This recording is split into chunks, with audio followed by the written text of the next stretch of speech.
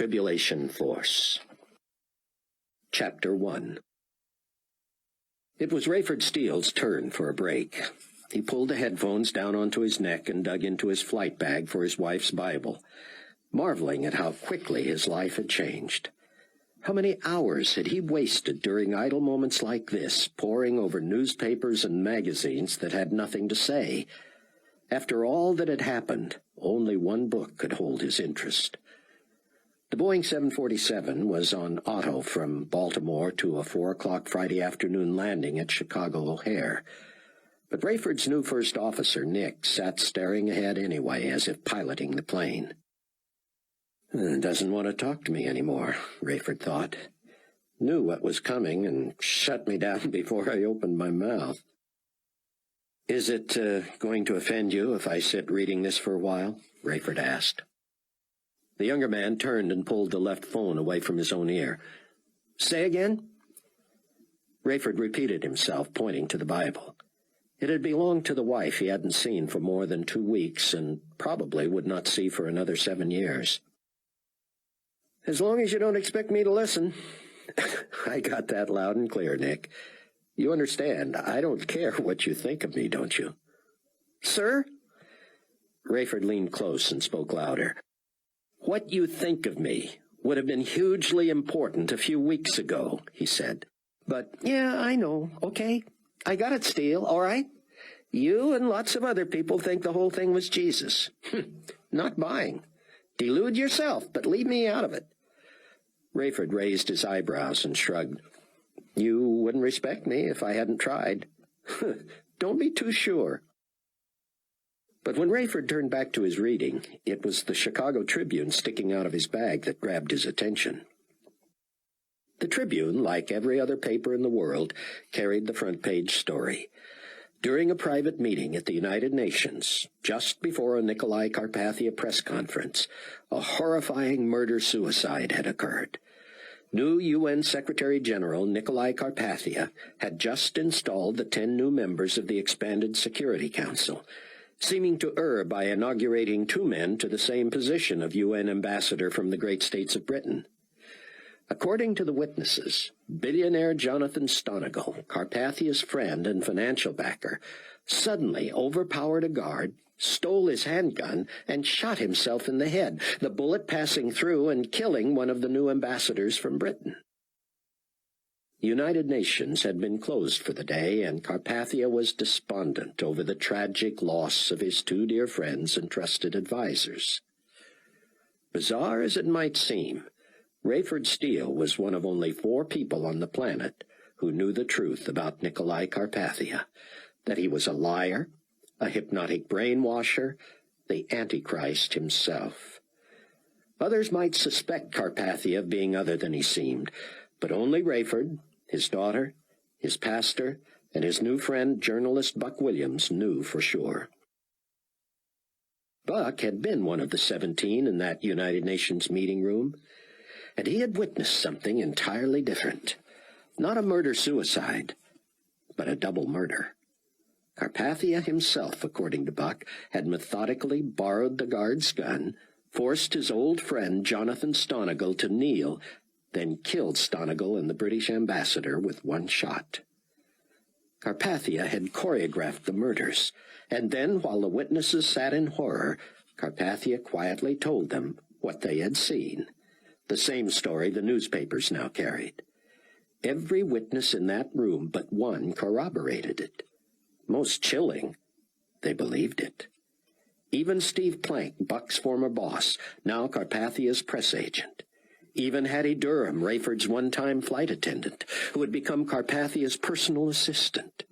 Everyone except Buck Williams. Rayford had been dubious when Buck told his version in Bruce Barnes' office 2 nights ago. You're the only person in the room who saw it your way? He had challenged the writer. Captain Steele, Buck had said, we all saw it the same way. But then Carpathia calmly described what he wanted us to think we'd seen. And everybody but me immediately accepted it as truth. I want to know how he explains that he had the dead man's successor already there and sworn in when the murder took place. But now there's no evidence I was even there. It's as if Carpathia washed me from their memories. People I know now swear I wasn't there, and they aren't joking." Chloe and Bruce Barnes had looked at each other and then back at Buck. Buck had finally become a believer just before entering the meeting at the UN. "I'm absolutely convinced that if I had gone into that room without God," Buck said, "I would have been reprogrammed too. But now, if you just tell the world the truth, sir, I've been reassigned to Chicago because my boss believes I missed that meeting. Steve Plank asked why I had not accepted his invitation. I haven't talked to Hattie yet, but you know she won't remember I was there." "The biggest question," Bruce Barnes said, "is what Carpathia thinks is in your head. Does he think he's erased the truth from your mind? If he knows you know, you're in grave danger." Now, as Rayford read the bizarre story in the paper, he noticed Nick switching from autopilot to manual. "Initial descent," Nick said. "You want to bring her in?" "Of course," Rayford said. Nick could have landed the plane, but Rayford felt responsible. He was the captain. He would answer for these people. And even though the plane could land itself, he had not lost the thrill of handling it. Few things reminded him of life as it had been just weeks before, but landing a 747 was one of them. Buck Williams had spent the day buying a car, something he hadn't needed in Manhattan, and hunting for an apartment. He found a beautiful condo at a place that advertised already installed phones, midway between the Global Weekly Chicago Bureau office and New Hope Village Church in Mount Prospect. He tried to convince himself it was the church that would keep drawing him west of the city, not Rayford Steele's daughter, Chloe. She was 10 years his junior, and whatever attraction he might feel for her, he was certain she saw him as some sort of a wizened mentor. Buck had put off going to the office. He wasn't expected there until the following Monday anyway, and he didn't relish facing Verna Z. When it had been his assignment to find a replacement for veteran Lucinda Washington, the Chicago bureau chief who had disappeared, he had told the militant Verna she had jumped the gun by moving into her former boss's office. Now Buck had been demoted and Verna elevated. Suddenly she was his boss. But he didn't want to spend all weekend dreading the meeting, and neither did he want to appear too eager to see Chloe Steele again right away. So Buck drove to the office just before closing. Would Verna make him pay for his years of celebrity as an award-winning cover story writer? Or would she make it even worse by killing him with kindness? Buck felt the stares and smiles of the underlings as he moved through the outer office. By now, of course, everyone knew what had happened. They felt sorry for him, were stunned by his lapse of judgment. How could Buck Williams miss a meeting that would certainly be one of the most momentous in news history, even if it hadn't resulted in the double death? But they were also aware of Buck's credentials. Many, no doubt, would still consider it a privilege to work with him. No surprise, Verna had already moved back into the big office. Buck winked at Alice, Verna's spike-haired young secretary, and peered in. It looked as if Verna had been there for years. She had already rearranged the furniture and hung her own pictures and plaques. Clearly she was ensconced and loving every minute of it. A pile of papers littered Verna's desk, and her computer screen was lit, but she seemed to be idly gazing out the window.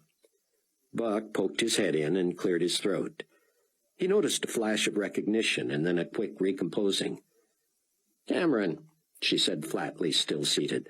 "I didn't expect you till Monday." "Just checking in," he said.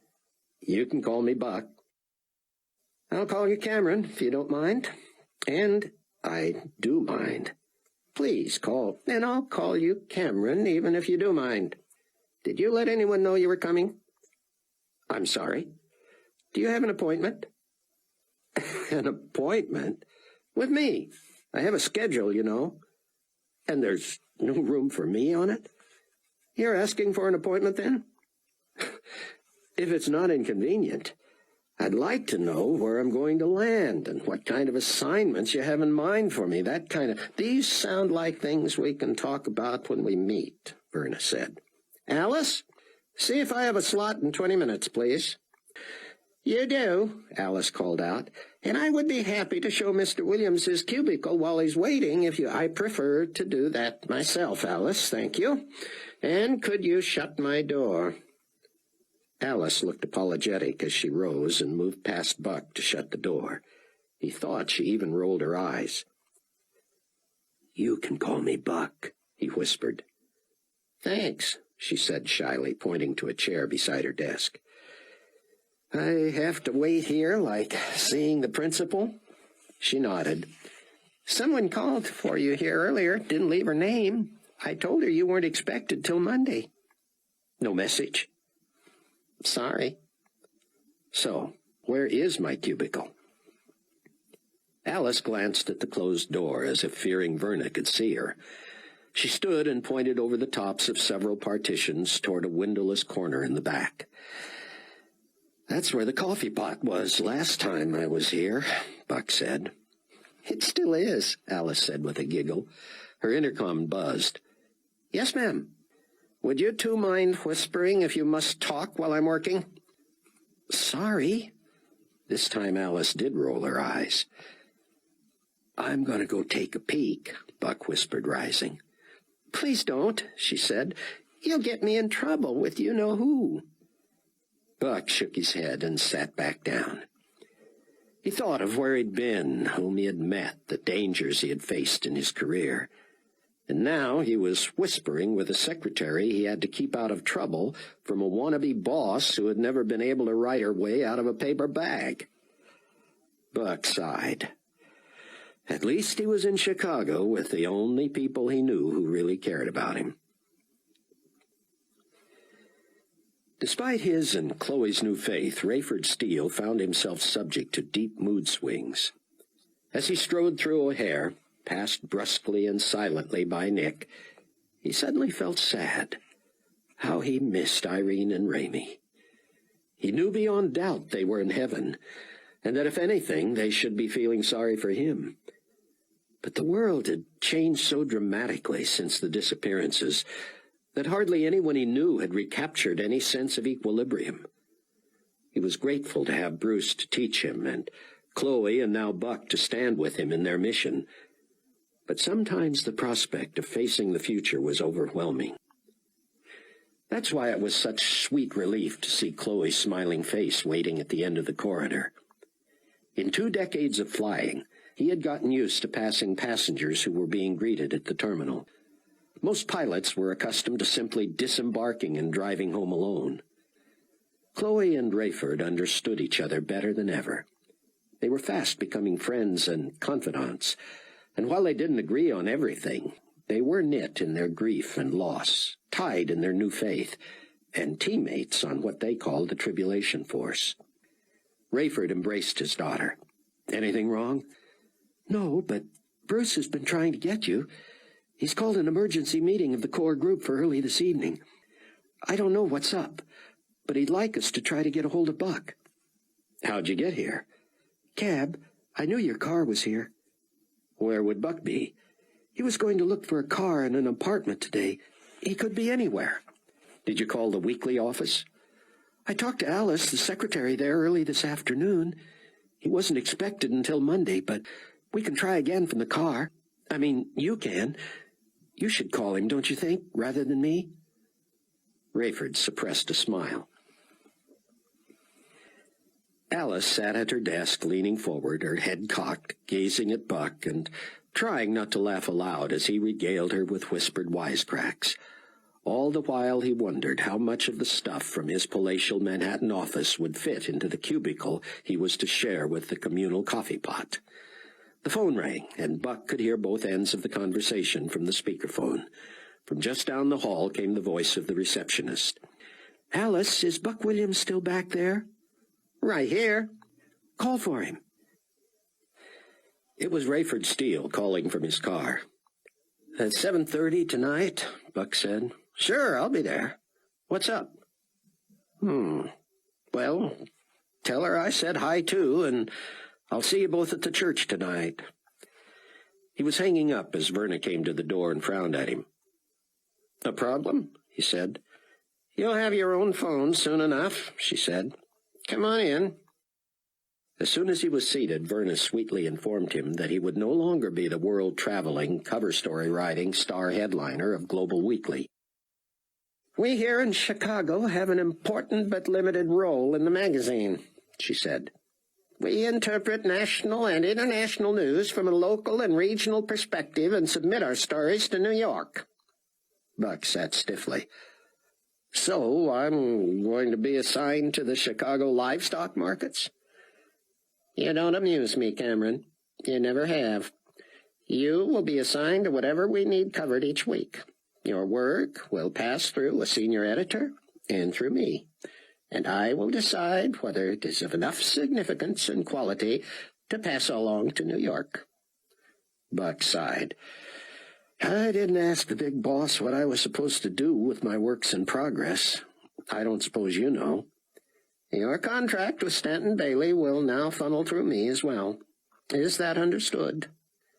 Are you asking whether I understand or whether I agree? Neither, she said. I'm asking whether you will comply. It's unlikely, Buck said, feeling his neck redden and his pulse surge. He didn't want to get into a shouting match with Verna, but neither was he going to sit for long under the thumb of someone who didn't belong in journalism, let alone in Lucinda Washington's old chair and supervising him. I will discuss this with Mr. Bailey, she said. As you might imagine, I have all sorts of recourse at my disposal for insubordinate employees. I can imagine. Why don't you get him on the phone right now? For what? To find out what I'm supposed to do. I've accepted my demotion and my relocation. You know as well as I do that relegating me to regional stuff is a waste of my contacts and my experience. And your talent, I assume you're implying? Infer what you want. But before you put me on the bowling beat, I have dozens of hours invested in my cover story on the theory of the disappearances. Why am I talking to you about it? Because I'm your boss, and because it's not likely a Chicago Bureau staff writer will land a cover story. Not even a writer who's already done several?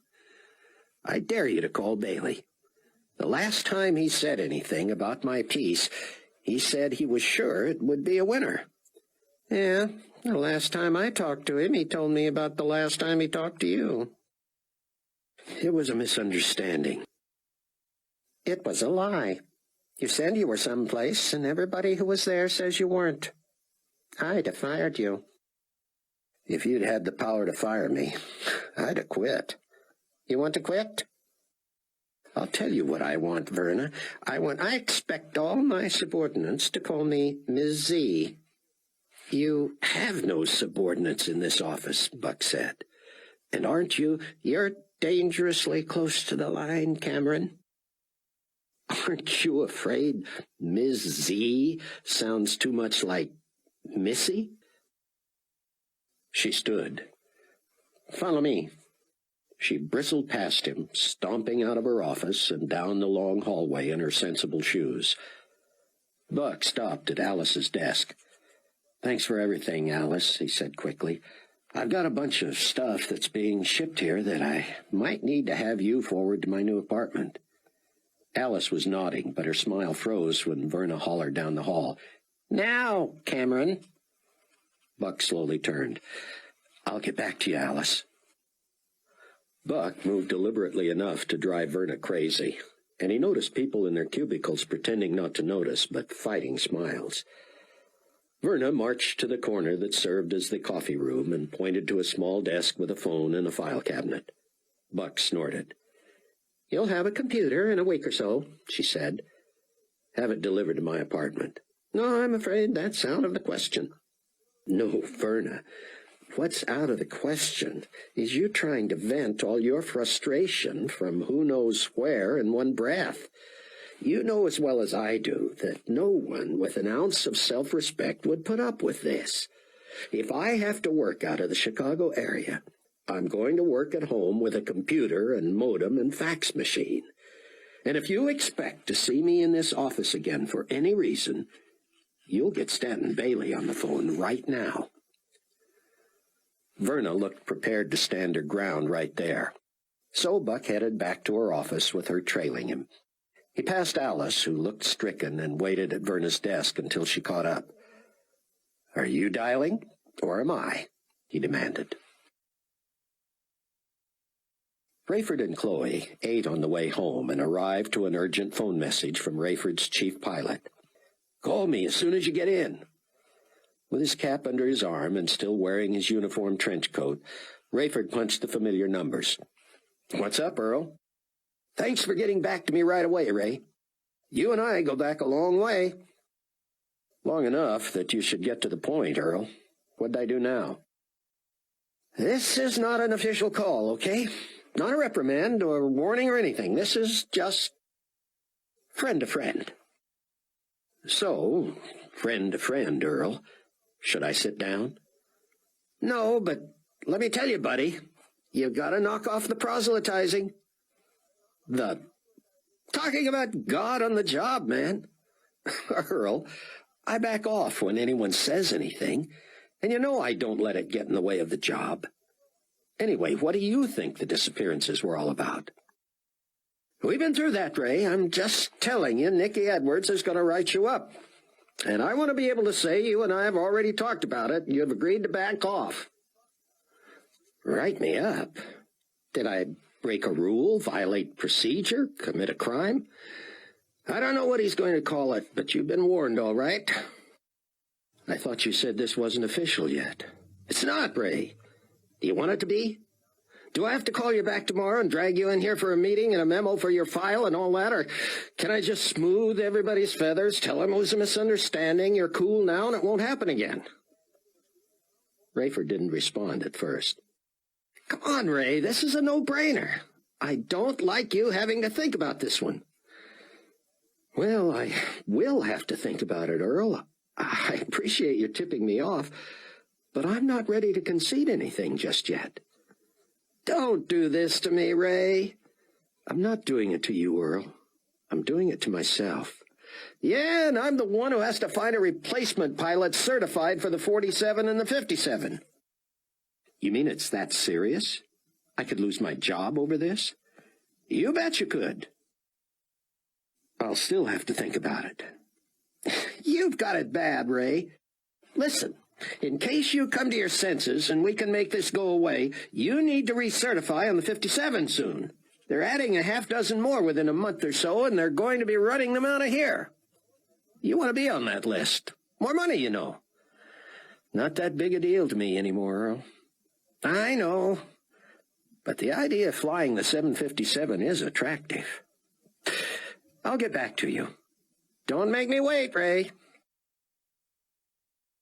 "I will get Mr. Bailey on the phone if I can," Verna said, "but you realize it's late in New York."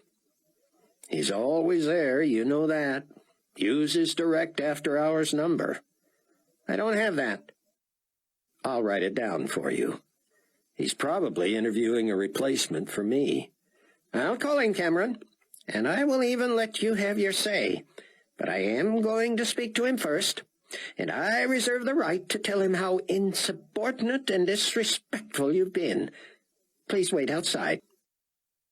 Alice was gathering up her stuff as if about ready to leave when Buck emerged with a mischievous look.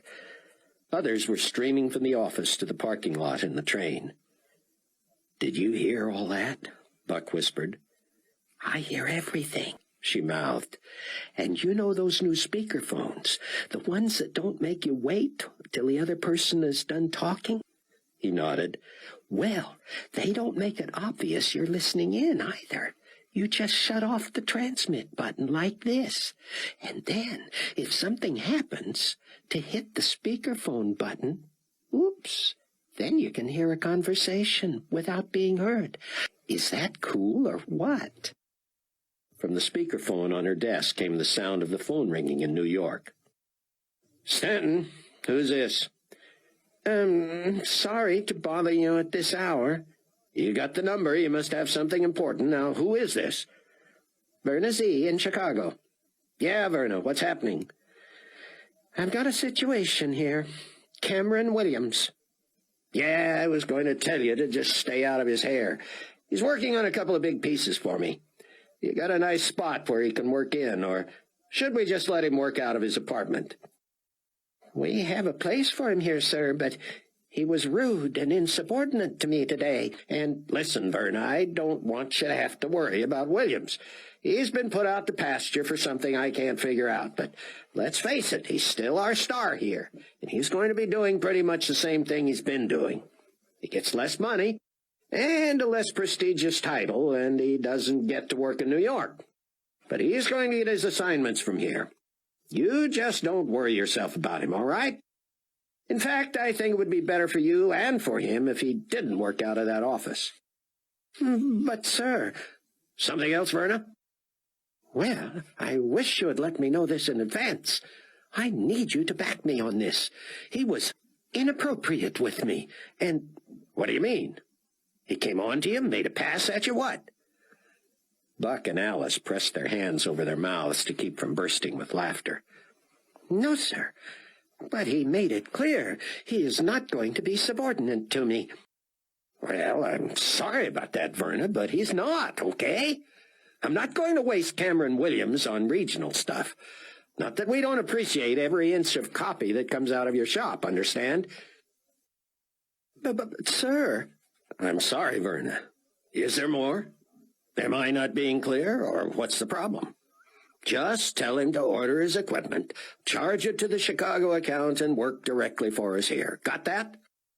"But shouldn't he apologize—" "Verna, do you really need me to mediate some personality conflict from 1,000 miles away?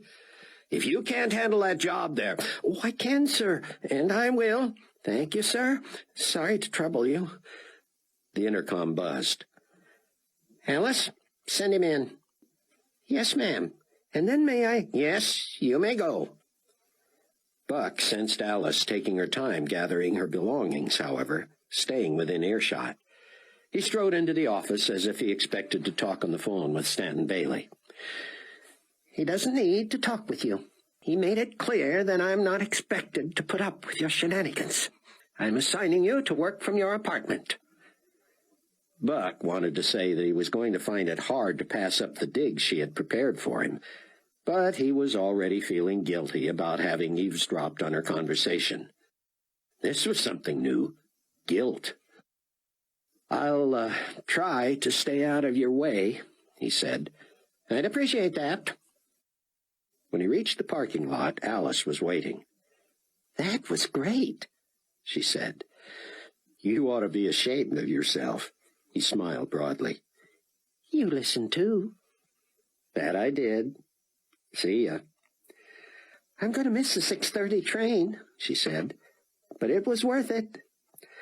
"How about if I drop you off? Show me where it is."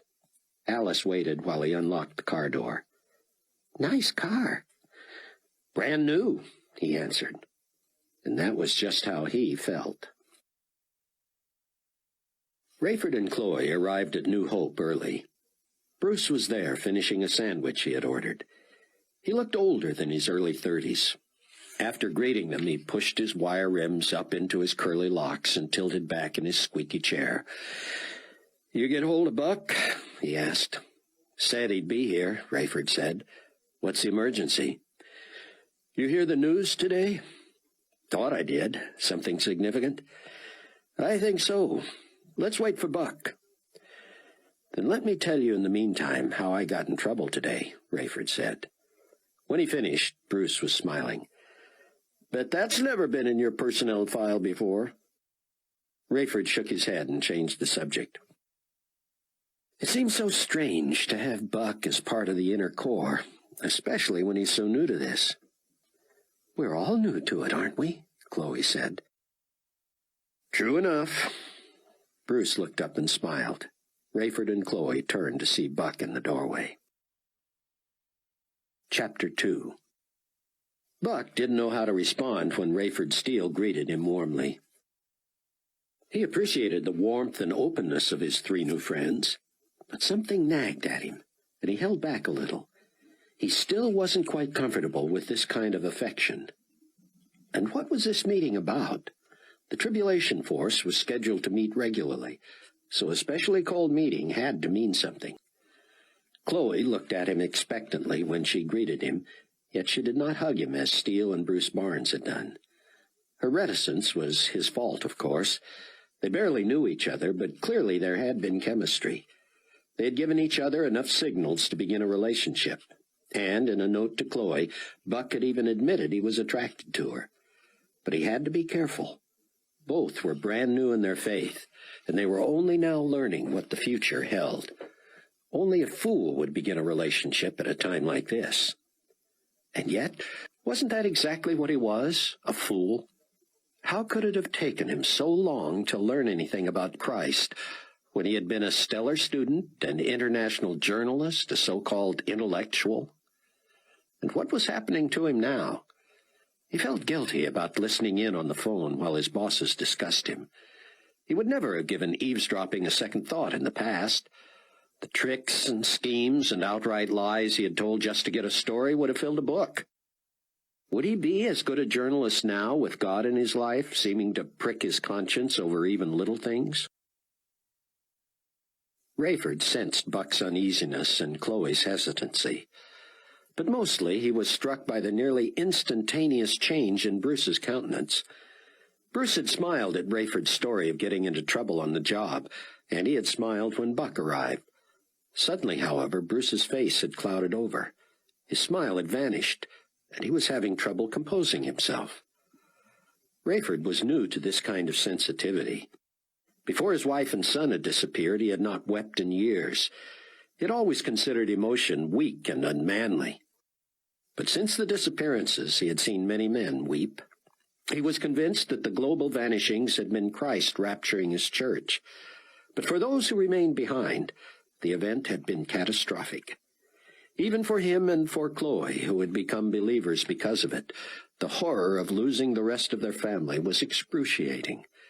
There were days when Rayford had been so grief-stricken and lonely for his wife and son that he wondered if he could go on. How could he have been so blind? What a failure he had been as a husband and father. But Bruce had been a wise counselor. He too had lost a wife and children, and he of all people should have been prepared for the coming of Christ. With Bruce's support and the help of the other two in this room, Rayford knew he could go on. But there was more on Rayford's mind than just surviving. He was beginning to believe that he, and all of them, would have to take action, perhaps at the risk of their very lives. If there had been a moment's doubt or hesitation about that, it was dispelled when Bruce Barnes finally found his voice. The young pastor pressed his lips together to keep them from quivering. His eyes were filling. "I need to talk to you all," he began, leaning forward and pausing to compose himself. "With all the news coming out of New York by the minute these days, I've taken it upon myself to keep CNN on all the time. Rayford, you said you hadn't heard the latest. Chloe?" She shook her head. "Buck, I assume you have access to every Carpathia announcement as it breaks?" "Not today," Buck said. "I didn't get into the office until the end of the day, and I didn't hear a thing." Bruce seemed to cloud up again.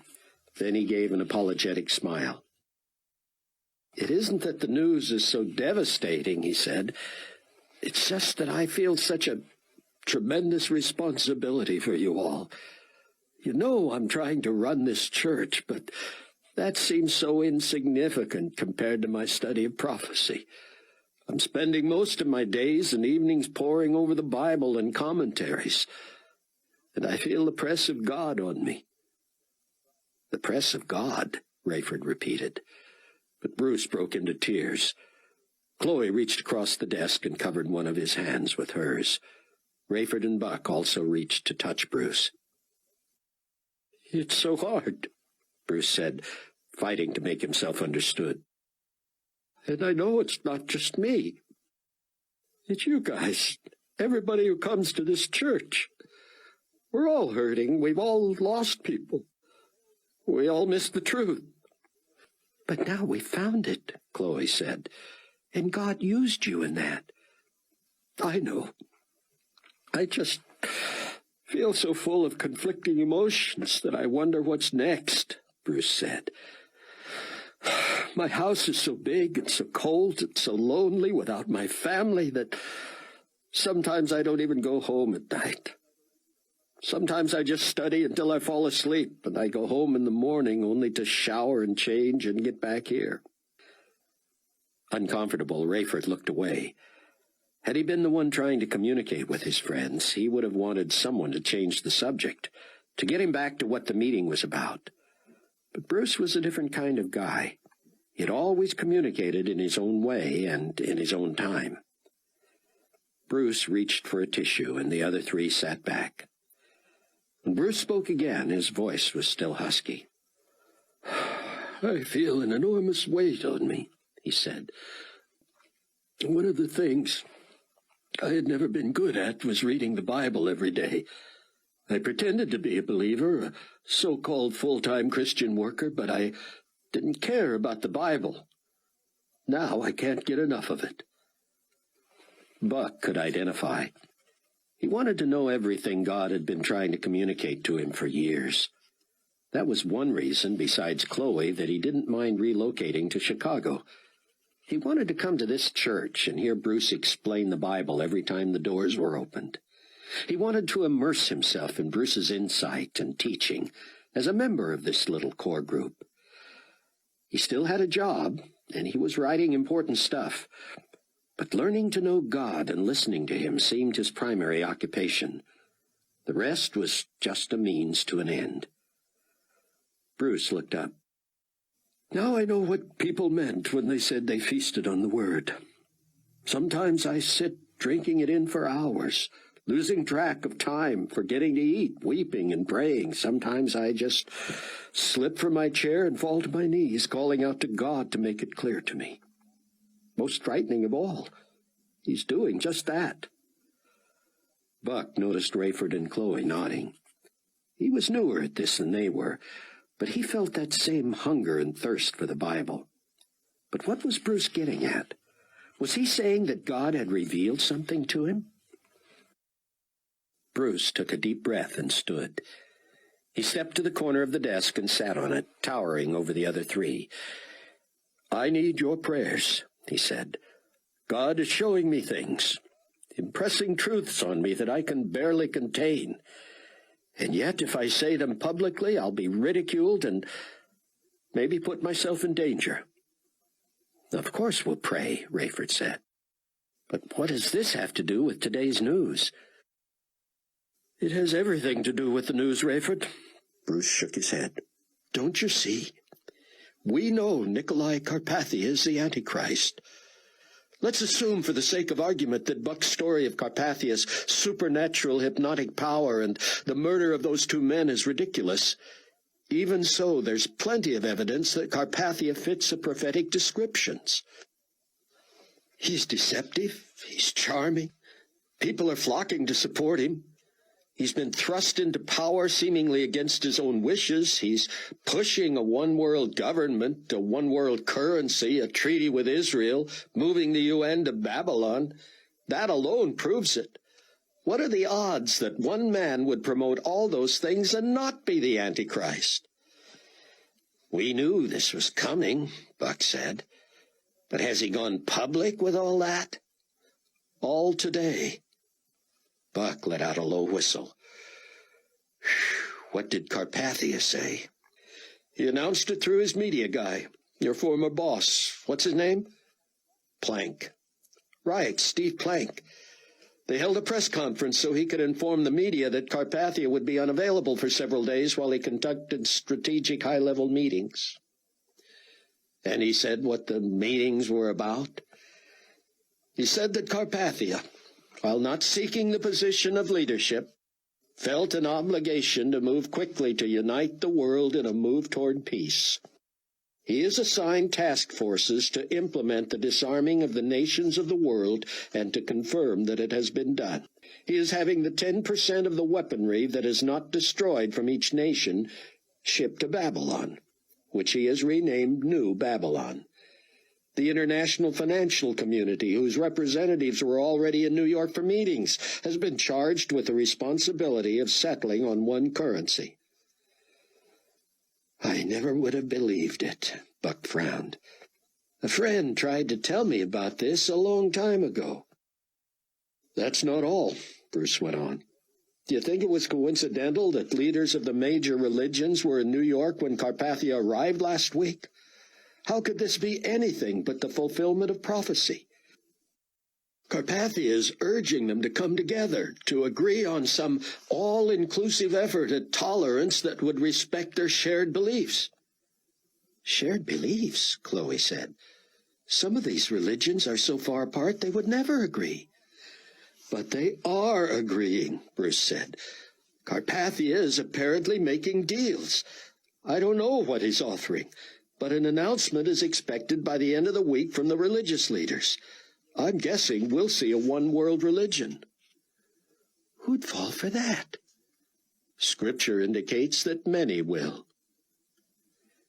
Rayford's mind was reeling. It had been hard for him to concentrate on anything since the day of the disappearances. At times he still wondered if this was all a crazy nightmare, something he would wake up from and then change his ways. Was he Scrooge, who needed such a dream to see how wrong he'd been? Or was he George Bailey, Jimmy Stewart's character from It's a Wonderful Life, who got his wish and then wished he hadn't? Rayford actually knew two people, Buck and Hattie, who had personally met the Antichrist. How bizarre was that?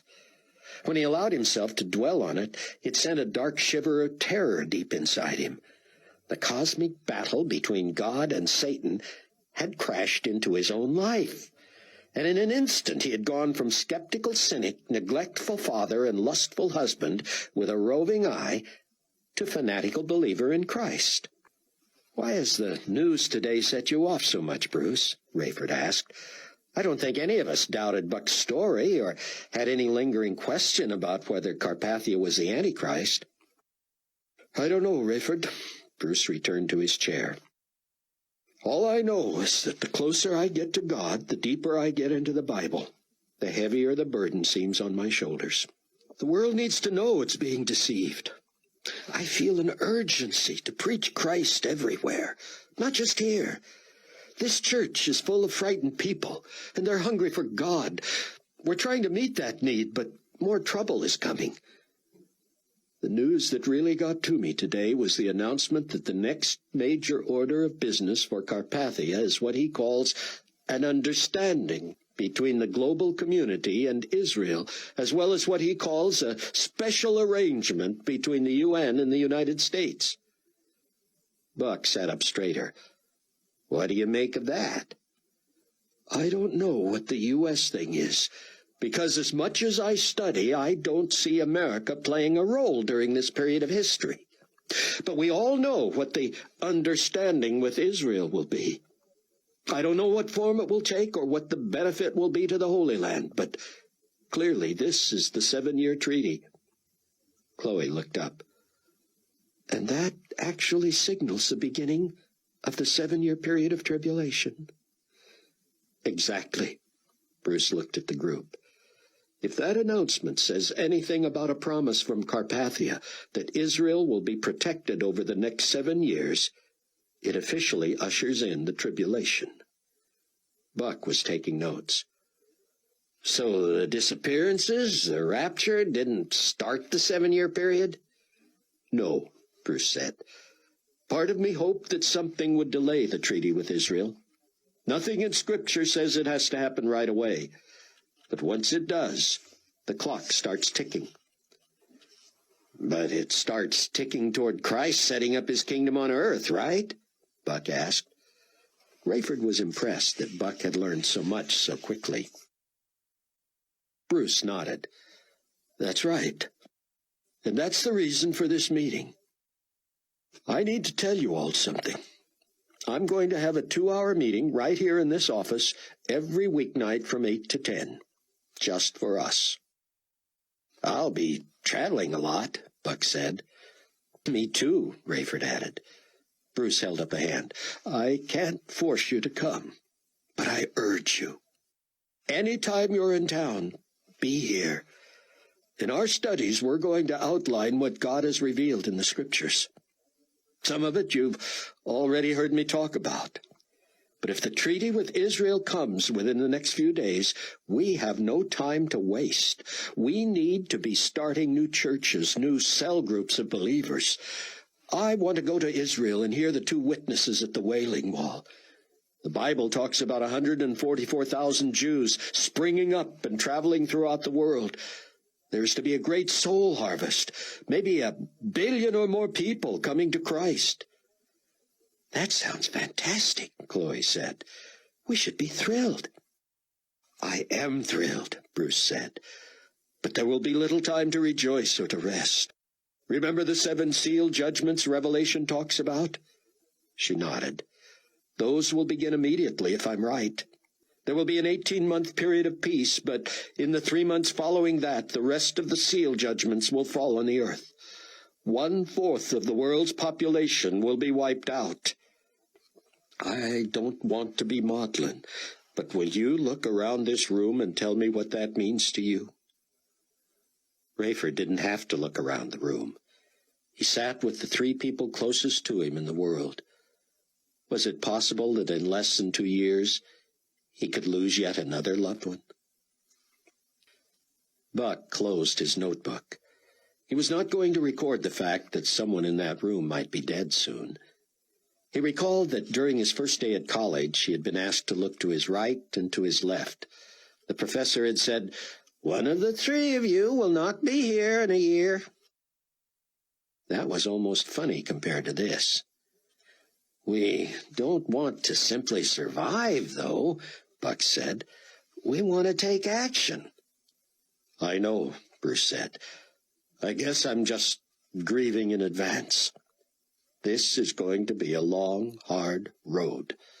We're all going to be busy and overworked, but we must plan ahead." "I was thinking about going back to college," Chloe mused. "Not to Stanford, of course, but somewhere around here. Now I wonder, what's the point?" "You can go to college right here," Bruce said, "every night at 8. And there's something else." "I thought there might be," Buck said. "I think we need a shelter." "A shelter?" Chloe said. "Underground," Bruce said. "During a period of peace, we can build it without suspicion. When the judgments come, we wouldn't be able to get away with anything like that." "What are you talking about?" Buck asked. "I'm talking about getting an earth mover in here and digging out a place we can escape to. War is coming. Famine, plagues, and death."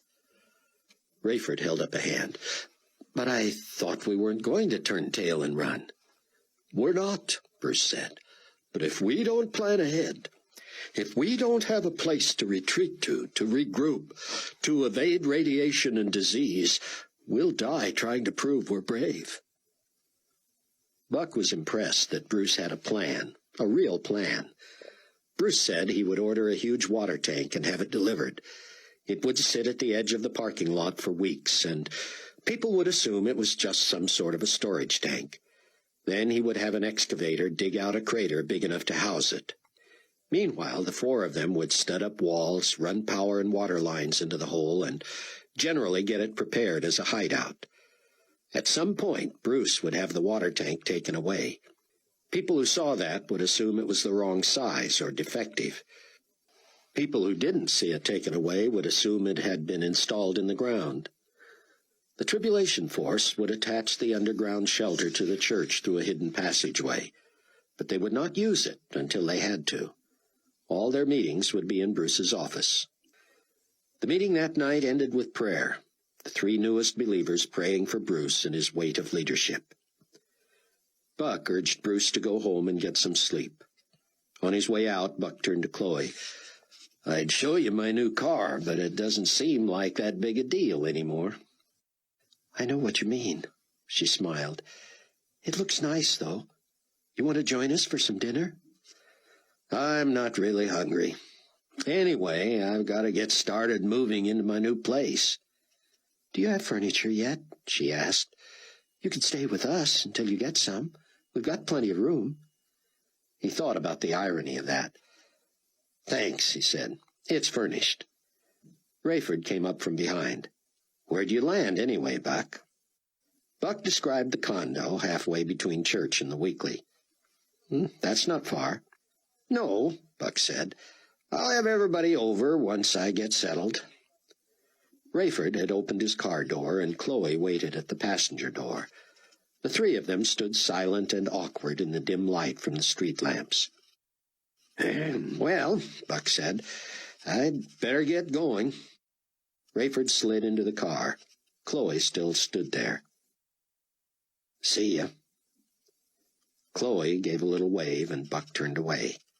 He felt like an idiot. What was he going to do about her? He knew she was waiting, hoping for some sign that he was still interested. And he was. He was just having trouble showing it. He didn't know if it was because her father was there or because too much was happening in their lives right now. Buck thought about Chloe's comment that there wasn't much use in going to college. That applied to romance as well, he thought. Sure, he was lonely. Sure, they had a lot in common. Sure, he was attracted to her, and it was clear she felt the same about him. But wasn't getting interested in a woman right now a little trivial, considering all Bruce had just talked about? Buck had already fallen in love with God. That had to be his passion until Christ returned again. Would it be right, let alone prudent, to focus his attention on Chloe Steele at the same time? He tried to push her from his mind. Fat chance. You like him, don't you? Rayford said as he pulled the car out of the parking lot. He's all right. I'm talking about Buck. I know who you're talking about. He's all right. But he hardly knows I exist anymore. There's a lot on his mind. I get more attention from Bruce, and he's got more on his mind than any of us. Let Buck get settled in, and he'll come calling. He'll come calling, Chloe said. You sound like Pa on Little House on the Prairie. Sorry. Anyway, I think Buck Williams is through calling. Buck's apartment was antiseptic without his own stuff in it. He kicked off his shoes and called his voicemail in New York. He wanted to leave a message with Marge Potter, his former secretary there, asking when he could expect his boxes from the office. She beat him to the punch. The first of his 3 messages was from Marge. I didn't know where to ship your stuff, so I overnighted it to the Chicago bureau office. Should be there Monday morning. The second message was from the big boss, Stanton Bailey. Give me a call sometime Monday, Cameron. I want to get your story by the end of next week, and we need to talk. The third was from his old executive editor, Steve Plank, now Nikolai Carpathia's spokesman. Buck, call me as soon as you can. Carpathia wants to talk to you. Buck sniffed and chuckled and erased his messages. He recorded a thanks to Marge and an I got your message and will call you to Bailey.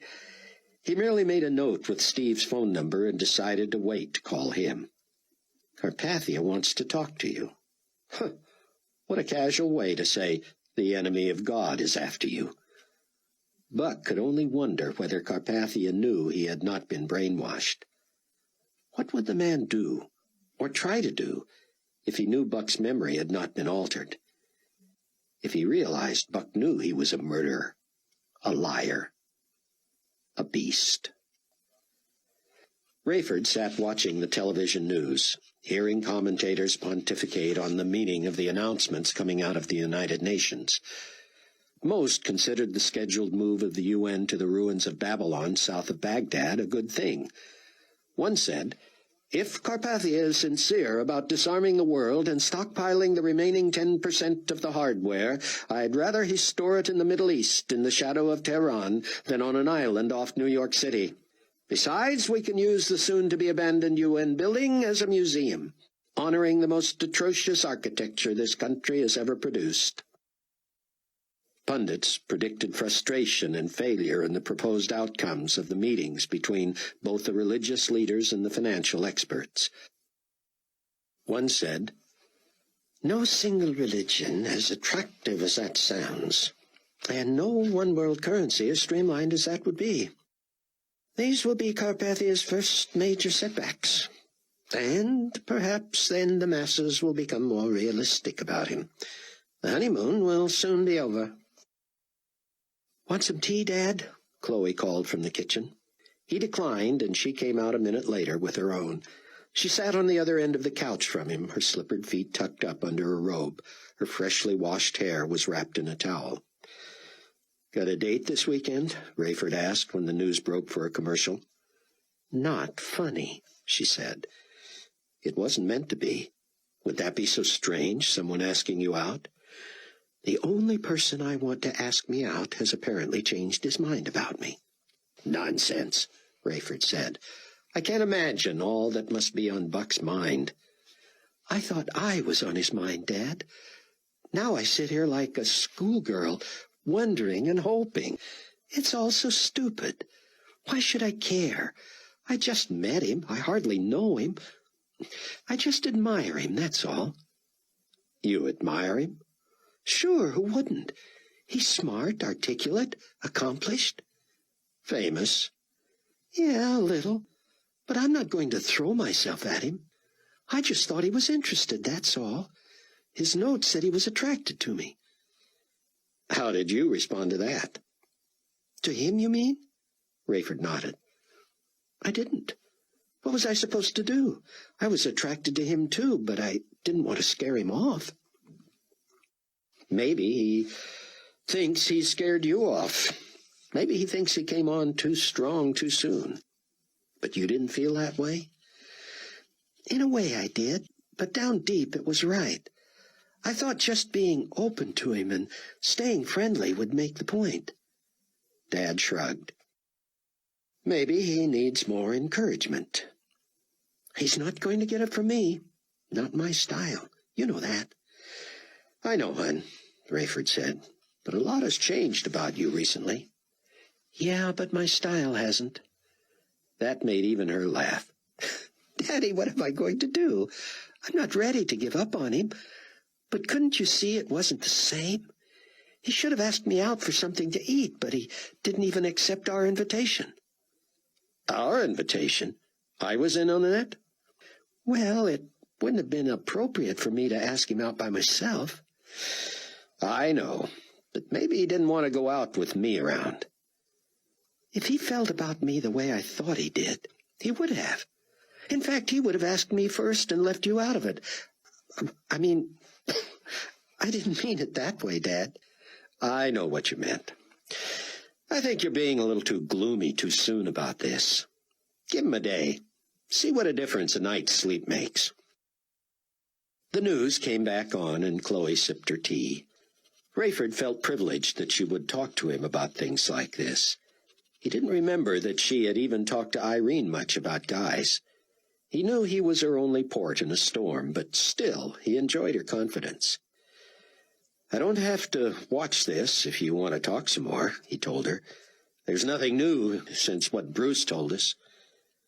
"No," she said, standing. "Frankly, I'm sick of myself. Sitting here talking about my love life, or lack of it, seems pretty juvenile at this point in history, don't you think?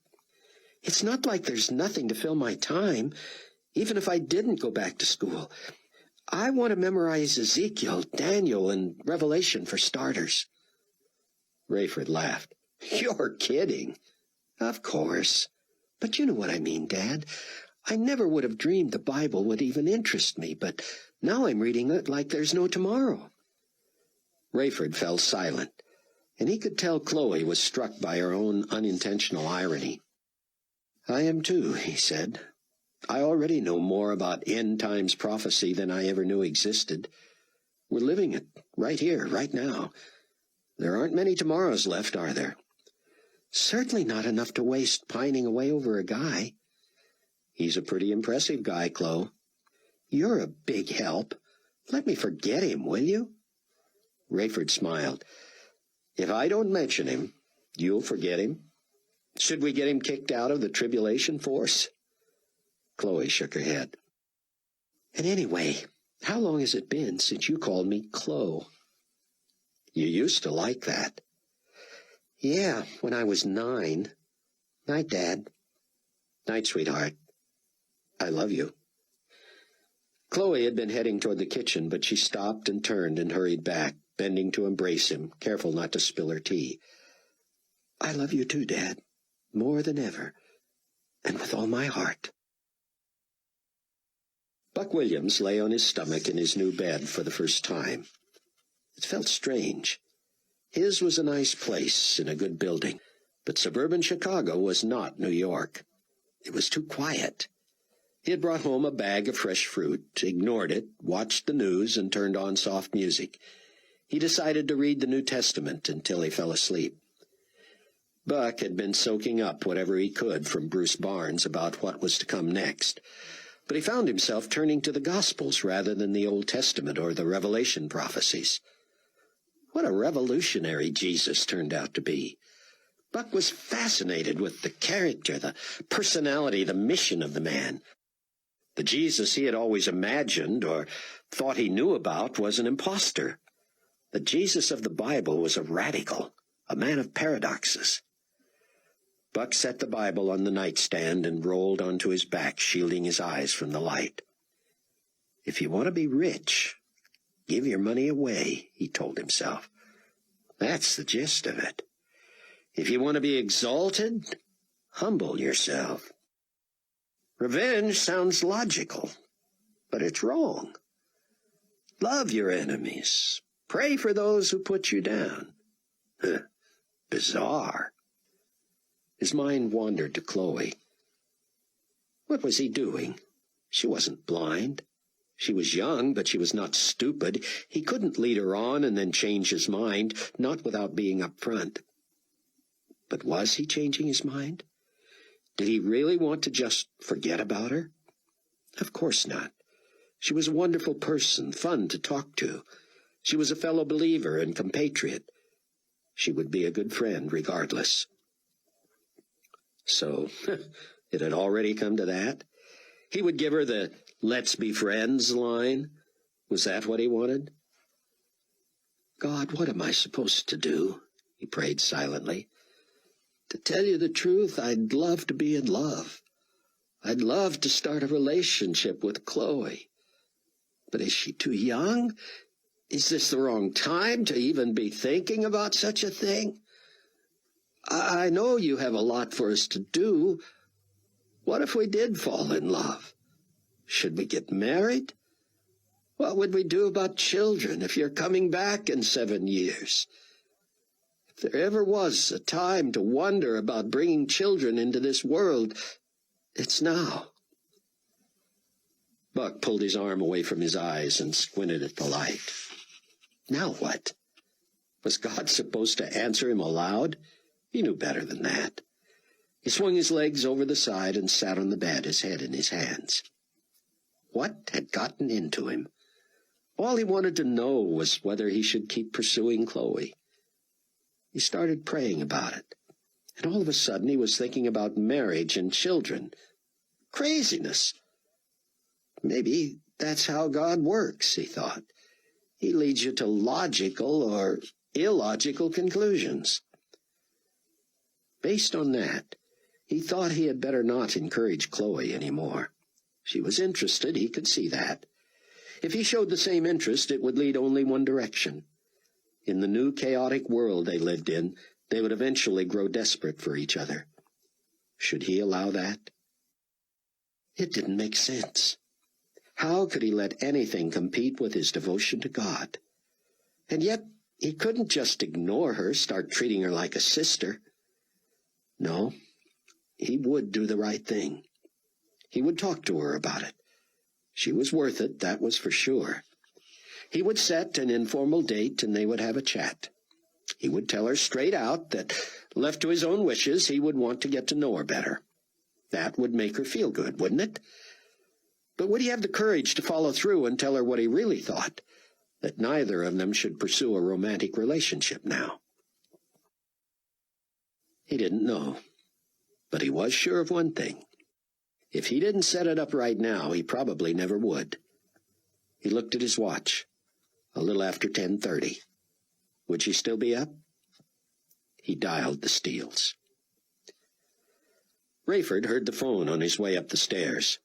He heard Chloe stir, but her light was off. "I'll get it, hon," he said.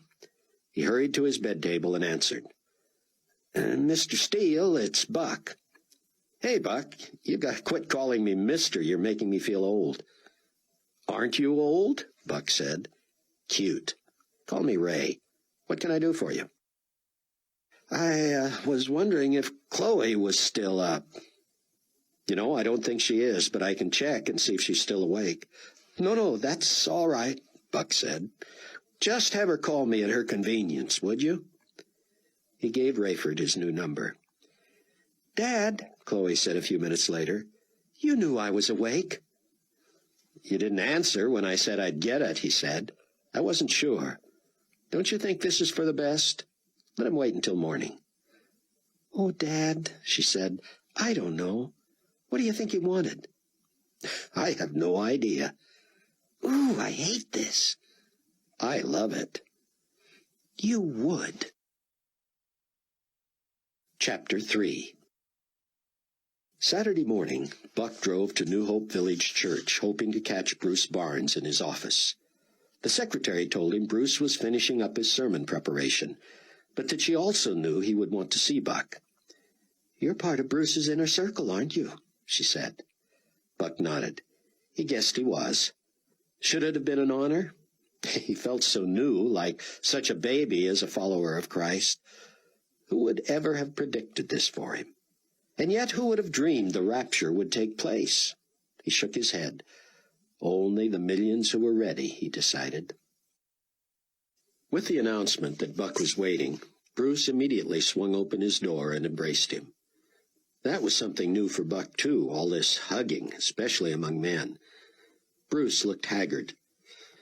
"Another long night?" Buck asked. Bruce nodded.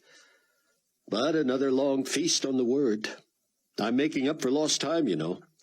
I've had these resources on hand for years and never took advantage of them. I'm trying to decide how to tell the congregation, probably within the next month, that I feel called to travel. People here are going to have to step up and help lead." "You're afraid they'll feel abandoned?" "Exactly. But I'm not leaving the church. I'll be here as much as I can. As I told you and the Steeles yesterday, this is a weight I feel God has put on me. There's joy in it. I'm learning so much. But it's scary, too, and I know I'm not up to it apart from the Spirit's power. I think it's just another price I have to pay for having missed the truth the first time. But you didn't come to hear me complain. I just have 2 quick things, and then I'll let you get back to your study. First, and I've been pushing this from my mind the last few days, but I feel terrible about Hattie Durham. Do you remember her? Rayford's flight attendant? The woman you introduced to Carpathia? Sure. The one Rayford almost had a fling with. Yeah, I suppose he feels bad about her, too. I can't speak for him, Buck, but as I recall, you tried to warn her about Carpathia. I told her she might wind up being his plaything, yes, but at the time, I had no idea who he really was. She went to New York on her own. It was her choice. But Bruce, if I hadn't introduced them, he wouldn't have asked to see her again. Bruce sat back and folded his arms. You want to rescue her from Carpathia, is that it? Of course. I don't see how you could do it without putting yourself in danger. She's no doubt enamored with her new life already. She's gone from being a flight attendant to being the personal assistant to the most powerful man in the world. Personal assistant and who knows what else. Bruce nodded. Probably so. I don't imagine he chose her for her clerical skills. Still, what can you do? Call her and tell her new boss is the Antichrist and that she should leave him? Buck said, That's why I'm here. I don't know what to do.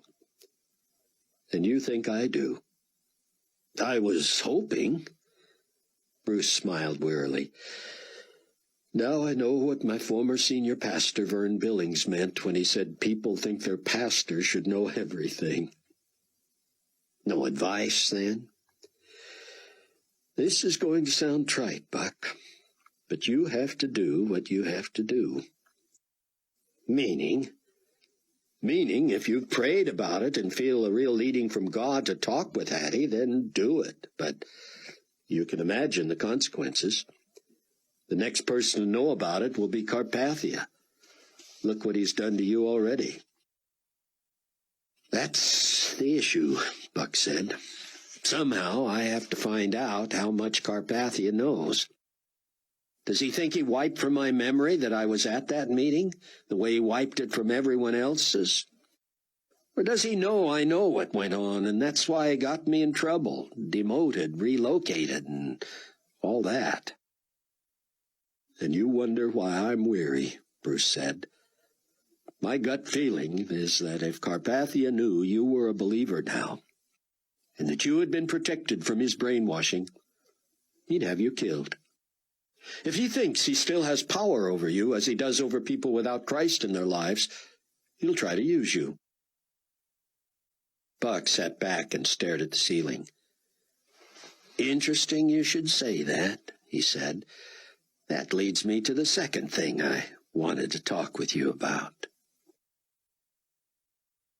Rayford spent the morning on the phone finalizing arrangements for his recertification on the Boeing 757. Monday morning, he was to fly as a passenger from O'Hare to Dallas, where he would practice takeoffs and landings on military runways a few miles from the Dallas-Fort Worth airport.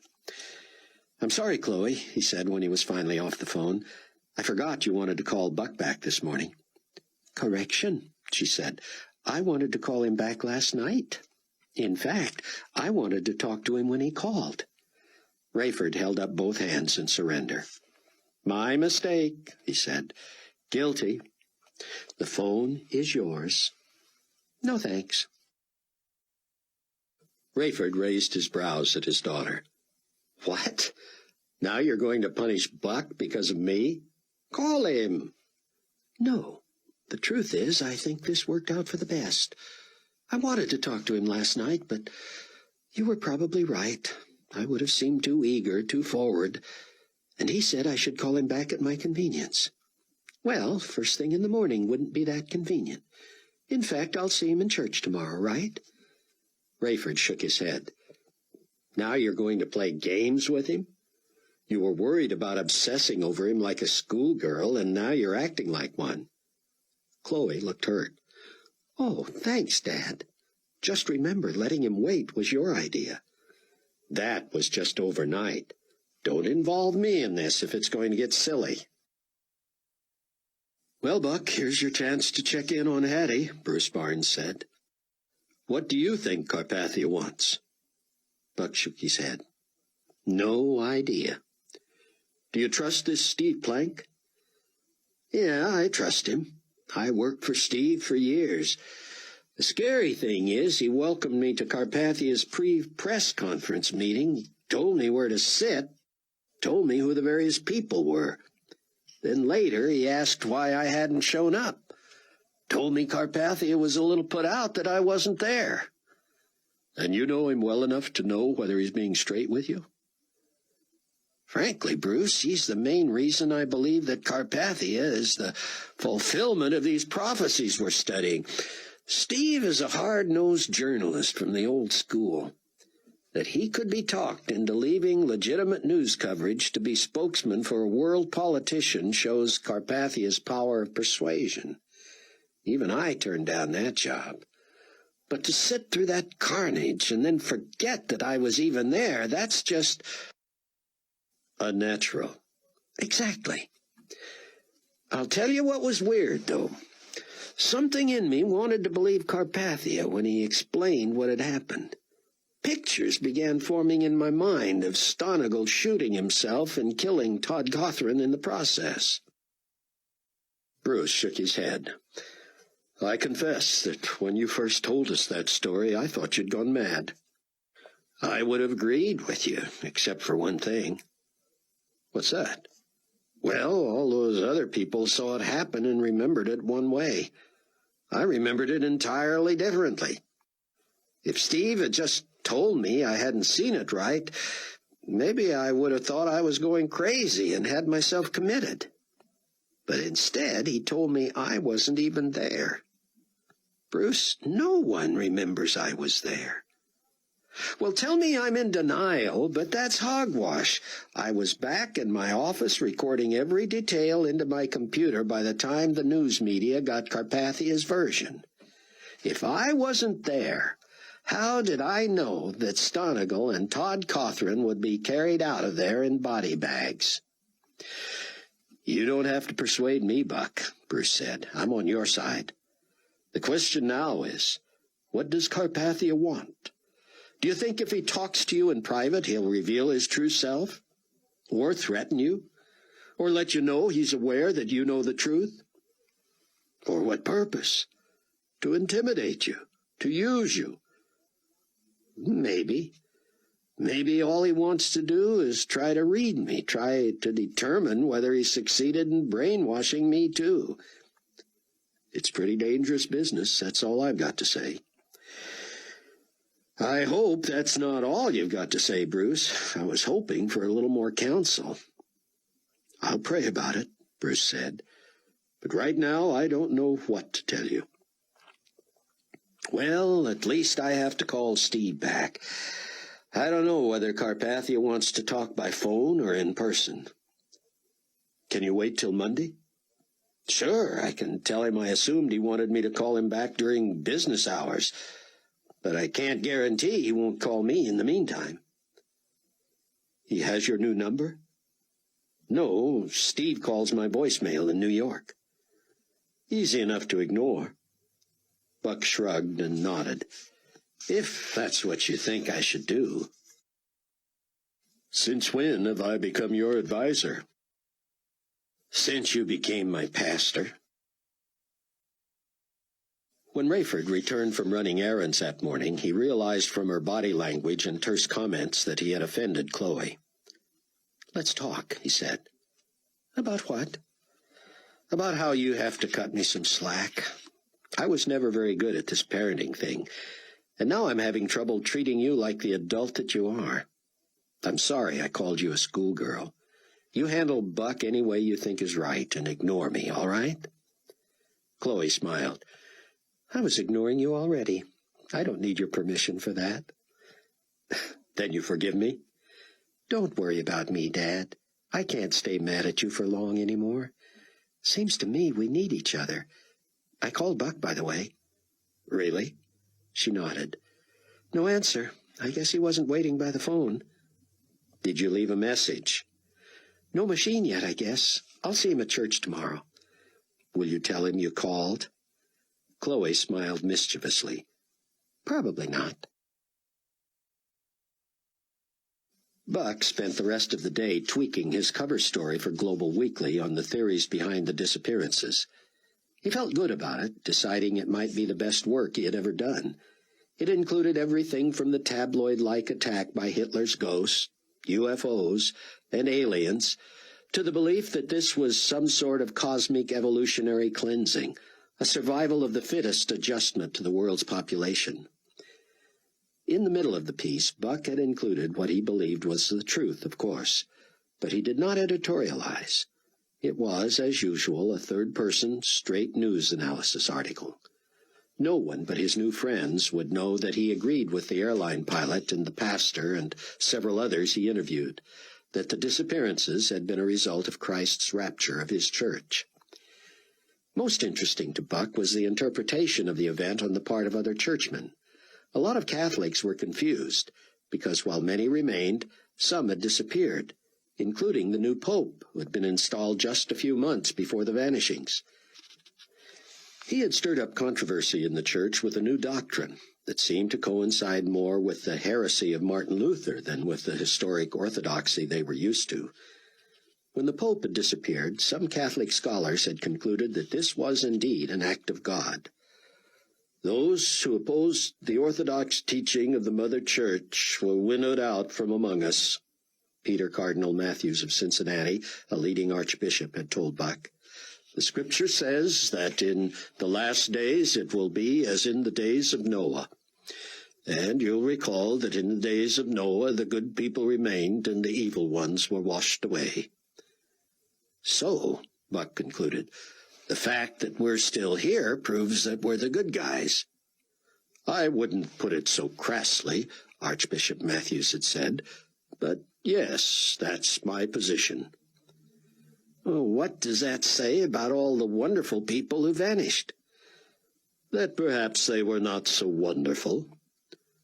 And the children and babies? The bishop had shifted uncomfortably. That I leave to God, he said. I have to believe that perhaps he was protecting the innocents. From what? I'm not sure. I don't take the Apocrypha literally, but there are dire predictions of what might be yet to come. So, you would not relegate the vanished young ones to the winnowing of the evil? No. Many of the little ones who disappeared I baptized myself, so I know they are in Christ and with God. And yet they are gone. They are gone. And we remain. We should take great solace in that. Few people take solace in it, Excellency. I understand that. This is a very difficult time. I myself am grieving the loss of a sister and an aunt. But they had left the church. They had? They opposed the teaching. Wonderful women, most kind, most earnest, I must add. But I fear they have been separated as chaff from wheat. Yet those of us who remain should be confident in our standing with God as never before. Buck had been bold enough to ask the Archbishop to comment on certain passages of Scripture, primarily Ephesians 2:8-9. For by grace you have been saved through faith, and that not of yourselves. It is the gift of God, not of works, lest anyone should boast.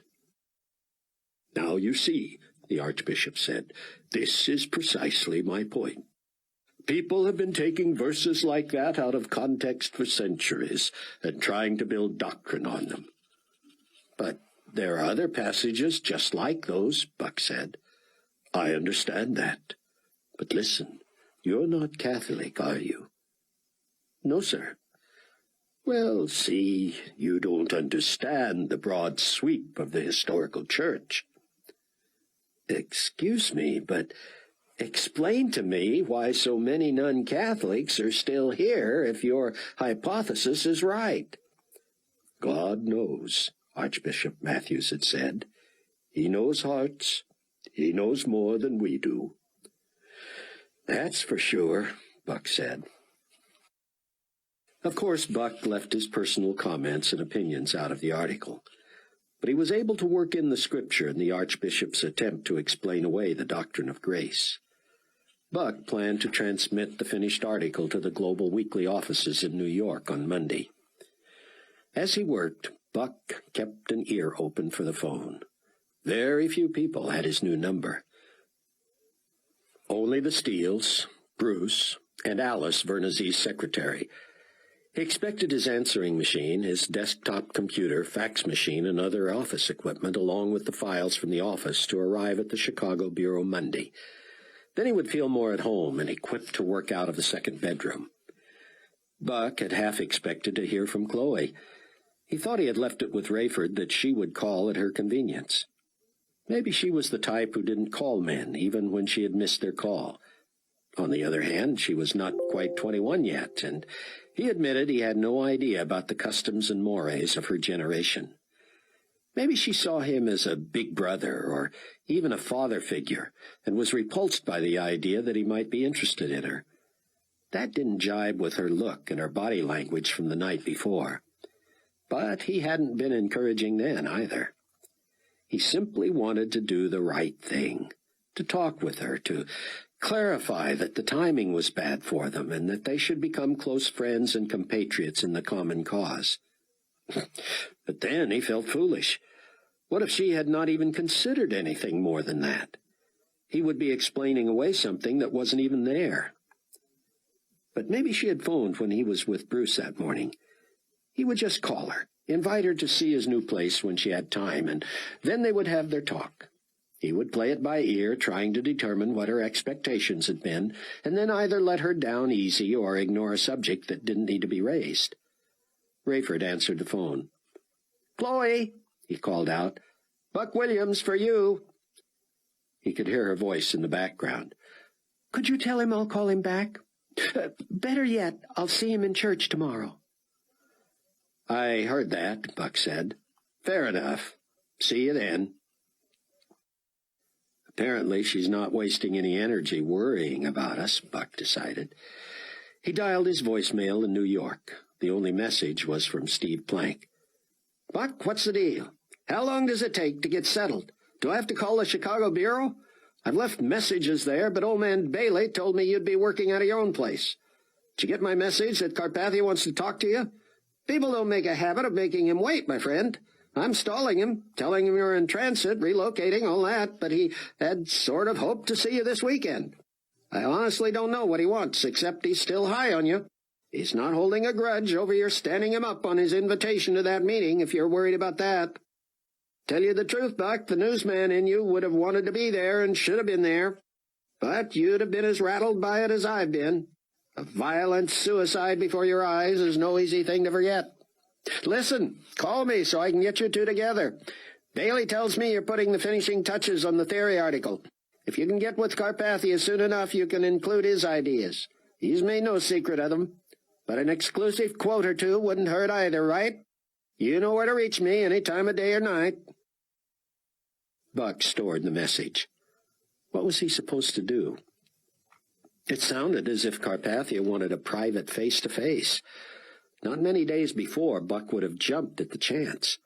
To interview the leading personality in the world on the eve of the delivery of your most important cover story? Still, Buck was a new believer, convinced that Carpathia was the Antichrist himself. He had seen the man's power, and Buck was just getting started in his faith. He didn't know much about the Antichrist. Was the man omniscient like God? Could he read Buck's mind? Carpathia obviously could manipulate people and brainwash minds. But did that mean he knew what people were thinking too? Was Buck able to resist Carpathia only because he had the Spirit of Christ within him? He wished there was something in the Bible that specifically outlined the powers of the Antichrist. Then he would know what he was dealing with. At the very least, Carpathia had to be curious about Buck. He must have wondered, when Buck slipped away from the conference room where the murders had been committed, whether there had been some glitch in his own mind control powers. Otherwise, why erase from everyone else's mind not only the murders, replacing them with a picture of a bizarre suicide, but also the memory that Buck had been there at all? Clearly, Nikolai had tried to cover himself by making everyone else forget Buck was there. If such a move was supposed to make Buck doubt his own sanity, it hadn't worked. God had been with Buck that day. He saw what he saw, and nothing could shake that. There was no second-guessing, no twinge of wondering if he was merely in denial. One thing was sure. He would not tell Carpathia what he knew. If Carpathia was certain Buck had not been tricked, he would have no recourse but to have him eliminated. If Buck could keep Carpathia thinking he had succeeded, it would give them one small advantage in the war against the forces of evil. What Buck or the Tribulation Force might do with that advantage he could not fathom. But he did know one thing. He would not return Steve Plank's call until Monday. Rayford was glad he and Chloe had decided to go early to church. The place was jammed every week. Rayford smiled at his daughter. Chloe looked the best he had seen her since coming home from college. He wanted to tease her, to ask her if she was dressing for Buck Williams or for God. but he let it go. He took one of the last spots in the parking lot and saw cars lined up around the block, looking for places on the street to park. People were grieving. They were terror-stricken. They were looking for hope, for answers, for God. They were finding him here, and the word was spreading. Few people who sat under the earnest and emotional teachings of Bruce Barnes could come away doubting that the vanishings had been the work of God. The church had been snatched away, and they had all been left behind. Bruce's message was that Jesus was coming again in what the Bible called the glorious appearing, 7 years after the beginning of the tribulation. By then, he said, 3/4 of the world's remaining population would be wiped out, and probably a larger percentage of believers in Christ. Bruce's exhortation was not a call to the timid. It was a challenge to the convinced, to those who had been persuaded by God's most dramatic invasion of human life since the incarnation of Jesus Christ as a mortal baby. Bruce had already told the Steeles and Buck that 1/4 of the earth's population would die during the second, third, and fourth judgments from the 7-sealed scroll of Revelation. He cited Revelation 6:8, where the Apostle John had written, "So I looked, and behold, a pale horse, and the name of him who sat on it was Death, and Hades followed with him. And power was given to them over 1/4 of the earth, to kill with sword, with hunger, with death, and by the beasts of the earth." But what was to come after that was even worse. A minute or two after they had settled in their seats, Rayford felt a tap on the shoulder. He turned just as Chloe did. Buck Williams sat directly behind them in the 4th row and had touched them simultaneously. "Hey, strangers," he said. Rayford stood and embraced Buck. That alone told him how much had changed in him in just a matter of weeks. Chloe was cordial, shaking Buck's hand. After they were seated again, Buck leaned forward and whispered, "Chloe, the reason I was calling was that I wondered—" But the music had begun. Buck stood to sing with everyone else. Many seemed to know the songs and the words. He had to follow as the words were projected on the wall and try to pick up the melodies. The choruses were simple and catchy, but they were new to him. Many of these people, he decided, had had plenty of exposure to church, more than he had. How had they missed the truth? After a couple of choruses, a disheveled Bruce Barnes hurried to the pulpit. Not the large one on the platform, but a small lectern at floor level. He carried his Bible, 2 large books, and a sheaf of papers he was having trouble controlling. He smiled sheepishly. "Good morning," he began. "I realize a word of explanation is in order. Usually we sing more, but we don't have time for that today. Usually my tie is straighter, my shirt fully tucked in, my suit coat buttoned. That seems a little less crucial this morning. Usually we take up an offering. Be assured we still need it, but please find the baskets on your way out at noon, if indeed I let you out that early. I want to take the extra time this morning because I feel an urgency greater than even the last few weeks.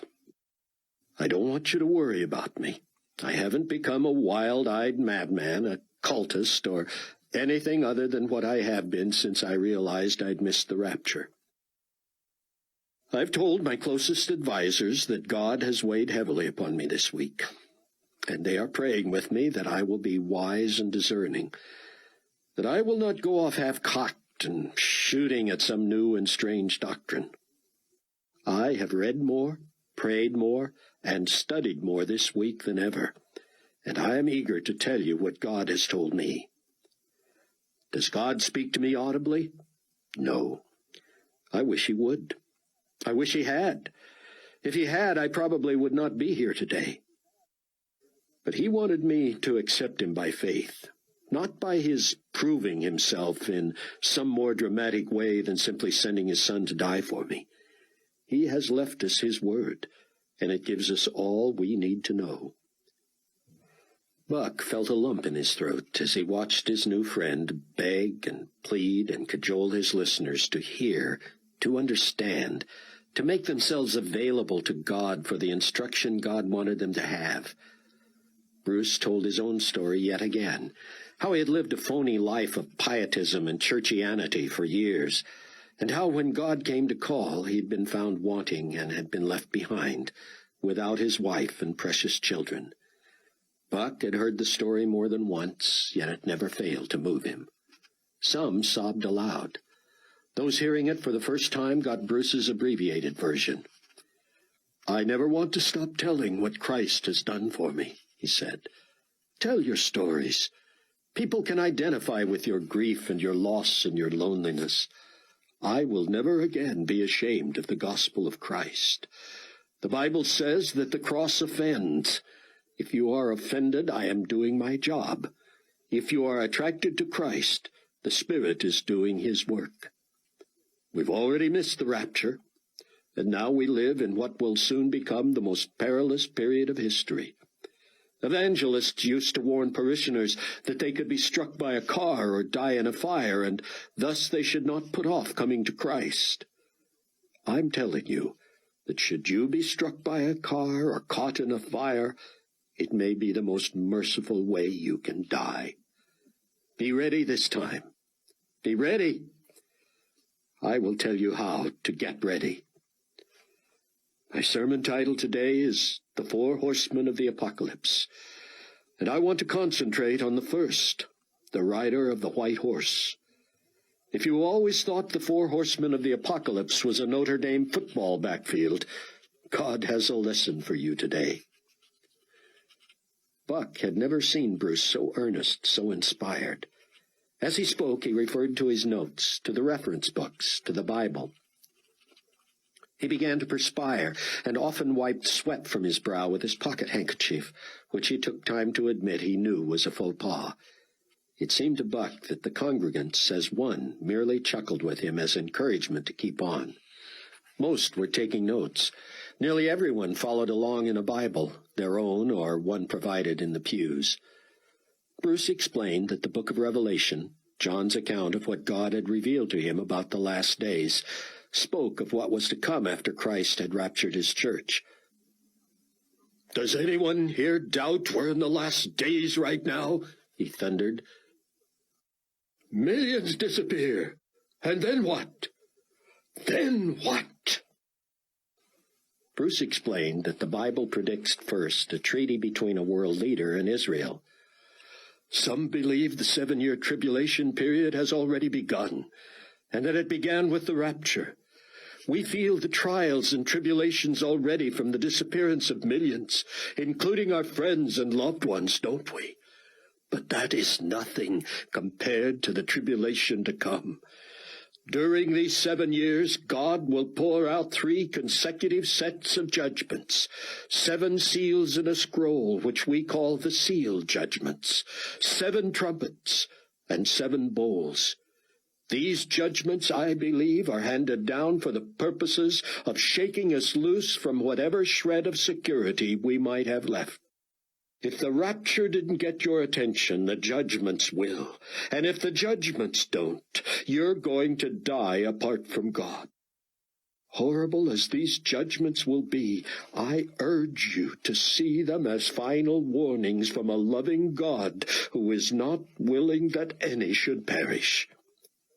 As the scroll is opened, and the seals are broken, revealing the judgments, the first 4 are represented by horsemen, the 4 horsemen of the apocalypse.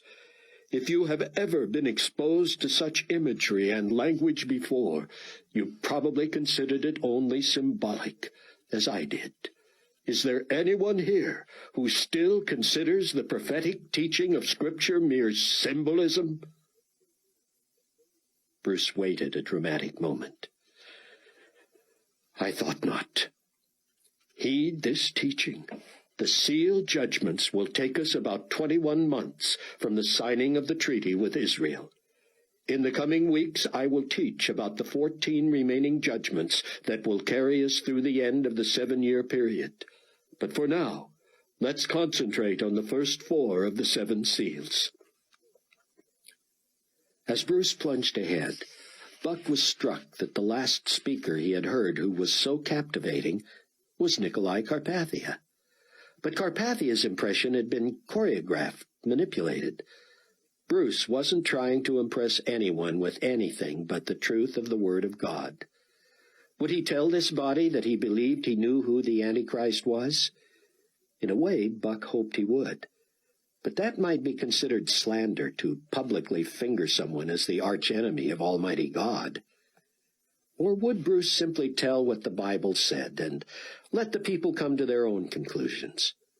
The news was already full of rumors about some impending agreement between Carpathia, or at least the Carpathia-led UN, and Israel. If Bruce predicted a pact that was borne out over the next few days, who could doubt him? Rayford was more than fascinated. He was stunned.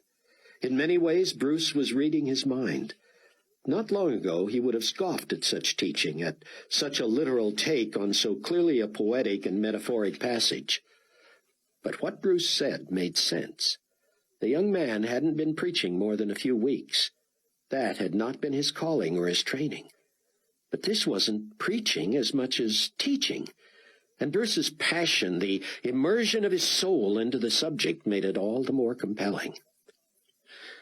"I don't have time to get into the second and third and fourth horsemen this morning," Bruce said, "except to say that the rider on the red horse signifies war, the black horse famine, and the pale horse death. Just a little something to look forward to," he added wryly, and some chuckled nervously. "But I warned you, this is not for the faint of heart."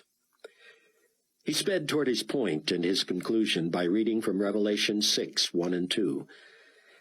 "Now I saw when the Lamb opened one of the seals, and I heard one of the 4 living creatures saying with a voice like thunder, 'Come and see.' And I looked, and behold, a white horse. He who sat on it had a bow, and a crown was given to him, and he went out conquering and to conquer." Bruce dramatically moved back a step and began clearing off the small lectern. "Don't worry," he said. "I'm not finished." To Rayford's surprise, people began to applaud. Bruce said, "Are you clapping because you want me to finish, or because you want me to go on all afternoon?" And the people clapped all the more. Rayford wondered what was happening. He applauded too, and Chloe and Buck were doing the same. They were drinking this in, and they wanted more and more. Clearly, Bruce had been in tune with what God was showing him. He had said over and over that this was not new truth, that the commentaries he cited were decades old, and that the doctrine of the end times was much, much older than that. But those who had relegated this kind of teaching to the literalists, the fundamentalists, the closed-mind evangelicals, had been left behind. All of a sudden, it was all right to take Scripture at its word. If nothing else convinced people, losing so many to the rapture finally reached them.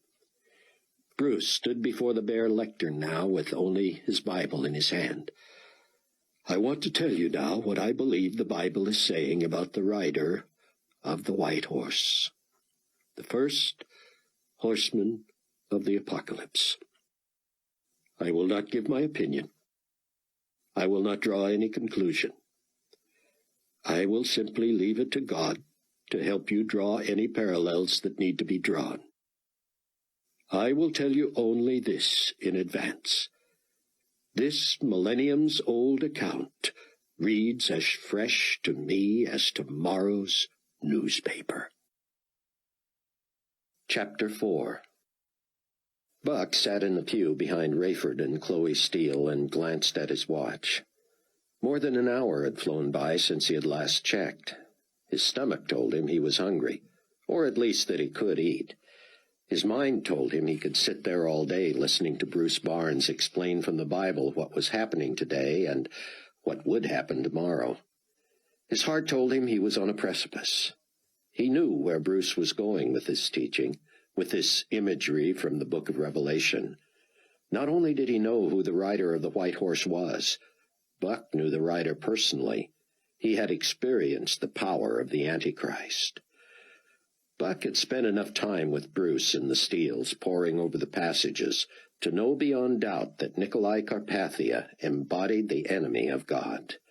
And yet he could not jump to his feet and corroborate Bruce's message with his own account. Neither could Bruce reveal that he knew precisely who the Antichrist was, or that someone in this very church had met him. For years, Buck had been an inveterate name-dropper.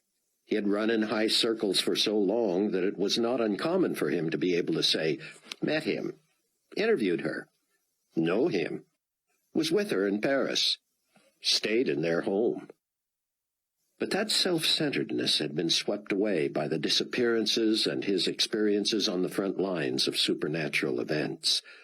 The old Buck Williams would have welcomed the prospect of letting on that he was a personal acquaintance of not only the leading personality in the world, but also the very Antichrist foretold in Scripture.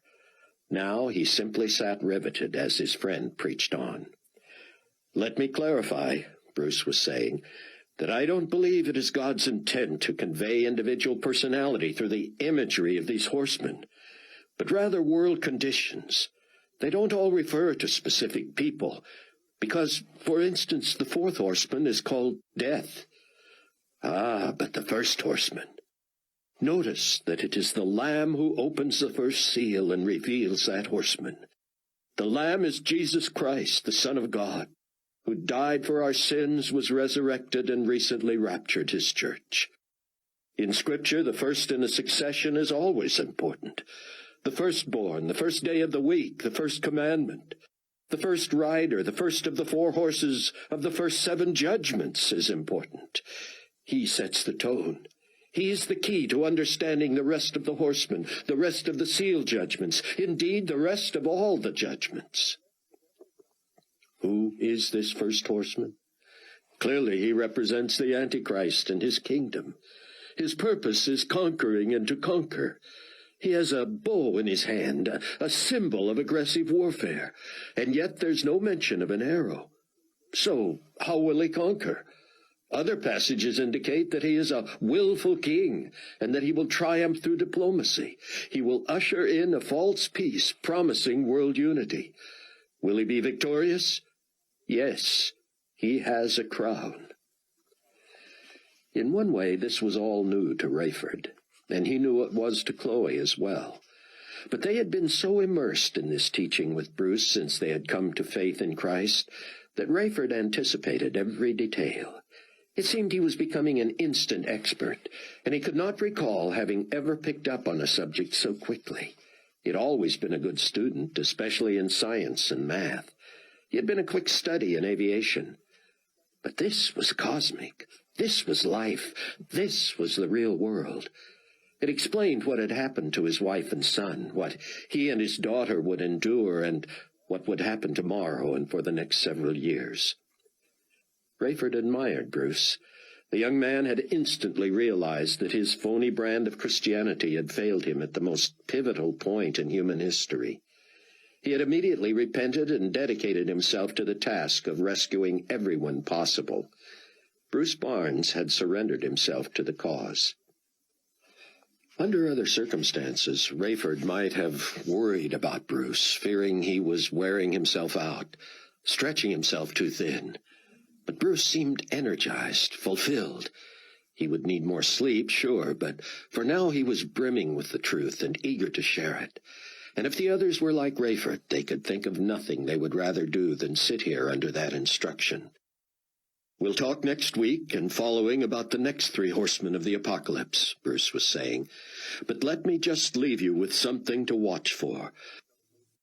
The rider of the white horse is the Antichrist, who comes as a deceiver promising peace and uniting the world. The Old Testament book of Daniel, chapter 9, verses 24 through 27, says he will sign a treaty with Israel. He will appear to be their friend and protector, but in the end he will be their conqueror and destroyer. I must close for this week, but we'll talk more about why this happens and what will come of it. Let me close by telling you how you can be sure I am not the Antichrist." That got people's attention, including Rayford's. There was embarrassed laughter. "I'm not implying that you suspect me," Bruce said, to more laughs. "But we may get to the point where every leader is suspect. Remember, however, that you will never hear peace promised from this pulpit. The Bible is clear that we will have perhaps a year and a half of peace following the pact with Israel. But in the long run, I predict the opposite of peace. The other three horsemen are coming, and they bring war, famine, plagues, and death. That is not a popular message, not a warm fuzzy you can cling to this week. Our only hope is in Christ, and even in him we will likely suffer. See you next week. Rayford sensed a restlessness in the crowd as Bruce closed in prayer, as if others felt the same way he did. He wanted to hear more, and he had a million questions. Usually the organist began playing near the end of Bruce's prayer, and Bruce immediately headed to the back of the church, where he shook hands with people as they left. But today Bruce didn't get as far as the aisle before he was stopped by people who embraced him, thanked him, and began asking questions. Rayford and Chloe were in one of the rows closest to the front, and though Rayford was aware that Buck was talking to Chloe, he also heard what people were asking Bruce. "Are you saying that Nikolai Carpathia is the Antichrist?" one asked. "Did you hear me say that?" Bruce said. "No, but it was pretty clear. They're already talking on the news about his plans and some sort of deal with Israel." "Keep reading and studying," Bruce said. "But it can't be Carpathia, can it? Does he strike you as a liar?" "How does he strike you?" Bruce said. "As a savior." "Almost like a Messiah?" Bruce pressed. "Yeah." "There is only one Savior, one Messiah." "I know spiritually, but politically, I mean. Don't tell me Carpathia is not what he seems to be." "I'll tell you only what Scripture says," Bruce said, "and I will urge you to listen carefully to the news. We must be wise as serpents and gentle as doves." "That's how I would have described Carpathia," a woman said. "Be careful," Bruce said, "about ascribing Christ-like attributes to anyone who doesn't align himself with Christ." As the service ended, Buck took Chloe's arm, but she seemed less responsive than he might have hoped. She turned slowly to see what he wanted, and her expression bore no sign of that expectant look she'd had Friday night. Clearly, he had somehow wounded her. "I'm sure you're wondering what I was calling about," he began. "I figured you'd tell me eventually." "I just wondered if you wanted to see my new place." He told her where it was. "Maybe you could drop over late tomorrow morning and see it, and then we could get some lunch." "I don't know," Chloe said. "I don't think I can do lunch. But if I'm over that way, maybe I'll stop by." "Okay." Buck was deflated. Apparently it wasn't going to be difficult to let her down gently. It certainly wasn't going to break her heart. As Chloe slipped into the crowd, Rayford reached to shake Buck's hand. "So, how are you, my friend?" "I'm doing all right," Buck said. "Getting settled in." A question gnawed at Rayford. He looked at the ceiling and then back at Buck. In his peripheral vision, he saw hundreds of people milling about, wanting their individual moments with Bruce Barnes. "Buck, let me ask you something. Do you ever regret introducing Hattie Durham to Carpathia?" Buck pressed his lips together and shut his eyes, rubbing his forehead with his fingers. "Every day," he whispered. "I was just talking to Bruce about that." Rayford nodded and knelt on the pew seat facing Buck. Buck sat. "I wondered," Rayford said. "I have a lot of regrets about her. We were friends, you know. Co-workers, but friends, too." "I gathered," Buck said. "We never had a relationship or anything like that," Rayford assured him. "But I find myself caring about what happens to her.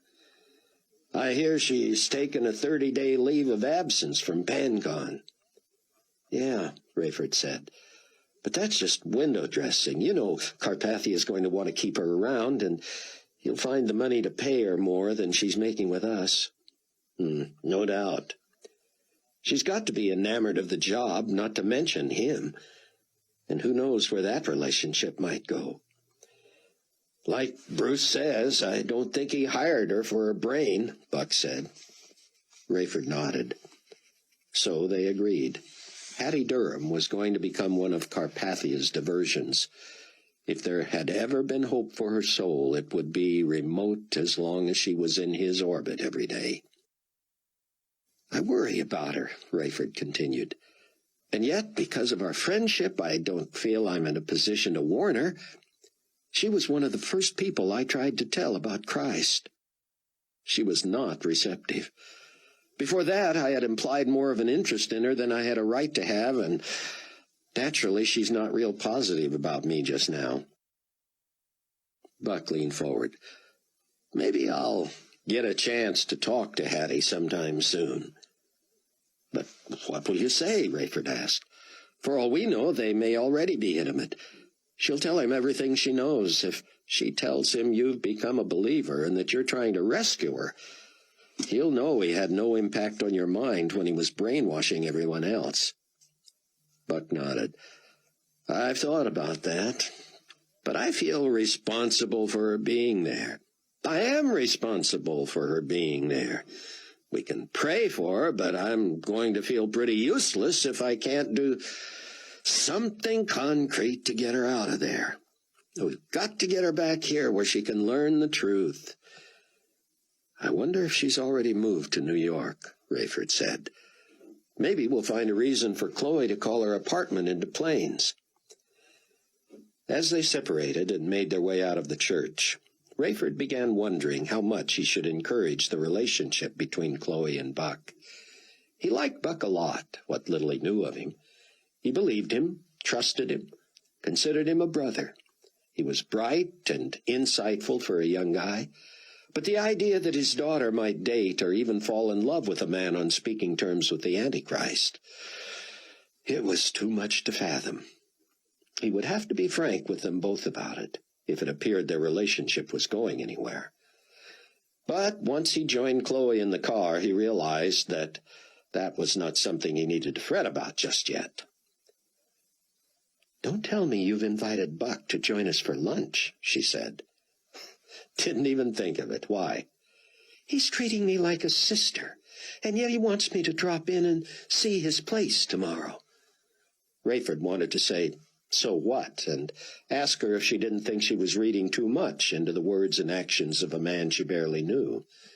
For all she knew, Buck could be madly in love with her and not know how to broach it. Rayford said nothing. You're right, she said. I'm obsessing. I didn't say a word. I can read your mind, she said. Anyway, I'm mad at myself. I come away from a message like that one, and all I can think about is a guy I've somehow let slip away. It's not important. Who cares? You do, apparently. But I shouldn't. Old things are passed away, and all things have become new, she said. Worrying about guys should definitely be an old thing. There's no time for trivia now. Suit yourself. That's just what I don't want to do. If I suited myself, I'd see Buck this afternoon and find out where we stand. But you're not going to? She shook her head. Then would you do me a favor? Would you try to reach Hattie Durham for me? Why? Actually, I'm just curious to know whether she's already moved to New York. Why wouldn't she have? Carpathia's hired her, hasn't he? I don't know. She's on a 30-day leave. Just call her apartment. If she's got a machine running, then she's not made up her mind yet. Why don't you call her? I think I've intruded enough in her life. Buck stopped for Chinese carryout on the way home and sat eating alone, staring out the window. He turned on a ball game, but ignored it, keeping the sound low. His mind was full of conflict. His story was ready to be transmitted to New York, and he would be eager for a reaction from Stanton Bailey. He also looked forward to getting his office machines and files, which should arrive at the Chicago Bureau office in the morning. It would be good to pick those up and get organized. He couldn't shake Bruce's message either. It wasn't so much the content as Bruce's passion. He needed to get to know Bruce better. Maybe that would be a cure for his loneliness. And Bruce's. If Buck himself were this lonely, it had to be much worse for a man who had had a wife and children. Buck was used to a solitary life, but he'd had a network of friends in New York. Here, unless he heard from the office or someone else in the Tribulation Force, the phone was not going to ring. He certainly wasn't handling the Chloe situation well. When he had been demoted, Buck had considered the relocation from New York to Chicago a positive turn. He would get to see more of her. He'd be in a good church, get good training, have a core of friends. But he also felt he'd been on the right track when he began to slow his pursuit of her. The timing was bad. Who pursues a relationship during the end of the world? Buck knew, or at least believed, that Chloe was not toying with him. She wasn't playing hard to get just to keep him interested. But whether she was doing it on purpose or not, it was working, and he felt foolish to be dwelling on it. Whatever had happened, however she was acting, and for whatever reason, he owed it to her to have it out. He might regret the let's be friends routine, but he didn't see that he had any other choice. He owed it to her and to himself to just pursue the friendship and see what came of it. For all he knew, she wouldn't be interested in more than that anyway. He reached for the phone, but when he put it to his ear, he heard a strange tone, and then a recorded voice. "You have a message. Please push *2 to hear it." A message? I never ordered voicemail. He pushed the buttons. It was Steve Plank. "Buck, where the devil are you, man? If you're not going to answer your voicemail, I'm going to quit leaving messages there. I know you're enlisted there, but if you think Nikolai Carpathia is someone to trifle with, ask yourself how I got your phone number. You'll wish you had these resources as a journalist. Now, Buck, friend to friend, I know you check your messages often, and you know Carpathia wants to talk to you. Why didn't you call me? You're making me look bad. I told him I'd track you down, you'd come and see him. I told him I didn't understand you're not accepting his invitation to the installation meeting, but that I know you like a brother and you wouldn't stand him up again. Now he wants to see you. I don't know what it's all about, or even whether I'll sit in on it. I don't know if it's on the record. But you can certainly ask him for a few quotes for your article. Just get here. You can hand-deliver your article to the Weekly. Say hi to your old friend Miss Durham. Find out what Nikolai wants. There's a first-class ticket waiting for you at O'Hare under the name of McGillicuddy for a 9 o'clock flight tomorrow morning. A limo will meet your plane, and you'll have lunch with Carpathia. Just do it, Buck. Maybe he wants to thank you for introducing him to Hattie. They seem to be hitting it off. Now, Buck, if I don't hear from you, I'm going to assume you'll be here. Don't disappoint me." "What's the scoop?" Rayford asked. Chloe imitated the recorded voice. "The number you have dialed has been disconnected. The new number is—" "Is what?" She handed him a scrap of paper. The area code was for New York City. Rayford sighed. "Do you have Buck's new number?" "It's on the wall by the phone." Buck called Bruce Barnes. "I hate to ask you this, Bruce," he said, "but could we get together tonight?" "I'm about to take a nap," Bruce said. "You should sleep through. We can do it another time." "No, I'm not going to sleep through. You want the four of us to meet, or just you and me?" "Just us." "How about I come to your place, then? I'm getting tired of the office and the empty house." They agreed on 7 o'clock, and Buck decided he would take his phone off the hook after one more call. He didn't want to risk talking to Plank, or worse, Carpathia, until he had talked over and prayed about his plans with Bruce. Steve had said he would assume Buck was coming unless he heard back, but it would be just like Steve to check in with him again, and Carpathia was totally unpredictable. Buck called Alice, the Chicago bureau secretary. "I need a favor," he said. "Anything," she said. He told her he might be flying to New York in the morning, but he didn't want Verna Z knowing about it. "I also don't want to wait any longer for my stuff, so I'd like to bring you my extra key before I head for the airport. If you wouldn't mind bringing that stuff over here for me and locking back up, I'd really appreciate it." "No problem. I have to be going that way late morning anyway. I'm picking up my fiancé at the airport. Verna doesn't have to know I'm delivering your stuff on the way." "You want to go to Dallas with me tomorrow morning, Chloe?" Rayford asked.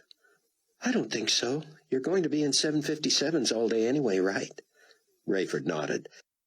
"I'll stay around here. Maybe I'll take Buck up on his offer to see his place." Rayford shook his head. "I can't keep up with you," he said. "Now you want to go over there and see the guy who treats you like a sister?" "I wouldn't be going to see him," she said. "I'd be going to see his place." "Ah," Rayford said. "My mistake." "You hungry?" Buck asked before Bruce had even gotten in the door that evening. "I could eat," Bruce said. "Let's go out," Buck suggested. "You can see the place when we get back." They settled into a booth in a dark corner of a noisy pizza place, and Buck filled Bruce in on the latest from Steve Plank. "You thinking about going?" Bruce asked. "I don't know what to think, and if you knew me better, you'd know that's pretty bizarre for me. My instincts as a journalist say yes, of course. Go, no question. Who wouldn't? But I know who this guy is, and the last time I saw him, he put a bullet through two men." "I'd sure like to get Rayford's and Chloe's input on this." "I thought you might," Buck said. "But I'd like to ask you to hold off on that. If I go, I'd rather they not know." "Buck, if you go, you're going to want all the prayer support you can get." "Well, you can tell them after I've gone or something. I should be having lunch with Carpathia around noon or a little after New York time. You can just tell them I'm on an important trip." "If that's what you want. But you have to realize this is not how I see the core group." "I know, and I agree, but they both might see this as pretty reckless. And maybe it is. If I do it, I don't want to disappoint them until I've had a chance to debrief them and explain myself." "Why not do that in advance?" Buck cocked his head and shrugged. "Because I haven't sorted it out myself yet." "Sounds to me like you've already made up your mind to go." "I suppose I have." "You want me to talk you out of it?" "Not really. Do you want to?" "I'm as much at a loss as you are, Buck. I can't see anything positive coming from it. He's a dangerous man and a murderer. He could wipe you out and get away with it. He did it before with a room full of witnesses. On the other hand, how long can you dodge him? He gets access to your unlisted phone number 2 days after you move in. He can find you, and if you avoid him, you'll certainly make him mad."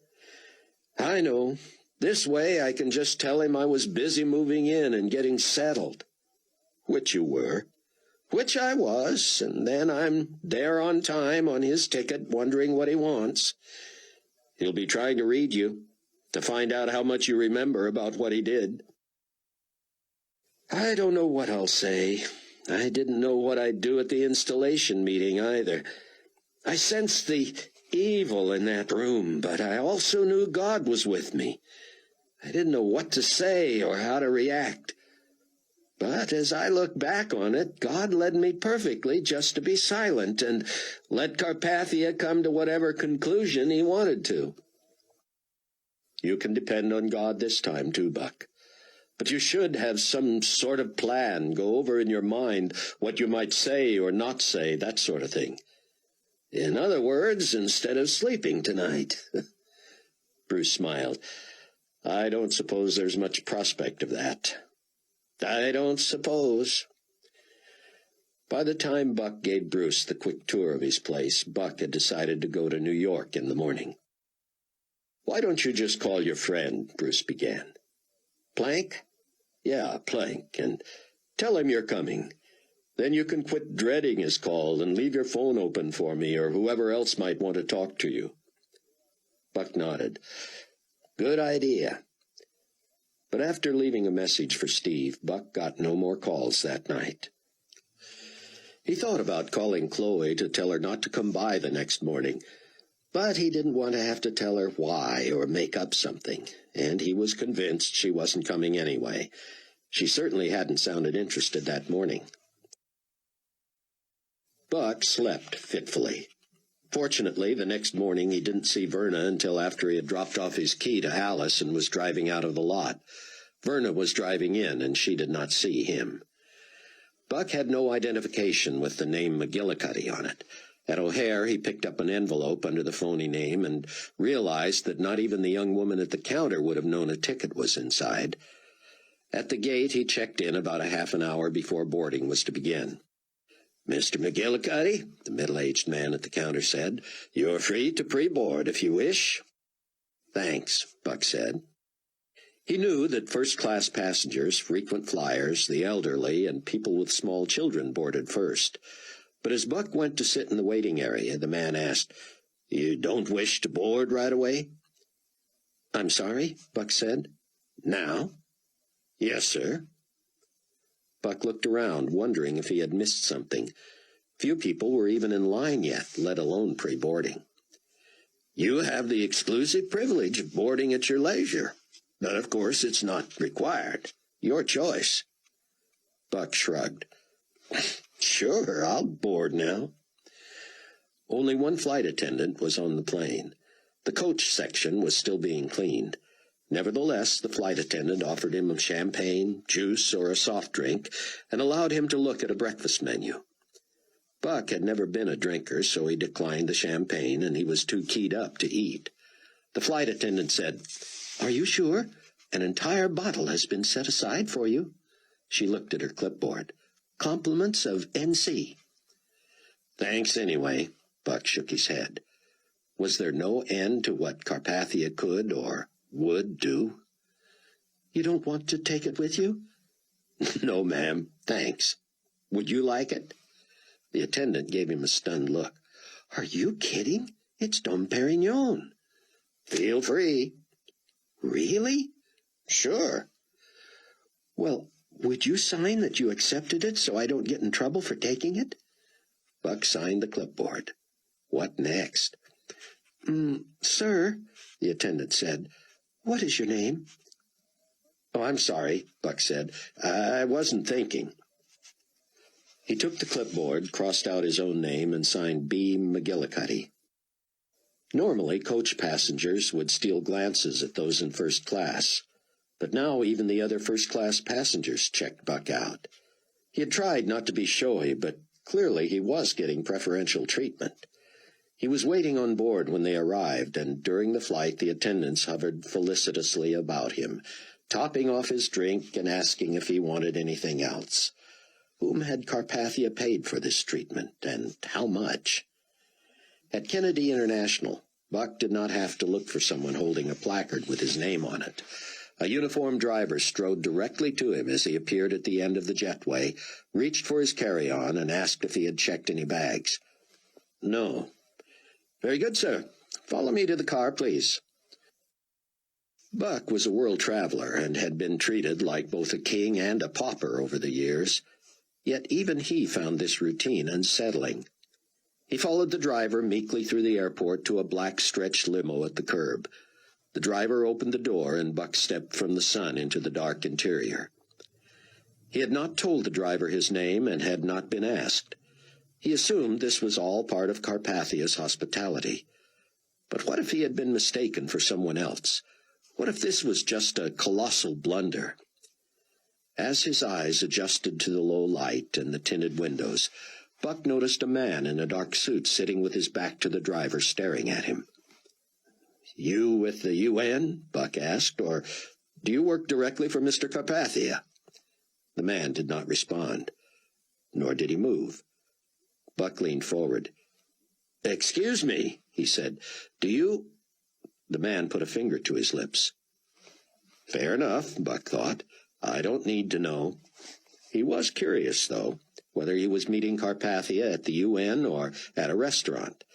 and it would have been nice to know whether Steve Plank would be there.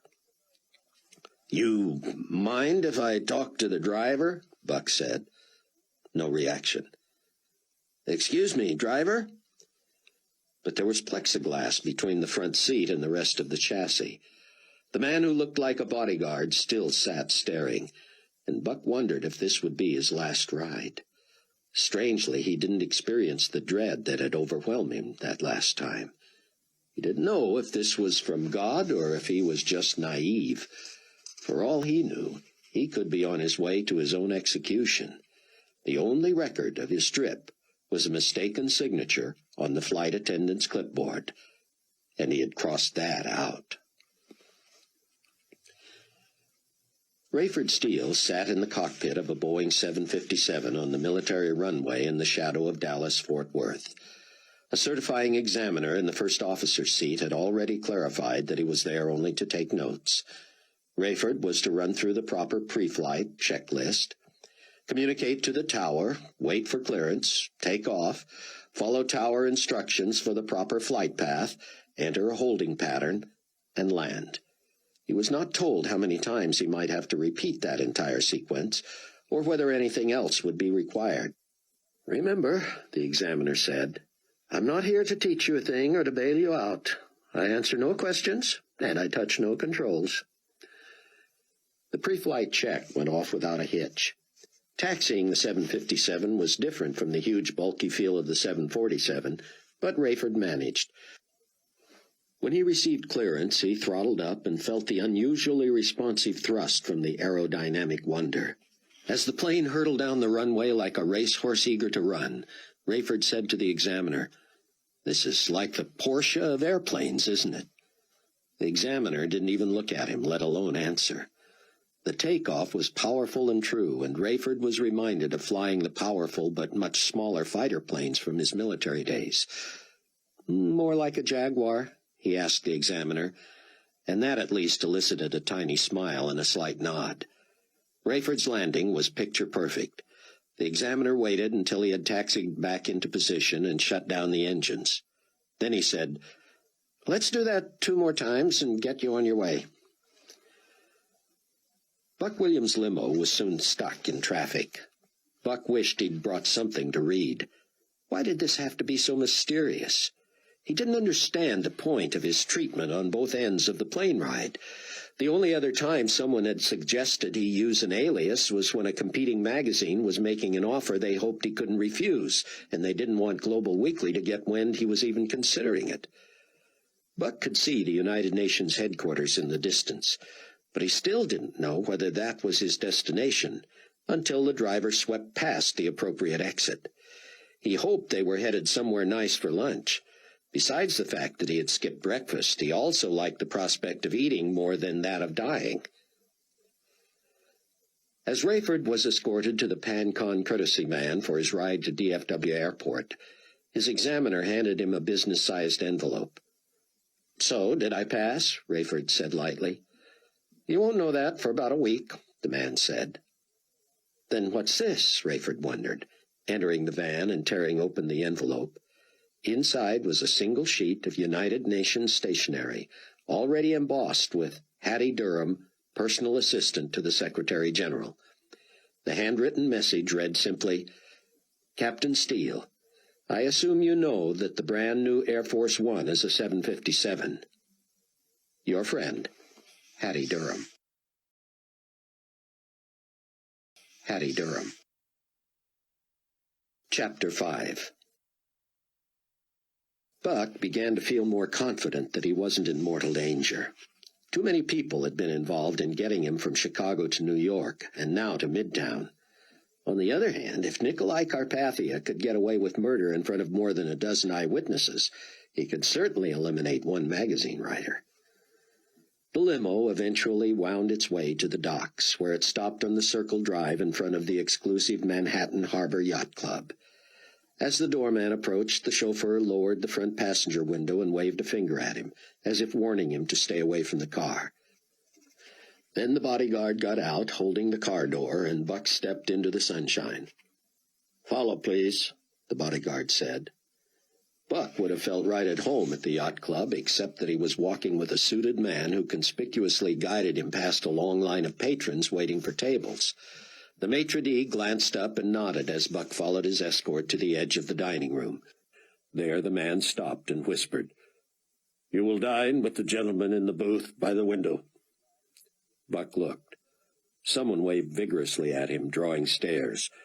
Because the sun was to the man's back, Buck saw only the silhouette of a smallish, stooped man with wild wisps of hair.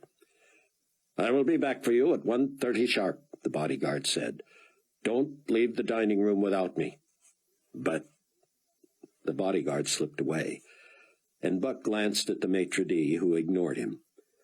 Still self-conscious, Buck made his way through the crowd of tables to the booth by the window, where he was exuberantly greeted by his old friend Chaim Rosenzweig. The man knew enough to whisper in public, but his enthusiasm was boundless. "Cameron!" the Israeli exulted in his thick accent. "How good to see you! Sit down, sit down. This is a lovely place, no? Only the best for friends of the Secretary-General." "Will he be joining us, sir?" Rosenzweig looked surprised. No, much too busy. Hardly ever able to get away. Entertaining heads of state, ambassadors, everyone wants the piece of him. I hardly see him myself more than 5 minutes a day." "How long will you be in town?" Buck asked, accepting a menu and allowing the waiter to drape a linen napkin on his lap. "Not much longer. By the end of this week, Nikolai and I are to finish preparations for his visit to Israel. What a glorious day it will be." "Tell me about it, Doctor." I will. But first, we must catch up." The old man suddenly grew serious and spoke in a somber voice. He reached across the table and covered Buck's hand with both of his. "Cameron, I am your friend. You must tell me straight out. How could you have missed such an important meeting? I'm a scientist, yes, but I also consider myself somewhat of a diplomat. I work hard behind the scenes with Nikolai and with your friend, Mr. Plank, to be sure you were invited. I don't understand." "I don't understand either," Buck said. What else could he say? Rosenzweig, creator of a formula that made the Israeli deserts bloom like a greenhouse, had been his friend ever since Buck profiled him as Global Weekly's Newsmaker of the Year more than a year before. Rosenzweig was the one who had first mentioned the name Nikolai Carpathia to Buck. Carpathia had been a low-level politico from Romania who had asked for a private audience with Rosenzweig after the formula had become famous. Heads of state from all over the world had tried to curry favor with Israel to get access to the formula. Many countries sent diplomats to sweet-talk Rosenzweig himself when they got nowhere with the Israeli prime minister. Oddly, Carpathia was the one who most impressed Rosenzweig. He had arranged the visit himself and come on his own, and at the time he seemed to have no power to make any deals, even if Rosenzweig had been open to one. All Carpathia had sought from Rosenzweig was his goodwill, and he got it. Now Buck realized it was paying off. "Where were you?" Dr. Rosenzweig asked. "That's the question of the ages," Buck said. "Where are any of us?" Rosenzweig's eyes twinkled, though Buck felt like a fool. He was talking gibberish, but he didn't know what else to say. He couldn't tell the man, "I was there, I saw the same thing you saw, but you were brainwashed by Carpathia because he's the Antichrist." Rosenzweig was a bright, quick man with a love for intrigue. "So, you don't want to tell me? All right. Not being there was your loss. Of course you were spared the horror it turned into. But what a historic meeting nonetheless. Get the salmon. You'll love it." Buck had always made it a habit to ignore recommendations in restaurants. It probably was one of the reasons for his nickname. He realized how rattled he was when he ordered what Rosenzweig suggested, and he loved it. "Let me ask you something now, Dr. Rosenzweig." Please, Chaim." "I can't call you Chaim, sir. A Nobel Prize winner? Please, you will honor me. Please. All right, Chaim, Buck said, barely able to get the name out. Why am I here? What is this all about? The old man pulled the napkin from his lap, wiped his whole bearded face with it, balled it up, and plopped it onto his plate. He pushed the plate aside, sat back, and crossed his legs. Buck had seen people warm to a subject before, but never with so much relish as Chaim Rosenzweig. So, the journalist in you comes out, eh? Let me begin by telling you that this is your lucky day. Nikolai has in mind for you an honor that is such a privilege, I cannot tell you. But you will tell me, won't you, sir? I will tell you what I have been instructed to tell you, and no more. The rest will come from Nikolai himself. Rosenzweig glanced at his watch, a plastic-banded $20 toy that seemed incongruous with his international status. Good. We have time. He has allotted 30 minutes for your visit, so please keep that in mind. I know you are friends, and you may want to apologize for missing his meeting, but just remember that he has a lot to offer you and not much time to do it. He flies to Washington late this afternoon for a meeting with the president. By the way, the president offered to meet in New York, if you can imagine. But Nikolai, humble as he is, would hear nothing of it. You find Carpathia humble? Probably as humble as any leader I've ever met, Cameron. Of course, I know many public servants and private people who are humble, and have a right to be. But most politicians, heads of state, world leaders, they are full of themselves. Many of them have much to be proud of, and in many ways it is their egos that allow them to accomplish what they accomplish. But never have I seen a man like this. He's pretty impressive, Buck admitted. That's not the half of it, Dr. Rosenzweig insisted. Think about it, Cameron. He has not sought these positions. He rose from a low position in the Romanian government to become president of that nation when an election was not even scheduled. He resisted it. I'll bet, Buck thought. And when he was invited to speak at the United Nations not a month ago, he was so intimidated, felt so unworthy, he almost declined. But you were there. You heard the speech. I would have nominated him for Prime Minister of Israel if I thought he would have taken it. Almost immediately, the Secretary General stepped down and insisted Nikolai replace him. And he was elected unanimously, enthusiastically, and he has been endorsed by nearly every head of state around the world. Cameron, he has ideas upon ideas. He is the consummate diplomat. He speaks so many languages that he hardly ever needs an interpreter, even for the chiefs of some of the remote tribes in South America and Africa. The other day he shared a few phrases understood only by an Australian aborigine. Let me just stop you for a second, Chaim, Buck said. You know, of course, that in exchange for stepping down from the Secretary-Generalship of the UN, Mungati Ngumbo was promised access to your formula for use in Botswana. It wasn't quite so selfless and altruistic as it seemed, and, of course, Nikolai has told me all about that. But it was not part of any agreement. It was a gesture of his personal gratitude for what President Ngumo has done for the United Nations over the years. But how can he show his personal gratitude by giving away your formula, sir? No one else anywhere has access to it, and I was more than happy to offer it. You were? Buck's mind reeled. Was there no limit to Carpathia's persuasive power? The old man uncrossed his legs and leaned forward, his elbows on the table. Cameron, it all ties together. This is part of why you're here. The agreement with the former Secretary General was an experiment, a model. I'm listening, Doctor. It's too early to tell, of course, but if the formula works as well as it has in Israel, Botswana will immediately become one of the most fertile countries in all of Africa, if not the world. Already President Ngumo has seen his stature rise within his own nation. Everyone agrees he was distracted from his duties at the UN and that the world is better now for the new leadership.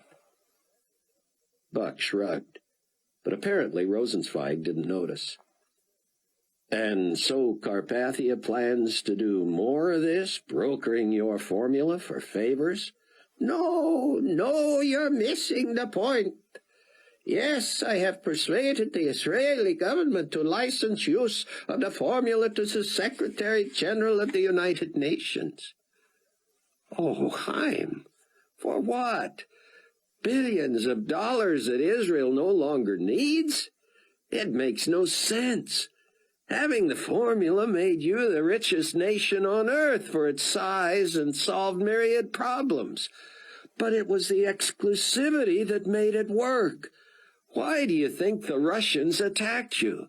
They don't need your land. There's no oil to be found. They wanted the formula. Imagine if all the vast reaches of that nation were fertile. Dr. Rosenzweig held up a hand. I understand that, Cameron, but money has nothing to do with this. I need no money. Israel needs no money. Then what could Carpathia offer that is worthy of the trade? That has Israel prayed for since the beginning of her existence, Cameron. And I am not talking about her rebirth in 1948. From the beginning of time, as the chosen people of God, what have we prayed for? Buck's blood ran cold, and he could only sit there and nod resignedly. Rosenzweig answered his own question. Shalom, peace. Pray for the peace of Israel. We are a fragile, vulnerable land. We know God Almighty supernaturally protected us from the onslaught of the Russians. Do you know that there was so much death among their troops that the bodies had to be buried in a common grave? A crater gouged from our precious soil by one of their bombs which God rendered harmless? They had to burn some of their bodies and bones, and the debris from their weapons of destruction was so massive that we have used it as a raw resource and are refabricating it into marketable goods. Cameron, he added ominously, so many of their planes crashed. Well, all of them, of course. They still had burnable fuel, enough that we estimate we will be able to use it for 5 to 8 more years. Can you see why peace is so attractive to us? Chaim, you said yourself that God Almighty protected you. There could be no other explanation for what happened the night of that invasion. With God on your side, why do you need to barter with Carpathia for protection? Cameron, Rosenzweig said wearily, history has shown our God to be capricious when it comes to our welfare. From the children of Israel wandering 40 years in the desert to 6-day war to the Russian invasion to now, we do not understand him. He lends us his favor when it suits his eternal plan, which we cannot comprehend. We pray, we seek him, we try to curry his favor, but in the meantime, we believe that God helps those who help themselves. You know, of course, that this is why you are here. I know nothing, Buck said. Well, that's part of why you're here. You understand that such an agreement takes a lot of homework. What agreement are we talking about? I'm sorry, Cameron. I thought you were following. You do not think it was easy, even for me, despite my stature within my own country, to persuade the powers to release a license to the formula, even to a man as attractive as Nikolai? Of course not. And you are right. Some of the meetings went long into the night, and every time I felt I had convinced someone, another was brought in. Every new ear had to be convinced. Many times I nearly gave up in despair. But finally, with many conditions, I was empowered to hammer out an arrangement with the United Nations. With Carpathia, you mean? Of course. Make no mistake. He is the United Nations now. You got that right. Part of the agreement is that I become part of his senior staff, an advisor. I will co-chair the committee that decides where the formula will be licensed. And no money changes hands? None. And Israel gets protection from her neighbors, from the United Nations? Oh, it is much more complex than that, Cameron. You see, the formula is now tied into Nikolai's global disarmament policy.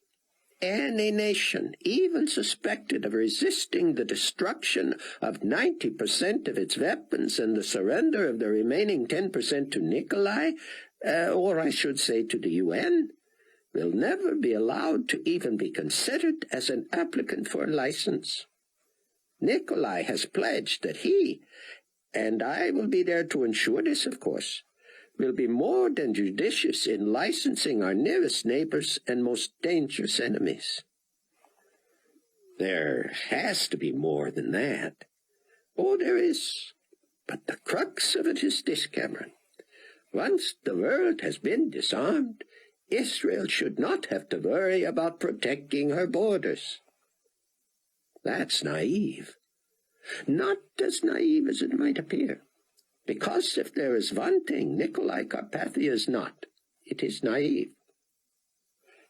Knowing full well that some nations may hoard or hide weapons or produce new ones, the full agreement between the sovereign state of Israel and Security Council of the United Nations, with the personal signature of Nikolai Carpathia, makes a solemn promise. Any nation that threatens Israel will suffer immediate extinction, using the full complement of weaponry available to the UN, with every country donating 10%. You can imagine the firepower.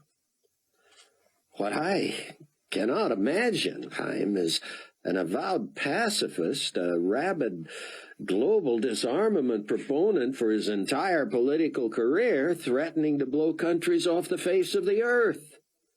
It's only semantics, Cameron, Rosenzweig said. Nikolai is a pragmatist. There's a good bit of the idealist in him, of course, but he knows that the best way to keep the peace is to have the wherewithal to enforce it. And this agreement lasts for as long as we want it. We offered 10 years, but Nikolai said he would not require the freedom to license the formula for that long. He said he would ask for only 7 years, and then the full rights to the formula returned to us. Most generous. And if we want to renew the agreement every 7 years, we are free to do that too. You won't have any need for a peace treaty in 7 years, Buck thought. So, what does this have to do with me? He asked. That's the best part, Rosenzweig said. At least for me, because it honors you. It is no secret that Nikolai is aware of your status as the most accomplished journalist in the world. And to prove that he bears no ill will for your snub of his last invitation, he is going to ask you to come to Israel for the signing of the treaty. Buck shook his head. I know, it is overwhelming, Rosenzweig said. Rayford's plane hit the ground at O'Hare at 1 o'clock Chicago time. He called home and got the answering machine. Yeah, Chloe, he said. I'm back earlier than I thought. Just wanted you to know I'll be there within the hour, and Chloe grabbed the phone. She sounded awful. "Hi, Dad," she mumbled. "You under the weather?" "No, just upset. Dad, did you know that Buck Williams is living with someone?" "What?"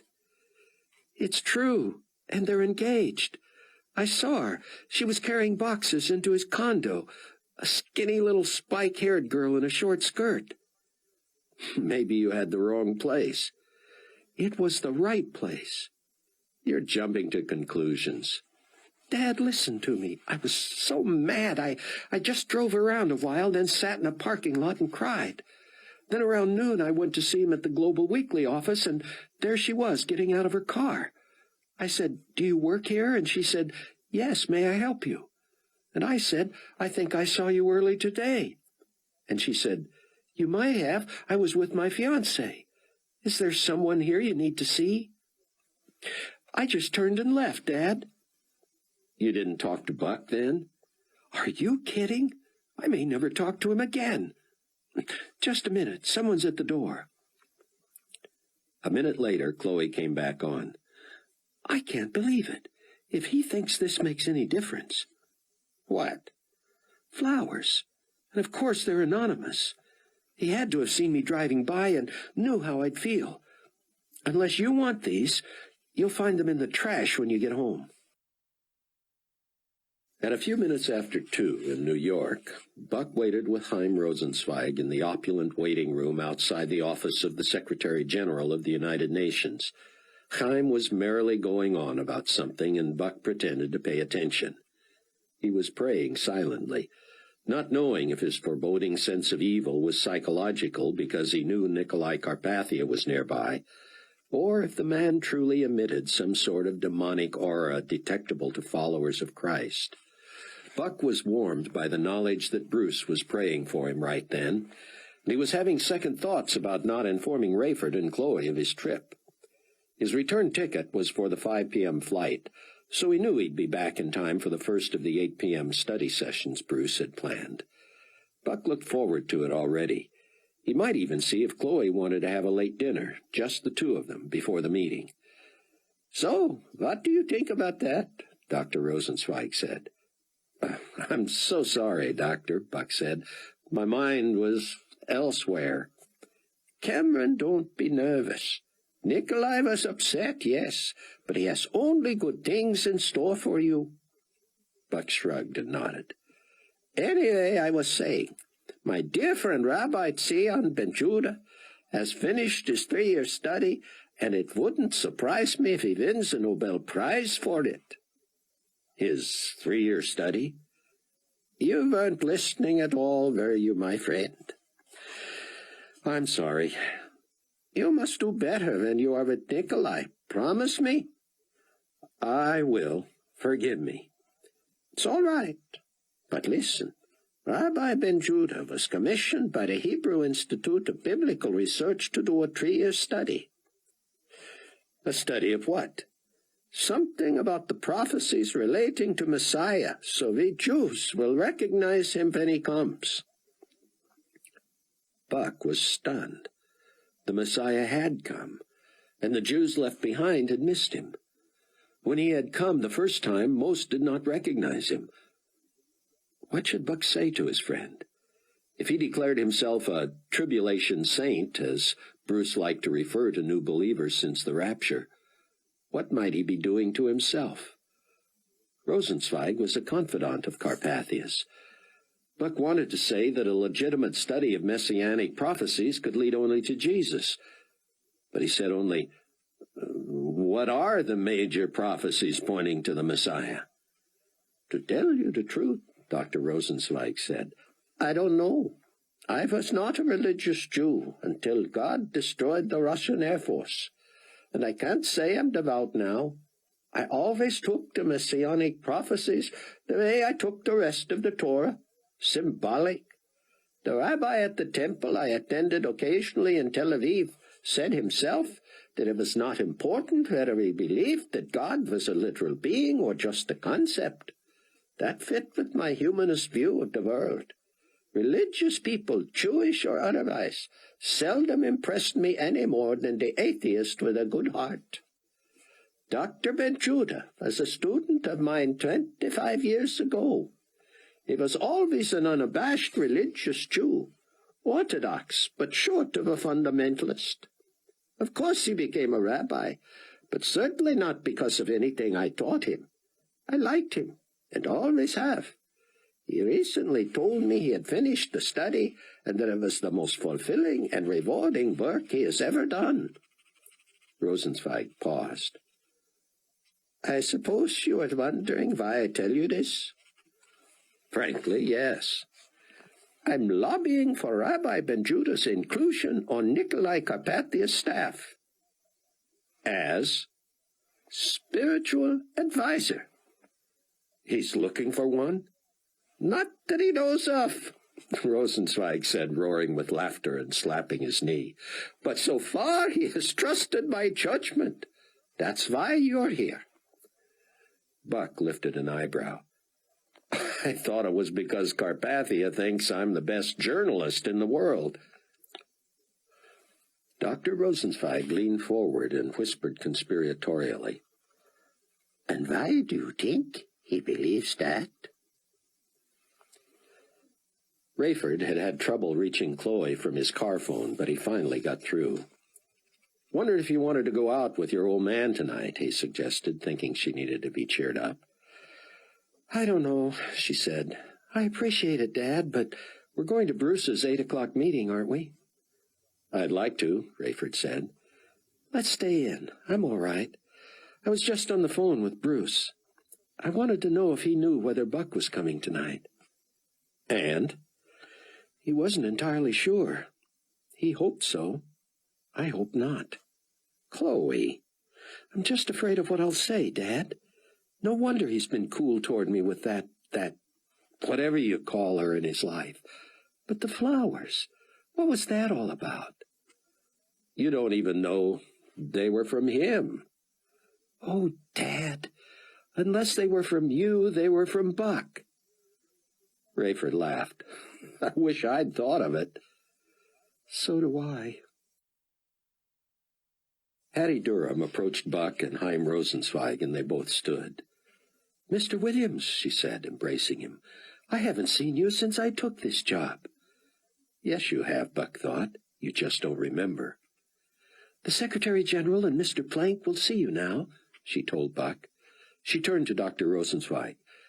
Doctor, the Secretary General asks that you be prepared to join the meeting in about 25 minutes. Certainly, the old man said. He winked at Buck and squeezed his shoulder. Buck followed Hattie past several desks and down a mahogany-appointed hallway, and he realized he had never seen her out of uniform. Today she wore a tailored suit that made her look like a classy, wealthy, sophisticated woman. The look only enhanced her stunning beauty. Even her speech seemed more cultured than he remembered. Her exposure to Nikolai Carpathia seemed to have improved her presence. Hattie tapped lightly on the office door and poked her head in. Mr. Secretary General and Mr. Plank. Cameron Williams of Global Weekly. Hattie pushed the door open and slipped away as Nikolai Carpathia advanced, reaching for Buck's hand with both of his. Buck seemed strangely calmed by the man and his smile. Buck, he said. May I call you Buck? You always have, Buck said. Come, sit. You and Steve know each other, of course. Buck was more struck with Steve's appearance than with Carpathia's. Nikolai had always dressed formally with perfectly coordinated accessories, suit coat buttoned, everything in place. But Steve, despite his position as executive editor of one of the most prestigious magazines in the world, had not always dressed the way you might expect a journalist to dress. He had always worn the obligatory suspenders and long-sleeved shirts, of course, but he was usually seen with his tie loosened and his sleeves rolled up, looking like a middle-aged yuppie or an Ivy League student. Today, however, Steve looked like a clone of Carpathia. He carried a thin black leather portfolio and from head to toe looked as if he had come off the cover of a Fortune 500 edition of GQ. Even his hairstyle had a European flair, razor-cut, blow-dried, styled and moussed. He wore new designer-frame glasses, a charcoal suit just this side of pitch black, a white shirt with a collar pin and tie that probably cost what he used to pay for a sports coat. The shoes were soft leather and looked Italian. And if Buck wasn't mistaken, there was a new diamond ring on Steve's right hand. Carpathia pulled an extra chair from his conference table, added it to the two before his desk, and sat with Buck and Steve. Right out of a management book, Buck thought. Break down the barrier between the superior and the subordinate.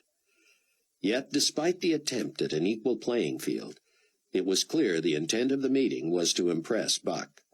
And he was impressed. Hattie and Steve had already changed enough to be nearly unrecognizable, and every time Buck looked at Carpathia's strong, angular features and quick, seemingly genuine, disarming smile, he wished with everything in him that the man was who he appeared to be, and not who Buck knew him to be. He never forgot, never lost sight of the fact that he was in the presence of the slickest, most conniving personality in history. He only wished he knew someone as charming as Carpathia, who was real. Buck felt for Steve, and yet he had not been consulted before Steve had left Global Weekly for Carpathia's staff. Now, much as Buck wanted to tell him about his newfound faith, he could trust no one. Unless Carpathia had the supernatural ability to know everything, Buck hoped and prayed he would not detect that Buck was an enemy agent within his camp. "Let me begin with a humorous idiom," Carpathia said. "And then we will excuse Steve and have a heart-to-heart, just you and me, Buck nodded. "Something I have heard only since coming to this country is the phrase, 'the elephant in the room.' Have you heard that phrase, Buck?" "You mean about people who get together and don't talk about the obvious, like the fact that one of them has just been diagnosed with a terminal illness?" "Exactly. So, let us talk about the elephant in the room and be done with it, and then we can move on. All right?" Buck nodded again, his pulse increasing. "I confess I was confused and a little hurt that you did not attend the private meeting where I installed the new ambassadors. However, as it turned out, it would have been as traumatic for you as it was for the rest of us."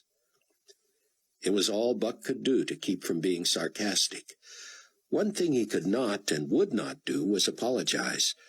How could he say he was sorry for missing a meeting he had not missed?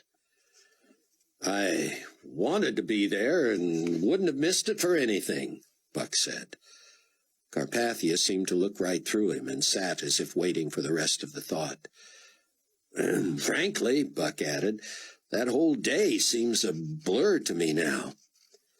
A blur with vivid details he would never forget. Carpathia seemed to loosen up.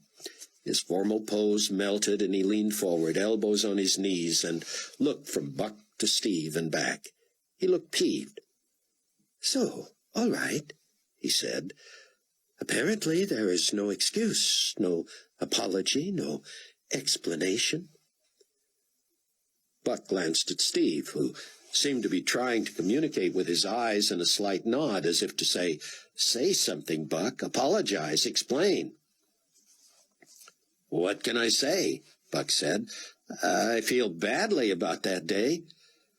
That was as close as he would come to saying what they wanted him to say. Buck knew Steve was innocent. Steve truly believed Buck had not been there. Carpathia, of course, had masterminded and choreographed the whole charade. Acting upset that he wasn't getting an apology or an explanation was the perfect move, Buck thought. Clearly, Carpathia was fishing for some evidence that Buck knew what had happened. All Buck could do was play dumb and be evasive and pray that God would somehow blind Carpathia to the truth that Buck was a believer and that he had been protected from susceptibility to Carpathia's power. "All right," Carpathia said, sitting back and composing himself again. "We all feel bad, do we not? I grieve the loss of two compatriots, one a dear friend for many years." Buck felt his stomach turn. "Now, Buck, I want to talk to you as a journalist, and we will excuse our friend, Mr. Plank." Steve stood and patted Buck on the shoulder, leaving quietly.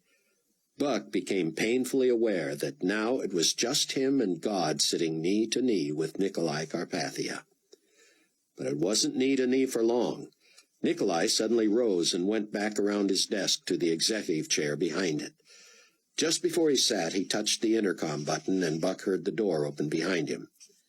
Hattie Durham whispered, "Excuse me," took the extra chair from in front of the desk and put it back at the conference table. As she was leaving, she adjusted and straightened the chair Steve had used. Just as quietly, she slipped out. Buck thought that very strange, this seemingly scripted arrangement of the entire meeting, from the formal announcement of his presence to the staging of who would be there and where they would sit. With the office now back to the way it was when Buck entered, and Carpathia ensconced behind his massive desk, all pretense of equalizing the power base was gone. Yet Carpathia still had the charm turned all the way up. He intertwined his fingers and stared at Buck, smiling. "Cameron Williams," he said slowly, "how does it feel to be the most celebrated journalist of your time?" What kind of a question was that? It was precisely because Buck didn't ask such questions that he was a respected journalist. "Right now, I'm just a demoted hack," he said. "And humble besides," Carpathia said, grinning. "In a moment, I am going to make clear to you that even though your stock may have fallen at Global Weekly, it has not fallen in the eyes of the rest of the world, and certainly not with me. I should have been more upset by your missing my meeting than your publisher was, and yet he overreacted. We can put these things behind us and move on. One mistake does not negate a lifetime of achievement." Carpathia paused as if he expected Buck to respond. Buck was becoming more and more fond of silence. It seemed to be the right choice with Carpathia, and it certainly was the way God had led him during the murderous meeting when Carpathia had polled everyone to assess what they had seen. Buck believed silence had saved his life. "By the way," Carpathia said when it was clear Buck had nothing to say, "do you have with you your cover story on the theories behind the vanishings?" Buck couldn't hide his surprise. "As a matter of fact, I do." Carpathia shrugged. "Steve told me about it. I would love to see it." "I'm afraid I wouldn't be able to show it to anyone until the weekly gets the final draft." "Surely they've seen your working copy." "Of course." "Steve said you might want a quote or two from me." "Frankly, unless you have something new, I think your views have already been so widely broadcast that they would be old to our readers." Carpathia looked hurt. "I mean," Buck said, "you still hold to the nuclear reaction with natural forces idea, right? That lightning may have triggered some spontaneous interaction between all the stockpiled nuclear weapons and—" "You know your friend, Dr. Rosenzweig, also subscribes to that theory?" "I understand that, yes, sir." "But it will not be represented in your article?" "Sure it will. I thought the question was whether I needed a fresh quote from you. Unless your view has changed, I do not." Carpathia looked at his watch. "As you know, I am on a tight schedule. Your trip was all right? Accommodations acceptable? A good lunch? Dr. Rosenzweig filled you in some?" Buck nodded to every question. "Assuming he told you about the UN treaty with Israel, and that the signing will be a week from today in Jerusalem, let me extend a personal invitation to you to be there." "I doubt the Weekly would send a Chicago staff writer to an international event of that magnitude." I'm not asking that you join the press corps of thousands from around the world who will be seeking credentials as soon as the announcement is made. I am inviting you to be a part of my delegation, to sit at the table with me. It will be a privilege no other media person in the world will have. Global Weekly has a policy that its journalists are not to accept any favors that might... Buck, Carpathia said, I'm sorry to interrupt, but I will be very surprised if you are still an employee of Global Weekly a week from today. Very surprised. Buck raised his eyebrows and looked skeptically at Carpathia. Do you know something I don't know? And as soon as it was out of his mouth, Buck realized he had unintentionally asked the core question of this meeting. Carpathia laughed. I know of no plans to fire you, no. I think the punishment for your blown assignment has already been meted out. And though you turned down an offer of employment from me before, I truly believe I have an opportunity for you that will change your mind. Don't count on it, Buck thought. But he said, I'm listening. Chapter 6. Before I get into that, Carpathia said, stalling, a maddening trait of his that never failed to annoy Buck, let me just reflect on something. Do you remember when I assured you that I could make a problem go away for you? Did Buck remember? Up to the day of the murders, it had been his most chilling look at Carpathia. An informant of Buck's, a Welshman with whom he had gone to college, had turned up dead after getting too close to an international banking scheme involving his own boss, Joshua Todd Cothran, head of the London Exchange.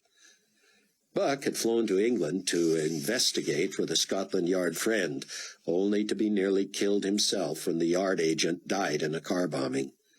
Buck determined that what had been ruled the suicide of his Welsh friend had actually been a homicide, and Buck had had to escape Britain under a phony name. When he got back to New York, none other than Nikolai Carpathia promised him that if Todd Cothran had been involved in anything underhanded, Carpathia himself would take care of it. Not long after, Todd Cothran died before Buck's eyes at Carpathia's hand in a double murder that only Buck seemed to recall. I remember, Buck said flatly, the understatement of his life. I made clear that I would not tolerate insincerity or deviousness in my administration of the UN, and the Todd Cothran situation took care of itself, did it not? Took care of itself? Buck remained silent. Do you believe in luck, Mr. Williams? No. You do not believe that luck comes to those who do the right things? No. I do. I always have. Oh, the occasional bumbler or even criminal gets lucky once in a while. But usually, the better someone does his job, the luckier he seems to be. You follow? No. Let me simplify. You were in dire danger. People around you were dying. I told you I would take care of that. And yet, obviously, I could have nothing personally to do with it. I confess that when I so boldly assured you that I could make your problems go away, I was not sure how I would effect that. Not being a religious person, I have to say that in this case, good karma was with me. Would you not agree? To be perfectly honest with you, sir, I have no idea what you're saying. And you wonder why I like you so much? Carpathia smiled broadly. You are a person I need. What I am saying is that you and I both had a problem. You were on someone's hit list, and I had two people in my trust who were involved in serious crimes. By committing suicide and killing Todd Cothran in the process, my old friend Jonathan Stonegal took care of the problems we both had. That is good karma, if I understand my Eastern friends. So, while you say you're grieving over the deaths of your friends, in reality you're glad they're both dead? Carpathia sat back, looking impressed. Precisely. Glad for your sake. Why grieve their loss? They were old friends, and once trusted advisers, even mentors. But when they went bad, I was going to have to do something about it. And make no mistake, I would have. But Jonathan did it for me. Imagine that, Buck said. Carpathia's eyes bored into him as he seemed to examine Buck's mind. I never cease to be amazed, Nikolai continued, at how quickly things change. Well, I can't argue with that. Not a month ago, I served in the Romanian Senate. The next minute, I was president of the country, and an hour later, I became Secretary General of the United Nations. Buck smiled at Carpathia's attempt at hyperbole, and yet his ascent to power had seemed almost that fast. Buck's smile faded when Carpathia added, It is almost enough to make an atheist believe in God. But you ascribe it to good karma, Buck said. Frankly, Carpathia said, it merely humbles me. In many ways it does seem that this has been my destiny, but I never would have dreamed it or imagined it, let alone planned it. I have sought no office since I ran for the Romanian Senate, and yet this has been thrust upon me. I can do nothing less than give it my all, and hope I act in a manner worthy of the trust that has been placed in me. A month earlier, Buck would have cursed the man to his face. He wondered if his sentiments showed. Apparently it did not. Buck, Carpathia continued, I need you, and this time I am not going to take no for an answer. Rayford hung up his car phone after talking with Bruce Barnes. Rayford had asked if he could come a few minutes early that night to show Bruce something, but he did not tell him what it was. He pulled the note from Hattie from his breast pocket and spread it across the steering wheel. What in the world did it mean? And how did she, or obviously her boss, know where to find him? His car phone rang. He pushed a button and spoke into the speaker embedded in the visor in front of him. Ray Steele, he said. Daddy, have you been on the phone? Yeah, why? Earl's been trying to reach you. What's up? I don't know. Sounds serious, though. I told him you were on the way home, and he was surprised. He said something about nobody ever keeping him informed about anything. He thought you were coming back from Dallas later, and so did I. Anyway, he had been hoping to catch you at O'Hare before you left. I'll call him. See you tonight. I'm going to go a little early to talk with Bruce. You can come home with me and wait in the outer office, or we can take 2 cars. Yeah, right, Dad. I'm so sure I'll wait in the outer office and have to face Buck alone. I don't think so. You go ahead. I'll be a few minutes late. Oh, Chloe. Don't start, Dad. Buck felt bold. Curious, but bold. Certainly he wanted to hear what Carpathia had in mind, but it seemed the man was most impressed when Buck spoke his mind. Buck wasn't ready to tell him all that he knew and what he really thought, and he probably never would, but he felt he owed it to himself to speak up now. I probably shouldn't have come without knowing what you wanted, Buck said. I almost didn't. I took my time getting back to Steve. Oh, let us be frank and serious, Carpathia said. I am a diplomat, and I am sincere. You must know me well enough by now to know that. He paused as if waiting for Buck to assure him it was true. Buck did not even nod. But come. You do not apologize or explain why you ignored my last invitation. And yet, I hold no grudge. You could not have afforded to snub me again. I couldn't? What would have happened to me? Perhaps it would have gotten back to Stanton Bailey again, and you would have been demoted even further, or fired. Disgraced either way. I am not naive, Buck. I know the origin of your nickname, and it is part of what I admire so much about you. But you cannot keep bucking me. It is not that I consider myself anything special, but the world and the news media do. People ignore me at their peril. So I should be afraid of you, and that's why I should look favorably on whatever role you're about to offer me? Oh, no. Afraid of ignoring me? Yes, but only for the obvious practical reasons I just outlined. But that fear should motivate you only to come when I ask and provide your way. It should never be the basis on which you decide to work with me. It will not take fear to persuade you on that score.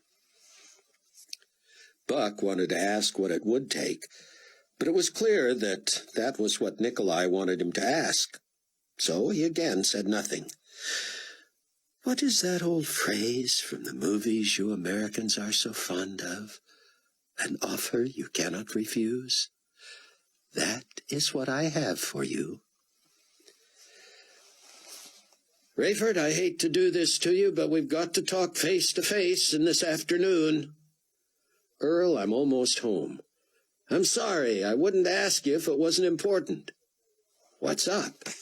If I could tell you over the phone, I wouldn't be apologizing about insisting on the face-to-face, would I? You want me to head back there right now? Yes, and I'm sorry. There are laws and there are rules, Carpathia was saying. Laws I obey. Rules I do not mind ignoring if I can justify it. For instance, in your country you are not allowed to bring your own food into a sporting arena. Something about wanting to keep all the concession money for management. Fine. I can see why they would have such a rule. And if I were the owner, I would probably try to enforce the same. But I would not consider it a criminal act to smuggle in my own snack. You follow me? I guess. There is a rule that pertains to heads of state and official bodies, like the United Nations. It is understood that only in a repressive dictatorship would the ruler have any ownership or financial interest in a major news media outlet.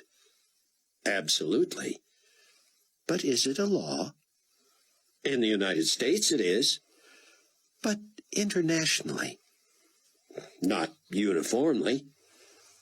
There you go. Carpathia clearly wanted Buck to ask where he was going, but Buck would not. You are fond of the term bottom line, Nikolai said. I have heard you use it. I know what it means. The bottom line here is that I am going to purchase major media, and I want you to be part of it. Part of what? Part of the management team. I will become sole owner of the great newspapers of the world, the television networks, the wire services. You may run for me any one of those you wish. The Secretary General of the UN owning major media? How could you ever possibly justify that? If laws need to be changed, they will change. If ever the time was right to have a positive influence on the media, Buck, it is now. Do you not agree? I do not. Millions have vanished. People are scared. They are tired of war, tired of bloodshed, tired of chaos. They need to know that peace is within our grasp. The response to my plan to disarm the world has been met with almost unanimous favor. Not by the American militia movement. Bless them, Carpathia said, smiling. If we accomplish what I have proposed, do you really think a bunch of zealots running around in the woods wearing fatigues and shooting off pop guns will be a threat to the global community? Buck, I am merely responding to the heartfelt wishes of the decent citizens of the world.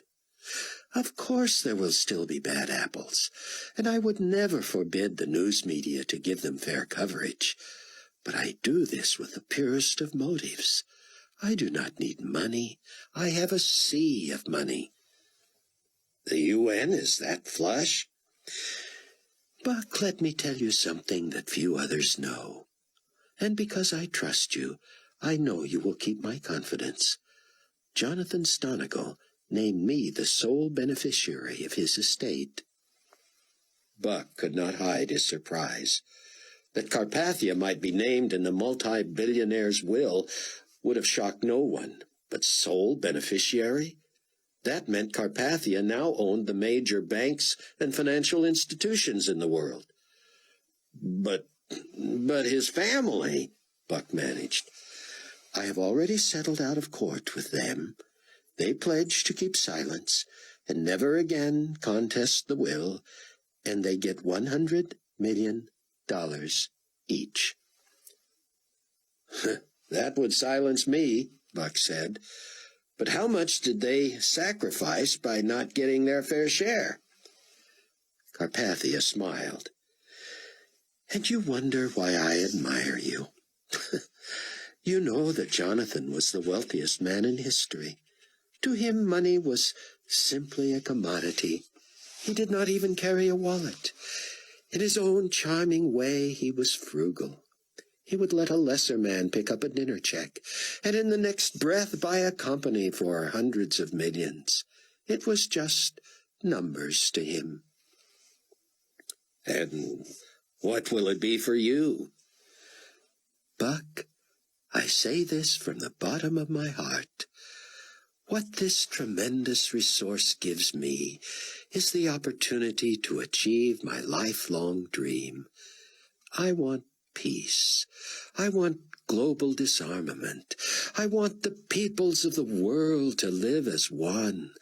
The world should have seen itself as one village as soon as air travel and satellite communications brought us all together decades ago. But it took the vanishings, which may have been the best thing that ever happened to this planet, to finally bring us together. When I speak, I am heard and seen nearly all over the world. I am not interested in personal wealth, Nikolai continued. My history proves that. I know the value of money.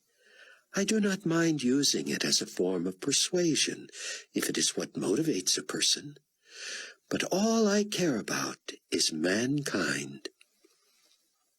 Buck was sick to his stomach, and his mind was flooded with images. Carpathia staged Stonigal's suicide and manufactured more witnesses than any court would ever need. Now was the man trying to impress him with his altruism, his largesse? Buck's mind flew to Chicago, and he suddenly missed Chloe. What was this? Something in him longed to simply talk with her. Of all the times for it to become crystal clear that he did not want to be just friends, this was the worst. Was it merely Carpathia's shocking admission that made him long for something or someone comfortable and safe? There was a purity, a freshness about Chloe. How had he mistaken his feelings for her as mere fascination with a younger woman? Carpathia stared at him. Buck, you will never tell a living soul what I have told you today. No one must ever know.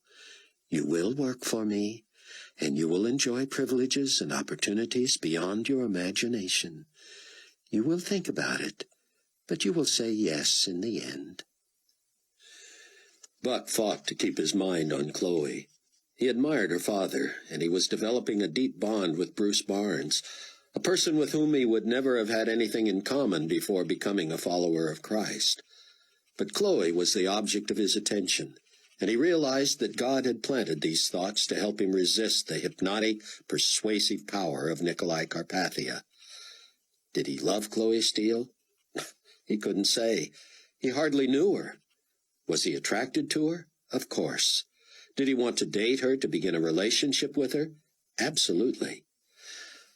Buck, if you could live anywhere in the world, where would it be? Buck heard the question and stalled, pursing his lips to appear to be thinking about it. All he could think of was Chloe. What would she think if she knew this? Here he sat as the most talked-about man in the world offered him a blank check, and all he could think about was a 20-year-old college dropout from Chicago. "Where, Buck?" "I'm living there now," Buck said. "Chicago?" "Chicago." In truth, he suddenly couldn't imagine living apart from Chloe. Her body language and responses the last couple of days told him he had alienated her somehow. But he had to believe it was not too late to turn that around. When he showed interest, she had too. When he gave an unclear signal, so did she. He would clarify his interest and hope for the best. There were still serious questions to consider, but for now all he knew was that he missed her terribly. "Why would anyone want to live in Chicago?" Carpathia asked. "I know the airport is central, but what else does it offer?" "I am asking you to expand your horizons, Buck.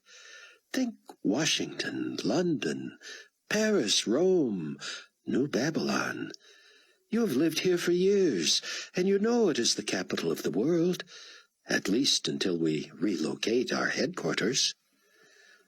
"You asked me where I would like to live if I could live anywhere," Buck said. "Frankly, I could live anywhere. With the internet and fax machines, I can file a story from the North Pole. I did not choose Chicago, but now I would not want to leave there." "What if I offered you millions to relocate?" Buck shrugged and chuckled. "You have a corner on the wealth of the world, and you say you're not motivated by money. Well, I have very little, and I am truly not motivated by it." "What motivates you?" Buck prayed quickly and silently. God, Christ, salvation, the tribulation, love, friends, lost souls, the Bible, learning, preparing for the glorious appearing, New Hope Village Church, Chloe. Those were the things that motivated him. But could he say that? Should he? "God, give me the words." "I am motivated by truth and justice," Buck said flatly. "Ah, and the American way," Carpathia said. "Just like Superman." "More like Clark Kent," Buck said. "I'm just a reporter for a great metropolitan weekly." "All right. You want to live in Chicago. What would you like to do if you could do anything you wanted?" Suddenly, Buck snapped back to reality. He wished he could retreat to his private thoughts of Chloe, but he felt the pressure of the clock. This trip, strange as it had been worth the grief just for that morsel about Carpathia's inheritance from Stonigal. He didn't like sparring with Nikolai, and he worried about the minefield represented by this latest question. "Anything I wanted? I suppose I used to see myself one day in a publisher's role. You know, when I'm a little long in the tooth, to be running all over the world chasing down stories. It would have been fun to have a great team of talented people and assign them, coach them, and put together a publication that showcased their abilities. I'd miss the legwork, though, the research, the interviewing, and the writing." "What if you could do both?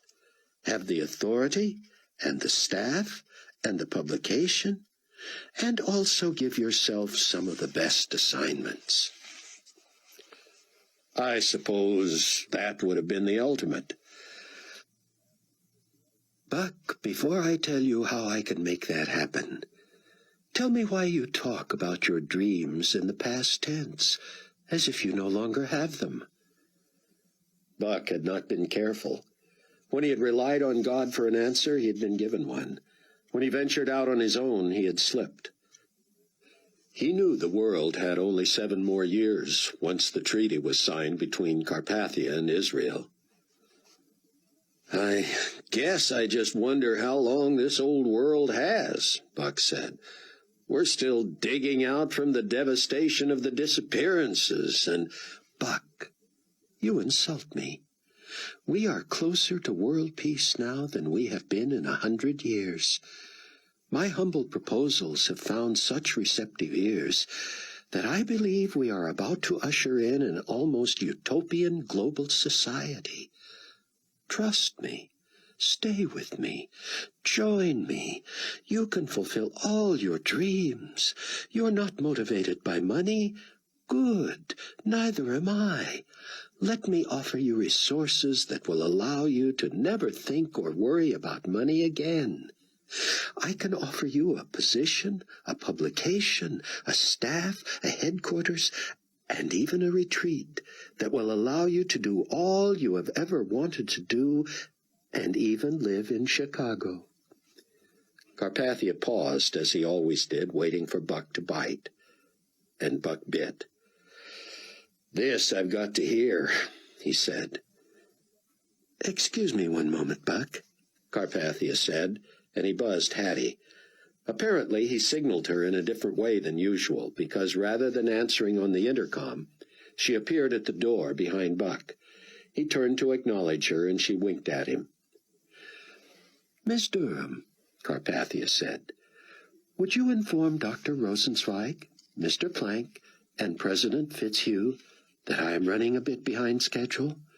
I am estimating 10 more minutes here, another 10 with Chaim and Steve, and then we will be in Washington by 5. "Very good, sir." Rayford parked at O'Hare and hurried through the terminal to the underground control center in Earl Halliday's office. Earl had been his chief pilot for years, and Rayford had grown from being one of his best young pilots to one of his veteran stars. Rayford felt fortunate to be at a place now where he and Earl could speak in shorthand, cutting through the bureaucratic red tape and getting to the heart of matters. Earl was waiting outside his office door and looking at his watch when Rayford approached. "Good," Earl said. "Come on in." "Nice to see you, too," Rayford said, tucking his cap under his arm as he sat. Earl sat in the only other chair in his cluttered office, the one behind his desk. "We've got a problem," he began. "Thanks for easing into it," Rayford said. "Did Edwards write me up for, what did you call it, proselytizing?" "That's only part of the problem. If it wasn't for that, I'd be sitting here giving you some incredible news." "Such as?" "First, tell me if I misunderstood you. When I first came down on you about talking about God on the job, you said you had to think about it. I said that if you'd just assure me you'd back off, I'd make the write-up by Edwards go away, right?" "Right." "Now, when you agreed to go to Dallas today to recertify, shouldn't I have been able to assume that meant you were going to play ball?" "Not entirely. And I suppose you're wondering how my recert went."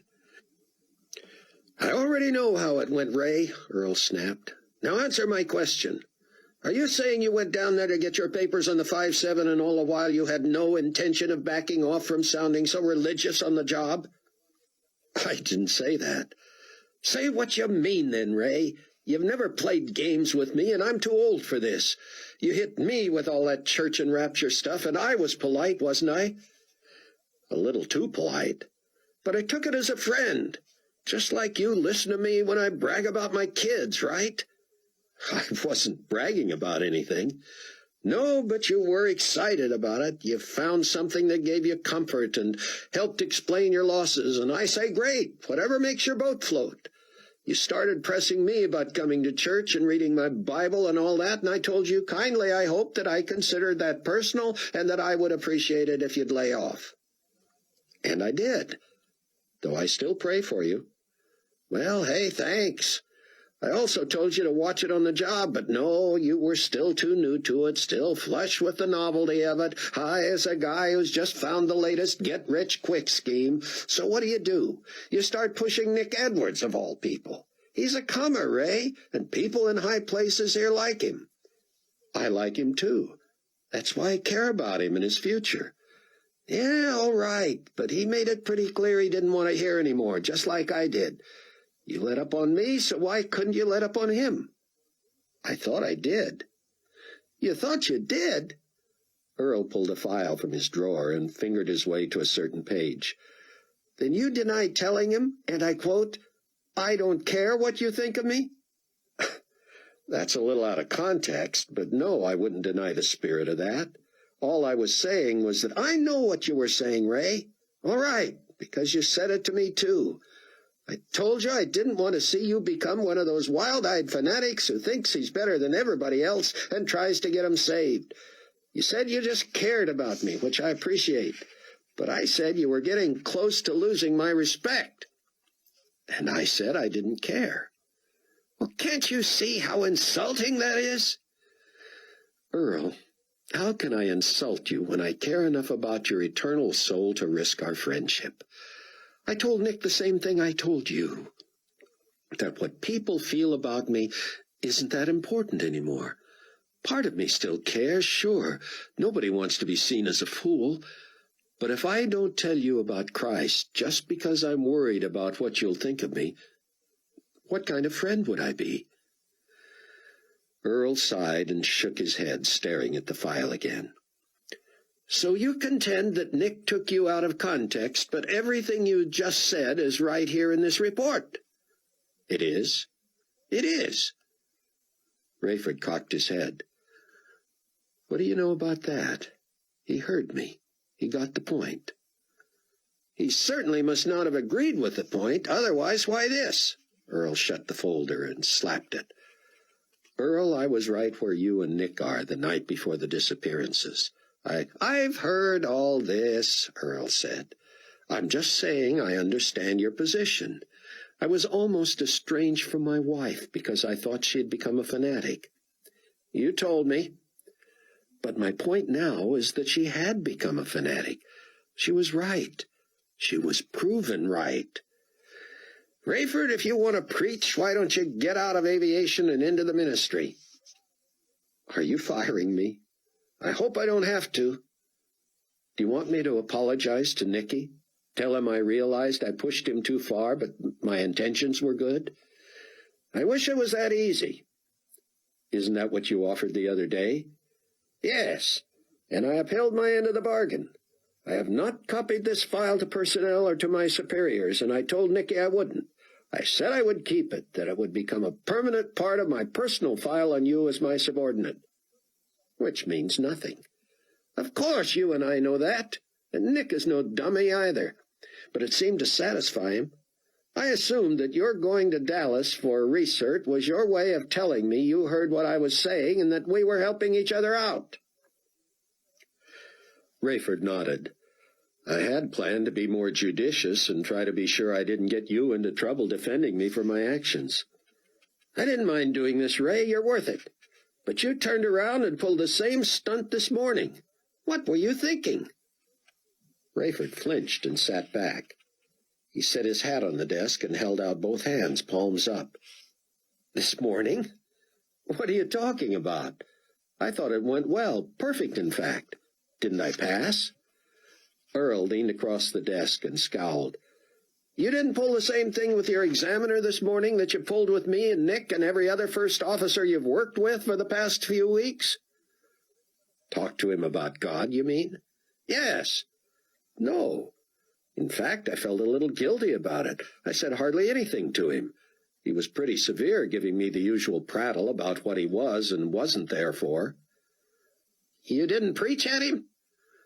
Rayford shook his head, trying to remember if he had done or said anything that could be misconstrued.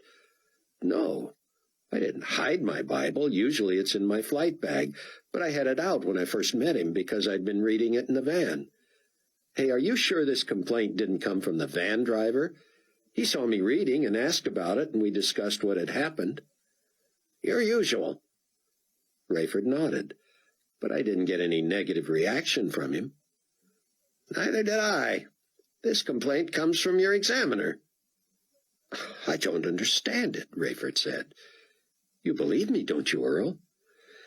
I wish I did, Earl said.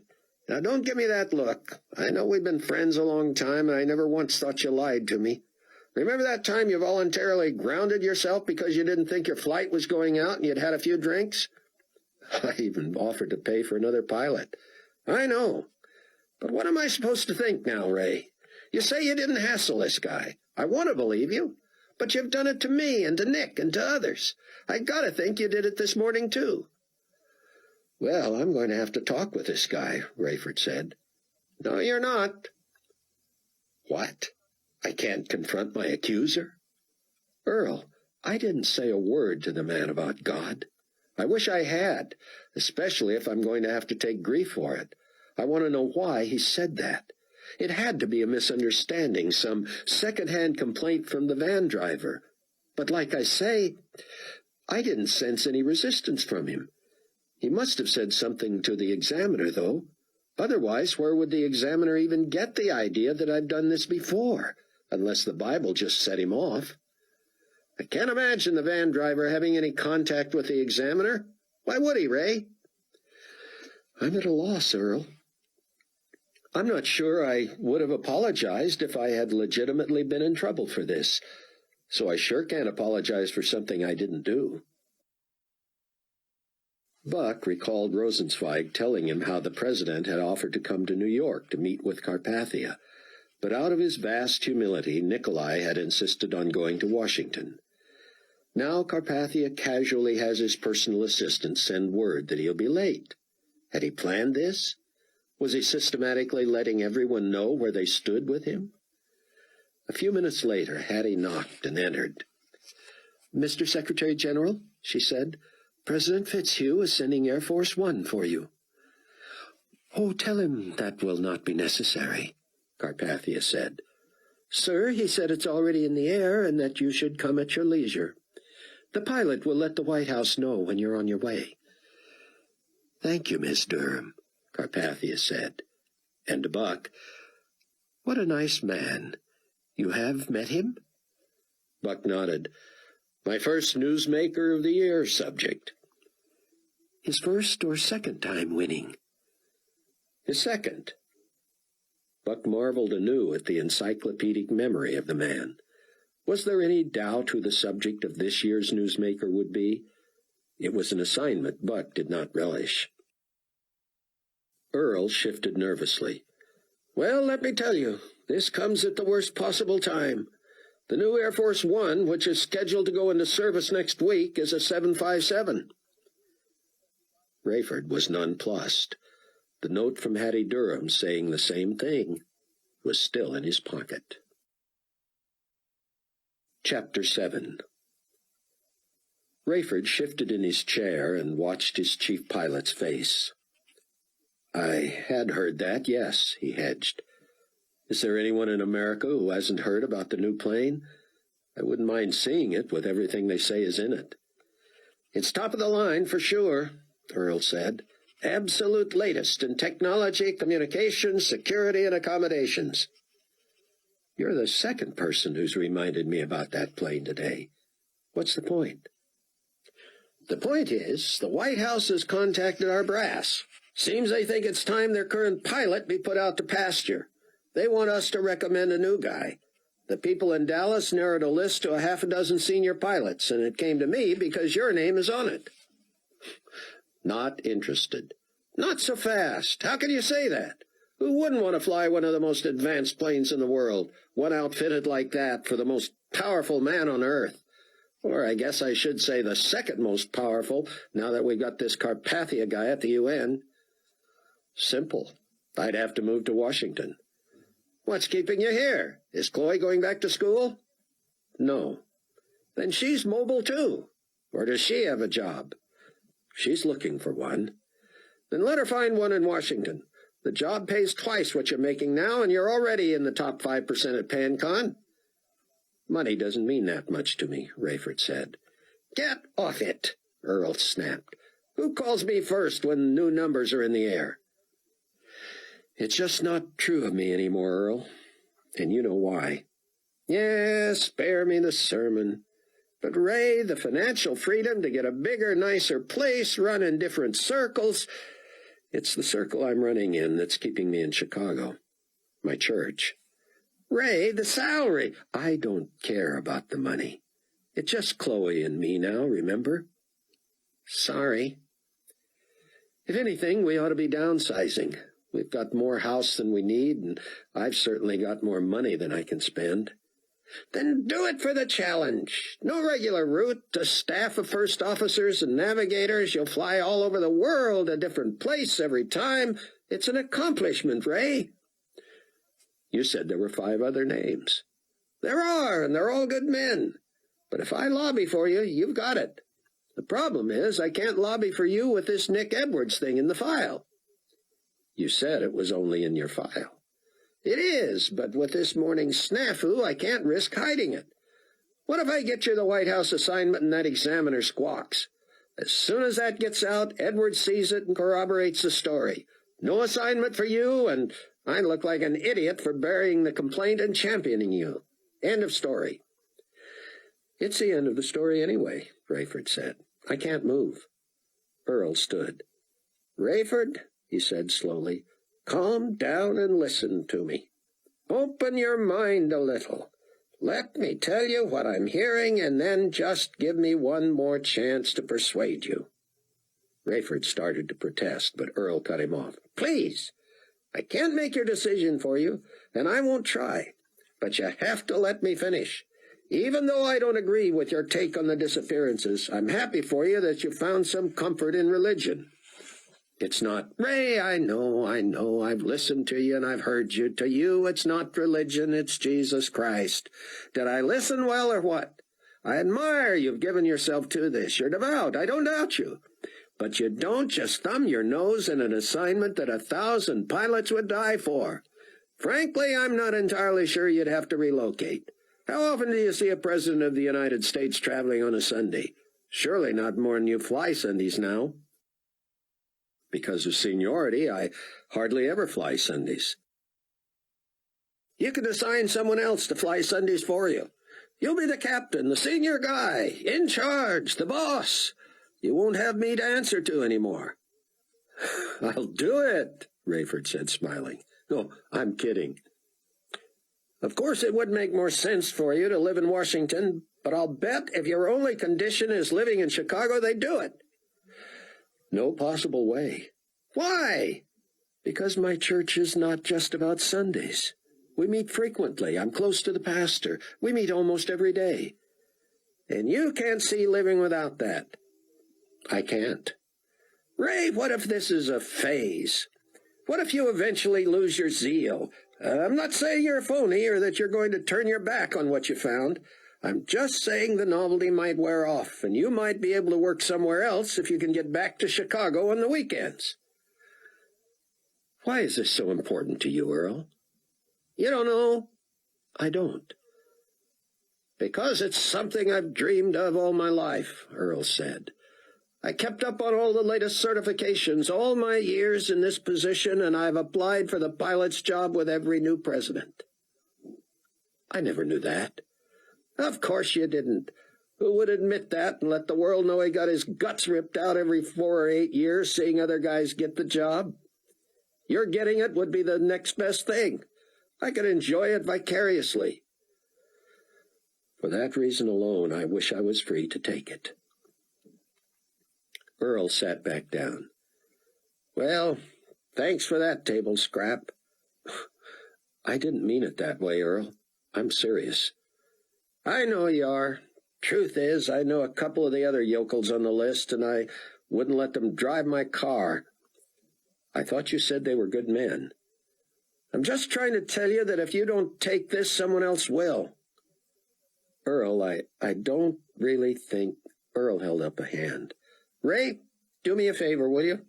Will you not decide right now? I mean, I know you've pretty much already decided, but would you hold off telling me officially until you've slept on it? I'll pray about it, Rayford conceded. I thought you might. Are you forbidding me from calling that examiner?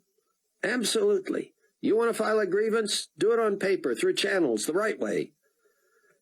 You sure you want to recommend a guy you don't believe for a job like this? If you tell me you didn't pressure the guy, I have to believe you. I didn't even broach the subject, Earl. This is crazy. Earl shook his head. Who did the complaint go to? My secretary. From? From his secretary, I guess. Can I see it?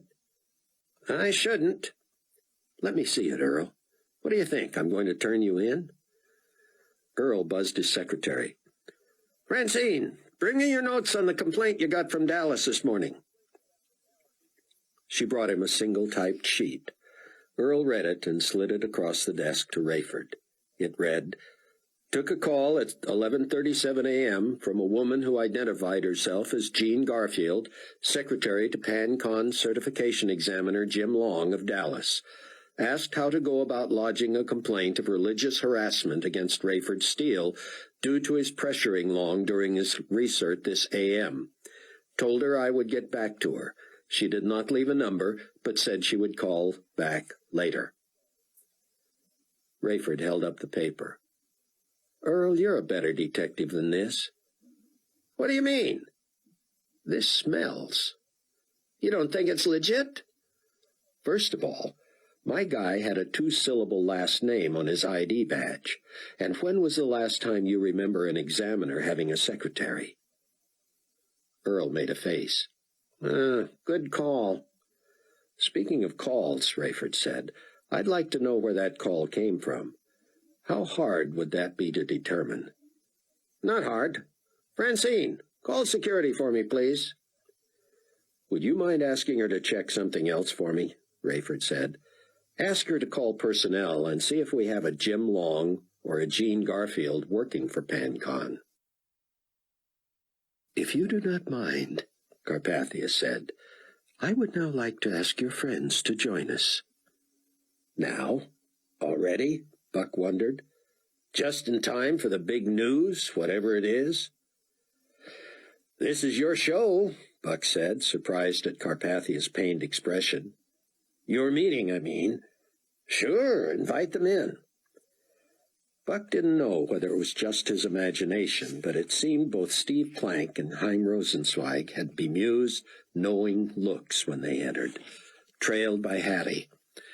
She set a chair from the conference table on the other side of Buck, and the men sat. Hattie left again. "Mr. Williams has a prerequisite," Carpathia announced to the low murmur from Plank and Rosenzweig. "He must be headquartered in Chicago." "That just helps narrow it down," Dr. Rosenzweig said. "Does it not?" "It does indeed," Carpathia said. Buck glanced at Plank, who was nodding. The Secretary General turned toward Buck. "Here is my offer. You become president and publisher of the Chicago Tribune, which I shall acquire from the Wrigley family within the next 2 months. I will rename it the Midwest Tribune, and publish it under the auspices of Global Community Enterprises. The headquarters will remain Tribune Tower in Chicago.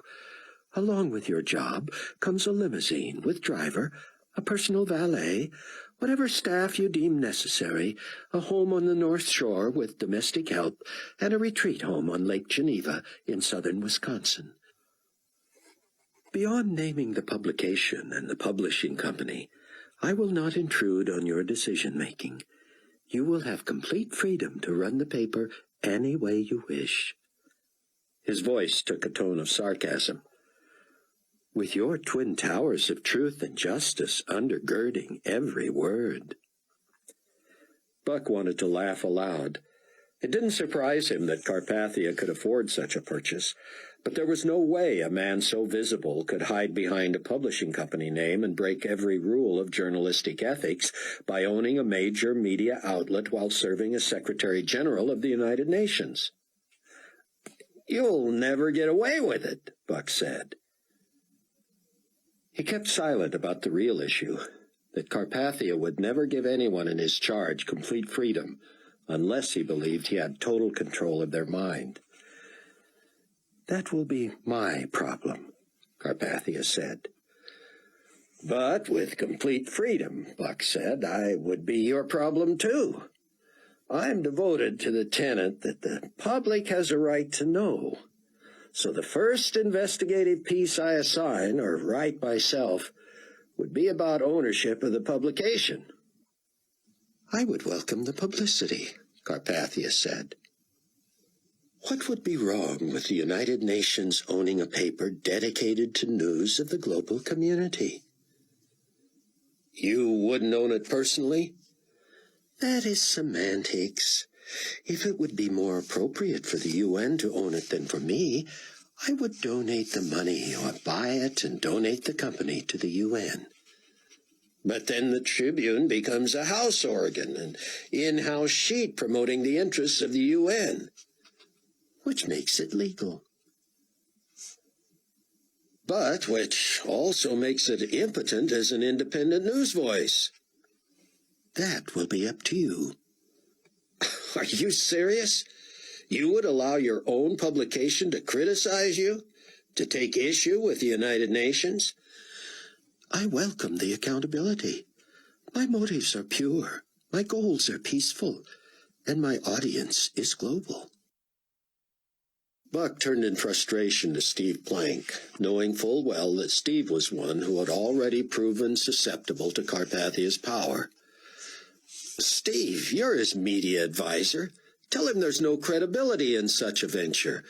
It would not be taken seriously. Wouldn't be taken seriously at first by other news media, Buck, Steve acknowledged. But it won't be long before Global Community Publishing owns those media services too. So, by monopolizing the publishing industry, you eliminate the competition and the public doesn't know the difference. Carpathia nodded. That is one way to phrase it. And if my motives were anything but ideal, I would have a problem with it too. But what is wrong with controlling global news when we are headed toward peace and harmony and unity? Where's the power to think for oneself? Buck asked. Where's the forum for diverse ideas? What happens to the court of public opinion? The court of public opinion, Steve said, is calling for more what the Secretary General has to offer. Buck was defeated, and he knew it. He couldn't expect Chaim Rosenzweig to understand the ethics of journalism, but when a veteran like Steve Plank could support a puff sheet for a benevolent dictator, what hope was there? I can't imagine being involved in such a venture, Buck said. I love this man, Carpathia exulted, and Plank and Rosenzweig smiled and nodded. Think about it. Mull it over. Somehow I will make it legal enough to be acceptable even to you, and then I will not take no for an answer. I want the paper, and I'm going to get it. I want you to run it, and I'm going to get you. Freedom, Buck Williams.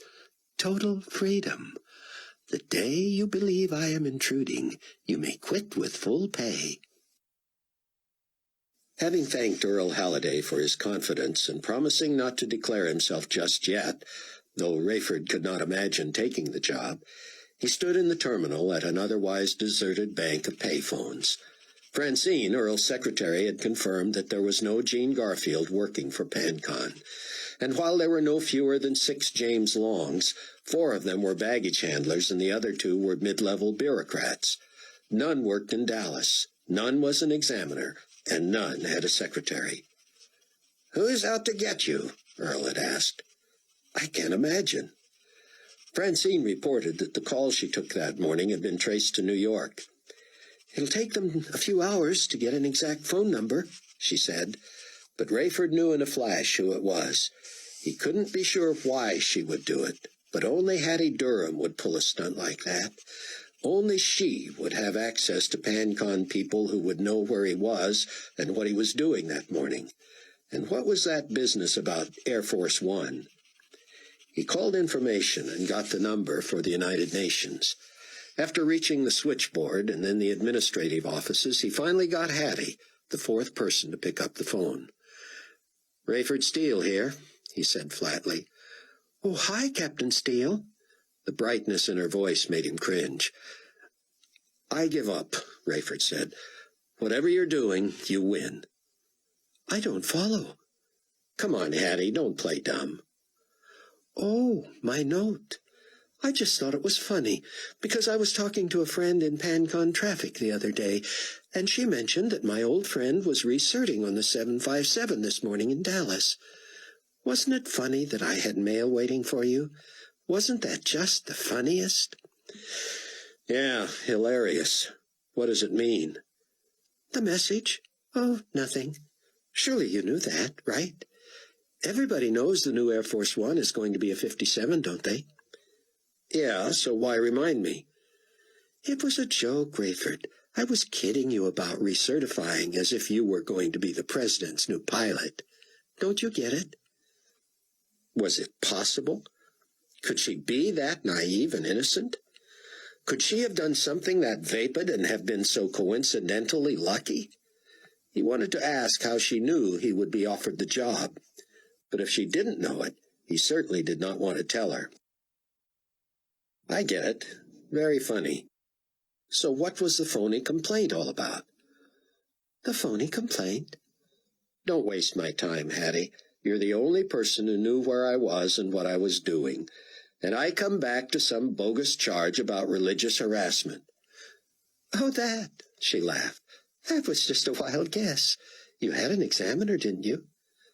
Yes, but I didn't. And you had to give him the big pitch, didn't you? No. Come now, Rayford. You gave it to me, to your own daughter, to Cameron Williams, to Earl Halliday, to just about everybody you've worked with since. Really? You didn't preach to the examiner? As a matter of fact, I didn't. Well, okay, so I guessed wrong. But it's still funny, don't you think? And the odds were with me.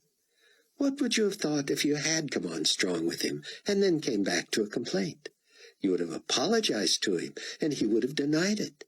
I love practical jokes. Come on, give me some credit. Hattie, if you're trying to get back at me for how I treated you, I suppose I deserve it. No, Rayford, it's not that. I'm over it. I'm over you. If we'd had a relationship, I would never be where I am today, and believe me, I never want to be anywhere else. But this isn't revenge. It was just supposed to be funny. If it doesn't amuse you, I'm sorry. It got me into trouble.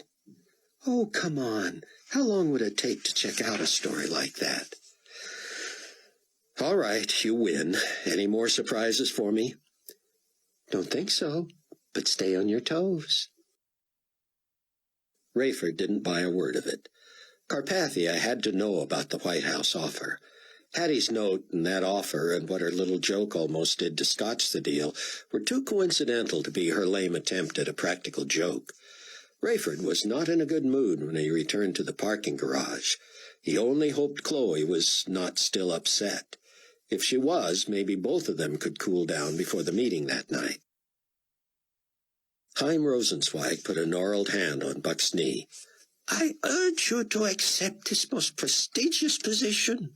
If you do not accept it, someone else will, and it will not be as good a paper. Buck was not about to argue with Chaim. Thank you, he said. I have a lot to think about. But accepting the offer was not something he was going to consider. How he longed to talk about this, first to Chloe and then to Bruce and Rayford. When Hattie Durham interrupted apologetically and moved to the desk to speak quietly with Carpathia, Steve began to whisper something to Buck. But Buck was blessed with the ability to discern what was worth listening to and what was worthy of ignoring. Right now, he decided it would be more profitable to eavesdrop on Hattie and Nikolai than to pay attention to Steve. He leaned toward Steve, pretending to listen. Buck knew Steve would be trying to sell him on the job, to assure him that it was Steve himself who lobbied for it, to admit that as a journalist it sounded crazy at first, but that this was a new world, blah, blah, blah. And so Buck nodded and maintained some eye contact, but he was listening to Hattie Durham and Carpathia. I just took a call from the target, she said. Yes, and? It didn't take him long to figure it out. And Air Force One? I don't think he has a clue. Good work. And the other? No response yet. Thank you, dear. The target. That didn't sound good. The rest of it he assumed had something to do with Carpathia's ride that afternoon on the president's plane. Carpathia turned his attention back to his guest. At the very least, Buck, talk this over with the people who care about you. And if you think of more specific dreams you would accomplish if resources were no object, remember that you are in the driver's seat right now. You are in a seller's market. I am the buyer, and I will get the man I want. You make me want to turn you down just to show I cannot be bought. And as I have said so many times, that is the very reason you are the man for the job. Do not make the mistake of passing up the opportunity of a lifetime just to prove a small point. Buck felt caught. On one side of him was a man he had admired and worked with for years, a journalist with principle. On the other was a man he loved like a father, a brilliant scientist who was in many ways naive enough to be the perfect foil, one of the pawns in an end-of-the-world chess game. Outside the door was an acquaintance he had met on an airplane when God had invaded the world. He had introduced her to Nikolai Carpathia just to show off. And look where they were now. Directly in front of him, smiling that handsome, disarming smile, was Carpathia himself. Of the four people Buck was dealing with that afternoon, Carpathia was the one he understood the most. He also understood that Carpathia was the one with whom he had the least influence. Was it too late to plead with Steve, to warn him of what he had gotten into? Too late to rescue Hattie from the stupidity of his introduction? Was Chaim too enamored with the geopolitical possibilities to listen to reason and truth? And if he did confide in any of them, would that be the end of any hope that he could keep the truth from Carpathia? That Buck himself was protected from his power by God? Buck couldn't wait to get back to Chicago. His condo was brand new and didn't seem familiar. His friends were new too, but there was no one in the world he trusted more. Bruce would listen and study and pray and offer counsel. Rayford, with that scientific, analytical, pragmatic mind, would make suggestions, never forcing opinions. But it was Chloe he missed the most. Was this of God? Had God impressed her upon Buck's mind at his most vulnerable moment with Carpathia? Buck hardly knew the woman. Woman? She was barely more than a girl, but she seemed, mature? More than mature. Magnetic.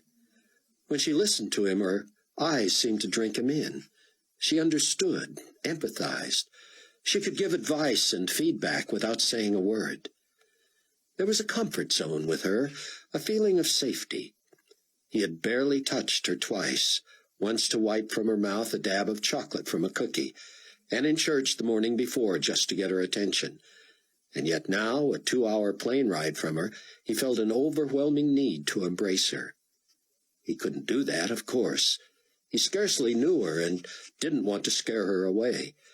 And yet, in his mind, he looked forward to the day when they felt comfortable enough to hold hands or draw close to each other.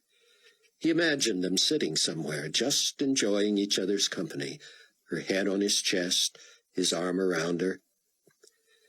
And he realized how desperately lonely he had become. Rayford found Chloe miserable.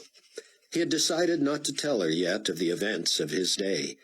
It had been too weird, and she had apparently had a doozy of a day herself. He held her, and she wept. Rayford noticed a huge bouquet of flowers sticking out of a wastebasket. "Those made it worse, Dad.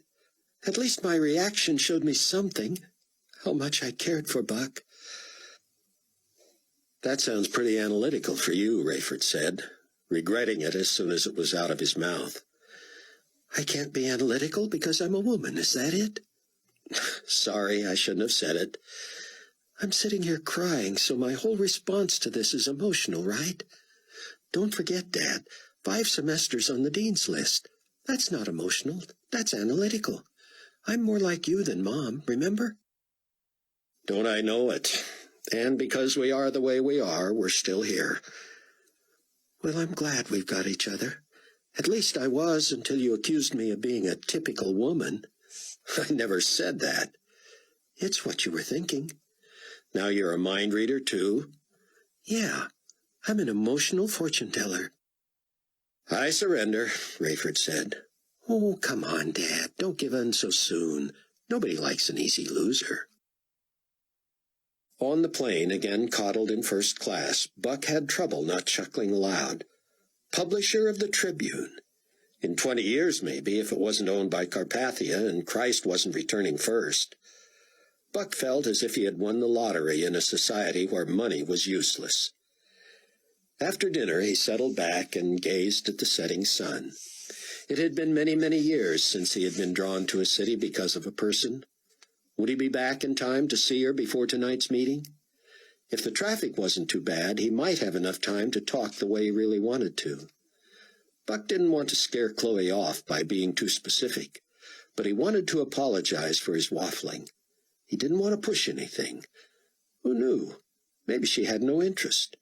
He was certain only that he did not want to be the one to close the door on any possibility. Maybe he should call her from the plane. Bruce offered me a job today, Chloe said. You're kidding, Rayford said. What? Something right up my alley. Study, research, preparation, teaching.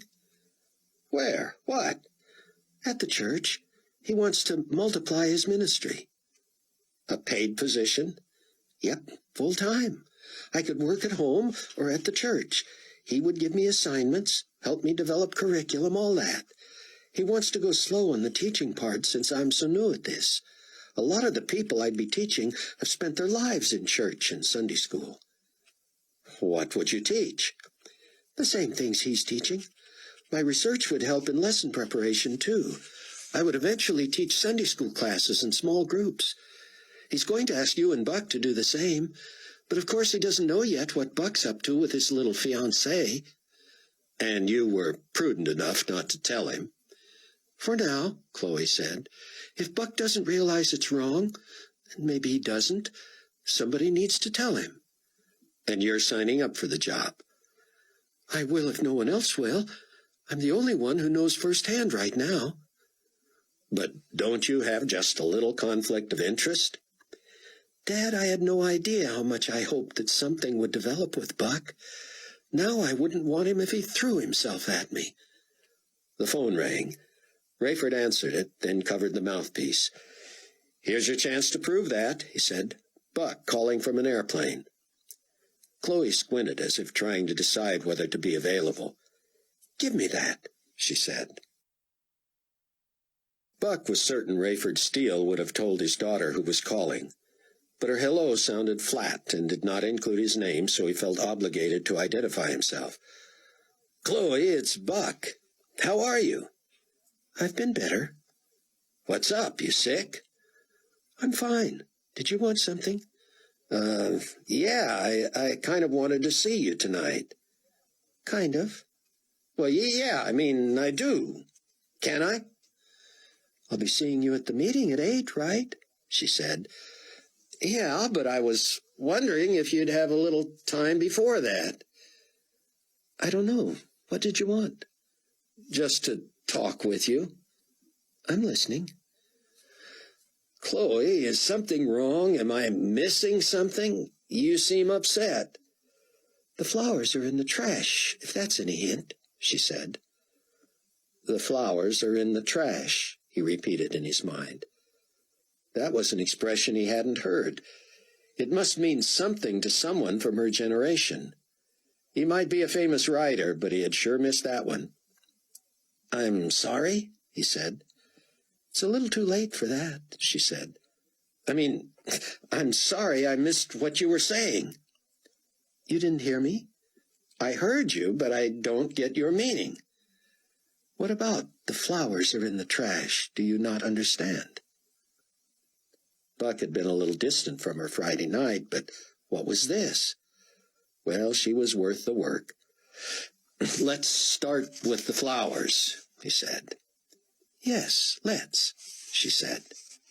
What flowers are we talking about? Rayford motioned with both hands for Chloe to take it easy. He was afraid she was going to blow, and whatever was going on, she sure wasn't giving Buck an inch. If there was any truth to what Chloe was alleging, she wasn't going to help restore him this way. Maybe Buck hadn't thrown off all the trappings of his former life. Maybe there were some areas that would have to be dealt with forthrightly. But wasn't that true of all 4 of them in the Tribulation Force? "I'll see you tonight, okay?" Chloe concluded. "No, not before the meeting. I don't know if I'll have time afterward or not." "Well, it depends on what time we get out, I guess." "Yes, he said 8 to 10, but, Buck, do you get it that I don't really want to talk to you right now? And I don't know if I'll want to talk later." "Yes, see you then." She hung up. "Oh, that man is persistent. I'm seeing a side of him I never imagined." "Still wish something would develop?" Rayford said. She shook her head. "Whatever was there has been snuffed out now." "But it still hurts." "It sure does. I just didn't realize how much I was getting my hopes up." "I'm sorry, honey." She sank to the couch and rested her face in her hands. "Dad, I know we didn't owe each other anything. But don't you think he and I talked enough and connected enough that I should have known if there was someone in his life?" "Seems like it, yes." "Did I just totally misread him? Does he think it's okay to say he's attracted to me without telling me he's unavailable?" "I can't imagine." Rayford didn't know what else to say. If there was anything to what Chloe was saying, he was beginning to lose respect for Buck, too. He seemed like such a good guy. Rayford only hoped they could help him. Buck was wounded. He still longed to see Chloe, but it was not the idealistic dream he had imagined. He had done something or not done something, and it was going to take more than a little apology over mixed signals to get to the bottom of it. The flowers are in the trash, he thought. Whatever in the world that meant. Chapter 8. Buck's condo door nudged a stack of boxes when he entered. He'd have to send Alice a thank-you note. He only wished he had time to start arranging his home office, but he had to get going if he hoped to catch Chloe before the meeting. He arrived at New Hope about a half hour early and saw Rayford's car parked next to Bruce's. Good, he thought. Everybody's here. He glanced at his watch. Had he forgotten the time change? Was he late? He hurried into the office and knocked on Bruce's door as he stepped in. Bruce and Rayford looked up awkwardly. It was just the 2 of them. I'm sorry. I guess I'm a little early." "Yeah, Buck," Bruce said. "We'll be a little while, and we'll see you at 8, all right?" "Sure, I'll just talk with Chloe. She here?" "She'll be along a little later," Rayford said. "Okay, I'll just wait for her out here." "Well, first of all," Bruce told Rayford, "congratulations. Regardless of what you decide to do, that is a fantastic honor and an accomplishment.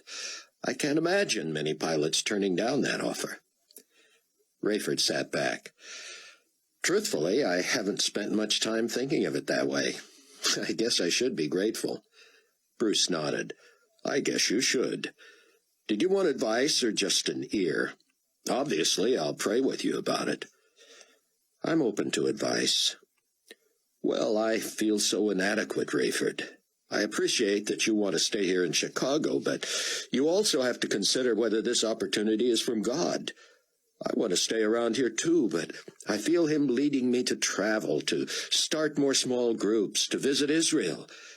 I know you're not staying here just for me, but that's part of it, Bruce. And I appreciate that, but who knows how long I'll be here." "We need you, Bruce. I think it's clear God has you here for a reason. I suppose Chloe told you that I'm looking for more teachers." "She did, and she's excited about it. And I'm willing to learn. Normally, a church wouldn't put brand new believers in the position of leaders or teachers, but there's no alternative now. I'm virtually a new believer myself. I know you'd make a good teacher, Rayford. The problem is I can't shake the thought that this opportunity with the president is a unique one that you should seriously consider.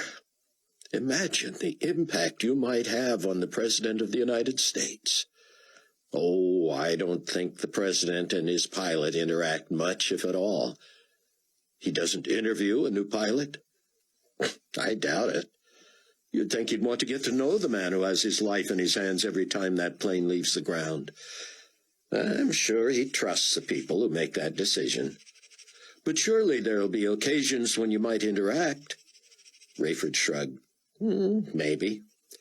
President Fitzhugh, strong and independent as he is, must be as personally frightened and searching as any private citizen. Think of the privilege of telling the leader of the free world about Christ. And losing my job over it, Rayford said. You'd have to pick your spots, of course. But the president lost several relatives in the rapture. What was it he said when asked what he made of it? Something about being sure it wasn't God's doing because he had always believed in God? You're talking about this as if I'm naturally going to take the job. Rayford, I can't make your decisions for you. But I need you to remember, your loyalty now is not to this church or to the Tribulation Force or to me. Your loyalty is to Christ. If you decide not to pursue this opportunity, you had better be dead sure it's not of God. It was just like Bruce, Rayford thought, to put a whole new spin on this. Do you think I should say anything to Chloe or Buck? We're all in this together, Bruce said. Meanwhile, Rayford said, let me bounce something else off you. How do you feel about romance during this point of history? Bruce suddenly looked uncomfortable. Good question, he said. Frankly, I know why you're asking. Rayford doubted that. I know the loneliness you must feel. At least you have Chloe for companionship, but you must have that same aching emptiness that I feel after losing my wife. I've thought about whether I'm to go on alone through the next 7 or so years. I don't like the prospect, but I know I'll be busy. To be very transparent with you, I suppose I harbor some hope that God might bring someone into my life. Right now is too soon, of course. I'll grieve and mourn my wife for a long time as if she were dead. I know she's in heaven, but she's dead to me. There are days when I feel so alone I can hardly breathe. This was as self-revelatory as Bruce had been since telling his own story of having missed the rapture, and Rayford was stunned that he had been the one to instigate it. He had merely been asking for Chloe's sake. She had become enamored of Buck, and if that wasn't going to work out, should she put herself in a situation where someone else might come along, or was that inappropriate given the few years left before Christ's return again? I'm just curious about the logistics, Rayford explained. If two people fell in love, what should they do about it? Does the Bible say anything about marriage during this period? Not specifically, Bruce said, as far as I can tell, but it doesn't prohibit it either. And kids, would it be prudent for a couple to bring children in this world now? I haven't thought about that, Bruce said. Would you want another child at your age? Bruce, I'm not going to marry again. I'm thinking of Chloe. I'm not saying she has any prospects, but if she did... Bruce squeaked back in his chair. Imagine having a baby now, he said. You wouldn't have to think about junior high school, let alone high school or college. You would be raising that child, preparing him or her for the return of Christ in just a few years. You'd also be guaranteeing a child a life of fear and danger, and a 75% chance of dying during the judgments to come. Bruce rested his chin in his hand, elbow on the desk. True enough, he said. I'd have to advise a lot of caution, prayer, and soul-searching before considering that. Buck had never been good at waiting. He browsed the shelves of the sitting area outside Bruce's office. Apparently, this was where the former pastor had stored his less frequently used reference works. There appeared to be dozens of books on esoteric Old Testament themes. Buck leafed through a few of them, finding them dry. Then he came across a church photo directory dated 2 years earlier.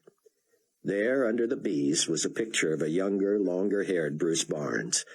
He looked a bit fuller in the face, wore a pasted-on smile, and surrounding him were his wife and children. What a treasure Bruce had lost. His wife was pleasant-looking and plump, with a weary but genuine smile. On the next page was Dr. Vernon Billings, the now-departed senior pastor. He looked at least in his mid-60s and was shown with his petite wife and 3 children and their respective spouses. Bruce had already said that the entire family had been raptured. Pastor Billings had a Henry Fonda-ish quality with deep crow's feet and a crinkly smile. He looked like a man Buck would have enjoyed knowing.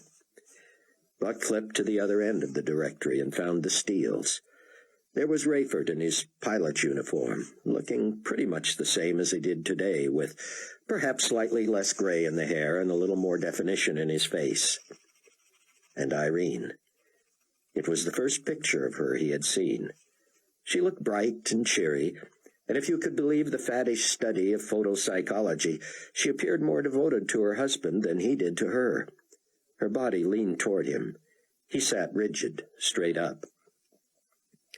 Also in the picture was Rayford Jr., identified in the caption as Ramey, 10. He and his mother had asterisks by their names. Rayford did not. And neither did Chloe, who was listed as 18, freshman, Stanford University, Palo Alto, California, not pictured. Buck flipped to the legend, which explained that an asterisk indicated a church member. The rest, he assumed, were mere attenders. Buck looked at his watch. 10 to 8. He peered out the window to the parking lot. The Steele's second car was there, next to Rayford's and Buck's and Bruce's. He put his hand on the glass to cut the glare and could make out Chloe behind the wheel. 10 minutes was hardly enough time to talk, but he could at least greet her and walk her inside. As soon as Buck stepped out the door, Chloe emerged from the car and hurried toward the church. "Hey," he said. "Hello, Buck," she said, clearly without enthusiasm. "Flowers still in the trash?" He tried, hoping for some clue to what was up with her. "As a matter of fact, they are," she said, brushing past him and opening the door herself. He followed her up the stairs, through the foyer, and into the offices. "I don't think they're ready for us yet," he said, as she went directly to Bruce's door and knocked. Apparently Bruce told her the same thing, and she backed out with an apology. Obviously, Chloe would rather be anywhere but there and looking at anything but him. She'd been crying, and her face was red and blotchy. He ached to reconnect with her. Something told him this was not just a mood, a part of her personality he would have to get used to. Something specific was plainly wrong, and Buck was in the middle of it. There was nothing he would rather do right then than get to the bottom of it. But that would have to wait. Chloe sat with her arms and legs crossed, her top leg swinging. "Look what I found," Buck said, thrusting the old church directory under her nose. She didn't even reach for it. She said. Buck opened it to the B's and showed her Bruce's and Dr. Billings' families. Suddenly she softened, took the directory and studied it. "Bruce's wife," she said softly. "And look at those children." "Your family is in there too," Buck said. Chloe took her time getting to the S's, studying page after page of pictures as if looking for anyone else she recognized. "Went to high school with him," she said idly. "She and I were in the same 4th grade. Mrs. Schultz was my freshman PE teacher."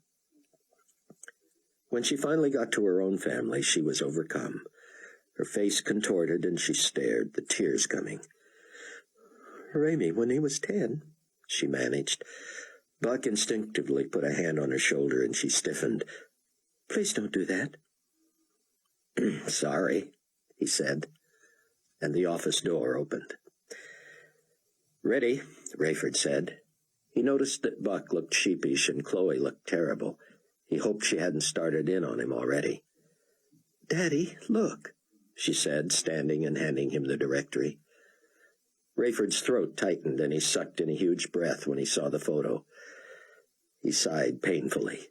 It was almost too much to take. He closed the directory and handed it to Buck, but at the same time he heard Bruce's chair squeak. "What are you guys looking at?" "Just this," Buck said, showing him the cover and trying to replace it in the bookshelf. But Bruce reached for it. "It's a couple of years old," Buck added. "About a month after we started coming here," Rayford said. Bruce flipped right to the picture of his family, stood studying it for several seconds, and said, "You're in here, Rayford?" "Yes," Rayford said simply, and Buck noticed him trying to get Chloe to move into the office. Bruce turned to the steel picture and nodded, smiling. He brought the directory back into the office with him, tucked it under his Bible and notebook, and opened the meeting in prayer. Bruce started a little emotionally, but he soon warmed to his topic. He was flipping from Revelation to Ezekiel and Daniel and back again, comparing the prophetic passages to what was happening in New York and the rest of the world. "Any of you hear the news about the 2 witnesses in Jerusalem today?" Buck shook his head, and Rayford did the same. Chloe did not respond. She was not taking notes either, or asking any questions. "A reporter said that a little band of 6 thugs tried to charge the 2, but they all wound up burned to death." "Burned?" Buck said.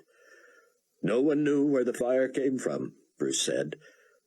"But we know, don't we?" "Do we?" "Look at Revelation 11. The angel tells the Apostle John, 'And I will give power to my 2 witnesses, and they will prophesy 1,260 days, clothed in sackcloth. These are the 2 olive trees and the 2 lampstands standing before the God of the earth. And if anyone wants to harm them, fire proceeds from their mouth and devours their enemies. And if anyone wants to harm them, he must be killed in this manner.'" "They breathe fire on them like dragons?" "It's right here in the book," Bruce said. "I'd like to see that on CNN, Buck said.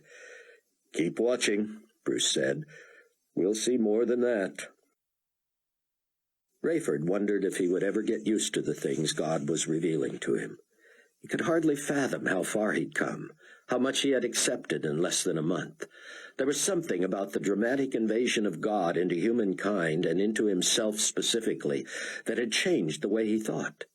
From being a man who had to have everything documented, he suddenly found himself believing without question the most ludicrous news accounts, as long as they were corroborated by Scripture. And the opposite was also true. He believed everything in the Bible. Sooner or later, the news would carry the same story. Bruce turned to Buck. "How did your day go?" To Rayford, it seemed like an inside question. "More to talk about than I can get into here," Buck said. "No kidding," Chloe snapped. It was the first thing she had said. Buck glanced at her and said, "I'll debrief you tomorrow, Bruce, and then we can talk about it here tomorrow night." "Oh, let's talk about it now," Chloe said. "We're all friends here." Rayford wished he could shush his own daughter, but she was an adult. If she wanted to press an issue, regardless of how she came across, that was her prerogative. "You don't even know where I was today," Buck told her, clearly puzzled. "But I know who you were with." Rayford saw the glance Buck shot at Bruce, but he didn't understand it. Obviously, something had transpired between the 2 of them that wasn't public knowledge yet. Could he have told Chloe that Buck met with Carpathia? "Did you?" Bruce shook his head. "I don't think you know, Chloe," Buck said. "Let me discuss it with Bruce tomorrow, and I'll bring it up for prayer in our meeting tomorrow night." "Yeah, sure," Chloe said. "But I have a question and a prayer request for tonight." Bruce looked at his watch. "Okay, shoot." "I'm wondering what you think about dating relationships during this time." "You're the second person who's asked me that today," Bruce said. "We must be lonely people." Chloe snorted, then scowled at Buck. She must assume it was Buck who asked Bruce that earlier, Rayford thought. "Let me make that a topic for one of our sessions," Bruce said. "How about the next one?" Chloe pressed. "All right, we can discuss it tomorrow night." "And can you add to it what the rules are for morality for new believers?" Chloe said. "Excuse me?" "Talk about how we're supposed to live now that we call ourselves followers of Christ. You know, like morals and sex and all of that." Buck winced. Chloe didn't sound like herself. "All right," Bruce said. "We can cover that. But I don't think it'll come as any great shock to you to know that the rules that applied before the rapture still apply. I mean, this could be a short lesson. We're called to purity, and I'm sure it won't surprise you." "It might not be so obvious to all of us," Chloe said. "We'll deal with it tomorrow night, then," Bruce said. "Anything else for right now?" Before anyone said anything, or even offered closing prayer requests, Chloe said, "Nope, see you tomorrow night, then." And she left. The three men prayed, and the meeting ended awkwardly, none of them wanting to talk, as Nikolai Carpathia had put it, about the elephant in the room. Buck arrived home frustrated. He was not used to being unable to fix something, and most maddening, he didn't even know what was wrong.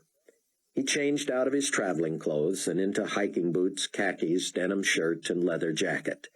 He phoned the Steeles. Rayford answered, but after a few minutes came back to the phone to say that Chloe was unavailable. Buck was only guessing, but it sounded as if Rayford was as frustrated with her as he was. "Rayford, is she standing right there?" "That's correct." "Do you have any idea what her problem is?" "Not totally." "I want to get to the bottom of it," Buck said. "I concur with that." "I mean tonight." "Affirmative, absolutely. You can try her again tomorrow." "Rayford, are you telling me it's all right for me to come there right now?" "Yes, you're right. I can't promise she'll be here, but try again tomorrow." "So, if I came there right now, I would not be offending you?" "Not at all. We'll expect your call tomorrow, then." "I'm on my way." "Okay, Buck. Talk to you then." Rayford didn't like deceiving Chloe. It was almost like lying. But he had enjoyed the coded banter with Buck. He remembered a little tiff he'd had when dating Irene years before. She was very upset with him over something and told him she didn't want him to call her until he heard from her, and she stormed off. He hadn't known what to do, but his mother gave him some advice. "You go to her right now, find her, and put the ball in her court. She can walk away from you once, but if she sends you away when you're coming after her, then you'll know she's serious. She may not know her own mind, but down deep, if I know women, I know she'd rather you pursue her than let her run." And so in a way he had encouraged Buck's instinct to do the same with Chloe. He knew they weren't an item yet, but he thought they both wanted it that way. He had no idea what this other woman in Buck's life was all about, but he was sure that if Buck forced the issue, Chloe would confront him about her and find out. If Buck was living with someone, that was a problem for Rayford and Bruce as well as for Chloe. But Chloe's evidence seemed thin at best. "So, he's going to try to call me tomorrow," Chloe said. That's what I told him." "How did he react?"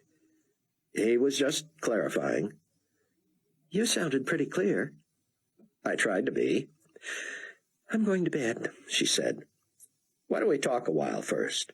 "I'm tired, Dad, and I'm talked out." She moved toward the stairs. Rayford stalled her. "So, will you take his call tomorrow, you think?" "I doubt it. I want to see how he reacts to Bruce's teaching tomorrow night." "How do you think he'll react?" "Dad, how should I know? All I know is what I saw this morning. Now let me go to bed." "I just want to hear you out on this, hon. Talk to me." "I'll talk to you tomorrow." "Well, would you stay up and talk to me if I talked about me and my job situation instead of you and Buck?" "Don't put me and Buck in the same sentence, Dad.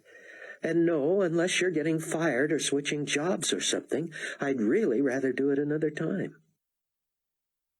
Rayford knew he could snag her attention with what had happened to him that day, from the note from Hattie to the bogus harassment charge to the meeting with Earl Halliday. But he was more in a mood to talk about all that than she was. Want to help me tidy up the kitchen? Daddy, the kitchen is spotless. Anything you need done around here, I'll do tomorrow, all right? Coffee timer set for the morning? Programmed since the beginning of time, Dad. What's with you? I'm just feeling a little lonely, not ready to turn in yet. If you need me to stay up with you, I will, Dad. But why don't you just watch some TV and relax? Rayford couldn't delay her any longer. I'll do that, he said. I'll be right down here in the living room with the TV on, okay? She gave him a funny look and matched his tone. And I'll be right up in my room at the top of the stairs with my light off, okay? He nodded. She shook her head. Now that we have both reported in and we know where the other will be and what we'll be doing, am I excused? You're excused. Rayford waited until Chloe started up the stairs to turn on the front porch light. Buck knew the address and the general area, but he had not been there before. The news was ending and only talk shows coming on, but Rayford didn't care. He was sitting there only as a diversion anyway. He glanced through the curtains looking for Buck's car. Dad, Chloe called down. Could you turn that down a little, or watch in your room? I'll turn it down, he said, as headlights briefly flooded the living room and came up the drive. Before he adjusted the volume, he hurried to the door and intercepted Buck before he rang the bell. I'm going upstairs to bed, he whispered. Give me a second, and then ring the bell. I'll be in the shower, and she'll have to answer it. Rayford shut and deadbolted the door. He turned the television off and went upstairs. As he passed Chloe's room, he heard, Daddy, you didn't have to turn it off, just down. It's all right, he said. I'm going to take a shower and get to bed. Night, Dad. Night, Chloe. Rayford stood in the shower with the water off and the master bath door open. As soon as he heard the doorbell, he turned on the water. He heard Chloe call, Dad, someone's at the door. I'm in the shower. Oh, Dad. This was a great idea, Buck thought, impressed that Rayford Steele trusted him enough to let him talk to his daughter when she obviously had something against him. He waited a moment and rang the bell again.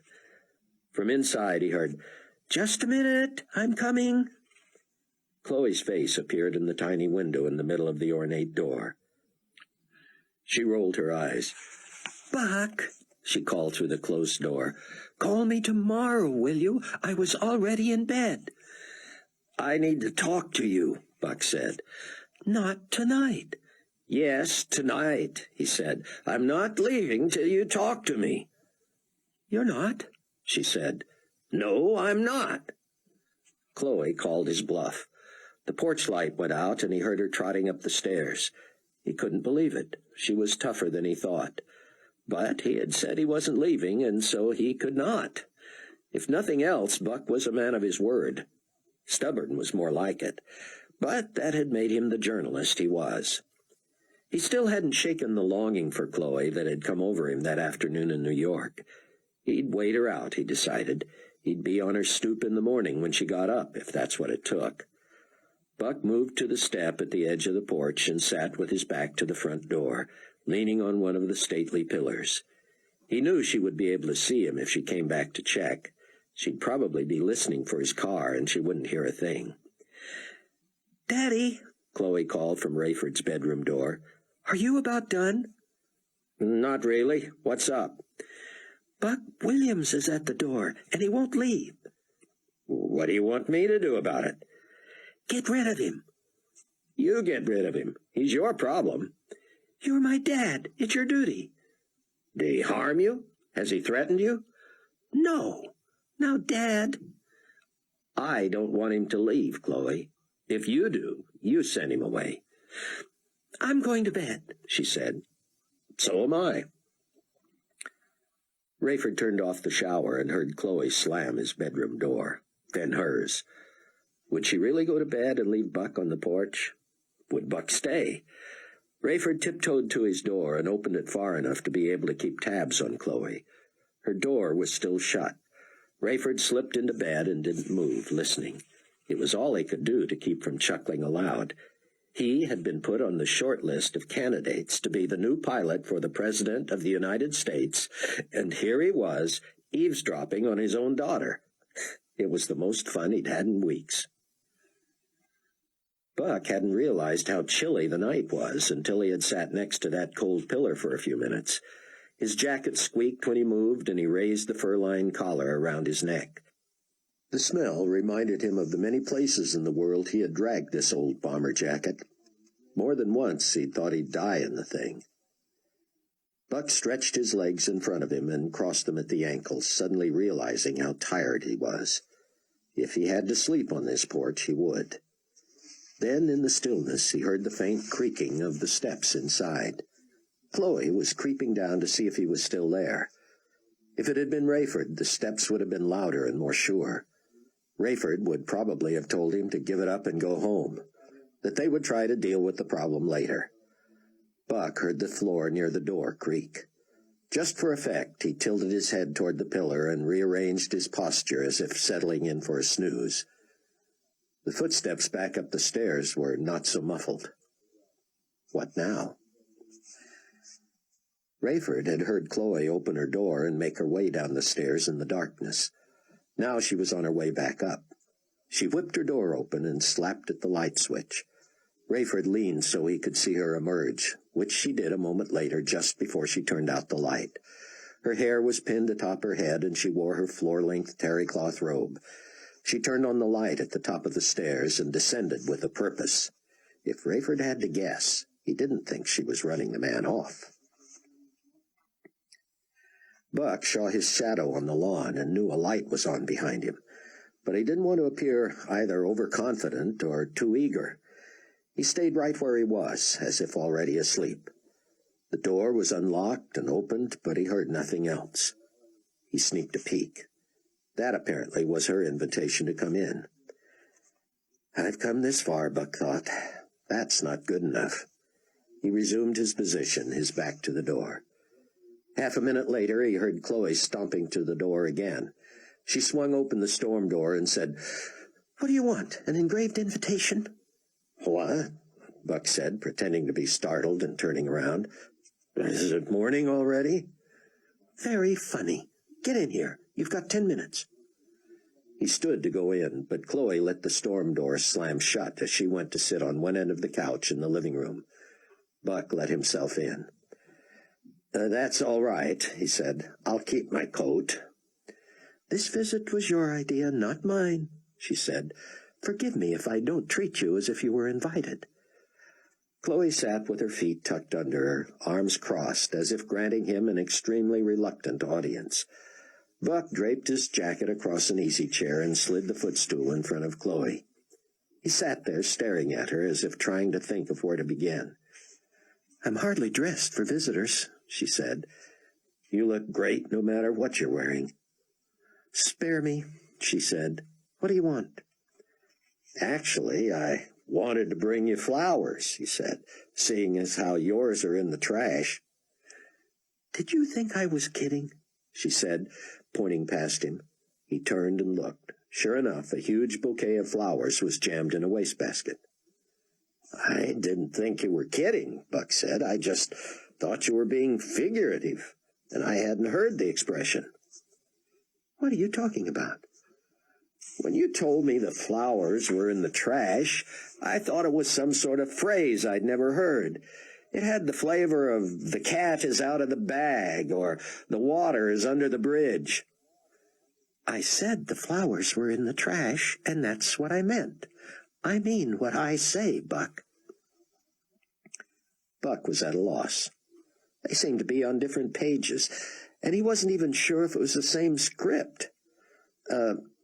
Could you tell me why the flowers are in the trash? Maybe that would help clarify things for me. Because I didn't want them. Oh, silly me. Makes sense. And you didn't want them because... He stopped and shook his head as if she should fill in the blank. They insult me because of where they came from. And where did they come from? Okay, then because of who they came from. And they came from whom? Oh, Buck, really, I don't have time for this, and I'm not in the mood. Chloe moved to stand, and suddenly Buck was angry. Chloe, wait just a minute. She sat back down and folded up again, looking perturbed. You owe me an explanation. No, you owe me an explanation.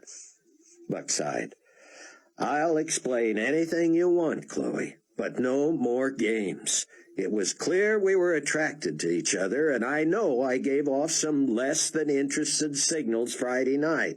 But today I realized, this morning, she interrupted, obviously fighting tears, I discovered why you seemed to have lost interest all of a sudden.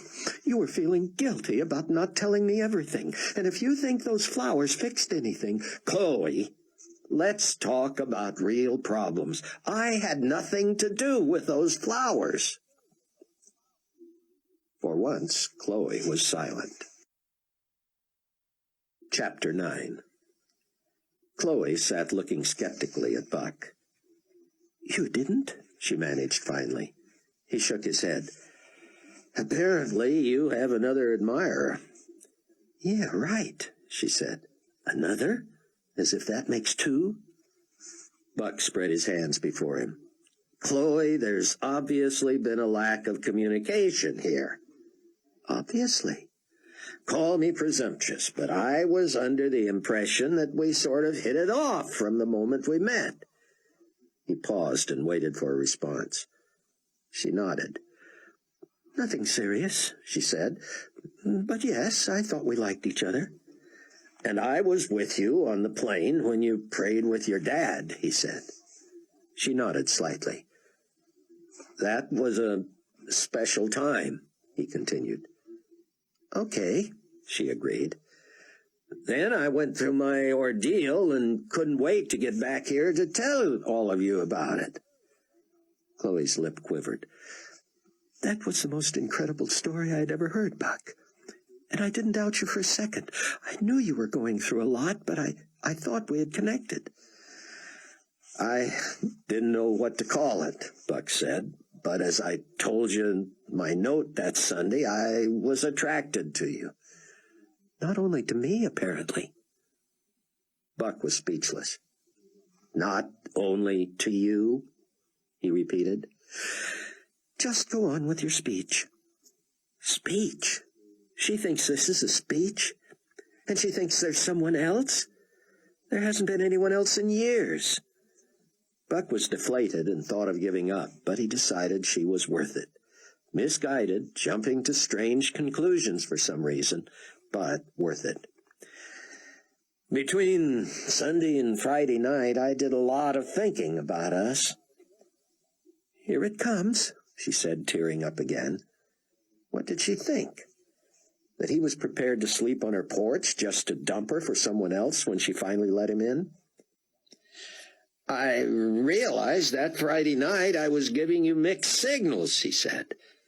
Well, maybe not so mixed. I was pulling away. There wasn't much to pull away from.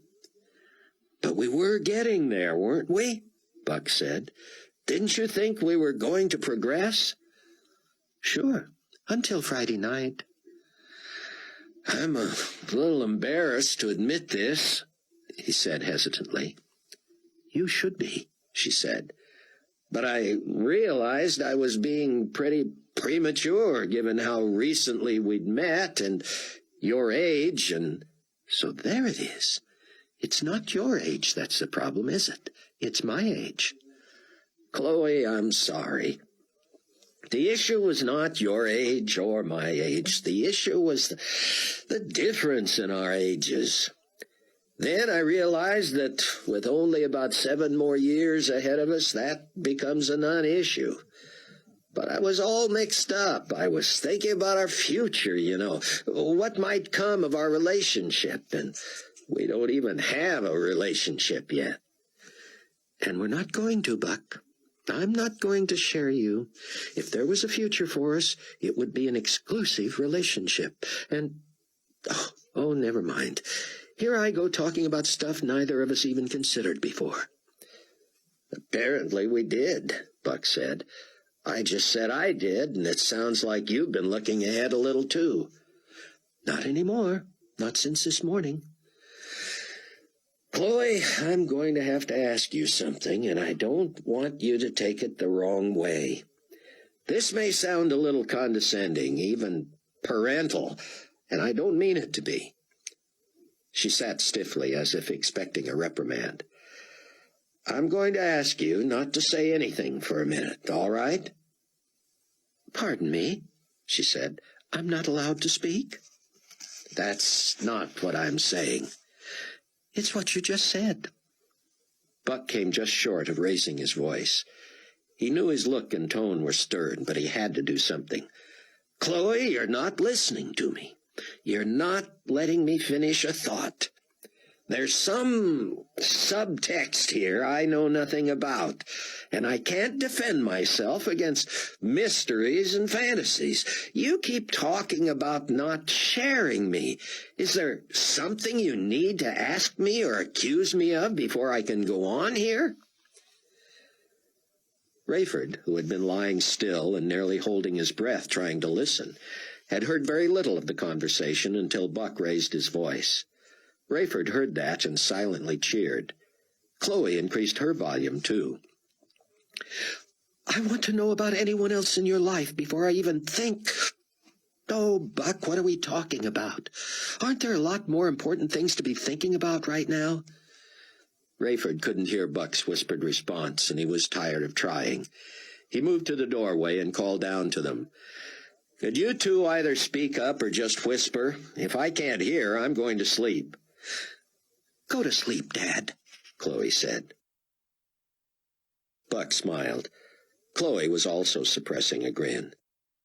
Chloe, all weekend I've been thinking about all the more important things we have to think about. I almost had myself talked into giving you the let's be friends routine until I was sitting in that office this afternoon and you came over me. I came over you?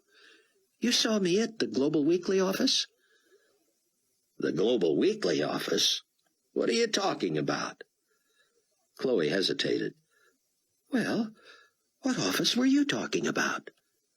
Buck grimaced. He hadn't planned to talk about his meeting with Carpathia. Can we save that until we're back on even ground here? I was saying I was suddenly overwhelmed with the need to see you, to talk to you, to get back to you. Back from where? Or back from whom, I should ask. Well, I'd rather not get into that until I think you're ready to hear it. I'm ready, Buck, because I already know.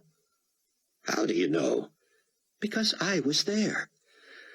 Chloe, if you were at the Chicago Bureau office, then you know I wasn't there today. I mean, except for early this morning. So you were there? I was just dropping off some keys to Alice. Alice? That's her name? Buck nodded, lost. What's her last name, Buck? Her last name? I don't know. I've always just called her Alice. She's new. She replaced Lucinda's secretary who disappeared. You want me to believe you really don't know her last name? Why should I lie about that? Do you know her? Chloe's eyes bored into him. Buck knew they were finally getting somewhere. He just didn't know where. I can't say I know her exactly, Chloe said. I just talked to her, that's all. You talked to Alice, he repeated, trying to make it compute. She told me you and she were engaged. Oh, she did not, Buck shouted, then quieted, peeking up the stairs. What are you talking about? We're talking about the same Alice, aren't we? Chloe said. Skinny, spiky dark hair, short skirt, works at Global Weekly. That's her, Buck nodded. But don't you think I'd know her last name if we were engaged? Plus, that would be mighty big news to her fiancé. So, she's engaged, but not to you? Chloe said, sounding doubtful. She told me something about picking up her fiancé today, he said. Chloe looked stricken. Do you mind if I ask how you happened to be at the Weekly and talking to her? Were you looking for me? As a matter of fact, I was, Chloe said. I'd seen her earlier, and I was surprised to see her there. Like I said, Chloe, I wasn't there today. Where were you? I asked you first. Where had you seen Alice? Chloe spoke so softly Buck had to lean forward to hear. At your condo. Buck sat back, everything coming into focus. He wanted to laugh, but poor Chloe. He fought to stay serious. It's my fault, he said. I invited you, my plans changed, and I never told you. She had your keys, Chloe whispered. Buck shook his head sympathetically. I gave them to her so she could deliver some equipment I was expecting at the office. I had to be in New York today. Buck's frustration with Chloe melted into sympathy. She couldn't maintain eye contact, and she was clearly on the verge of tears. So, you really didn't send the flowers? She whispered. If I'd known I needed to, I would have. Chloe uncrossed her arms and buried her face in her hands. Buck, I'm so embarrassed, she moaned, and the tears came. I have no excuse. I was worried after Friday night, and then I just made a big thing out of nothing. I didn't know you cared that much, Buck said. Of course I cared. But I can't expect you to understand or to forgive me after I've been such a... Oh, if you don't even want to see me again, I'd understand. She was still hiding her face. You'd better go, she added. I wasn't presentable when you got here, and I'm certainly not now. Is it all right if I sleep on your porch? 'Cause I'd like to be here when you are presentable. She peeked at him through her hands and smiled through her tears. You don't have to do this, Buck. Chloe, I'm just sorry I contributed to this by not telling you about my trip. No, Buck, it was all my fault, and I'm so sorry. Okay, he said. You're sorry, and I forgive you. Can that be the end of it? That's just going to make me cry more. What'd I do now? You're just being too sweet about this. I can't win. Give me a minute, will you? Chloe sprang from the couch and hurried up the stairs. Ever since asking them to either speak up or quiet down, Rayford had been sitting just out of sight at the top of the stairs. He tried to get up and sneak back into the master bedroom, but he was just rising when Chloe nearly ran into him. Dad, she whispered, what are you doing? Eavesdropping. What does it look like? You're awful. I'm awful. Look what you did to Buck. Way to hang a guy before he's tried. Dad, I was such a fool. It was just a comedy of errors, son, and like Buck said, it only shows how much you cared. Did you know he was coming? Rayford nodded. Tonight? You knew he was coming tonight? Guilty. And you made me answer the door. So, shoot me. I ought to. No, you ought to thank me. That's for sure. You can go to bed now. I'm going to change and see if Buck wants to take a walk. So, you're saying I can't come along? Or even follow from a distance? Buck heard whispering upstairs, then water running and drawers opening and shutting. Chloe came back down in jeans and a sweatshirt, a jacket, a cap, and tennis shoes. Do you have to go, she said, or do you want to take a walk? You're not kicking me out after all? We need to talk somewhere else so Dad can get to sleep. We were keeping him up? Sort of. Rayford heard the front door shut, then knelt by his bed. He prayed Chloe and Buck would be good for each other, regardless of what the future held for them. Even if they became only good friends, he would be grateful for that. He crawled into bed, falling into a light, fitful sleep, listening for Chloe's return and praying about the opportunity that had been presented him that day. The night was nippy but clear as midnight approached. "Buck," Chloe said as they turned a corner to wend their way through the fashionable Arlington Heights subdivision, "I just want to say again how—" Buck stopped and snagged Chloe's jacket sleeve. "Chloe, don't. We've only got 7 years. We can't live in the past. We've both stumbled this weekend and we've apologized, so let's be done with it." "Really?" "Absolutely." They continued walking. "Of course, I'm going to need to find out who's sending you flowers." "I've been thinking about that, and I have a suspicion." "Who?" "It's kind of embarrassing because that might have been my fault too." "Your old boyfriend?" "No. I told you when we first met. We dated when I was a freshman and he was a senior. He graduated and I never heard from him again. He's married." "Then it had better not be him. Any other guys at Stanford who wish you would come back?" "Nobody with the style to send flowers." "Your dad?" "He already denied it." "Who does that leave?" "Think about it," Chloe said. Buck squinted and thought. "Bruce? Oh, no, you don't think—" "Who else is there?" "How would you have encouraged him?" "I don't know. I like him a lot. I admire him. His honesty moves me, and he's so passionate and sincere." "I know, and he has to be lonely. But it's only been a few weeks since he lost his family. I can't imagine it would be him." "I tell him I enjoy his messages," Chloe said. "Maybe I'm being more friendly than I need to be.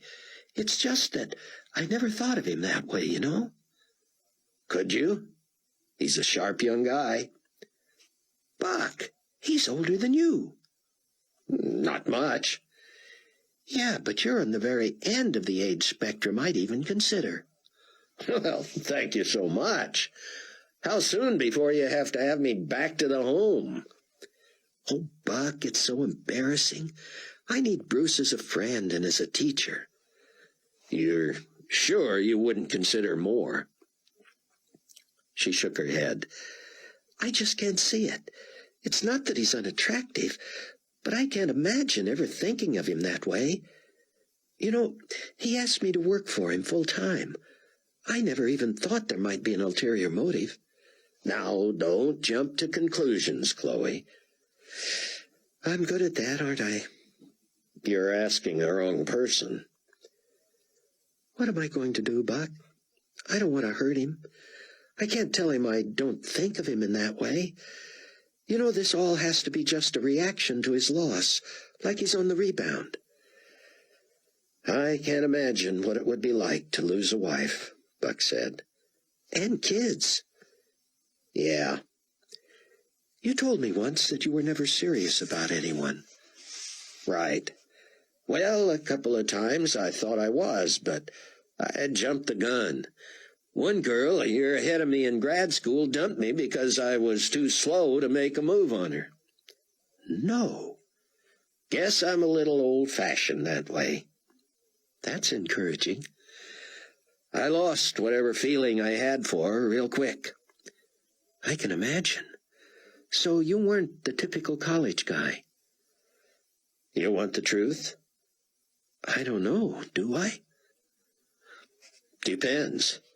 Would you rather hear that I have all kinds of experience because I'm such a cool guy, or that I'm a virgin?" "You're going to tell me whatever I want to hear?" "I'm going to tell you the truth. I just wouldn't mind knowing in advance which you'd want to hear." "Experienced or a virgin?" Chloe repeated. "That's a no-brainer. Definitely the latter." "Bingo," Buck said softly, more from embarrassment than from braggadocio. "Wow," Chloe said. That's something to be proud of these days. I have to say I'm more grateful than proud. My reasons were not as pure as they would be today. I mean, I know it would have been wrong to sleep around, but I didn't abstain out of any sense of morality. When I had opportunities, I wasn't interested. And I was so focused on my studies and my future, I didn't have that many opportunities. Truth is, people always assumed I got around because I ran in pretty fast circles. But I was backward when it came to stuff like that. Kind of conservative. You're apologizing. Maybe. I don't mean to be. It's kind of embarrassing to be my age and totally inexperienced. I've always been sort of ahead of my generation in other ways. That's an understatement, Chloe said. You think God was protecting you even before you were aware of him? I never thought of it that way, but it very well could be. I've never had to worry about disease and all the emotional stuff that goes with intimate relationships. Buck self-consciously rubbed the back of his neck. This is embarrassing you, isn't it? Chloe said. Yeah, a little. So I suppose you'd rather not hear about my sexual experience or lack of it? Buck grimaced. If you don't mind. See, I'm only 30, and I feel like an old-timer when you even use the word sex. So maybe you should spare me. But, Buck, what if something comes of our relationship? Aren't you going to be curious? Maybe I'll ask you then. But what if by then you're already madly in love with me and you find out something you can't live with? Buck was ashamed of himself. It was one thing to admit to a woman that you're a virgin when it seemed to put you in one of the smaller minorities in the world. But she was so straightforward, so direct.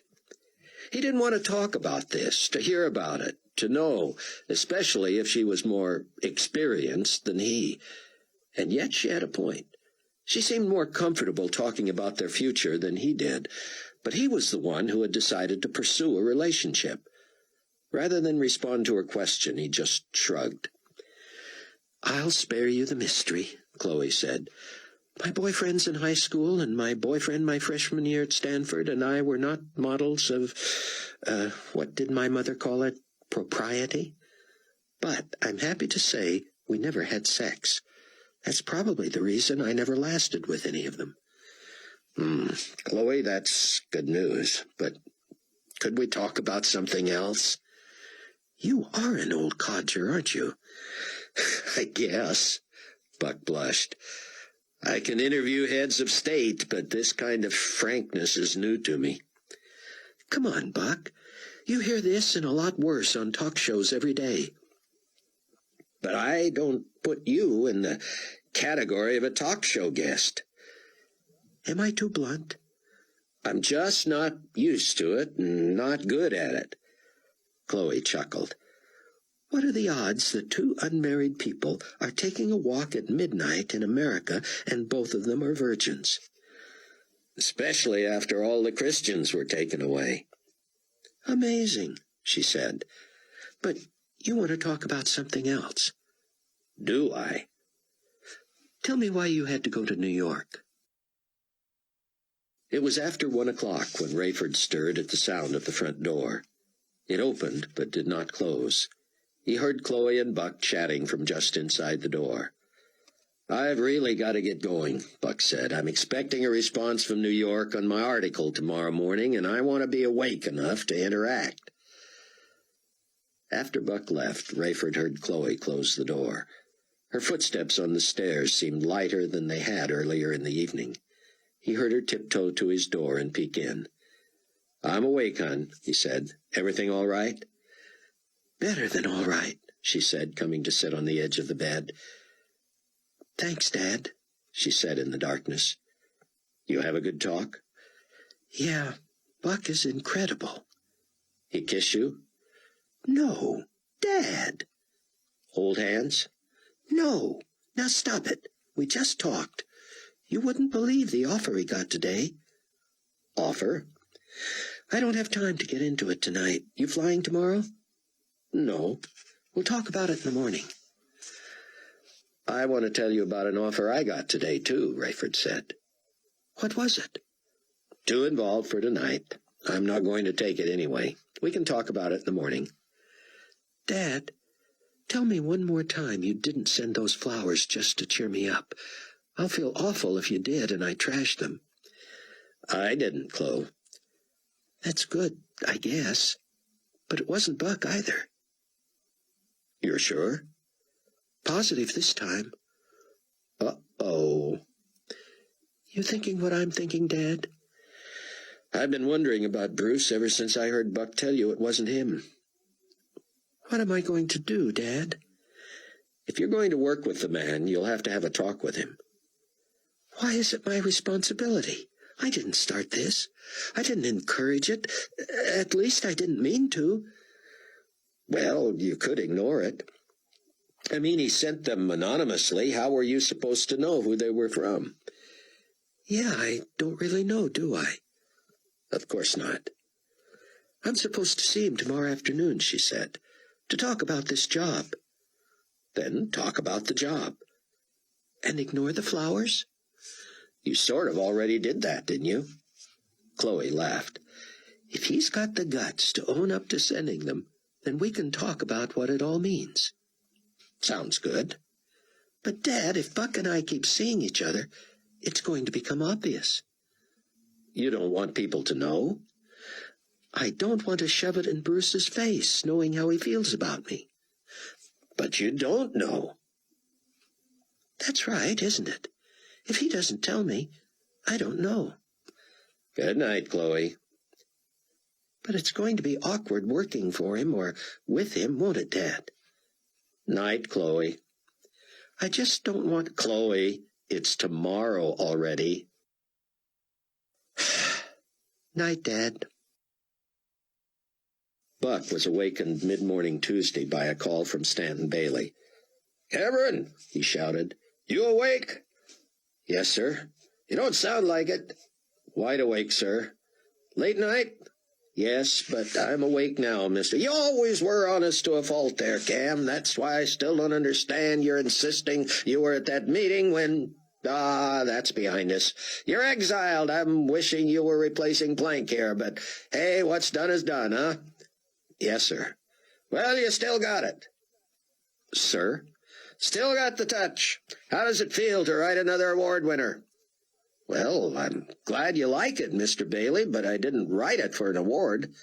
"We never do we?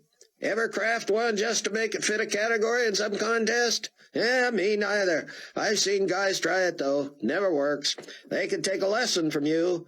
Thorough, long but tight, all the quotes, all the angles, fair to every opinion. I thought it was real good of you not to make the alien kooks and the religious wackos look stupid. Everybody's got a right to his own opinion, right? And these represent the heartland of America, whether they believe it was something green from Mars or Jesus on a horse." "Sir?" "Or whatever imagery that is, you know what I mean. Anyway, this thing's a masterpiece, and I appreciate your usual great job and not letting this other business get you down. You keep up the good work. Stay there in Chicago for an appropriate amount of time, so it still looks like I've got some control over my star guy, and you'll be back in New York before you know it. When's your lease up?" "A year, but actually I like it here." "Very funny. Just talk to me when they start pushing you on that lease, Cameron. We'll get you back here. I don't know about executive editor, because we got to fill that before then. Probably wouldn't make much sense, you going from the wilderness to the saddle, but we'll at least get your salary back up where it belongs. You'll be back here doing what you do best." "Well, thanks." "Hey, take the day off. This thing will hit the stands a week from yesterday, and you'll be the talk of the town for a few days." "I just might take you up on that." "And listen, Cameron, stay out of that little gal's hair there. What's her name?" "Verna Z." "Yeah, Verna. She'll do all right, but just leave her alone. You don't even have to be over there unless you need to be for some reason. What's next on your plate?" "Steve's trying to get me to go to Israel next week for the signing of the treaty between Israel and the UN. We got a slew of people going, Cameron. I was going to put the religion editor on the cover story." Jimmy Borland? Problem? Well, first, I don't see it as a religious story, especially with the one world religion meeting going on in New York at the same time. The Jews talking about rebuilding the temple and the Catholics voting on the new pope, and this is going to sound self-serving, but do you really think Jimmy can handle the cover story? Probably not. Just seemed like a good fit. He's been over there so many times on his beat, and just about anything Israel does can be considered religious, right? Not necessarily. I always liked that you talk to me straight, Cameron. Too many us people around here. So you don't think this is a religious thing because it's happening in the so-called Holy Land. Anything Carpathia is involved in is geopolitical, even if it has some religious ramifications.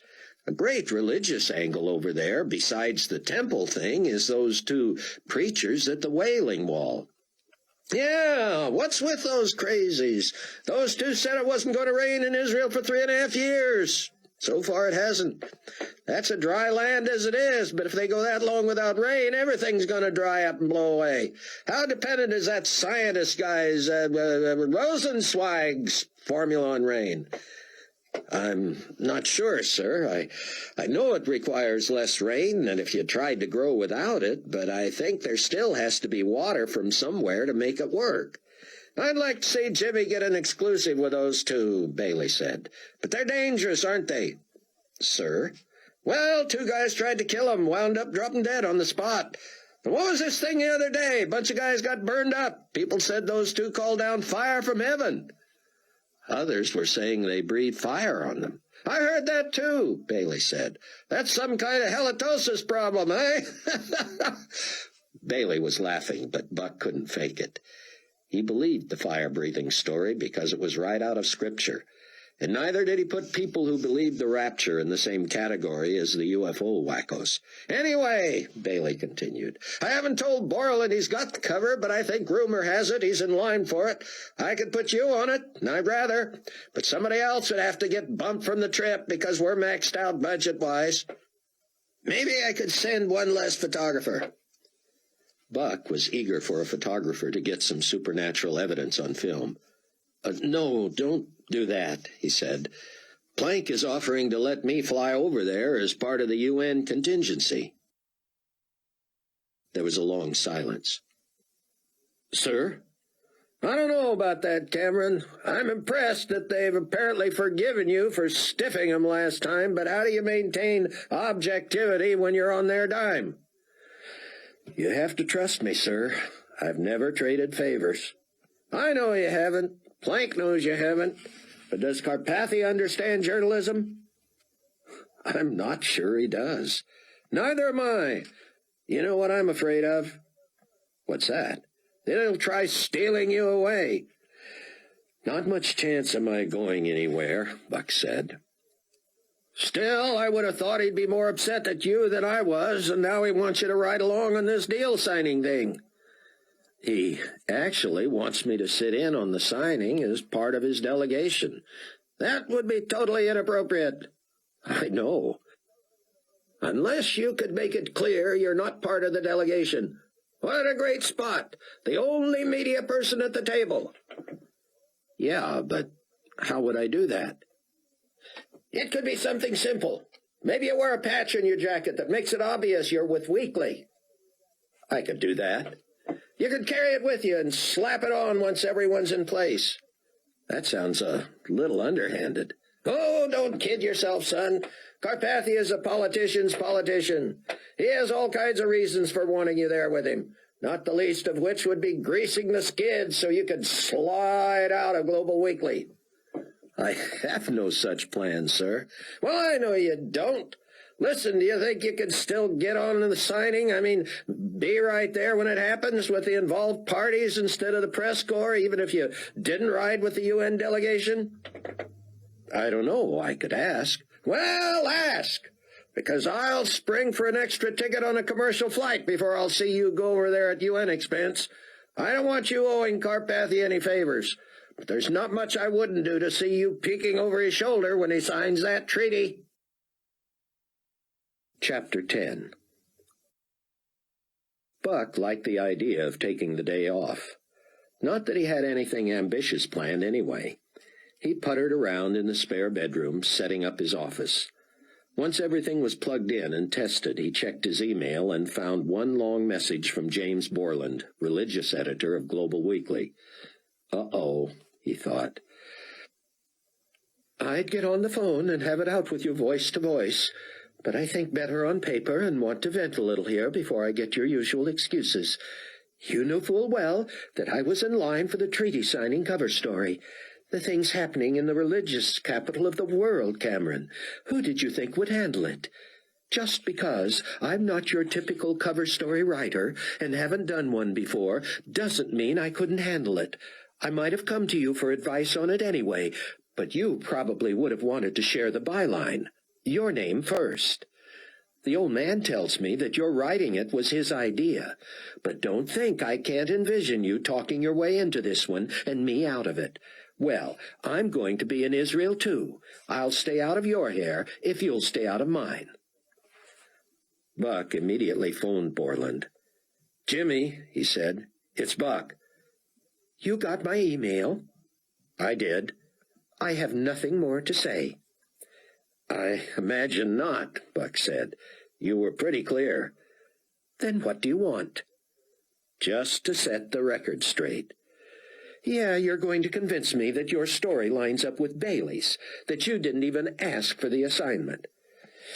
To tell you the truth, Jim, I did tell Bailey I saw it as more of a political than a religious story, and I even wondered aloud whether you were up to it.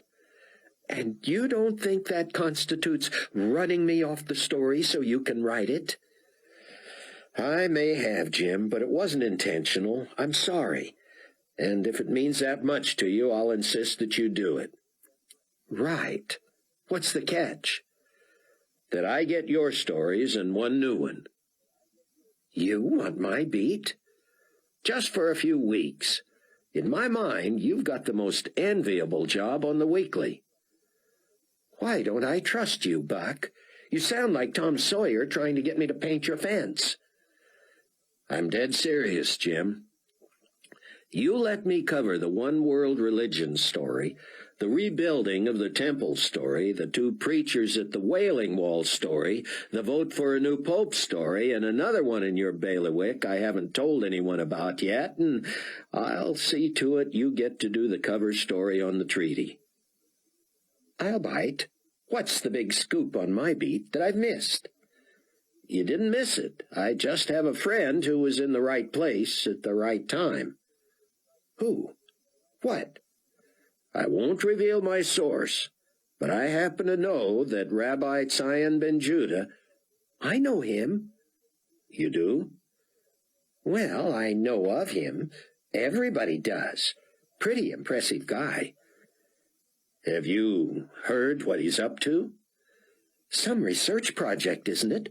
Something typically musty. So that's another one you don't want.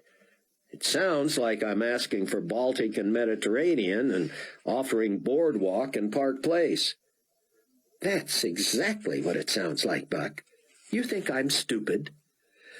I sure don't, Jimmy. That's one thing you don't understand. I'm not your enemy. Just my competitor, keeping the cover stories for yourself. I just offered you one.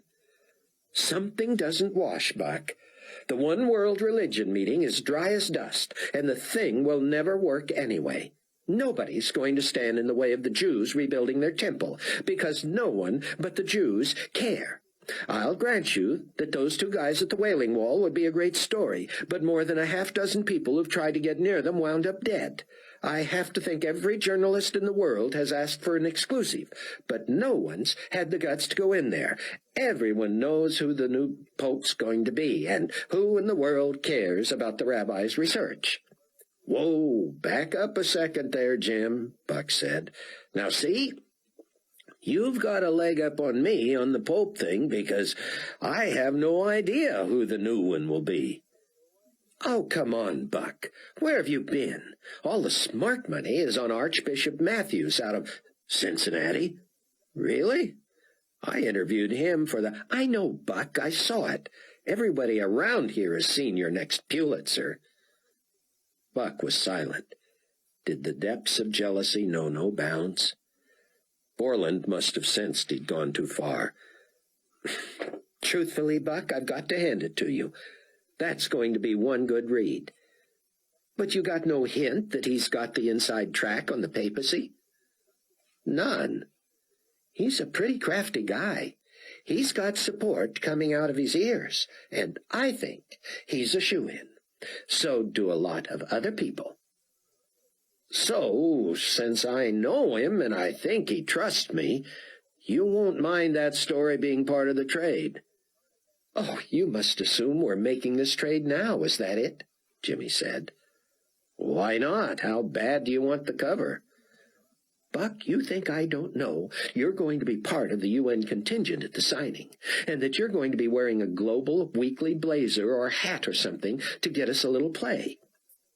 So, make it part of your cover story. Substitute religion editor gets to stand next to Secretary General." "Not funny. No way Plank gives you that plum and then settles for someone else writing the piece." "I'm telling you, Jim, I'll insist on it." "You weren't supposed to have any more bargaining power after missing that Carpathia meeting before. What makes you think Bailey will listen to you? You're just a Chicago bureau writer now." Buck felt his old ego kick in, and the words were out before he could measure them. "Yeah, just a Chicago bureau writer who wrote next week's cover story and has been assigned the following week's too." "Touché." "I'm sorry, Jim. That was out of line. But I'm serious about this. I'm not just bluffing to make you think your beat is a bigger deal than a cover story. I'm convinced things are breaking religiously that make much more interesting stories than the treaty signing." "Wait a minute, Buck. You're not one of the suckers buying into the prophetic, apocalyptic, all this has been foretold in the Bible theories, are you?" That's exactly what I am, Buck thought, but he couldn't afford to go public yet. "How widespread is that view?" Buck asked. "You ought to know. You wrote the cover story." "My story gives voice to all the opinions." "Yeah, but you ran into the rapture nuts. They'd love to see some spin on all these stories you want to do that shoehorns them into God's plan." "You're the religion editor, Jim. Do they have a point?" "Doesn't sound to me like something God would have done." "You're allowing that there is a God." "In a manner of speaking."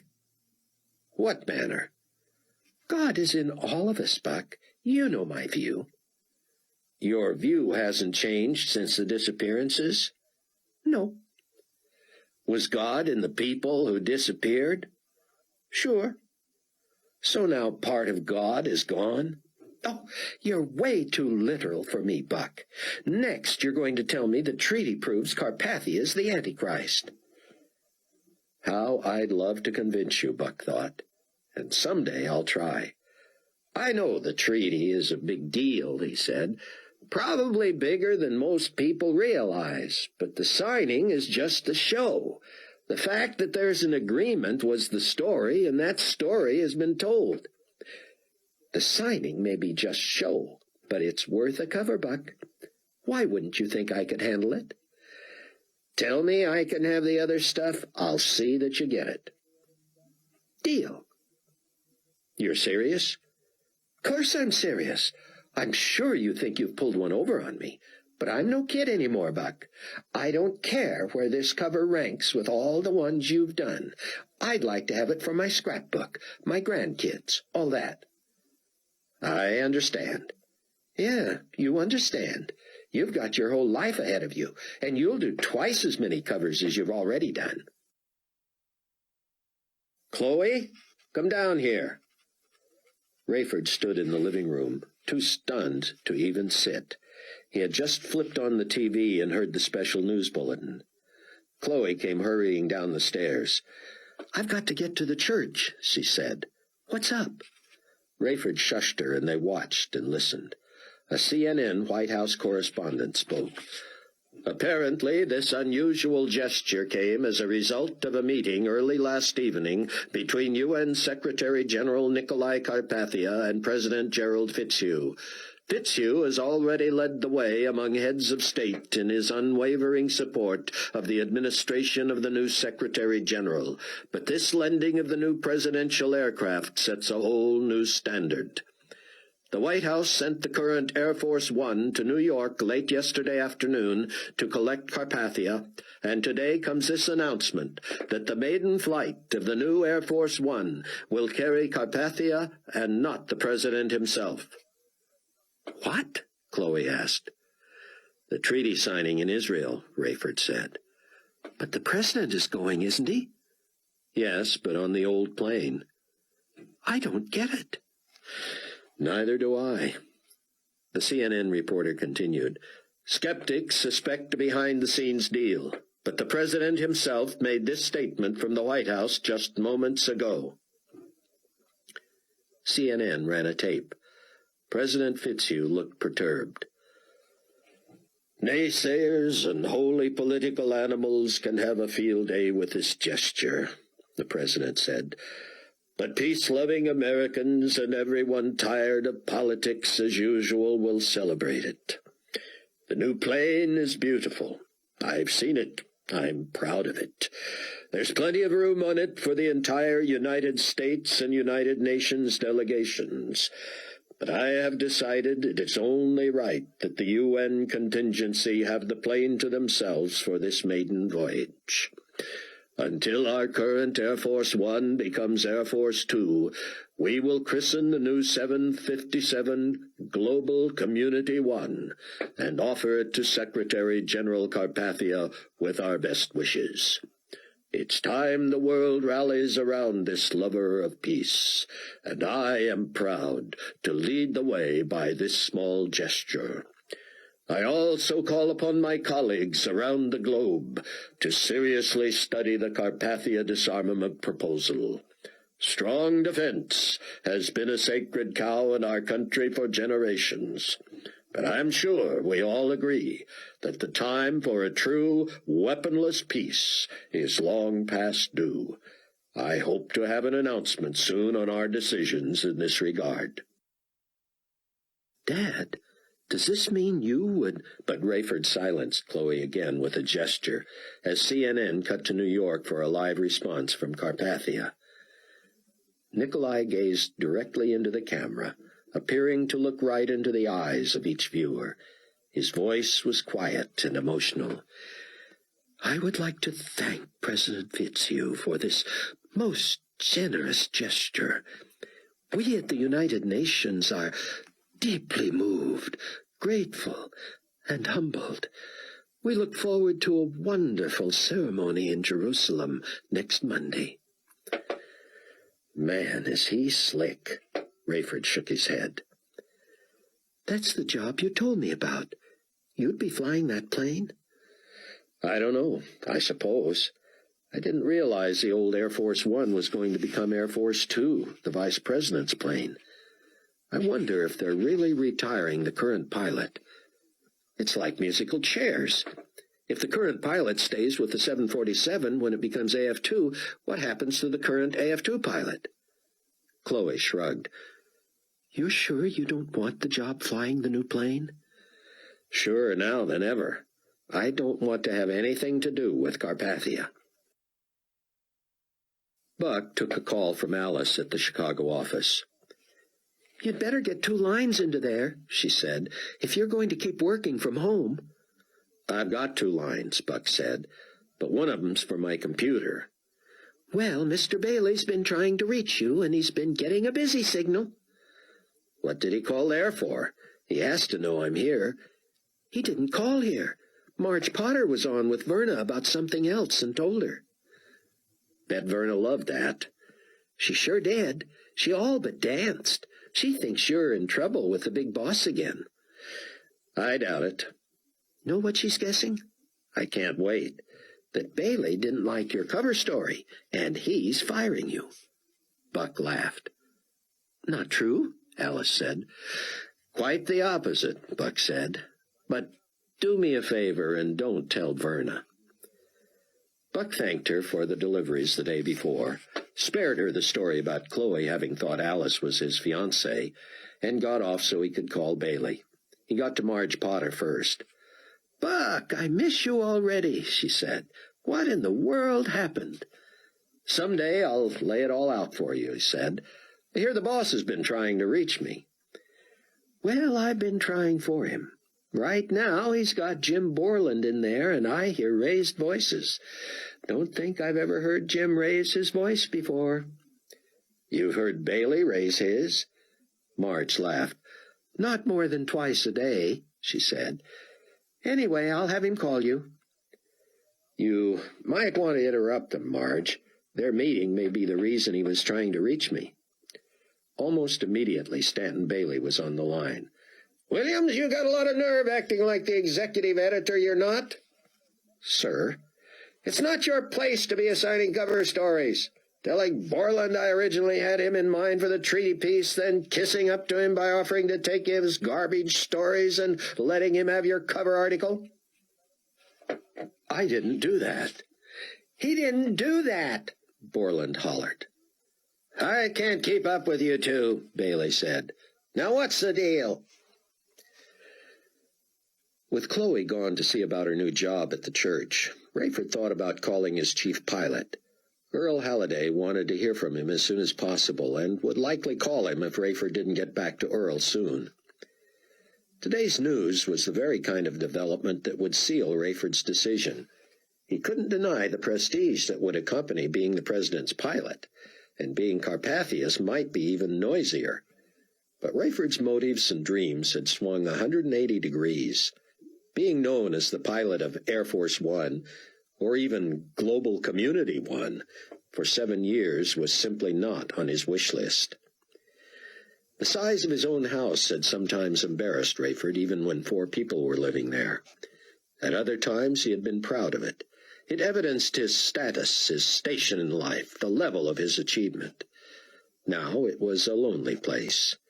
He was so grateful to have Chloe home. Though he would not have said a word if she had returned to college, he didn't know what he would have done with himself during his off hours. It was one thing to busy your mind with all that is necessary to transport hundreds of people safely by air, but to have virtually nothing to do at home but eat and sleep would have made the place unbearable.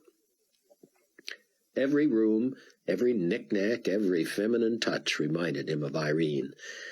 Occasionally something would jump out and flood his mind with Ramey, too. He found a piece of Ramey's favorite candy under a cushion on the couch. A couple of his books. A toy was hiding behind a potted plant. Rayford was growing emotional, but he didn't mind as much anymore. His grief was more melancholic than painful now. The closer he grew to God, the more he looked forward to being with him and with Irene and Ramey after the glorious appearing. He allowed his memories to bring his loved ones closer in his mind and heart. Now that he shared their faith, he understood them and loved them all the more. When regret crept in, when he felt ashamed of the husband and father he had been, he merely prayed for forgiveness for having been so blind. Rayford decided to cook for Chloe that night. He would prepare one of her favorite dishes, shrimp scampi with pasta and all the trimmings. He smiled. In spite of him and all the negative traits she had inherited, she had grown to be a wonderful person. If there was one clear example of how Christ could change a person, she was it. He wanted to tell her that, and dinner would be one expression. It was easy to buy things for her and take her out. He wanted to do something himself. Rayford spent an hour at the grocery store and another hour and a half in the kitchen before he had everything cooking in anticipation of her arrival. He found himself identifying with Irene, remembering the hopeful expression on her face almost every night. He had said his thank yous and complimented her enough, he supposed, but it wasn't until now that he realized she must have been doing that work for him out of the same love and devotion he felt for Chloe. He had never grasped that, and his paltry attempts at compliments must have been seen as perfunctory as they were. Now there was no way to make it up to Irene, except to show up in the kingdom himself with Chloe alongside. Buck hung up from the call with Stanton Bailey and Jim Borland, wondering why he didn't just accept Carpathia's offer to manage the Chicago Tribune and be done with it. He had convinced them both that he was sincere, and finally got the old man's gruff approval. But he wondered if it was worth being in the doghouse again. His goal was to tie the religious stories together so neatly that Borland would get an idea how his job should be done, and Bailey would get a picture of what he needed in an executive editor. Buck didn't want that job any more than he had when Steve Plank left and Buck had been talked into it. But he sure hoped Bailey found someone who would make it fun to work there again. He banged out some notes on his computer, in essence outlining the assignments he had acquired in the trade with Jimmy Borland. He had made the same initial assumptions Borland did about all the breaking stories, but that was before he had studied prophecy, before he knew where Nikolai Carpathia fit into the sweep of history. Now he was hoping all these things would break at essentially the same time. It was possible he was sitting on the direct fulfillment of centuries-old prophecies. Cover stories or not, these developments would have as much impact on the short remaining history of mankind as the treaty with Israel. Buck called Steve Plank. "Any word yet?" Steve said. "Anything I can tell the Secretary General?" "Is that what you call him?" Buck said, astonished. "Not even you can call him by name?" "I choose not to. Matter of respect, Buck. Even Hattie calls him Mr. Secretary General, and if I'm not mistaken, they spend almost as much time together off the job as on the job." "Don't rub it in. I know well enough that I introduced them." "You regret it? You provided a world leader with someone he adores, and you changed Hattie's life forever." "That's what I'm afraid of," Buck said, realizing he was dangerously close to showing his true colors to a Carpathia confidant. "She was a nobody from nowhere, Buck. Now she's on the front page of history." That was not what Buck wanted to hear. But then he wasn't planning to tell Steve what he wanted to hear either. "So, what's the story, Buck?" "I'm no closer to a decision today," Buck said. "You know where I stand." "I don't understand you, Buck. Where's the glitch? What's going to make this not work? It's everything you've ever wanted." "I'm a journalist, Steve, not a public relations guy." "Is that what you're calling me?" "That's what you are, Steve. I don't fault you for it, but don't pretend to be something you're not." Clearly Buck had offended his old friend. "Yeah, well, whatever," Steve said. "You called me, so what did you want?" Buck told him of the deal he had made with Borland. "Big mistake," Steve said, still clearly steamed. "You'll recall I never assigned him a cover story." "This shouldn't be a cover story. The other pieces, the ones he's letting me handle, are the big stories." Steve's voice rose. "This would have been the biggest cover story you've ever had. This'll be the most widely covered event in history." "You say that and tell me you're not a PR guy now?" "Why? What?" "The UN signs a peace treaty with Israel, and you think it's bigger than the disappearances of billions all over the globe." "Well, yeah, that, of course." "Well, yeah, that, of course," Buck mimicked. "Good grief, Steve, the story is the treaty, not the ceremony. You know that." "So you're not coming?" "Of course I'm coming, but I'm not riding along with you guys." "You don't want to be on New Air Force One?" "What?" "Come on, Mr. International Journalist. Keep the news on, man." Rayford looked forward to Chloe's arrival, but he also looked forward to the meeting of the core group that night.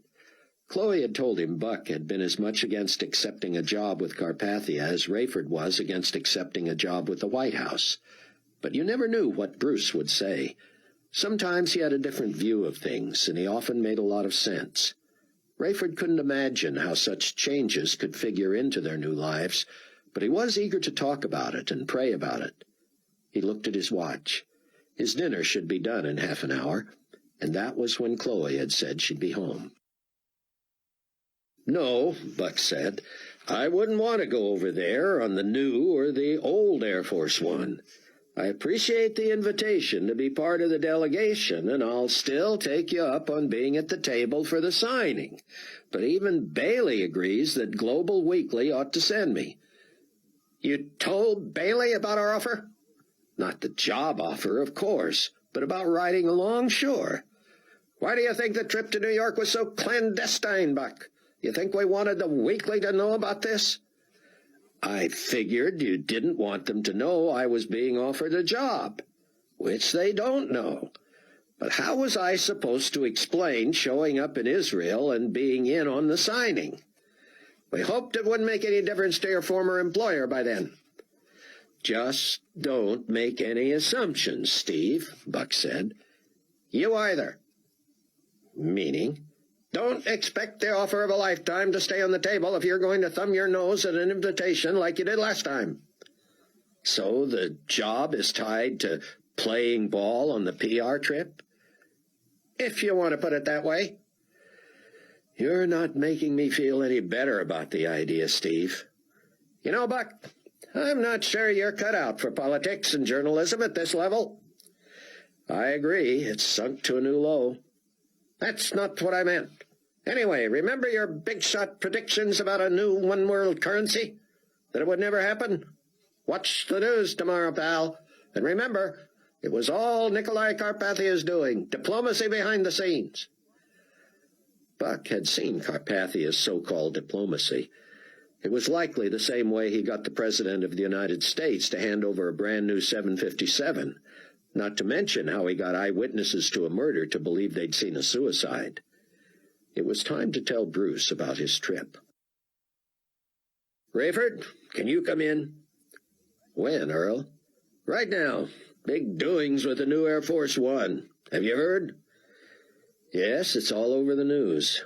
You say the word, and you'll be flying that plane to Israel with Nikolai Carpathia on board.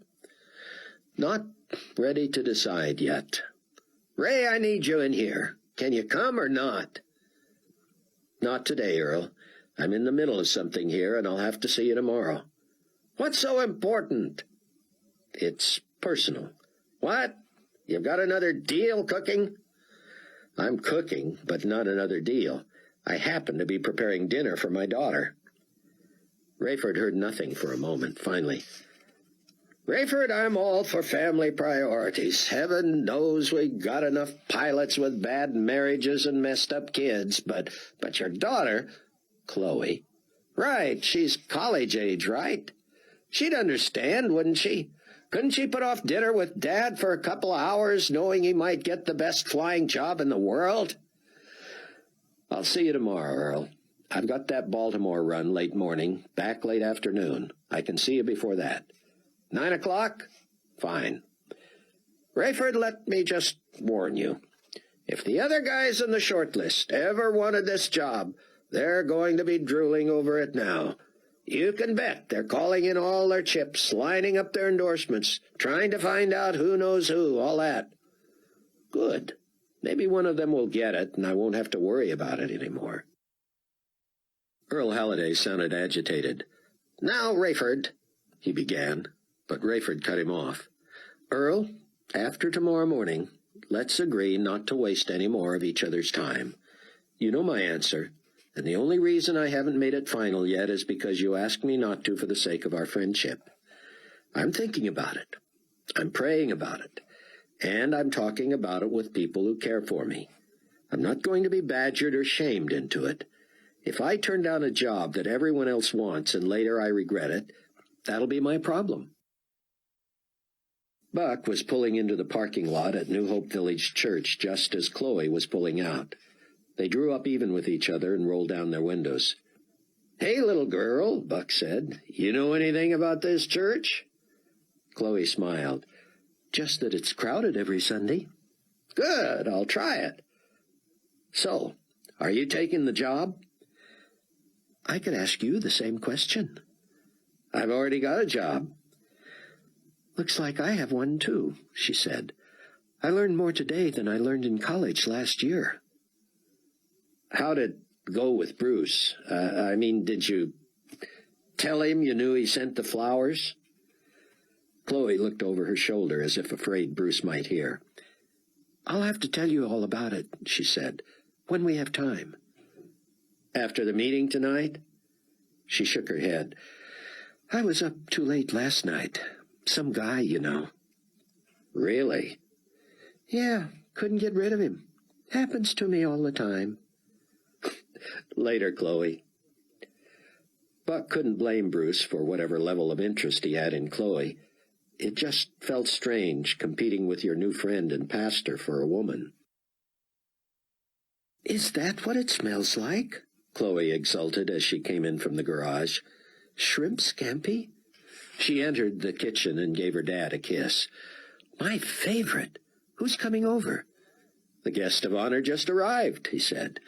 "Would you rather eat in the dining room? We could move in there easily." "No, this'll be perfect. What's the occasion?" "Your new job. Tell me all about it." "Dad, what possessed you?" "I just got in touch with my feminine side," he said. "Oh, please," she groaned. "Anything but that." During dinner, she told him of Bruce's assignments and all the research and study she had done already. "So, you're going to do this?" "Learn and study and get paid for it? I think that's an easy call, Dad." "And what about Bruce?" She nodded. "What about Bruce?" Chapter 11.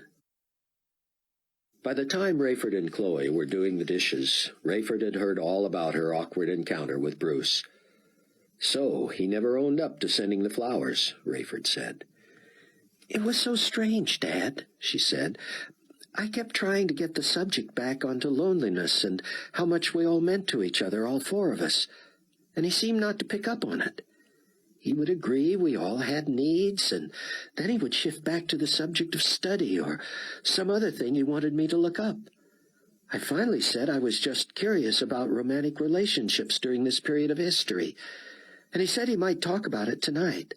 He said others had raised the same subject with him recently, and that he had some questions too, so he had been studying it."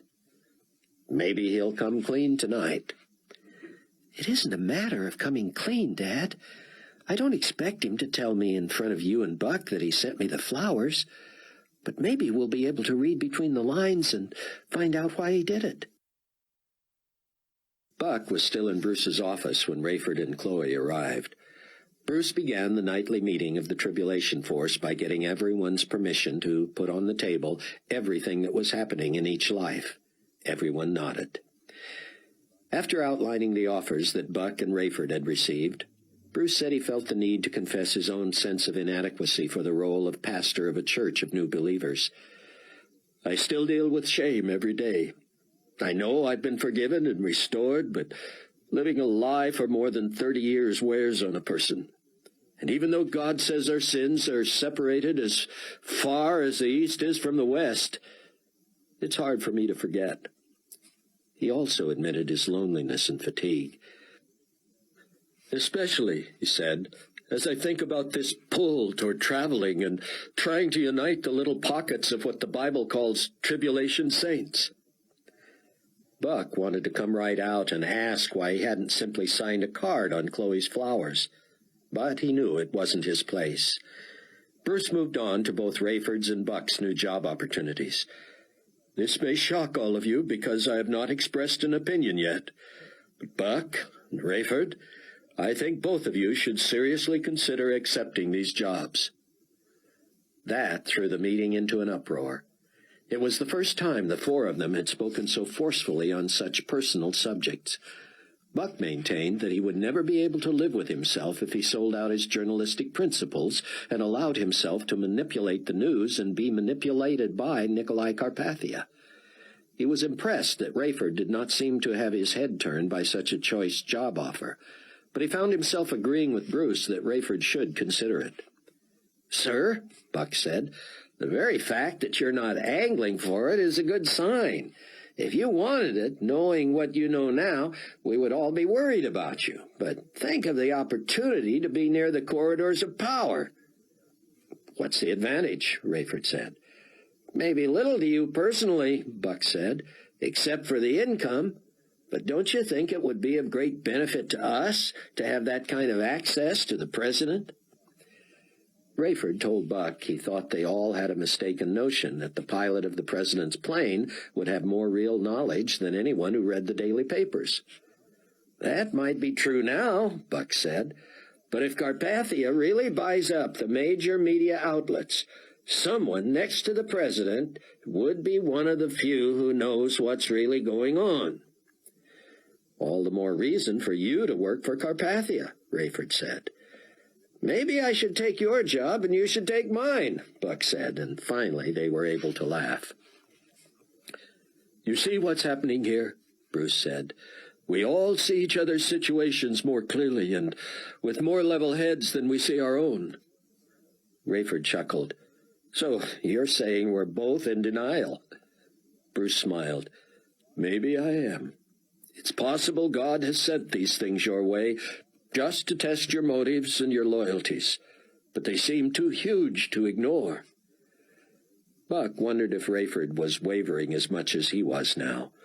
Buck had been dead sure he would never consider such an offer from Carpathia. Now he didn't know what he thought. Chloe broke the logjam.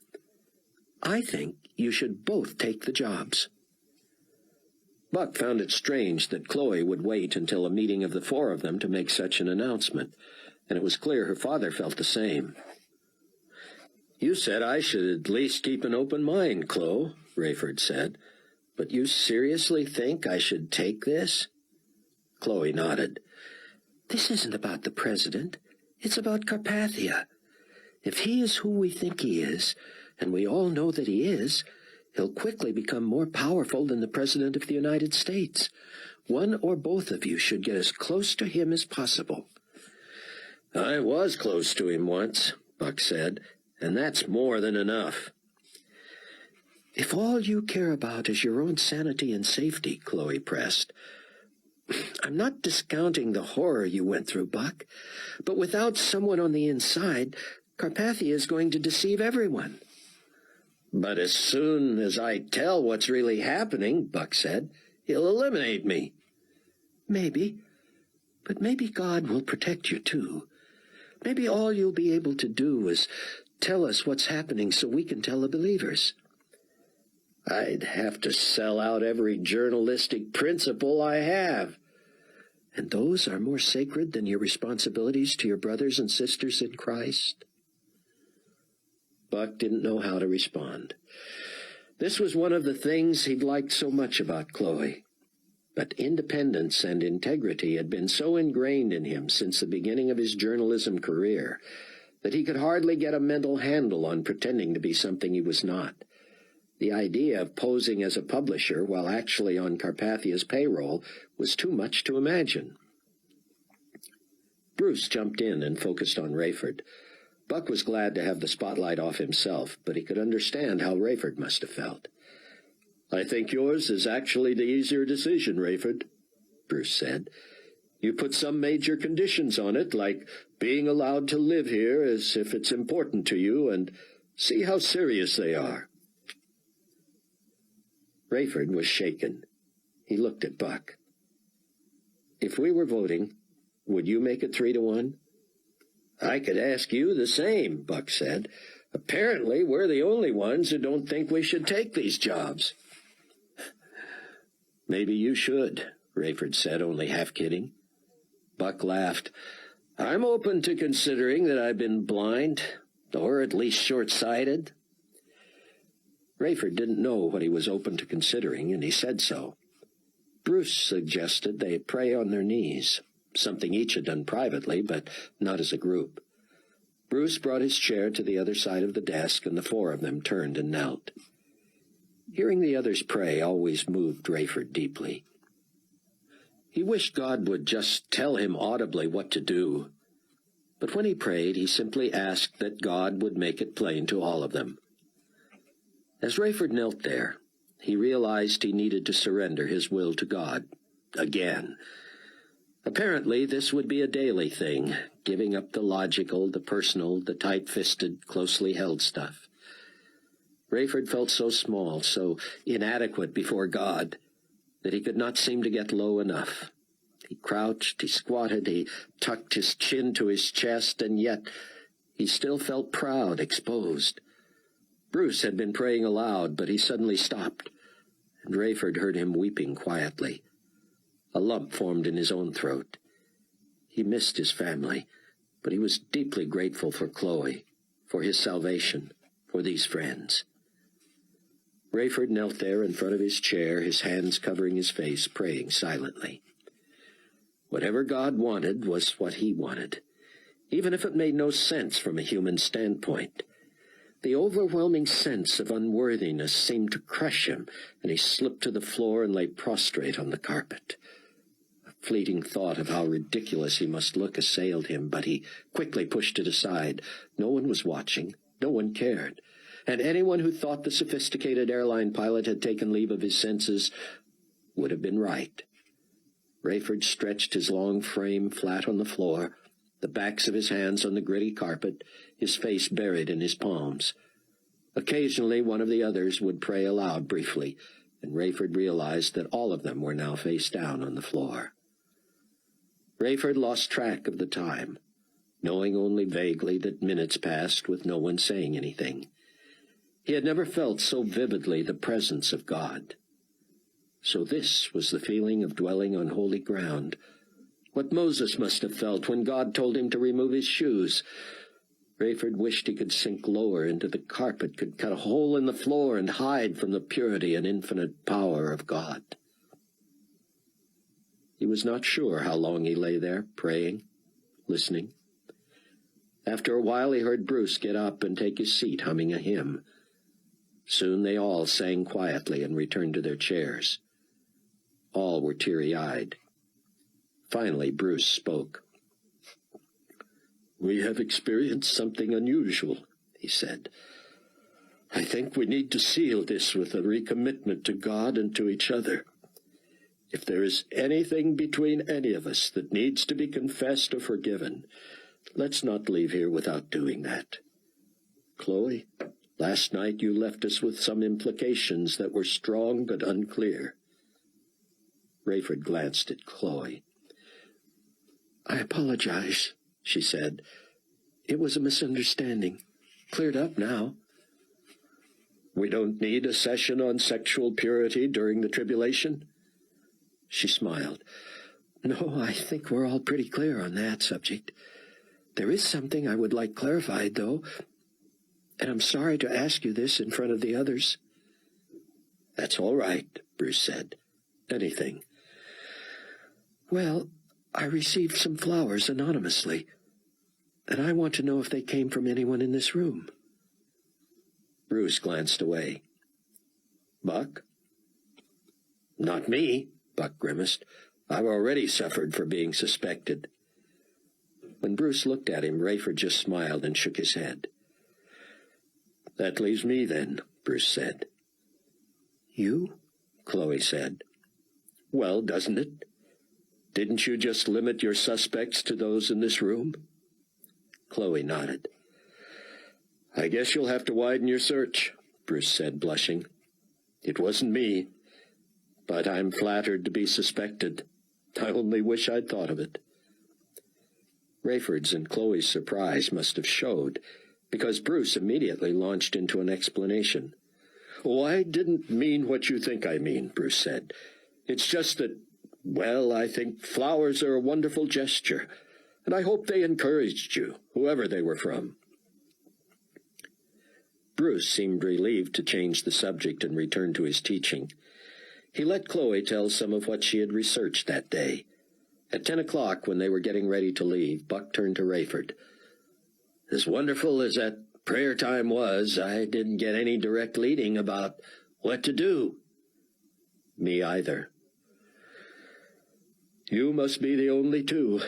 Bruce glanced at Chloe, and she nodded. "It's pretty clear to us what you should do, and it's clear to each of you what the other should do. But no one can make these decisions for you." Buck walked Chloe out of the church. "That was amazing," she said. He nodded. "I don't know where I'd be without you people." "Us people?" She smiled. You couldn't have left the last word off that sentence, could you?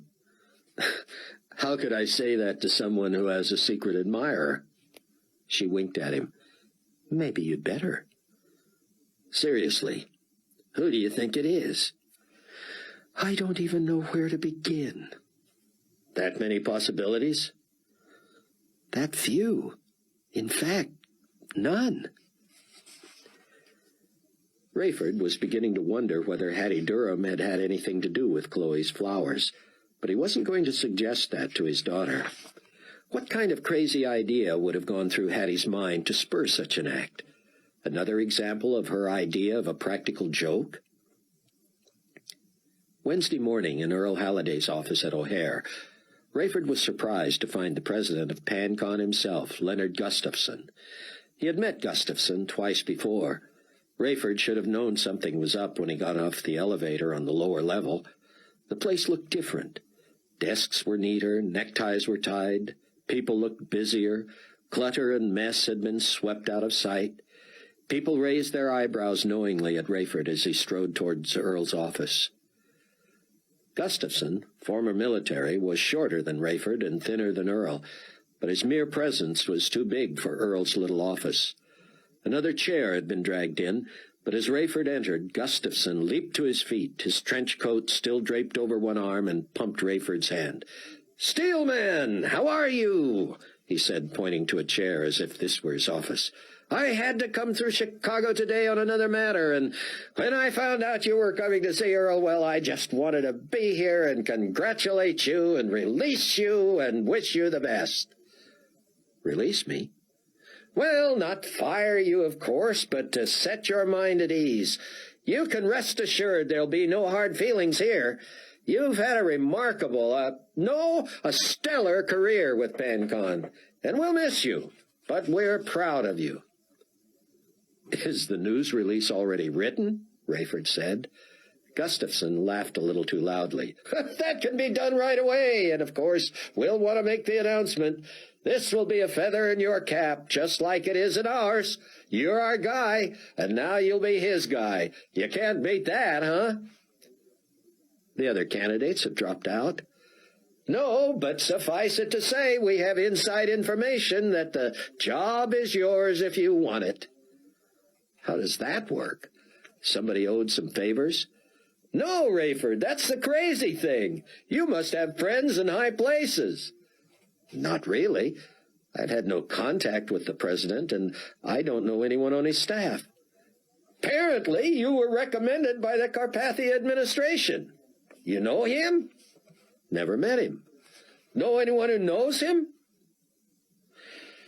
"As a matter of fact, I do," Rayford muttered.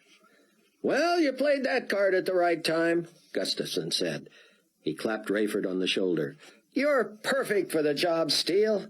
We'll be thinking good thoughts about you." "So I couldn't turn this down if I wanted to?" Gustafson sat, leaning forward, elbows on his knees. "Earl told me you had some misgivings. Don't make the biggest mistake of your life, Rayford. You want this. You know you want this. It's here for the taking. Take it.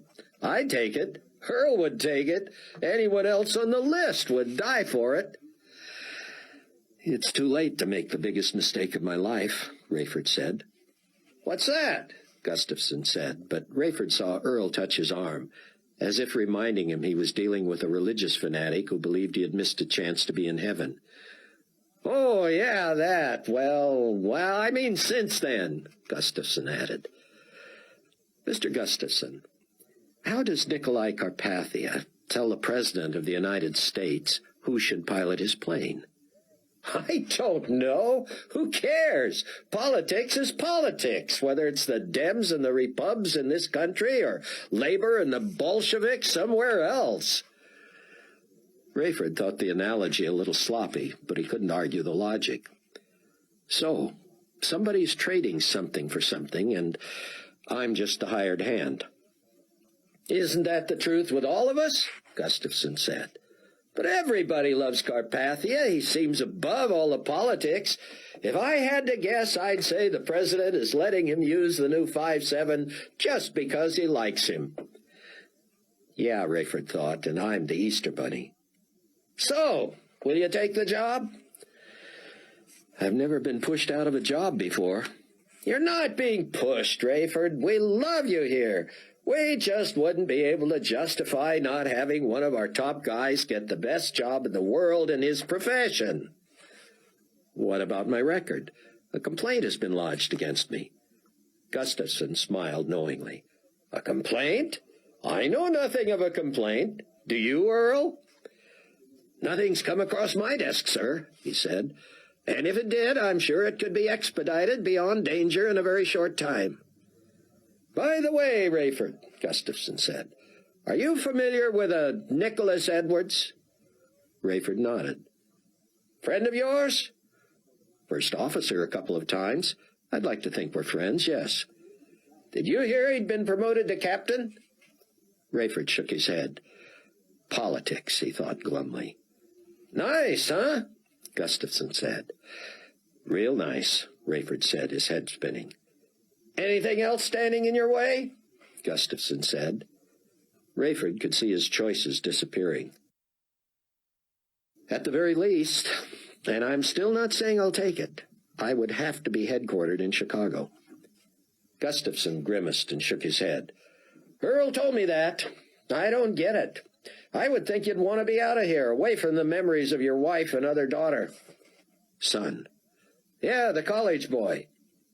Rayford didn't correct him, but he saw Earl wince. Anyway, Gustafson said, you could get your daughter away from whoever might be stalking her and... Sir? And you could get yourself a nice place outside D.C. Stalking her? Well, maybe it's not that obvious yet, Rayford, but I sure as blazes wouldn't want my daughter to be hearing from somebody anonymously. I don't care what they were sending. But how did you... I mean, Rayford, you'd never forgive yourself if something happened to that little girl and you had a chance to get her away from whoever is threatening her. My daughter is not being stalked or threatened. What are you talking about? I'm talking about the roses, or whatever the bouquet was. What was the deal with that? That's what I'd like to know. As far as I know, only 3 people besides whoever sent those even know she got them. How did you find out? Oh, I don't remember. Somebody just mentioned that sometimes a person has a reason to leave just as much as he has a reason to like the new opportunity. But if you're not pushing me out, I have no reason to leave. Not even if your daughter is getting hassled by someone? Anyone who wanted to hassle her could find her in Washington just as easily as here, Rayford said. But still, I don't like the idea that you know all this. Well, don't turn down the job of a lifetime over an insignificant mystery. It's not insignificant to me. Gustafson stood. I'm not accustomed to begging people to do what I ask. So, if I don't take this, I'm history with PanCon? You ought to be, but I suppose we'd have a tough time with a suit from you after we encouraged you to take the job of piloting the president. Rayford had no intention of filing a suit, but he said nothing. Gustafson sat again. Do me a favor, he said. Go to Washington. Talk to the people, probably the chiefs of staff. Tell them you'll make the run to Israel for the peace treaty signing. Then decide what you want to do. Would you do that for me? Rayford knew Gustafson would never tell him where he'd heard about Chloe's flowers, and he figured his best bet was to pry it out of Hattie. Yes, Rayford said at last. I'll do that. Good, Gustafson said, shaking hands with both Rayford and Earl. I think we're halfway home. And Earl, make this run to Baltimore today Rayford's last before the trip to Israel. In fact, he's going to be so close to Washington, let's get somebody else to fly his plane back so he can meet with people at the White House today. Can we arrange that? It's already done, sir. Earl, Gustafson said, if you were 10 years younger, you'd be the man for the job. Rayford noticed the pain on Earl's face. Gustafson couldn't know how badly Halliday had wanted that very job. On the way to his plane, Rayford checked his mail slot. There, among the packages and inter-office memos, was a note. It read simply, "Thanks for your endorsement on my early promotion. I really appreciate it, and good luck to you. Signed, Captain Nicholas Edwards." Several hours later, Rayford left the cockpit of his 747 in Baltimore and was met by a PanCon operative who presented him with credentials that would get him into the White House. Upon his arrival, he was quickly whisked through the gate. A guard welcomed him by name and wished him luck. When he finally got to the office of an assistant to the Chief of Staff, Rayford made clear that he was agreeing only to fill in as pilot for the trip to Israel the following Monday. "Very good," he was told. "We've already begun the character and reference check, the FBI probe, and the Secret Service interviewing. It will take a bit longer to complete anyway, so you'll be in a position to impress us and the President without being responsible for him until you've passed all checkpoints. You can authorize me to fly the UN Secretary-General with less clearance on me than you'd need for the President?" "Precisely. Anyway, you've already been approved by the UN." "I have." "You have." "By whom?" "By the Secretary-General himself." Buck was on the phone to Marge Potter at Global Weekly headquarters in New York when he heard the news. The entire world would go to dollars for currency within 1 year. The plan to be initiated and governed by the United Nations, funded by a 0.1% tax to the UN on every dollar. "That doesn't sound unreasonable, does it?" Marge asked. "Ask the financial editor, Marge," Buck said. "It'll be gazillions a year." "And just how much is a gazillion?" "More than either of us can count," Buck sighed.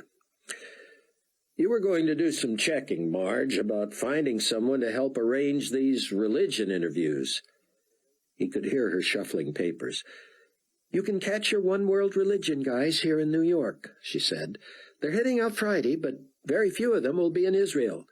Your temple guys will be in Jerusalem next week.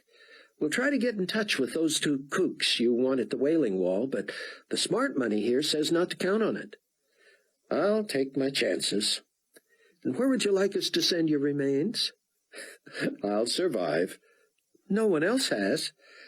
"But I'm not threatening them, Marge. I'm helping them broadcast their message." "Whatever that is." "You see why we need a story on them?" "It's your life, Buck." "Thank you." "And you'd better get to this Cardinal Matthews on your way here. He's shuttling back and forth between the One Faith meetings in New York and the Cincinnati Archdiocese, and he's heading to the Vatican for the papal vote right after the treaty signing next Monday." "But he will be in Jerusalem." "Oh, yes. There's some rumor floating around that in case he's the next pope, he's making contacts in Jerusalem for some major shrine or something. But the Catholics would never leave the Vatican, would they?" "You never know, Marge." "Well, that's for sure. I hardly get time to think about these things, being gopher for you and everyone else around here who can't do his own legwork." "You're the best, Marge." "Flattery will get you, Buck." "Get me what?" "It'll just get you." "What about my rabbi?" "Your rabbi says he's refusing all news contacts until after he presents his findings." "And when is that?" "Word just came today that CNN is giving him an hour of uninterrupted time on their international satellite. Jews will be able to see it all over the world at the same time, but, of course, it'll be in the middle of the night for some of them." "And when is this?" "Monday afternoon after the signing of the treaty. Signing is at 10 a.m. Jerusalem time. Rabbi Ben Judah goes on the air for an hour or 2 in the afternoon." "Pretty shrewd. Going on while the world's press elite is crowding Jerusalem." "All those religious types are shrewd, Buck. The guy who'll probably be the next pope will be at the treaty signing, schmoozing the Israelis. This rabbi thinks he's so all-fired important that the treaty signing will be upstaged by the reading of his research paper. Be sure I'm right on my TV schedule there, Buck. I want to be absolutely certain I miss that one." "Oh, come on, Marge. He's going to tell you how to spot the Messiah. I'm not even Jewish. Neither am I, but I'd sure want to be able to recognize the Messiah. Wouldn't you? You want me to get serious and tell you the truth one time here, Buck? I think I've seen the Messiah. I think I recognize him.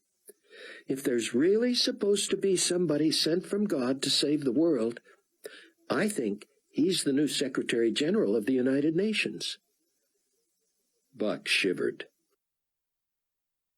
Rayford was priority listed as a first-class passenger for the next flight to Chicago out of Baltimore.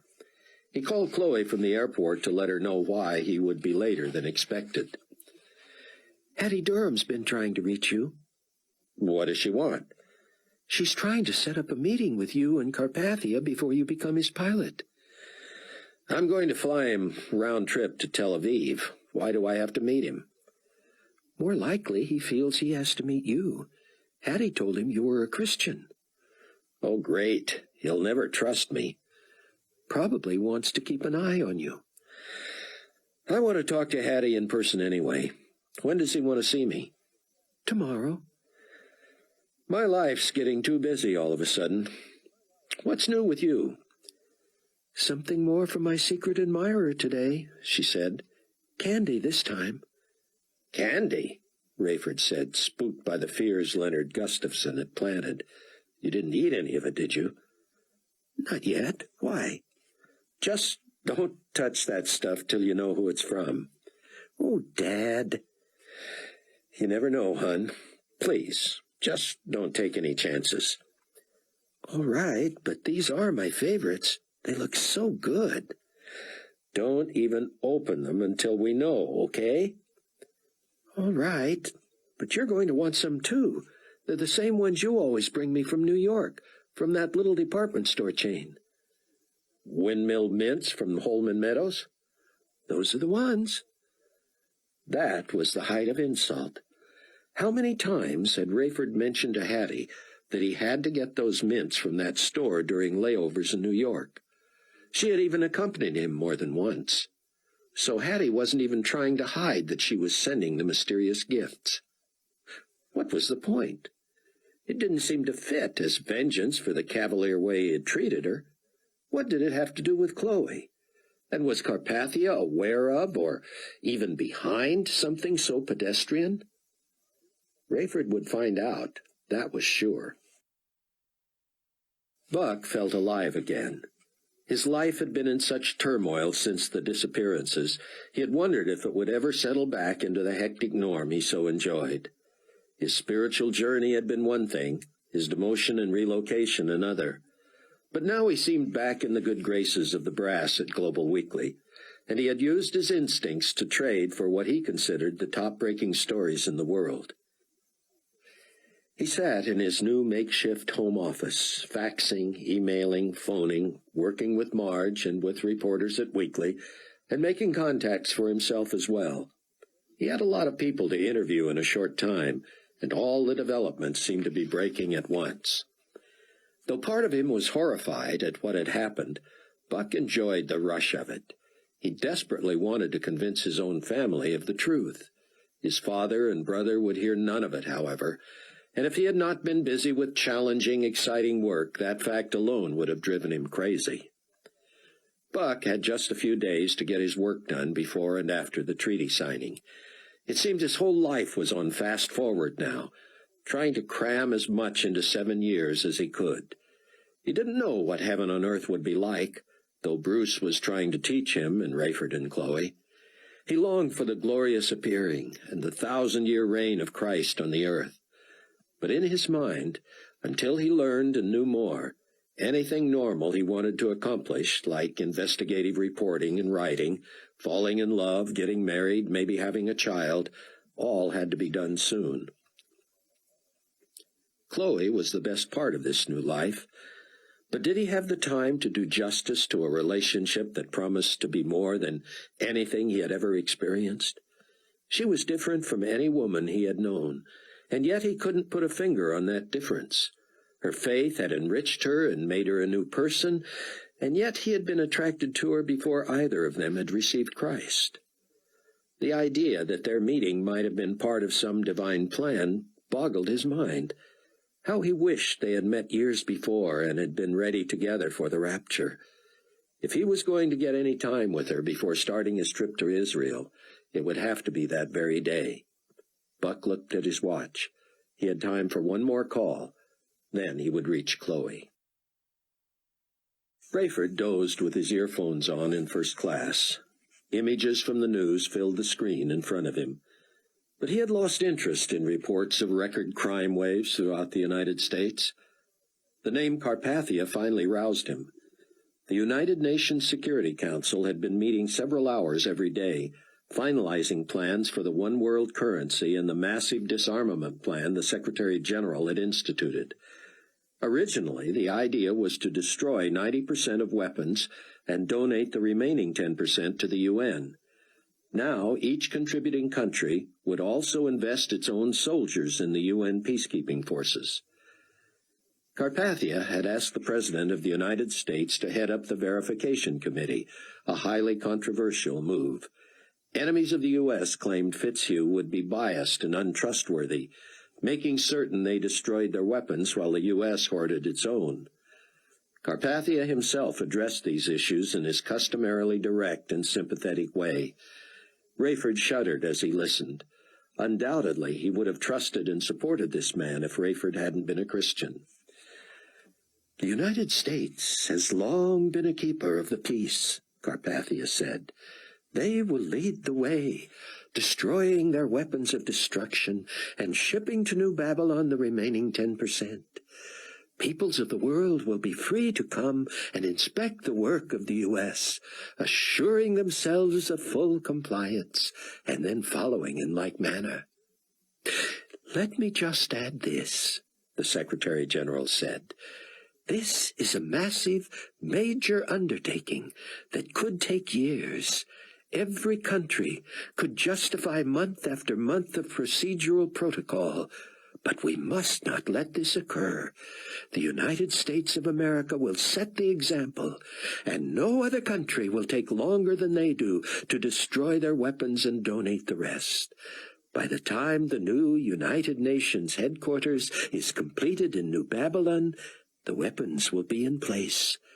The era of peace is at hand, and the world is finally, at long last, on the threshold of becoming one global community." Carpathia's pronouncement was met with thunderous applause, even from the press. Later, on the same newscast, Rayford saw a brief special on the new Air Force One, a 757 which would be delivered to Washington's Dulles Airport and then flown to New York to await its official maiden voyage under the control of a new captain to be announced shortly. The new man has been culled from a list of top pilots from the major airlines. In other news, Carpathia was quoted as saying that he and the Ecumenical Council of the meeting of religious leaders from around the world would have an exciting announcement by the next afternoon. Buck reached the assistant to Archbishop Peter Cardinal Matthews in Cincinnati. "Yes, he's here, but resting. He leaves tomorrow morning for New York for the final meeting of the Ecumenical Council, and then he'll be on to Israel and the Vatican." "I could come anywhere, any time at his convenience," Buck said. "I'll get back to you with an answer, one way or another, within 30 minutes. Buck phoned Chloe. "I've only got a few minutes right now," he said, "but can we get together, just the two of us, before the meeting tonight?" "Sure. What's happening?" "Nothing specific," he said. "It's just that I'd like to spend some time with you now that you know I'm available." "Available? That's what you are?" "Yes, ma'am. And you?" "I guess I'm available, too. That means we've got something in common." "Did you have plans this evening?" "Nope. Dad's going to be a little late. He was interviewed at the White House today." "He's taking the job, then?" "He's going to make the maiden voyage and then decide." "I could have bid on that flight." "I know." "Pick you up at 6, Buck said. "I'd love it." Chapter 12. As promised, Cardinal Matthew's assistant called Buck back, and the news was good. The Cardinal had been so impressed with Buck's interview of him for the soon-to-appear cover story that he said Buck could ride with him to New York the following morning. Buck booked the last flight out of O'Hare to Cincinnati that evening. He surprised Chloe by showing up at 6 with Chinese food. He told her of his plans for the evening trip and added, "I didn't want to waste talking time trying to find a place to eat." "My dad's going to be jealous when he gets home," she said. "He loves Chinese." Buck reached deep into the big sack, pulled out an extra order, and grinned. "Gotta keep the dad happy." Buck and Chloe sat in the kitchen eating and talking for more than an hour. They talked about everything: their respective childhoods, families, major events of their lives, hopes, fears, and dreams. Buck loved to hear Chloe talk, not just what she said, but even her voice. He didn't know whether she was the best conversationalist he had ever met, or if he was simply falling for her. Probably both, he decided. Rayford arrived to find Buck and Chloe at Ramey's computer, which had not been turned on since the week of the disappearances.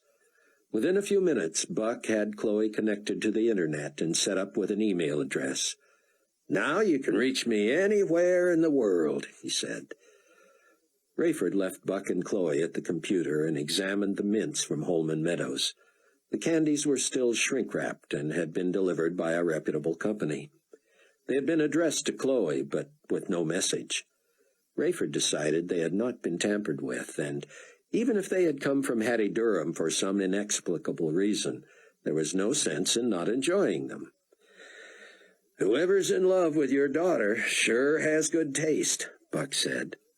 "Thank you," Chloe said. "I mean good taste in chocolate mints." Chloe blushed. "I know what you meant," she said. At Rayford's insistence, Buck had agreed to leave his car in the Steele's garage during his trip. Buck and Chloe left the Tribulation Force meeting early to get to the airport. Traffic was lighter than he expected, and they arrived more than an hour before his flight. "We could have stayed longer at the church," he said. "Better to be safe, though, don't you think?" she said. "I hate always running on the edge of lateness." "Me too," he said, "but I usually do. You can just drop me at the curb." "I don't mind waiting with you if you don't mind paying for the parking." "You going to be all right going back to the car this time of night?" "I've done it lots of times," she said. "There are lots of security guards." She parked, and they strolled through the massive terminal. He lugged his leather over-the-shoulder case with his whole world in it. Chloe seemed awkward, but Buck had nothing for her to carry, and they weren't at the hand-holding stage yet, so they just kept moving. Every time he turned, so she could hear him, his bag shifted and the strap slipped off his shoulder, so they eventually settled into a silent trek to the gate. Buck checked in and found it was going to be a nearly empty flight. "Wish you could come with me," he said lightly. "I wish—" she began, but apparently thought better of saying it. "What?" She shook her head. "You wish you could come with me, too?" She nodded. "But I can't, and I won't, so let's not start with any of that." "What would I do with you?" he said. "Put you in my bag?" She laughed. They stood at the windows watching baggage handlers and ground traffic controllers in the night. Buck pretended to look out the window as he stared at Chloe's reflection a few inches from his own. A couple of times he sensed her focus had shifted from the tarmac to the glass as well, and he imagined he was holding her gaze. Wishful thinking, he decided. "We're going to be delayed 20 minutes, the woman at the counter announced. "Don't feel obligated to stay, Chloe," Buck said. "You want me to walk you back to the car?" She laughed again. "You're really paranoid about that big old parking garage, aren't you?" "No, see, the deal is that I bring you here, wait with you at your gate so you won't feel lonely, and then I stay until you're safely on the plane. I wave as it takes off, pretend to be rooted to the spot, and only when the jet trail fades out of sight do I venture out to the car." What? Do you make this stuff up as you go along? Of course. Now sit down and relax and pretend you're a frequent worldwide traveler. I wish for once I could pretend I'm not. And then you'd be nervous about the flight and need me here. I need you here anyway. She looked away. Slow down, he told himself.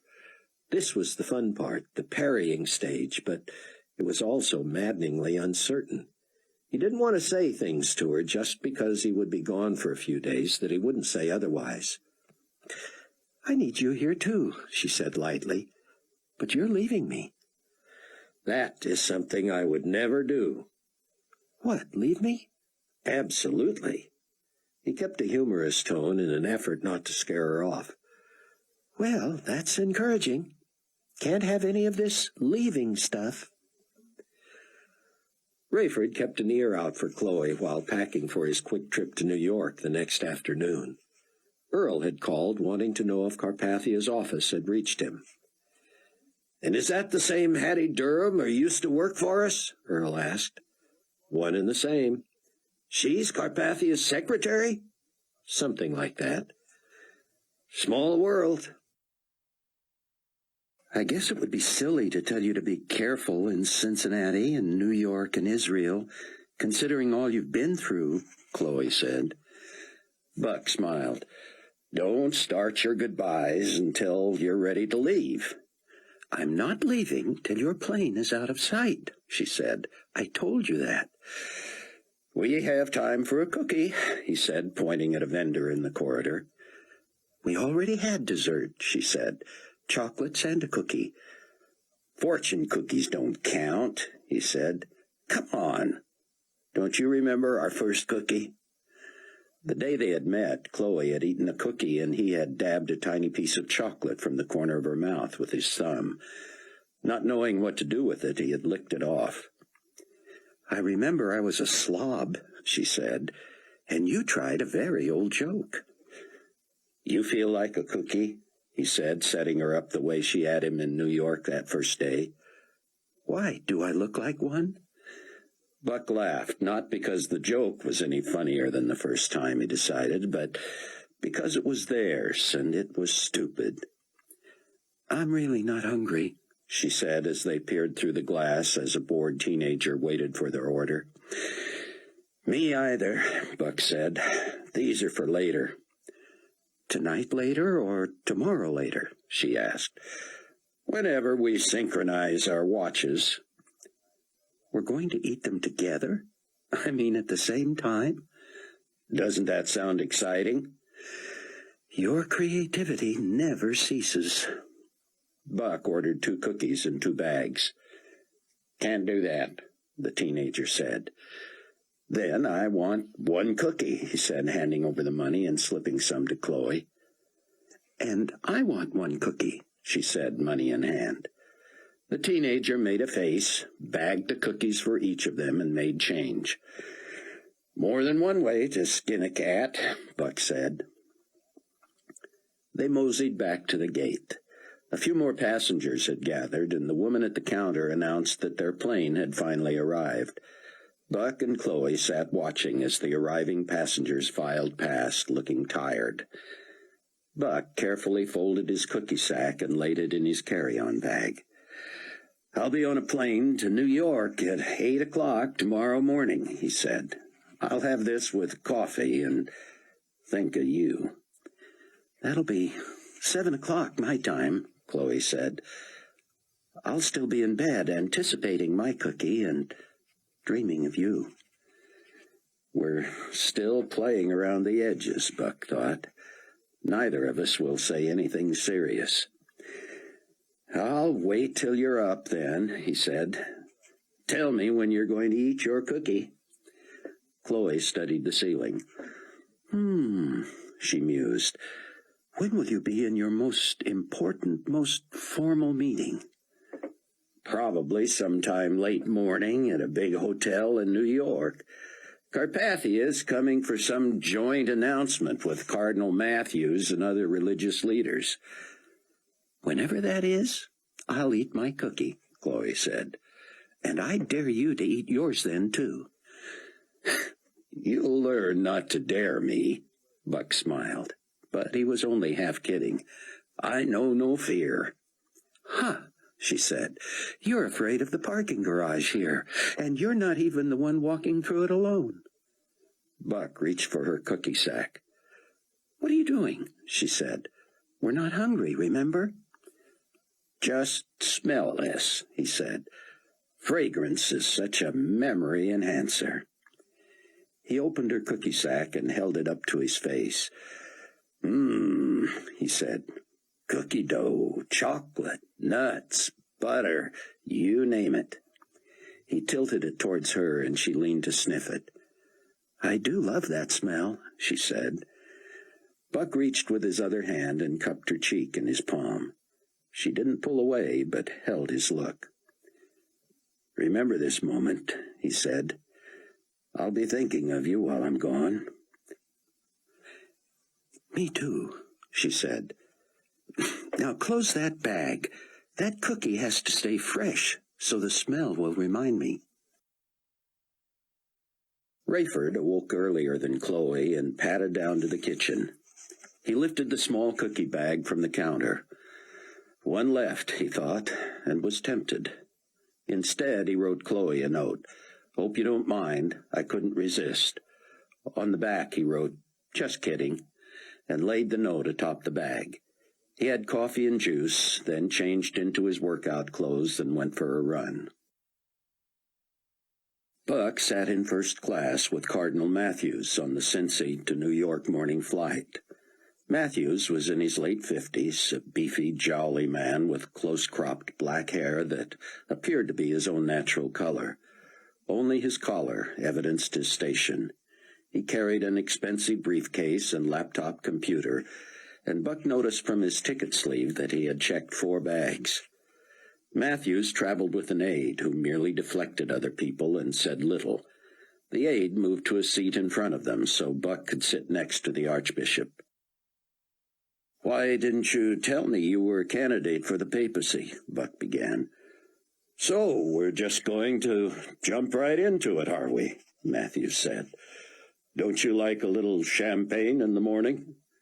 "No, thanks." "Well, you don't mind if I have a little pick-me-up?" "Suit yourself. Tell me when you're available to chat." Matthew's aide heard the conversation and signaled the flight attendant, who immediately brought the Cardinal a glass of champagne. "The usual?" she said.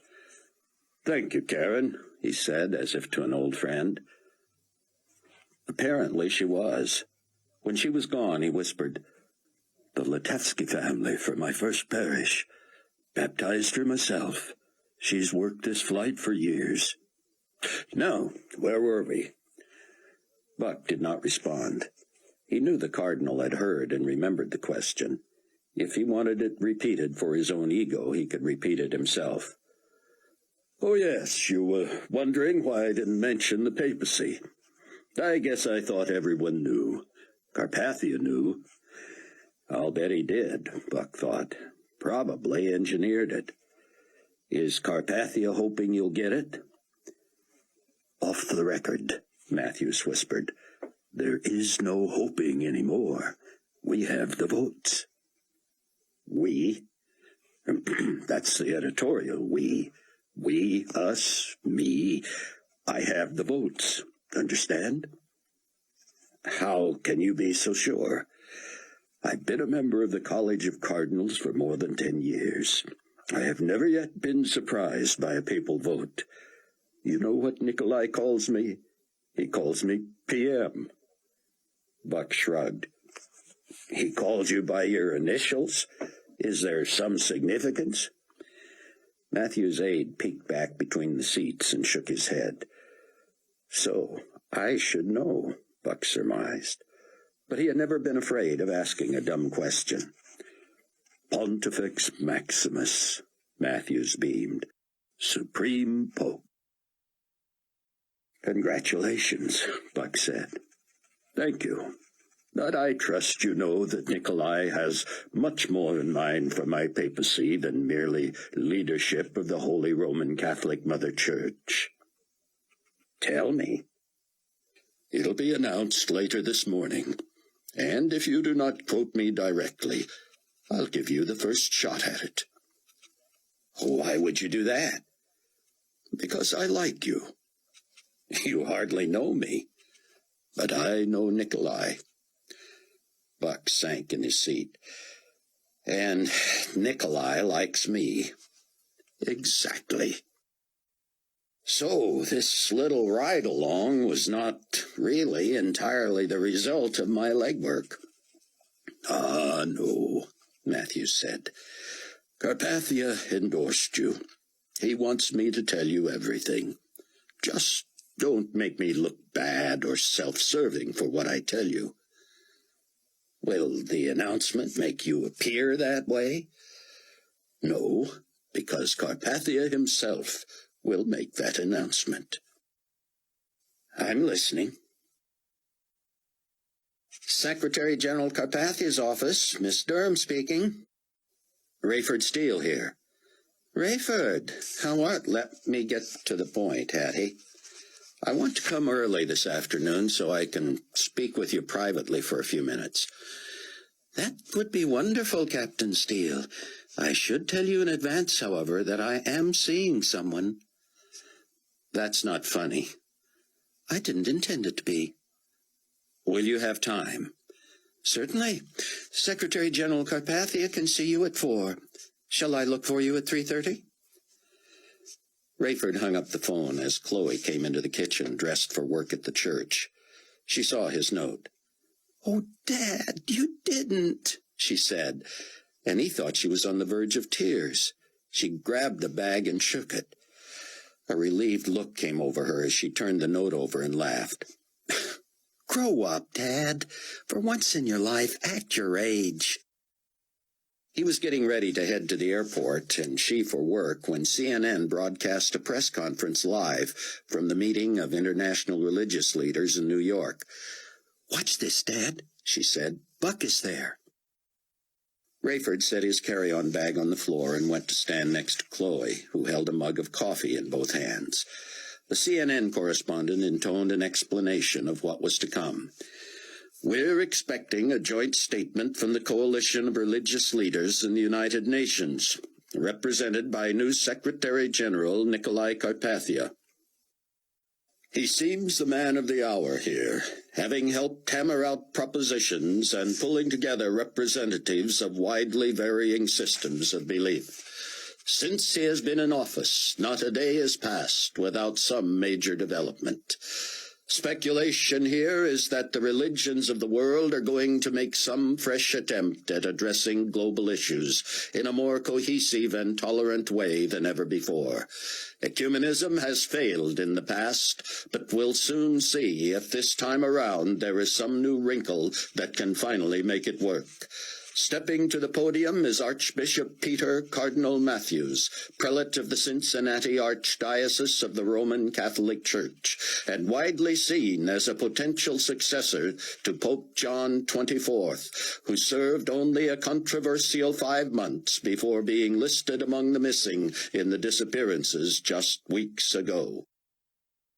The camera panned to the press conference platform, where more than 24 religious leaders from around the world, all dressed in their native garb, jockeyed for position.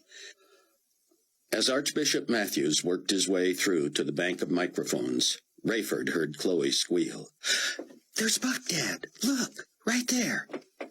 She pointed to a reporter who was not in the crowd with the rest of the journalists, but seemed to teeter on the back edge of the raised platform. Buck appeared to be trying to keep his balance. Twice he stepped down, only to step back up again. As Matthews droned on about international cooperation, Rayford and Chloe stared at Buck in the back corner. No one else would have even noticed him. "What's he got?" Rayford said. "Is that some sort of a notebook or tape recorder?" Chloe looked close and gasped. She ran to the kitchen and returned with her cookie sack. "It's his cookie," she said. "We're going to eat our cookies at the same time." Rayford was lost, but he was sure glad he hadn't eaten that cookie. "What?" he began, but Chloe shushed him. "It smells just like last night," she said. Rayford snorted. "Just what did last night smell like?" he said. "Shh."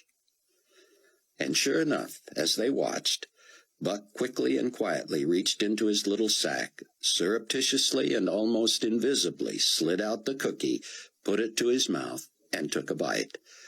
Chloe matched him gesture for gesture, and Rayford noticed she was smiling and crying at the same time.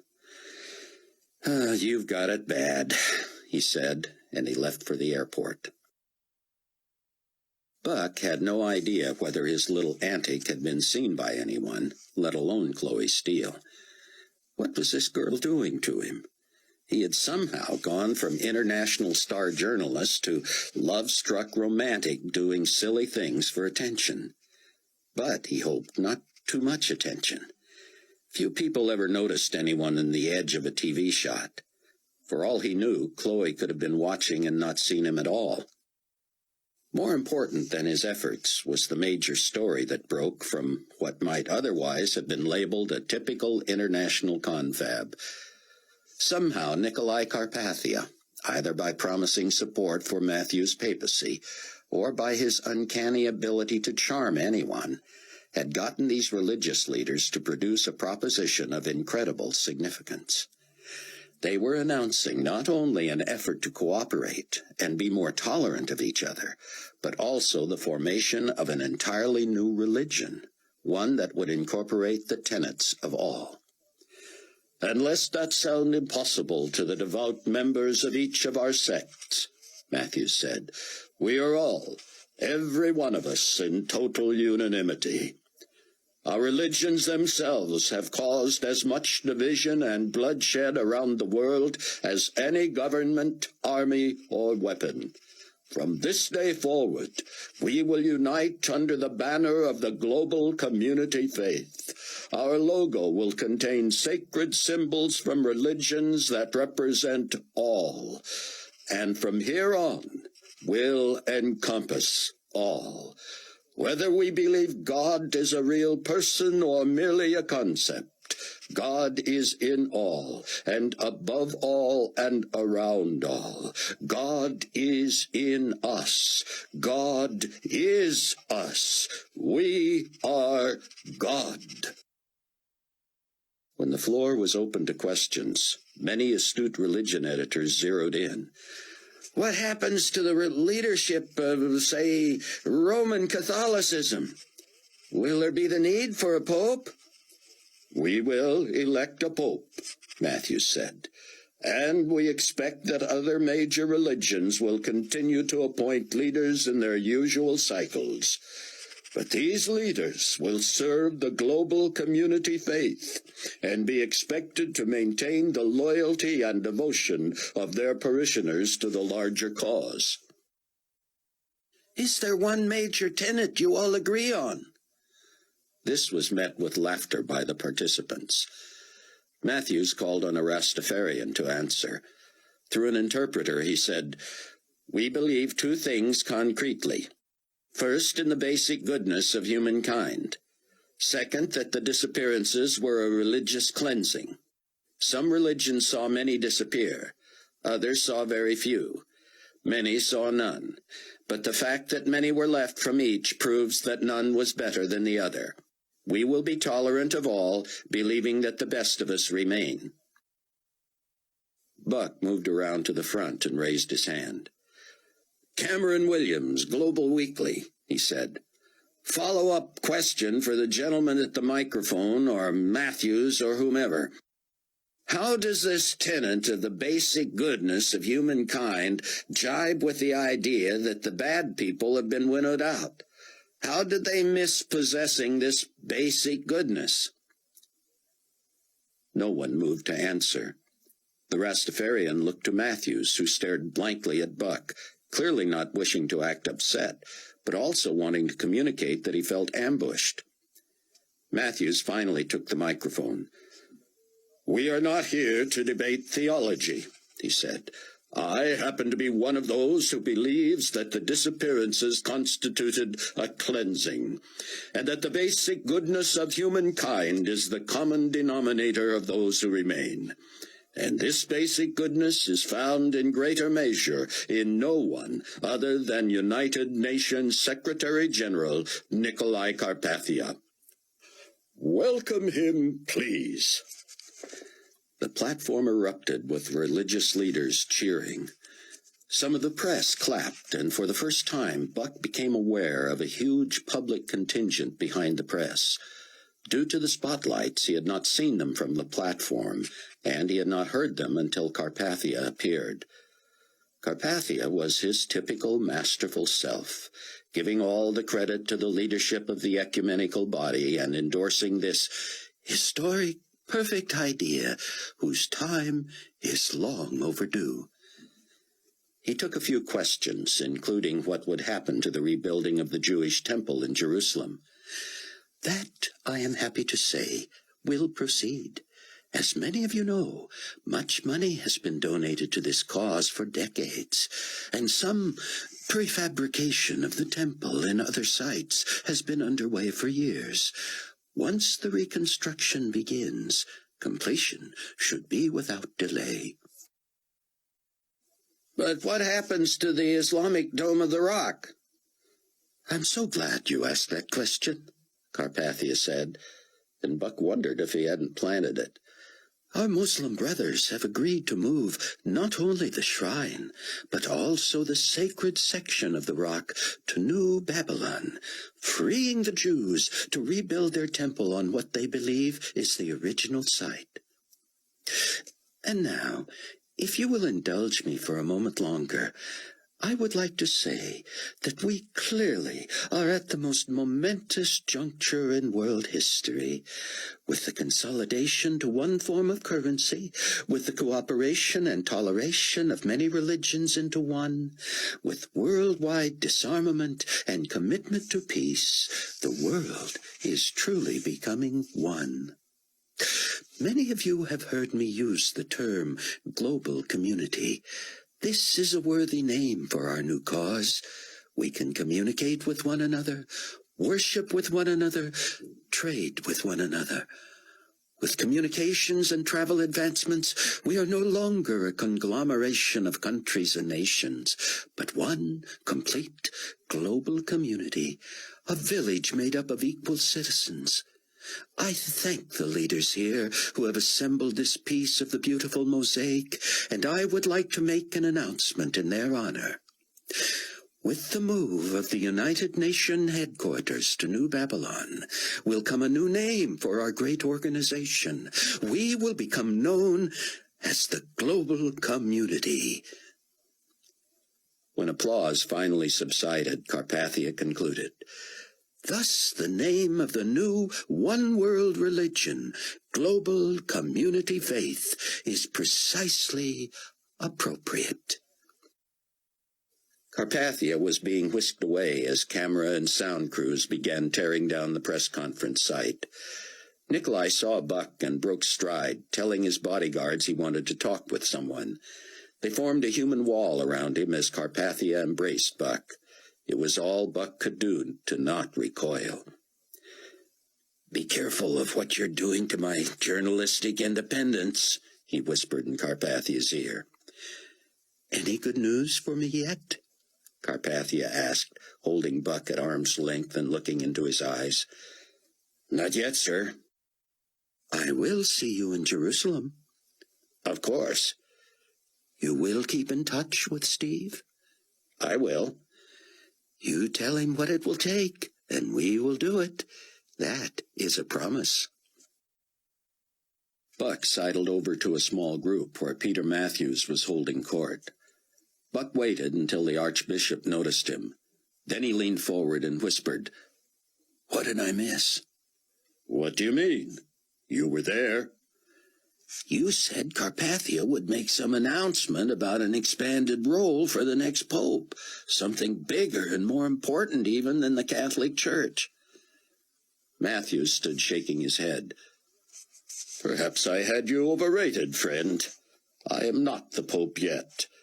But couldn't you tell from the Secretary General's statement that there will be need for a head of the new religion? What better place to headquarter it than the Vatican, and who better to lead it than the new Pope? So, you'll be the Pope of Popes? Matthew smiled and nodded. PM, he said. 2 hours later, Rayford Steele arrived at the United Nations. He had been praying silently since he phoned Bruce Barnes just before he boarded his flight. "I feel like I'm going to meet the devil," Rayford said. "Not much in this life scares me, Bruce. I've always taken pride in that. But I've got to tell you, this is awful." "First, Rayford, only if you were encountering the Antichrist in the second half of the tribulation would you actually be dealing with the person who was possessed by Satan himself." "So, what is Carpathia, some second-rate demon?" "No, you need prayer support. You know what happened in Buck's presence." "Buck is 10 years younger and in better shape," Rayford said. "I feel as if I'll fall apart in there." "You won't. Stay strong. God knows where you are, and he has perfect timing. I'll be praying. And you know Chloe and Buck will be too." That was of great comfort to Rayford, and it was particularly encouraging to know that Buck was in town. Just knowing he was in close proximity made Rayford feel less alone. Yet in his anxiety over meeting Carpathia face to face, he did not want to look past the ordeal of confronting Hattie Durham. Hattie was waiting when he stepped off the elevator. He had hoped to have a moment to get the lay of the land, to freshen up, to take a deep breath. But there she stood in all her youthful beauty, more stunning than ever because of a tan and expensively tailored clothes on a frame that needed no help. He did not expect what he saw, and he sensed evil in the place when a flash of longing for her briefly invaded his mind. Rayford's old nature immediately reminded him why she had distracted him during a wintry season of his marriage. He prayed silently, thanking God for sparing him from having done something he would have regretted forever. And as soon as Hattie opened her mouth, he was brought back to reality. Her diction and articulation were more refined, but this was still a woman without a clue, and he could hear it in her tone. "Captain Steele," she gushed, "how wonderful to see you again. How is everyone else?" "Everyone else?" "You know, Chloe and Buck and everybody." Chloe and Buck are everybody, he thought, but he didn't say so. "Everybody's fine." "Oh, that's wonderful. Is there a private place we can talk?" She led him to her work area, which was disconcertingly open. No one was around to overhear them, but the ceilings were at least 20 feet high. Her desk and tables and file cabinets were set in a cavernous area, much like a railway station with no confining walls. Footsteps echoed, and Rayford had the distinct impression that they were a long way from the offices of the Secretary General. "So, what's new with you since I saw you last, Captain Steele?" "Hattie, I don't want to be unkind, but you can stop with the Captain Steele and the pretending to not know what's new. What's new is that you and your new boss have invaded my job and my family, and I seem powerless to do anything about it." Chapter 13. Stanton Bailey gripped the armrests of his big chair and rocked back, studying Buck Williams. "Cameron," he said, "I've never been able to figure you. What was that sack lunch business all about?" "It was just a cookie. I was hungry." "I'm always hungry," Bailey roared. "But I don't eat on TV." "I wasn't sure I could be seen." "Well, now you know. And if Carpathia and Plank still let you at the signing table in Jerusalem, no sack lunches." "It was a cookie." "No cookies either." After years as Hattie Durham's captain, Rayford now felt like her subordinate, sitting across from her impressive desk. Apparently, his coming straight to the point had sobered her. "Rayford, listen," she said. I still like you in spite of how you dumped me, all right? I would never do anything to hurt you. Trying to get a complaint about me into my personnel file is not going to hurt me. That was just a joke. You saw right through it. It brought me a lot of grief. And the note waiting for me in Dallas about the new Air Force One being a 757. Same thing I told you. A joke. Not funny. Too coincidental. Well, Rayford, if you can't take a little teasing, then fine, I won't bother. I just thought friend to friend, a little fun wouldn't hurt. Come on, Hattie. You think I'm buying this? This is not your style. You don't pull practical jokes on your friends. It's just not you. Okay, I'm sorry. That's not good enough. Well, excuse me, but I don't answer to you anymore. Somehow Hattie Durham had the capacity to rattle Rayford more than anyone else did. He took a deep breath and fought for composure. Hattie, I want you to tell me about the flowers and candy.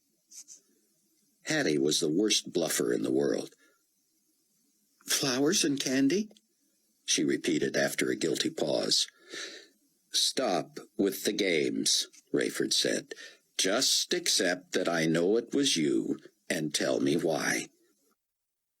I only do what I'm told, Rayford. See? This is beyond me. I should be asking the most powerful man in the world why he sent my daughter, someone he has never met, flowers and candy. Is he pursuing her? And if he is, why doesn't he sign his name? He's not pursuing her, Rayford. He's seeing someone. Well, what does that mean? He has a relationship. Anybody we know? Rayford gave her a disgusted look. Hattie seemed to be fighting a grin. It's safe to say we're an item, but the press doesn't know, so we'd appreciate it. I'll make a deal with you. You quit with the anonymous gifts to Chloe, tell me what the point was, and I'll keep your little secret. How's that? Hattie leaned forward conspiratorially.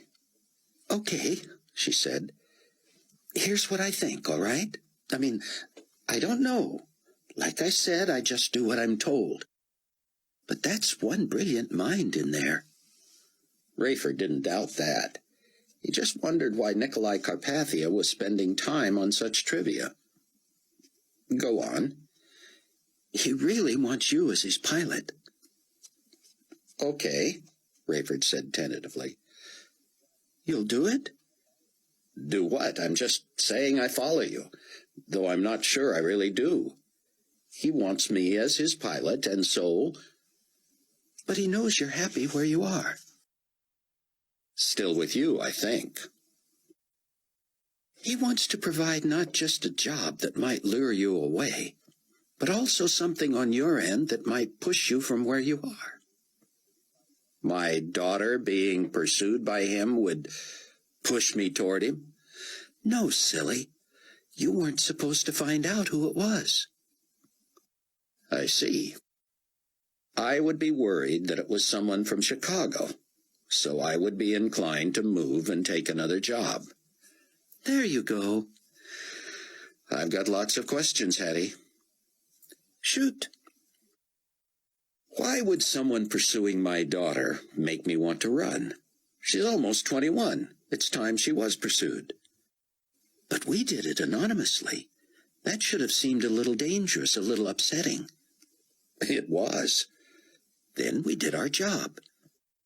Hattie, did you think I wouldn't put two and two together when you sent Chloe's favorite mints, available only at Holman Meadows in New York? She said. Maybe that wasn't too swift. Okay, let's say it worked. I think my daughter's being stalked or pursued by someone who seems sinister. As close as Carpathia is to the president, doesn't he know they're after me to pilot Air Force One? Rayford, duh. That's the job he wants you to take. Rayford slumped and sighed. Hattie, for the love of all things sacred, just tell me what's going on. I get hints from the White House and PanCon that it's Carpathia who wants me in there. I'm approved sight unseen to fly the UN delegation to Israel. Carpathia wants me as his pilot, but first he wants me to be the captain of Air Force One. Maddeningly, Hattie turned a tolerant and condescending smile on him. Rayford Steele, she said in a schoolmarmish tone, you just don't get it yet, do you? You don't really know who Nikolai Carpathia is. Rayford was stunned for a second. He knew better than she did who Nikolai Carpathia really was. The question was whether she had any inkling. Tell me, he said. Help me understand. Hattie looked behind her as if expecting Carpathia at any moment. Rayford knew no one could sneak up on them in this echoing marble-floored edifice. Nikolai is not going to give back the plane. Excuse me? You heard me. It's already been flown to New York. You're going to see it today. It's being painted. Painted? You'll see. Rayford's mind reeled. The plane would have been painted in Seattle before being flown to D.C. Why would it be painted again? How is he going to get away with not returning it? He's going to thank the president for the gift, and he already did that the other day. I heard him. But this time, he will make it obvious he's thanking the president for a gift, not for a loan. You get hired by the White House first, and you come with the plane on the president's salary budget. What can the president do? Look betrayed? Say Nikolai is lying? He'll just have to find a way to look as generous as Nikolai makes him out to be. Is that brilliant? It's boorish. It's thievery. Why would I want to work for a man like that? Why would you? I'll work with and for Nikolai for as long as he'll let me, Rayford. I have never learned so much in so short a time. This is not thievery at all. Nikolai says the United States is looking for ways to support the UN now, and here's a way. You know the world is coming together, and someone is going to lead the new one-world government. Getting this plane is one way to show that President Fitzhugh defers to Secretary General Carpathia. Hattie sounded like a parrot. Carpathia had taught her well, if not to understand, at least to believe. Okay, Rayford summarized. Carpathia somehow gets PanCon and the White House to put me at the top of the list of pilots for Air Force One. He has you agitate me at home, so I'll want to move. I take the job, he gets the plane, and never gives it back. I'm the pilot, but I'm paid by the U.S. government. And all this ties in with Carpathia eventually becoming the leader of the world. Hattie rested her chin in her entwined fingers, elbows on the desk. She cocked her head. That wasn't so complicated, was it? I don't get why I'm so important to him. He asked who was the best pilot I ever worked for and why. And I won, Rayford said. You won. Did you tell him we almost had a fling? Did we? Never mind. Of course I didn't tell him that, and neither will you if you want to keep a good job. But you told him I was a Christian. Sure, why not? You tell everyone else. I think he's a Christian anyway. Nikolai Carpathia? Of course. At least he lives by Christian principles. He's always concerned for the greater good. That's one of his favorite phrases. Like this airplane deal. He knows the U.S. wants to do this, even if they didn't think of it. They might feel a little put out for a while, but since it is for the greater good of the world, they'll eventually see that and be glad they did it. They'll look like generous heroes, and he's doing that for them. That's Christian, isn't it? Buck was scribbling furiously. He had left his tape recorder in his bag at the hotel, expecting to get it when he returned from the Global Weekly office to interview Rabbi Mark Feinberg, one of the key proponents of rebuilding the Jewish temple. But when Buck had entered the hotel lobby, he had nearly run into Feinberg, who was pulling a large trunk on wheels. "I'm sorry, my friend. I was able to get an earlier flight, and I'm going. Walk with me." Buck had dug his notebook from one pocket and pen from the other. "How do you feel about the pronouncements?" Buck asked. "Let me say this. Today I have become a bit of a politician. Do I believe God is a concept? No, I believe God is a person. Do I believe that all the religions of the world can work together and become one? No, probably not. My God is a jealous God, and will share his glory with no other. However, can they tolerate each other? Certainly. But, you may ask, why do I say I have become a politician? Because I will compromise for the sake of rebuilding the temple.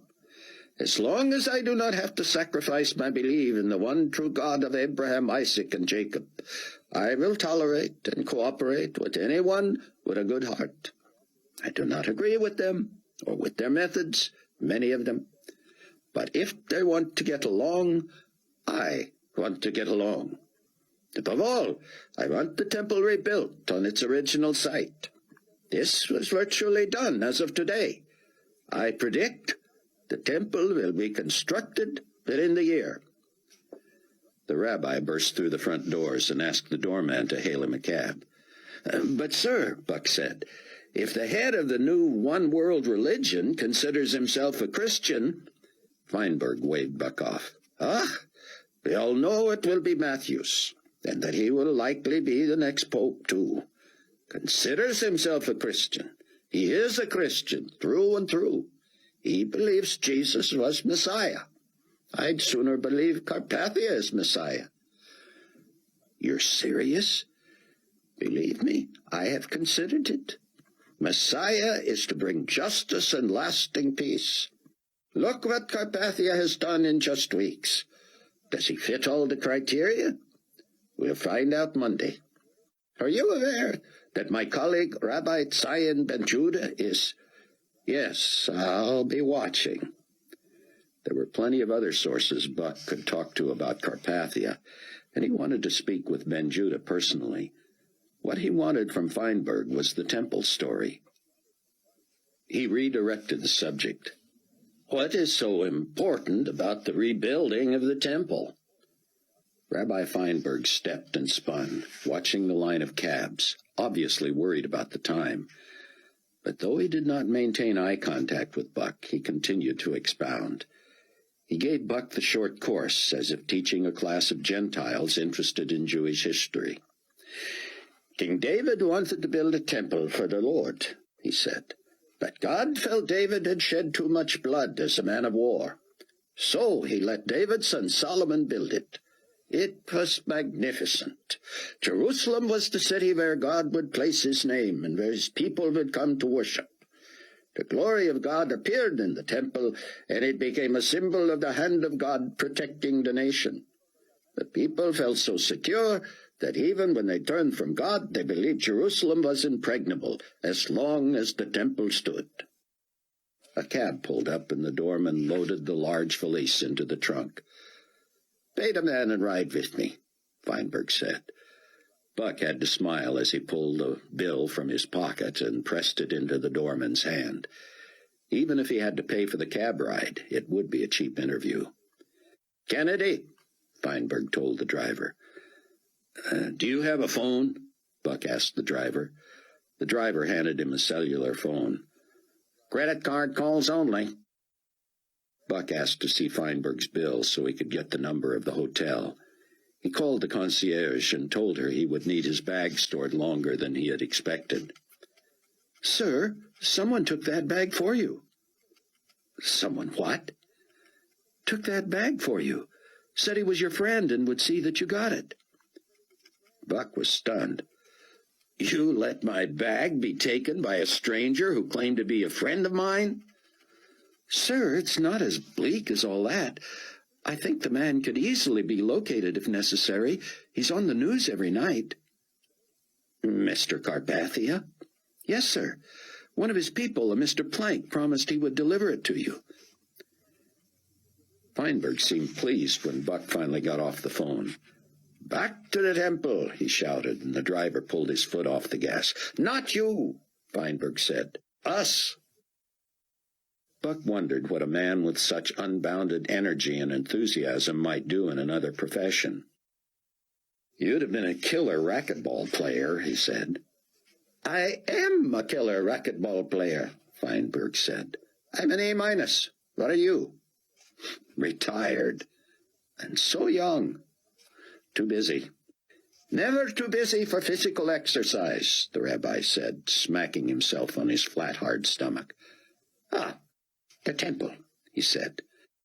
The cab was soon stuck in traffic, and Buck kept scribbling. When Hattie excused herself to answer the phone on her desk, Rayford slipped his New Testament and Psalms from his pocket. He had been memorizing verses from the Psalms, and as his anxiety over meeting Carpathia grew, he turned to those favorites and ran them over in his mind. He found Psalm 91 and read verses he had underlined. "He who dwells in the secret place of the Most High shall abide under the shadow of the Almighty. I will say of the Lord, He is my refuge and my fortress, my God. In him I will trust. 1,000 may fall at your side, and 10,000 at your right hand, but it shall not come near you. No evil shall befall you, nor shall any plague come near your dwelling, for he shall give his angels charge over you, to keep you in all your ways." When he looked up, Hattie was off the phone and looking at him expectantly. "Sorry," he said, closing the Bible. "That's all right," she said. "The Secretary General is ready for you." With the cabbie's assurance that the rabbi was not going to miss his plane, Feinberg warmed to his subject. "The temple and the city of Jerusalem were destroyed by King Nebuchadnezzar. 70 years later, a decree was given to rebuild the city and eventually the temple. The new temple, under the direction of Zerubbabel and Joshua, the high priest, was so inferior to the temple of Solomon that some of the elders wept when they saw the foundation. Still, that temple served Israel until it was desecrated by Antiochus Epiphanes, a Greco-Roman ruler. About 40 B.C., Herod the Great had the temple destroyed, piece by piece, and rebuilt. That became known as Herod's temple, and you know what became of that." "I'm sorry, I don't." "You're a religion writer, and you don't know what happened to Herod's temple?" "I'm actually a pinch hitter for the religion writer on this story." "A pinch hitter?" Buck smiled. "You're an A- racquetball player, and you don't know what a pinch hitter is?" "It's not a racquetball term, I know that," Rabbi Feinberg said. "And other than football, which you call soccer, I don't care about other sports. Let me tell you what happened to Herod's temple. Titus, a Roman general, laid siege to Jerusalem, and even though he gave orders that the temple not be destroyed, the Jews did not trust him. They burned it, rather than allow it to fall into pagan hands. Today, the Temple Mount, the site of the old Jewish temple, is occupied by the Mohammedans and houses the Muslim mosque called the Dome of the Rock." Buck was curious. How were the Muslims persuaded to move the Dome of the Rock? "That proves the magnificence of Carpathia," Feinberg said. "Who but Messiah could ask devout Muslims to move the shrine that in their religion is second in importance only to Mecca, the birthplace of Muhammad? But you see, the Temple Mount, the Dome of the Rock, is built right over Mount Moriah, where we believe Abraham expressed his willingness to God to sacrifice his son Isaac. Of course we do not believe Muhammad to be divine. So as long as a Muslim mosque occupies the Temple Mount, we believe our holy place is being defiled. So this is a great day for Israel. A great day. Since the birth of our nation, we have collected millions from around the world for the rebuilding of the temple. Work has begun. Many prefabricated walls are finished and will be shipped in. I will live to see the reconstruction of the temple, and it will be even more spectacular than in the days of Solomon." "At last we meet," Nikolai Carpathia said, rising and coming around his desk to shake hands with Rayford Steele. "Thank you, Miss Durham. We will sit right here." Hattie left and shut the door. Nikolai pointed to a chair and sat down across from Rayford. "And so our little circle is connected." Rayford felt strangely calmed. He was being prayed for, and his mind was full of the promises from the Psalms. "Sir?" "It is interesting to me how small the world is. Perhaps that is why I believe so strongly that we are becoming truly a global community. Would you believe I met you through an Israeli botanist named Chaim Rosenzweig?" "I know the name, of course, but we've never met." "Indeed you have not, but you will. If not, while you are here, then Saturday on the plane to Israel. He introduced me to a young journalist who had written about him. That journalist met your flight attendant, Miss Durham, while on your plane, and eventually introduced her to me. She is now my assistant, and she introduced me to you. A small world." Earl Halliday had said the same thing when he'd heard that Hattie Durham, a former PanCon employee, was working for a man who wanted Rayford as pilot of Air Force One. Rayford did not respond to Carpathia. He didn't believe they had met coincidentally. It was not such a small world. It was possible all had been where God had wanted them to be, so Rayford could be sitting where he was today. This wasn't something he wanted or had sought, but he was finally open to it. "So, you want to be the pilot of Air Force One?" "No, sir, that was not my desire. I'm willing to fly her to Jerusalem with your delegation at the request of the White House, and then decide about the request to become the pilot." "You did not seek the position?" "No, sir." "But you are willing?" "To give it a try." "Mr. Steele, I want to make a prediction. I want to presume that you will see this plane, experience the latest technology, and want never to fly anything less." "That may very well be. But not for that reason," Rayford thought. "Only if it's what God wants." "I also want to let you in on a little secret, something that has not been announced yet.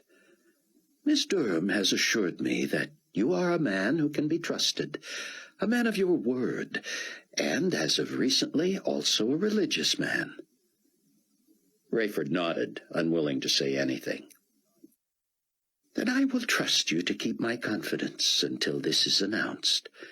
Air Force One is being lent to the United Nations as a gesture of support by the President of the United States." "That's been on the news, sir." "Of course. But what has not been announced is that the plane will then be given to us, along with the crew, for our exclusive use." "How nice of President Fitzhugh to offer that." "How nice indeed," Carpathia said. "And how generous." Rayford understood how people could be charmed by Carpathia, but sitting across from him and knowing he was lying made it easier to resist his charm. "When do you fly back?" Carpathia asked. "I left it open. I'm at your disposal. I do need to be home before we leave Saturday, however." "I like your style," Carpathia said. "You are at my disposal. That is nice. You realize, of course, that should you get this job, and you will, that this is not a platform for proselytizing." "Meaning?" "Meaning that the United Nations, which shall become known as global community, and I in particular, are proactively non-sectarian." "I am a believer in Christ," Rayford said. "I attend church. I read my Bible. I tell people what I believe." but not on the job. If you become my superior, and that becomes a directive, I will be obligated to obey. I will, and it will, and you will, Carpathia said. Just so we understand each other. Clearly. I like you, and I believe we can work together. I don't know you, sir, but I believe I can work with anybody. Where did that come from? Rayford almost smiled. If he could work with the Antichrist, who couldn't he work with? As the cab pulled up to the curb at Kennedy International, Rabbi Mark Feinberg said, I'm sure you won't mind including my trip in your total, as you did interview me. Certainly, Buck said. Global Weekly is more than happy to provide your trip to the airport, provided we don't have to fly you to Israel. Now that you mention it, the rabbi said with a twinkle, but he did not finish the thought. He merely waved, retrieved his valise from the cabbie, and hurried into the terminal. Nikolai Carpathia pressed the intercom button. Miss Durham, have you arranged for a car to the hangar? Yes, sir. Rear entrance. We are ready. I'll buzz you when security arrives. Thank you. Nikolai turned to Rayford. I want you to see the plane. Certainly, Rayford said, though he would rather have started toward home. Why on earth had he said he was at Carpathia's disposal? Back to the hotel, sir? No, Buck said. The UN building, please. And let me use your cell phone again, would you? Credit, card, calls only, I know. He phoned Steve Plank at the UN. What's the idea of absconding with my bag? Just trying to do you a favor, old buddy. You at the plaza? Bring it to you. That's where I'm staying, but let me come to you. That's what you intended anyway, wasn't it? Yep. Be there in an hour. Carpathia may not be here. I'm not coming to see him. I'm coming to see you. When Hattie buzzed, Carpathia stood and his door opened. 2 security guards flanked Nikolai and Rayford as they made their way through the corridors to a freight elevator, down to the first floor below ground level, and into a parking dock where a limousine waited. The driver leaped out to open the door for Carpathia. Rayford was walked around to the other side where his door was opened. Rayford found it strange that though he had been offered no refreshment at the office, Carpathia now insisted on showing him everything available in the limo, from whiskey to wine to beer and soft drinks. Rayford accepted a Coke. Are you not a drinker? Not anymore. Used to be? Never a hard drinker, but occasionally unwise. I haven't touched a drop since I lost my family. I was sorry to hear of that. Thank you. But I've come to terms with it. I miss them terribly, Of course. but I have peace about it. Your religion believes that Jesus Christ has taken his own to heaven, is that it? That's it. I will not pretend that I share that belief, but I respect any comfort the thought may bring you. Rayford wanted to argue, but he wondered at the advisability of doing what Bruce Barnes would call witnessing to the Antichrist. I am not a drinker either, Carpathia said, sipping seltzer water. So, why didn't you let me come to you? Steve Plank said. I would have. I need a favor. We can trade favors, Buck. Say yes to Carpathia's offer. You'll never have to ask for anything again as long as you live. To tell you the truth, Steve, I have too many good stories in the hopper right now to even think about jumping. Write 'em for us. No can do. But help me if you can. I want to get in to see those 2 guys at the Wailing Wall. Nikolai hates those 2. Thinks they're crazy. Obviously they are. Then he shouldn't have a problem with my trying to interview them. I'll see what I can do. He's with a pilot candidate today. You don't say. Carpathia and Rayford stepped from the limo outside a huge hangar at Kennedy. Carpathia said to the driver, "Tell Frederick we would like the usual drama." When the hangar doors opened, the plane was illuminated with brilliant spotlights. On the side facing Rayford were the words Air Force One and the seal of the President of the United States. As they walked around to the other side, however, Rayford saw the team of painters high on scaffolding. The seal and the name had been eliminated. In its place was the old logo of the United Nations, but with the words Global Community in place of the current name. And in place of the name of the aircraft, painters were putting the finishing touches on Global Community 1. "How long until both sides are finished?" Carpathia called out to a foreman. "It'll be dry on both sides by midnight," came the answer. "This side took about 6 hours. Other side'll go quicker. Airworthy by Saturday easily." Carpathia flashed a thumbs-up sign, and the workers in the hangar applauded. "We would like to board," Carpathia whispered. And within minutes a lift had been jury-rigged that allowed them to enter from the rear of the sparkling new plane. Rayford had toured countless new aircraft and was usually impressed, but he had never seen anything like this. Every detail was richly appointed, expensive, functional, and beautiful. In the rear were full bathrooms with showers. Then came the press area, large enough for parties. Every seat had its own phone, modem jack, VCR, and TV. A restaurant was midship, fully stocked and with room to move and breathe.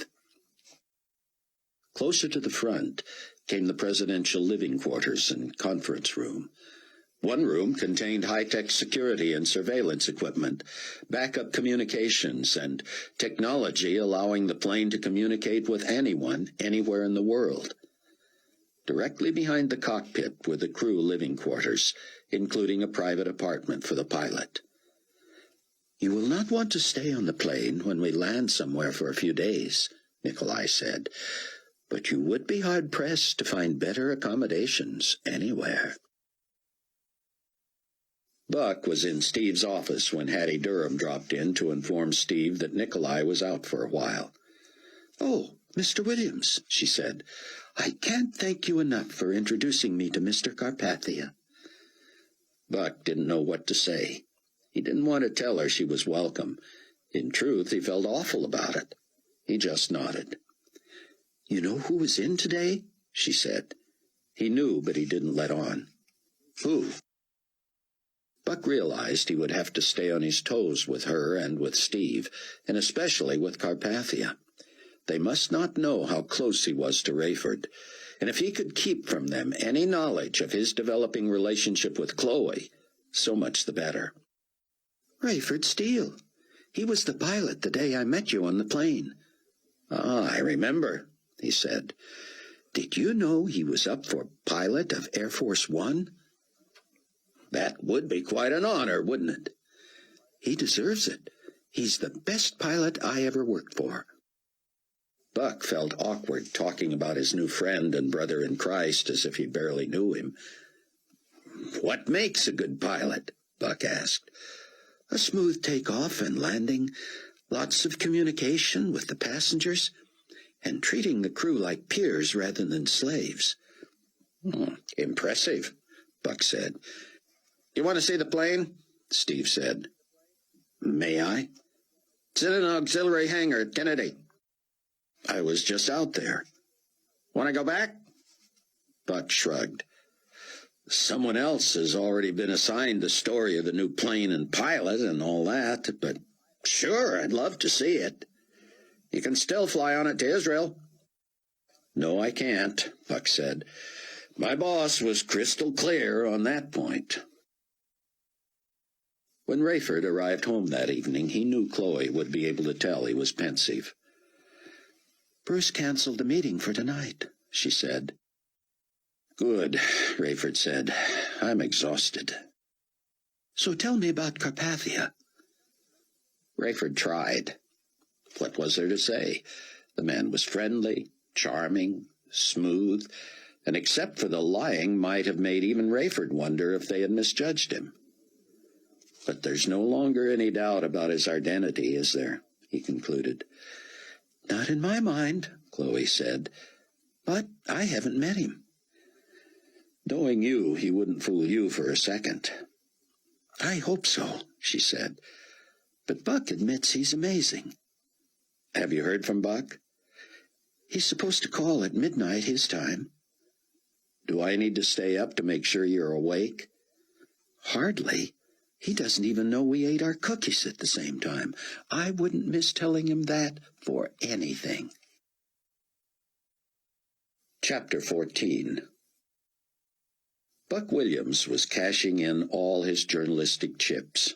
After trying to sleep off jet lag in the King David Hotel on Saturday, he had left messages for Chaim Rosenzweig, Mark Feinberg, and even Peter Matthews.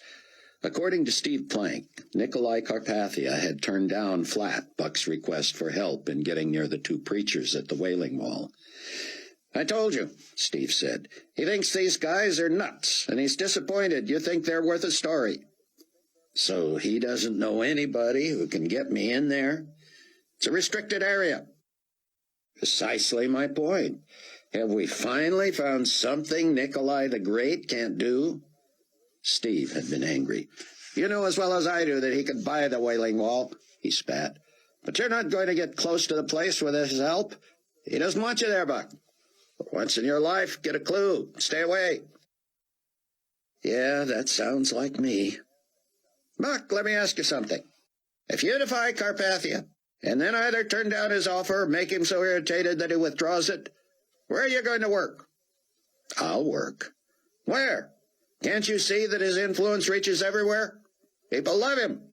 They'll do anything for him. People come away from meetings with him doing things they never would have dreamed they'd do." "Tell me about it," Buck thought. "I've got work to do," Buck said. "Thanks anyway." "Right now you've got work to do. But nothing is permanent." Steve had never spoken truer words, though he didn't know it. Buck's second strikeout was with Peter Matthews. He was ensconced in a penthouse suite in a 5-star hotel in Tel Aviv, and though he did take Buck's call, he was dismissive. "Admire you, Williams," he said, "but I think I've given you all the best stuff I know, on and off the record. I don't have any connection with the guys at the Wall, but I'll give you a quote if that's what you want." "What I want is to find someone who can get me close enough so I can talk to these two men myself. If they want to kill me or burn me up or ignore me, that'll be their prerogative. I am allowed close to the Wailing Wall because of my position, but I'm not interested in helping you get there. I'm sorry. On the record, I think these are two elderly Torah students who are pretending to be Moses and Elijah reincarnated. Their costumes are bad, their preaching is worse. Why people have died trying to hurt them, I have no idea. Maybe these two old coots have compatriots hidden among the masses who pick people off who look like threats. Now, I've got to go. You'll be at the signing Monday?"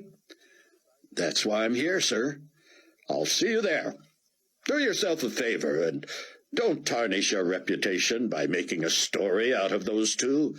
If you want a story, you ought to tag along with me this afternoon as I tour possible sites for Vatican involvement in Jerusalem."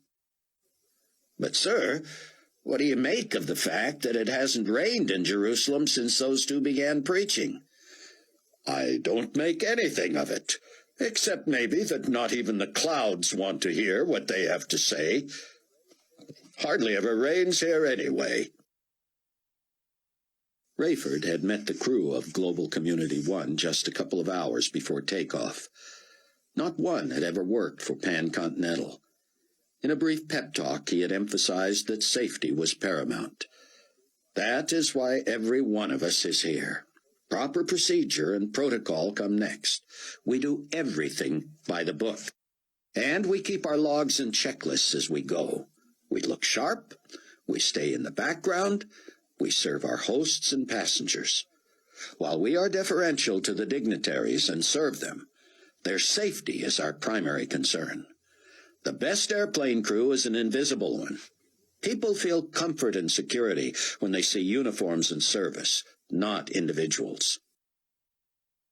Rayford's first officer was older than Rayford and probably had wanted the pilot's position, but he was friendly and efficient. The navigator was a young man Rayford would not have chosen, but he did his job. The cabin crew had worked together on Air Force One and seemed overly impressed with the new plane, but Rayford couldn't fault them for that. It was a technological marvel, but they would soon get used to it and take it for granted. Flying the 757 was, as Rayford had commented to the certifying examiner in Dallas, like sitting behind the wheel of a Jaguar. But the excitement wore off as the flight stretched on. After a while he left the plane in control of his first officer and slipped into his own living quarters. He stretched out on the bed and was suddenly struck by how utterly lonely he was. How proud Irene would have been of this moment, when he had the top job in the flying world. But to him it meant little, though he felt in his spirit that he was doing what God had led him to do. Why, he had no idea. But deep inside, Rayford felt sure he had flown his last route for PanCon. He phoned Chloe and woke her. "Sorry, Chloe," he said. "That's all right, Dad. Is it exciting?" "Oh, yeah, I can't deny that." They had discussed that the plane-to-ground communications were likely under surveillance, so there would be no disparaging talk about Carpathia or anyone else in his orbit, and they would not mention Buck by name. "Who do you know there?" "Only Hattie, really. I'm kind of lonely." "Me too. I haven't heard from anyone else yet. I'm supposed to get a call early Monday morning, your time. When will you be in Jerusalem?" "In about 3 hours we land in Tel Aviv and are transported by luxury motor coaches to Jerusalem." "You aren't flying into Jerusalem?" "No, a 757 can't land near there. Tel Aviv is only 35 miles from Jerusalem." "When will you be home?" "Well, we were scheduled to leave Tel Aviv Tuesday morning, but now they tell us we'll be flying on to Baghdad Monday afternoon and we'll leave from there Tuesday morning. It adds 600 air miles, about another hour to the total trip." "What's in Baghdad?" "The only airport near Babylon that will take a plane this size. Carpathia wants to tour Babylon and show his people the plans." "Will you go along?" "I imagine I will. It's about 50 miles south of Baghdad by bus. If I take this job, I imagine I'll be seeing a lot of the Middle East over the next few years." "I miss you already. I wish I could be there." "I know who you miss, Chloe." "I miss you too, Dad."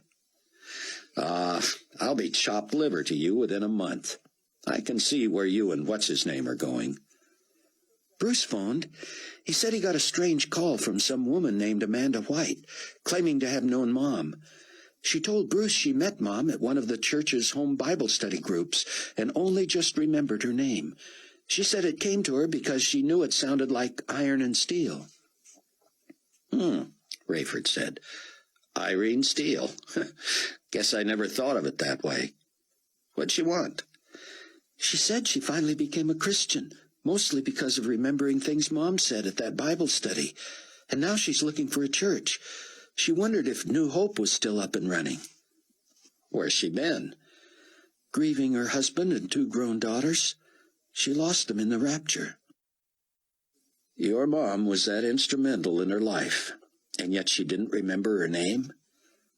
"Go figure," Chloe said. Buck napped for about an hour and a half before taking a call from Chaim Rosenzweig, who had just gotten in. "Even I will need to adjust to the time difference, Cameron," Dr. Rosenzweig said. "No matter how many times I make the trip, the jet lag attacks. How long have you been in the country?" "I arrived yesterday morning." "I need your help." Buck told Rosenzweig he needed to get closer to the wailing wall. "I tried," he said, "but I probably didn't get within 100 yards. The two men were preaching, and the crowds were much bigger than I ever saw on CNN. Oh, there are bigger crowds now as we get closer to the signing of the covenant. Perhaps in light of the signing, the pair have stepped up their activities. More and more people are coming to hear them, and apparently they are even seeing Orthodox Jews converting to Christianity. Very strange. Nikolai asked about them on the way over, and watched some of the coverage on the television. He was as angry as I have ever seen him. What did he say? That was just it. He said nothing. I thought he looked a little flushed, and his jaw was set. I know him just a little, you understand, but I can tell when he is agitated. Chaim, I need your help. Cameron, I am not Orthodox. I do not go to the wall, and even if I could, I would probably not risk the danger. I don't recommend that you do either.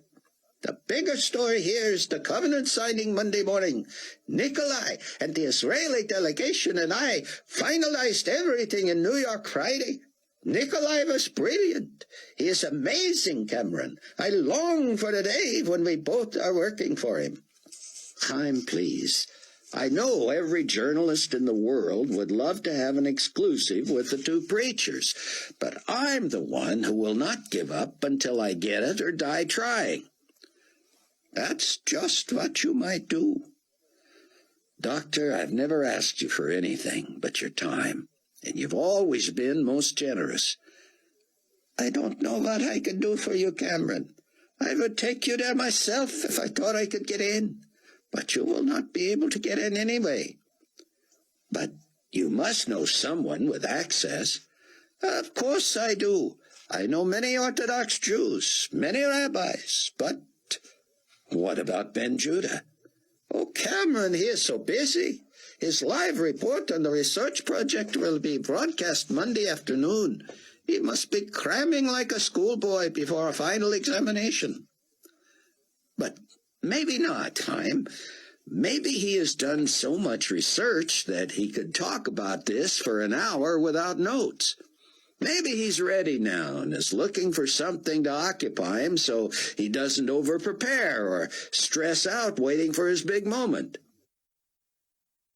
There was silence on the other end, and Buck prayed Rosenzweig would yield. I don't know, Cameron. I would not want to be bothered so close to a big moment. Would you do this, Chaim? Just call and wish him the best and feel him out about his schedule this weekend.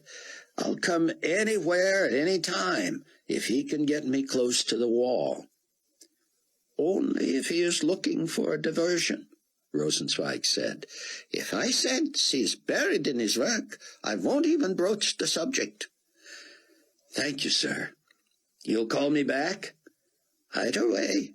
And Cameron, please don't get your hopes up, and don't hold it against me if he is unavailable. I would never do that.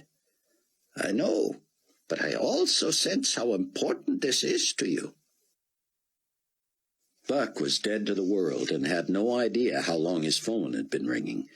He sat straight up in bed and noticed the Sunday afternoon sun turning orange, the stream of light making a weird pattern on the bed. Buck caught a glimpse of himself in the mirror as he reached for the phone. His cheek was red and creased, his eyes puffy and half open, his hair shooting out in all directions. His mouth tasted horrible, and he had slept in his clothes. Hello? Is this Cameron Williams? Came the thick Hebrew accent. Yes, sir. This is Dr. Chaim Ben Judah. Buck jumped to his feet as if the respected scholar were in the room. Yes, Dr. Ben Judah. A privilege to hear from you, sir. Thank you, the doctor managed. I'm calling you from out front of your hotel. Buck fought to understand him. Yes? I have a car and a driver. A car and a driver, yes, sir. Are you ready to go? To go? To the ball. Oh, yes, sir. I mean, no, sir. I'm going to need 10 minutes. Can you wait 10 minutes? I should have called before arriving. I was under the impression from our mutual friend that this was a matter of some urgency to you. Buck ran the strange-sounding English through his mind again. A matter of urgency, yes.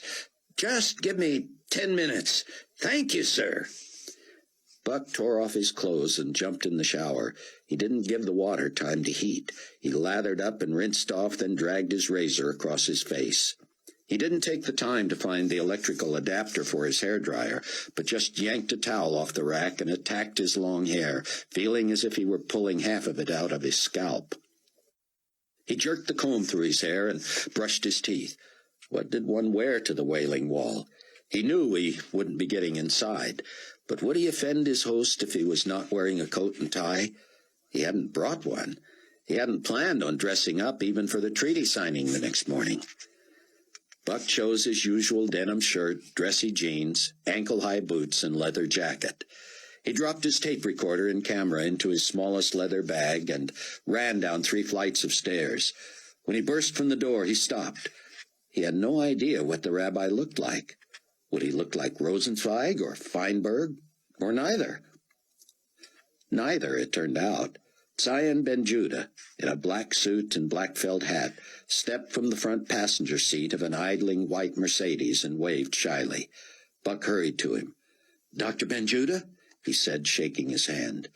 The man was middle-aged, trim, and youthful, with strong, angular features and only a hint of gray in his dark brown hair. In his labored English, the rabbi said, "In your dialect, my first name sounds like the city, Zion. You may call me that." "Zion? Are you sure?" "Sure of my own name," the rabbi smiled. "I am sure." "No, I meant, are you sure I can call you?" "I know what you meant, Mr. Williams. You may call me Zion." To Buck, Zion didn't sound too much different from Zion in Dr. Ben Judah's accent. "Please call me Buck." "Buck?" The rabbi held open the front door as Buck slid in next to the driver. "It's a nickname." "All right, Buck. The driver understands no English." Buck turned to see the driver with his hand extended.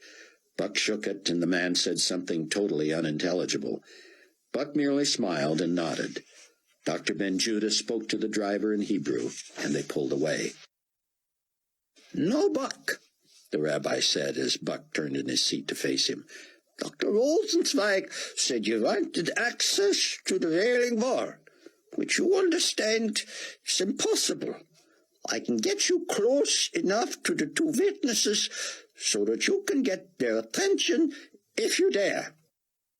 "The 2 witnesses? You call them the 2 witnesses? That's what my friends and I—" Dr. Ben Judah held up both hands and turned his head away, as if to indicate that was a question he would not answer or comment on. "The question is, do you dare?" "I dare." "And you will not hold me personally responsible for anything that might happen to you?" "Of course not. But I would like to interview you, too." The hands came up again. "I made clear to the press and to Dr. Rosenzweig that I am not granting any interviews." Just some personal information, then. I won't ask about your research because I'm sure after boiling down 3 years into a 1-hour presentation, you'll explain your conclusions fully tomorrow afternoon." "Precisely. As for personal information, I'm 44 years old. I grew up in Haifa, the son of an Orthodox rabbi. I have 2 doctorates, one in Jewish history, one in ancient languages. I have studied and taught my whole life and consider myself more of a scholar and historian than an educator, though my students have been most kind in their evaluations. I think and play and read mostly in Hebrew, and I am embarrassed to speak English so poorly, especially in an egalitarian country like this. I know English grammar and syntax better than most Englishmen, and certainly most Americans, present company accepted, I'm sure, but I have never had the time to practice, let alone perfect, my diction. I married only 6 years ago and have 2 teenage stepchildren, a boy and a girl. A little over 3 years ago, I was commissioned by a state agency to conduct an exhaustive study of the messianic passages so the Jews will recognize Messiah when he comes. This has been the most rewarding work of my life. In the process, I added Greek and Aramaic to the list of my mastered languages, which now number 22. I am excited about the completion of the work and eager to share my findings with the world by television. I don't pretend that the program will compete with anything containing sex, violence, or humor, but I expect it will be controversial nonetheless. I don't know what else to ask, Buck admitted. Then we can be done with the interview and get on with the business at hand. I am curious about your taking the time to do this. Dr. Rosenzweig is a mentor, one of my most beloved colleagues. A friend of his is a friend of mine. Thank you. I admire your work. I read the articles about Dr. Rosenzweig that you have done, and many others too. Besides, the men at the war intrigue me as well. Perhaps with my language proficiency, we will be able to communicate with them. So far, all I have seen them do is communicate with the masses who assemble. They speak to people who threaten them, but otherwise I know of no individual who has spoken with them. The Mercedes parked near some tour buses, and the driver waited as Dr. Benjuda and Buck mounted a set of stairs to take in the view of the Wailing Wall, the Temple Mount, and everything in between. These are the largest crowds I've seen, the rabbi said. But they're so quiet, Buck whispered. The 2 preachers do not use microphones, Dr. Benjuda explained. People make noise at their own peril. So many want to hear what the men have to say that others threaten those who cause any distraction. Do the 2 ever take a break? Yes, they do. Occasionally, one will move around the side of that little building there and lie on the ground near the fence. They will often trade off resting and speaking.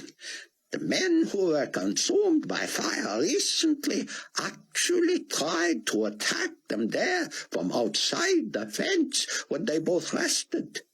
That is why no one approaches them there. That might be my best opportunity, Buck said. That was my thinking. You will go with me? Only if we make it plain we mean them no harm. They have killed at least 6 and have threatened many more. A friend of mine stood on this very spot the day they burned up 4 attackers, and he swears the fire came from their mouths. Do you believe that? I have no reason to doubt my friend. We are several hundred feet away. Is there a better time than another to approach, or should we just play that by ear? I propose they join the crowds first. They descended the stairs and moved toward the wall. Buck was impressed that the crowd seemed so reverential. Within 40 or 50 feet of the preachers were Orthodox rabbis, bowing, praying, sliding written prayers into the cracks between the stones in the wall. Occasionally, one of the rabbis would turn toward the witnesses and shake his fist, crying out in Hebrew, only to be shushed by the crowd. Sometimes one of the preachers would respond directly. As Buck and Dr. Ben-Judah reached the edge of the crowd, a rabbi at the wall fell to his knees, his eyes toward heaven, and howled out a prayer in anguish. "Silence!" shouted one of the preachers, and the rabbi wept bitterly. The preacher turned to the crowd. "He beseeches Almighty God to strike us dead for blaspheming his name. But he is as the Pharisees of old. He does not recognize the one who was God, and shall be God now and forevermore. We come to bring witness to the Godship of Jesus Christ of Nazareth." With that, the crying rabbi prostrated himself and hid his face, rocking in humiliation at the wickedness of what he heard. Dr. Ben-Judah whispered to Buck, "Would you like me to translate?" "Translate what? The prayer of the rabbi?" "And the response of the preacher?" "I understood the preacher." Dr. Ben-Judah looked puzzled. "If I had known you were fluent in Hebrew, it would have been much easier for me to communicate with you." "I'm not. I didn't understand the prayer, but the preacher spoke to the crowd in English." Ben-Judah shook his head. "My mistake," he said. "Sometimes I forget what language I'm in. But there, right now, he's speaking in Hebrew again. He's saying—" "Sir, sorry to interrupt, but he's speaking in English. There is a Hebraic accent, but he's saying, 'And now unto him who is able to keep you from falling.'" "You understand that?" "Of course." The rabbi looked shaken. "Buck," he whispered ominously, "he is speaking in Hebrew." Buck turned and stared at the two witnesses. They took turns speaking, sentence by sentence. Buck understood every word in English. Ben-Judah touched him lightly, and he followed the rabbi deeper into the crowd. "English?" Ben-Judah asked a Hispanic-looking man who stood with a woman and children. "Espanol," the man responded apologetically. Dr. Ben-Judah immediately began conversing with him in Spanish. The man kept nodding and answering in the affirmative. The rabbi thanked him and moved on. He found a Norwegian and spoke to him in his native tongue, then some Asians. He grabbed Buck's arm tight and pulled him away from the crowd and closer to the preachers. They stopped about 30 feet from the two men, separated by a fence of wrought iron bars. "These people are hearing the preachers in their own languages," Ben-Judah shuddered. "Truly, this is of God." "Are you sure?" "No question. I hear them in Hebrew. You hear them in English. The family from Mexico knows only a little English, but no Hebrew. The man from Norway knows some German and some English, but no Hebrew. He hears them in Norwegian. Oh, God! Oh, God!" the rabbi added, and Buck knew it was out of reverence. He was afraid Ben-Judah might collapse. "Ah!" A young man wearing boots, khaki slacks, and a white T-shirt came screaming through the crowd. People fell to the ground when they saw his automatic weapon. He wore a gold necklace, and his black hair and beard were unkempt. His dark eyes were ablaze as he rattled off a few rounds into the air, which cleared a path for him directly to the preachers. He shouted something in an Eastern dialect Buck did not understand, but as he lay on the pavement, peeking out from under his arms, Rabbi Ben-Judah whispered, "He says he's on a mission from Allah." Buck reached into his bag and turned on the tape recorder as the man ran to the front of the crowd. The two witnesses stopped preaching and stood shoulder to shoulder, glaring at the gunman as he approached. He ran full speed, firing as he ran. But the preachers stood rock solid, not speaking, not moving, arms crossed over their ragged robes. When the young man got to within 5 feet of them, he seemed to hit an invisible wall. He recoiled and flipped over backward, his weapon clattering away. His head smacked the ground first, and he lay groaning. Suddenly one of the preachers shouted, "You are forbidden to come nigh to the servants of the Most High God. We are under his protection until the due time, and woe to anyone who approaches without the covering of Yahweh himself." And as he finished, the other breathed from his mouth a column of fire that incinerated the man's clothes, consumed his flesh and organs, and in seconds left a charred skeleton smoking on the ground. The weapon melted and was fused to the cement, and the man's molten necklace dripped gold through the cavity in his chest. Buck lay on his stomach, his mouth agape, his hand on the back of the rabbi, who shuddered uncontrollably. In the distance, families ran screaming toward their cars and buses, while Israeli soldiers approached the wall slowly, weapons at the ready. One of the preachers spoke. "No one need fear us who comes to listen to our testimony to the living God. Many have believed and received our report. Only those who seek to do us harm shall die. Fear not." Buck believed him. He wasn't sure the rabbi did. They stood and began to move away, but the eyes of the witnesses were on them. Israeli soldiers shouted at them from the edge of the plaza. "Soldiers are telling us to move away slowly," Dr. Ben-Judah translated. "I want to stay," Buck said. "I want to talk to those men." "Did you not see what just happened?" "Of course, but I also heard them say they meant no harm to sincere listeners." "But are you a sincere listener, or are you just a journalist looking for a scoop?" "I'm both," Buck admitted. "God bless you," the rabbi said. He turned and spoke in Hebrew to the two witnesses as Israeli soldiers shouted at him and Buck all the more. Buck and Ben-Judah backed away from the preachers, who now stood silent. "Told them we would meet them at 10 o'clock tonight behind the building where they occasionally rest. Will you be able to join me?" "Like I would pass that up," Buck said. Rayford returned from a quiet dinner with part of his new crew to an urgent message from Chloe. It took him a few minutes to get through, wishing she had given him some indication of what was wrong. It wasn't like her to say something was urgent unless it really was. She picked up the phone on the first ring. "Hello," she said. "Buck? Dad?" "Yeah, what's up?" "How's Buck?" "I don't know. I haven't seen him yet." "Are you going to?" "Well, sure, I suppose." "Do you know what hospital he's in?" "What?" "You didn't see it?" "See what?" "Dad, it was just on the morning news here.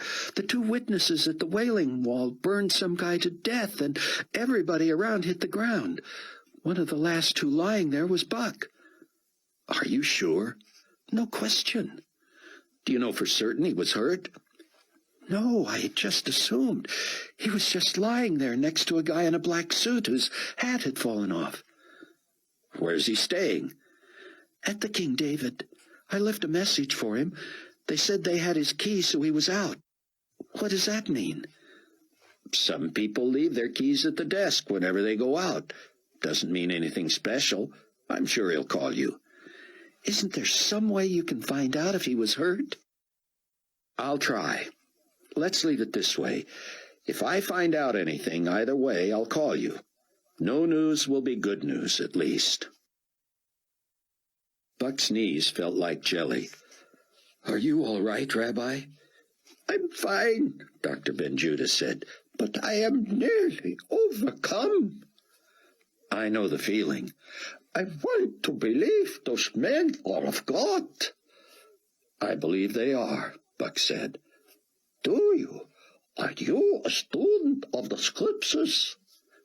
Only recently. Come, I want to show you something. When they got back to the car, the rabbi's driver stood with his door open, ashen-faced. Tzayin ben Judah spoke reassuringly to him in Hebrew, and the man kept looking past him to Buck. Buck tried to smile. Buck got into the front seat, and Ben Judah quietly guided the driver to park as close as possible to the Golden Gate at the east of the Temple Mount. He invited Buck to walk with him to the gate so he could interpret the Hebrew graffiti. See here, he says. It says, "Come, Messiah." And here, "Deliver us." And there, "Come in triumph." My people have longed for and prayed for and watched and waited for a Messiah for centuries. But much of Judaism, even in the Holy Land, has become secular and less biblically oriented.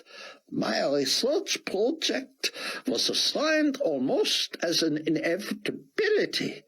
People have lost sight of exactly what or whom they are looking for, and many have given up.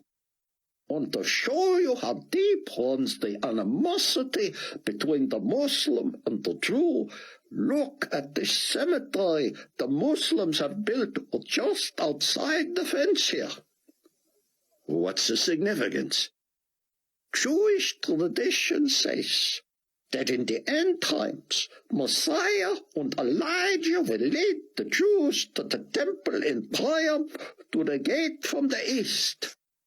But Elijah is a priest, and walking to a graveyard would defile him, so the Muslims have put one here to make the triumphal entry impossible. Buck reached for his tape recorder and was going to ask the rabbi to repeat that tidbit of history, but he noticed it was still running. "Look at this," Buck said. "I got the attack on tape." He rewound the machine to where they heard gunfire and screaming. Then the man fell and the weapon clattered. In his mind's eye, Buck recalled the blast of fire coming from the witness's mouth. On the tape, it sounded like a strong gust of wind. More screaming. Then the preacher shouted loudly in a language Buck couldn't understand. "That's Hebrew," Rabbi Ben Judah said. "Surely you hear that?" "They spoke in Hebrew," Buck acknowledged, "and the tape recorder picked it up in Hebrew. But I heard it in English as sure as I'm standing here." "You did say you heard them promise to harm no one, who came only to listen to their testimony." "I understood every word." The rabbi closed his eyes. "The timing of this is very important to my presentation." Buck walked back to the car with him. "I need to tell you something," he said. "I believe your Messiah has already come." "I know you do, young man. I will be interested to hear what the two preachers say when you tell them that." Rayford checked with Steve Plank to see if his people had heard any more about another death at the Wailing Wall. He didn't ask specifically about Buck, still not wanting to let on about their friendship. "We heard all about it," Plank said angrily. "The Secretary General believes those two should be arrested and tried for murder. Doesn't understand why the Israeli military seems so impotent." "Maybe they're afraid of being incinerated." "What chance would those two have against a sniper with a high-powered weapon? You close the place down, clear out the innocent bystanders, shoot those two dead. Use a grenade, even a missile if you have to." "That's Carpathia's idea?" "Straight from the horse's mouth," Plank said. Spoken like a true pacifist. Chapter 15. Rayford watched the news and was certain Chloe had been correct. It had indeed been Buck Williams, not more than 30 feet from the witnesses, and even closer to the gunman, who was now little more than charred bones on the pavement. But Israeli television stayed with the images longer, and after watching the drama a few times, Rayford was able to take his eyes from the fire-breathing witnesses and watch the edge of the screen. Buck rose quickly and helped the dark-suited man next to him. Neither appeared hurt. Rayford dialed the King David Hotel. Buck was still out, so Rayford took a cab to the King David and sat waiting in the lobby. Knowing better than to be seen with Buck, he planned to slip away to a house phone as soon as he saw him. In the long history of Judaism, Rabbi Ben Judah was saying, there have been many evidences of the clear hand of God. More during biblical times, of course, but the protection of Israel against all odds in modern wars is another example. The destruction of the Russian Air Force, leaving the Holy Land unscathed, was plainly an act of God. Buck turned in the seat of the car. I was here when it happened. I read your account, Ben Judah said, but by the same token, Jews have learned to be skeptical of what appears to be divine intervention in their lives. Those who know the scriptures know that while Moses had the power to turn a stick into a snake, so did Pharaoh's magicians. They could also imitate Moses turning water into blood. Daniel was not the only dream interpreter in the king's court. I tell you this only to explain why these two preachers are being looked upon with such suspicion. Their acts are mighty and terrible, but their message an anathema to the Jewish mind. But they are talking about the Messiah, Buck said. And they seem to have the power to back up their statements, Ben Judah said. But the idea of Jesus having been the Jewish Messiah is thousands of years old. His very name is as profane to the Jew as racial slurs and epithets are to other minorities.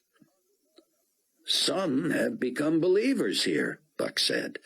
I've seen it on the news, people bowing and praying before the fence, becoming followers of Christ.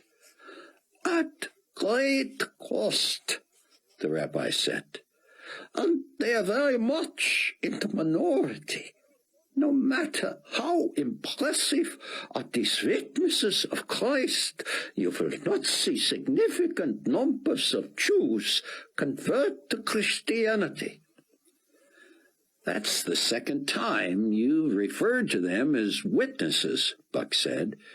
You know that this is what the Bible... Mr. Williams, Rabbi Ben Judah interrupted, do not mistake me for a scholar of only the Torah. You must realize that my study has included the sacred works of all the major religions of the world. But what do you make of it, then, if you know the New Testament? Well, first of all, you may be overstating it to say that I know the New Testament. I cannot claim to know it the way I know my own Bible, having become steeped in the New Testament mostly only within the last 3 years. But secondly, you have now crossed over the line journalistically. I'm not asking as a journalist, Buck said. I'm asking as a Christian. Don't mistake being a Gentile for being a Christian, the rabbi said. Many, many people consider themselves Christian because they are not Jewish. I know the difference, Buck said. Friend to friend, or at least acquaintance to acquaintance, with all your study, You must have come to some conclusions about Jesus as the Messiah. The rabbi spoke carefully. Young man, I have not released one iota of my findings to anyone in 3 years. Even those who commissioned and sponsored my study do not know what conclusions I've drawn. I respect you. I admire your courage. I will take you back to the 2 witnesses tonight, as I promised.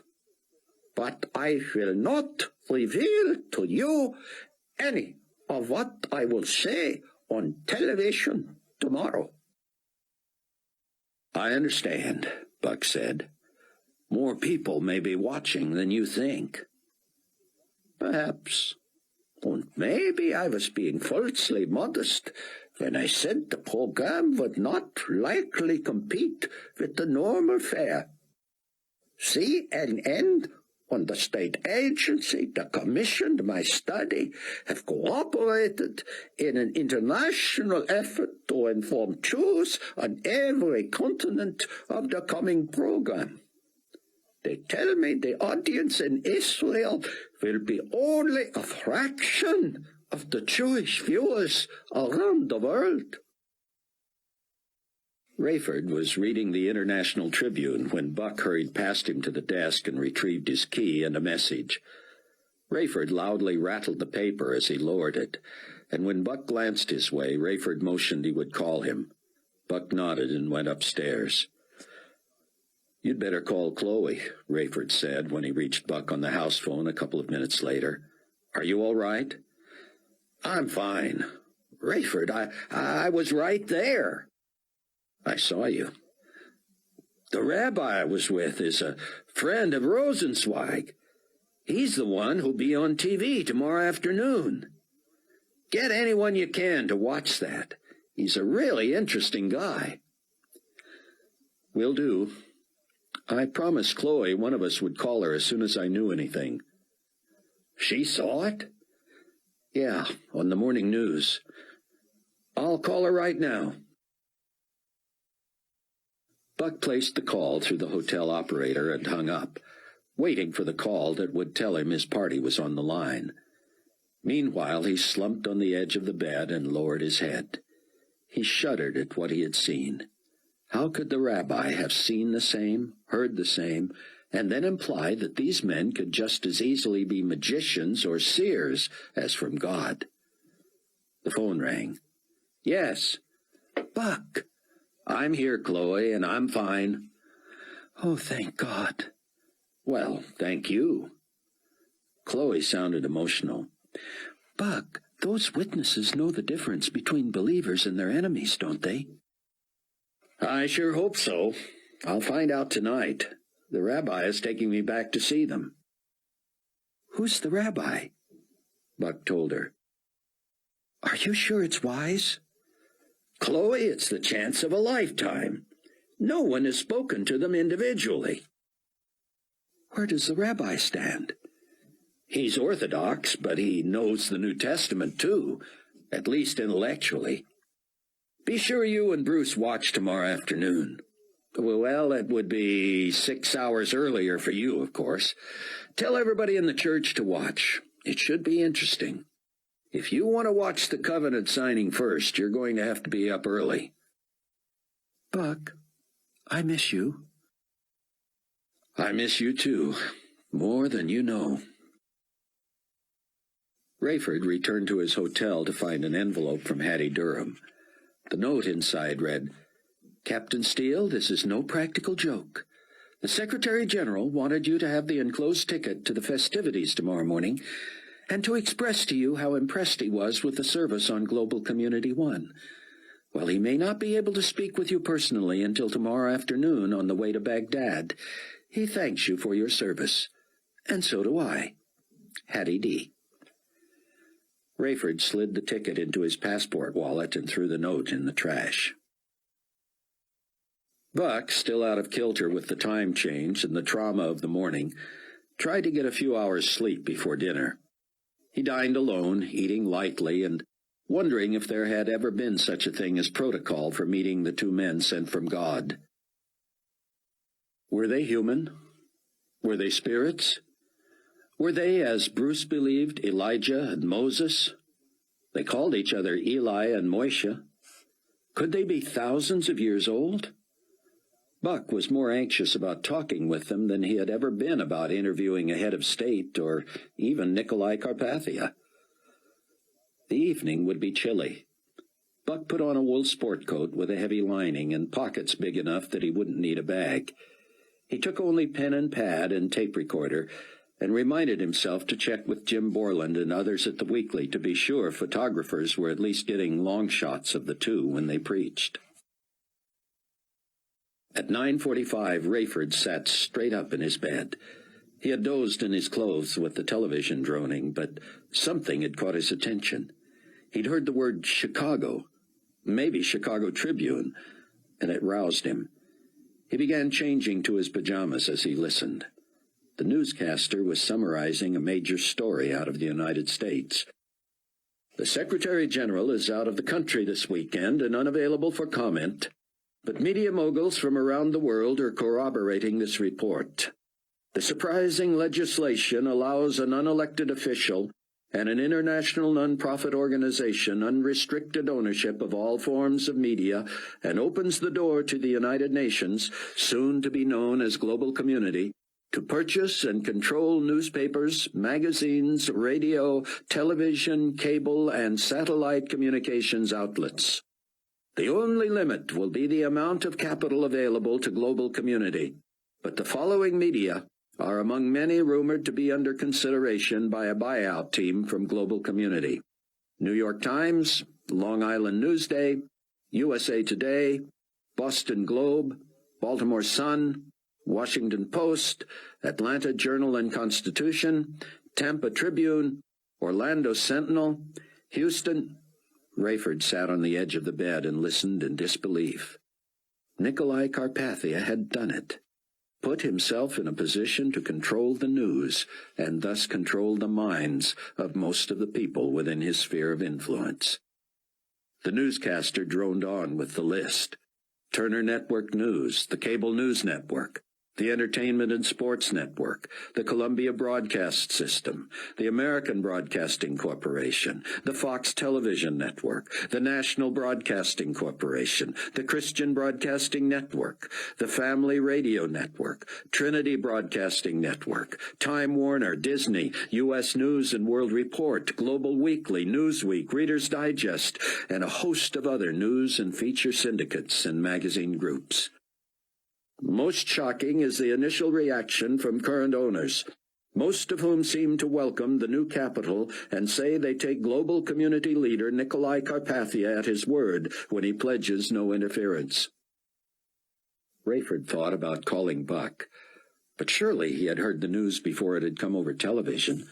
Someone from the Global Weekly staff would have had to have informed him, or at least he would have heard it from one of the hundreds of other media employees in Israel for the signing. But maybe everybody thought everybody else was calling Buck. Rayford didn't want him to be the last to find out. He reached for the phone, but there was no answer in Buck's room. A tentative crowd milled about in the darkness, some 50 yards from the Wailing Wall. Remains of the would-be assassin had been removed, and the local military commander told the news media that he and his charges were unable to take action against two people who have no weapons, have touched no one, and who have themselves been attacked. No one from the crowd seemed willing to move any closer, though the two preachers could be seen in the faint light, standing near one end of the wall. They neither advanced nor spoke. As Rabbi Tzayan ben Judah's driver pulled into a nearby empty parking area, Buck was tempted to ask if the rabbi believed in prayer. Buck knew the rabbi would say he did, but Buck wanted to pray aloud for the protection of Christ, and that was simply something one would not ask an Orthodox rabbi to pray for. Buck prayed silently. He and Tzayan left the car and walked slowly and carefully far around the small crowd. The rabbi walked with his hands clasped in front of him, and Buck couldn't help doing a double take when he noticed. It seemed an unusually pious and almost showy gesture, particularly because Ben Judah had seemed disarmingly humble for one holding such a lofty position in religious academia. I am working in a traditional position of deference and conciliation, the rabbi explained. I want no mistakes, no misunderstanding. It is important to our safety that these men know we come in humility and curiosity. We mean them no harm. Buck looked into the rabbi's eyes. The truth is, we're scared to death and don't want to give them any reason to kill us. Buck thought he saw a smile. You have a way of knifing to the truth, Ben Judah said. I am praying that we will both be healthy on the way back as well and able to discuss our shared experience here. Me too, Buck thought, but he said nothing. 3 Israeli soldiers stepped in front of Buck and the rabbi, and one spoke sharply in Hebrew. Buck began to reach for his press pass, then realized it carried no weight here. Zion Ben Judah moved forward and spoke earnestly and quietly to the leader, again in Hebrew. The soldier asked a few questions, sounding less hostile and more curious than at first. Finally he nodded, and they were able to pass. Buck glanced back. The soldiers had not moved. "What was that all about?" he said. They said only the Orthodox are allowed past a certain point. I assured them you were with me. I am always amused when the secular military tries to enforce religious laws. He warned me of what had happened earlier, but I told him we had an appointment and were willing to take the risk. "Are we?" Buck asked lightly. The rabbi shrugged. Perhaps not. But we are going to proceed anyway, are we not?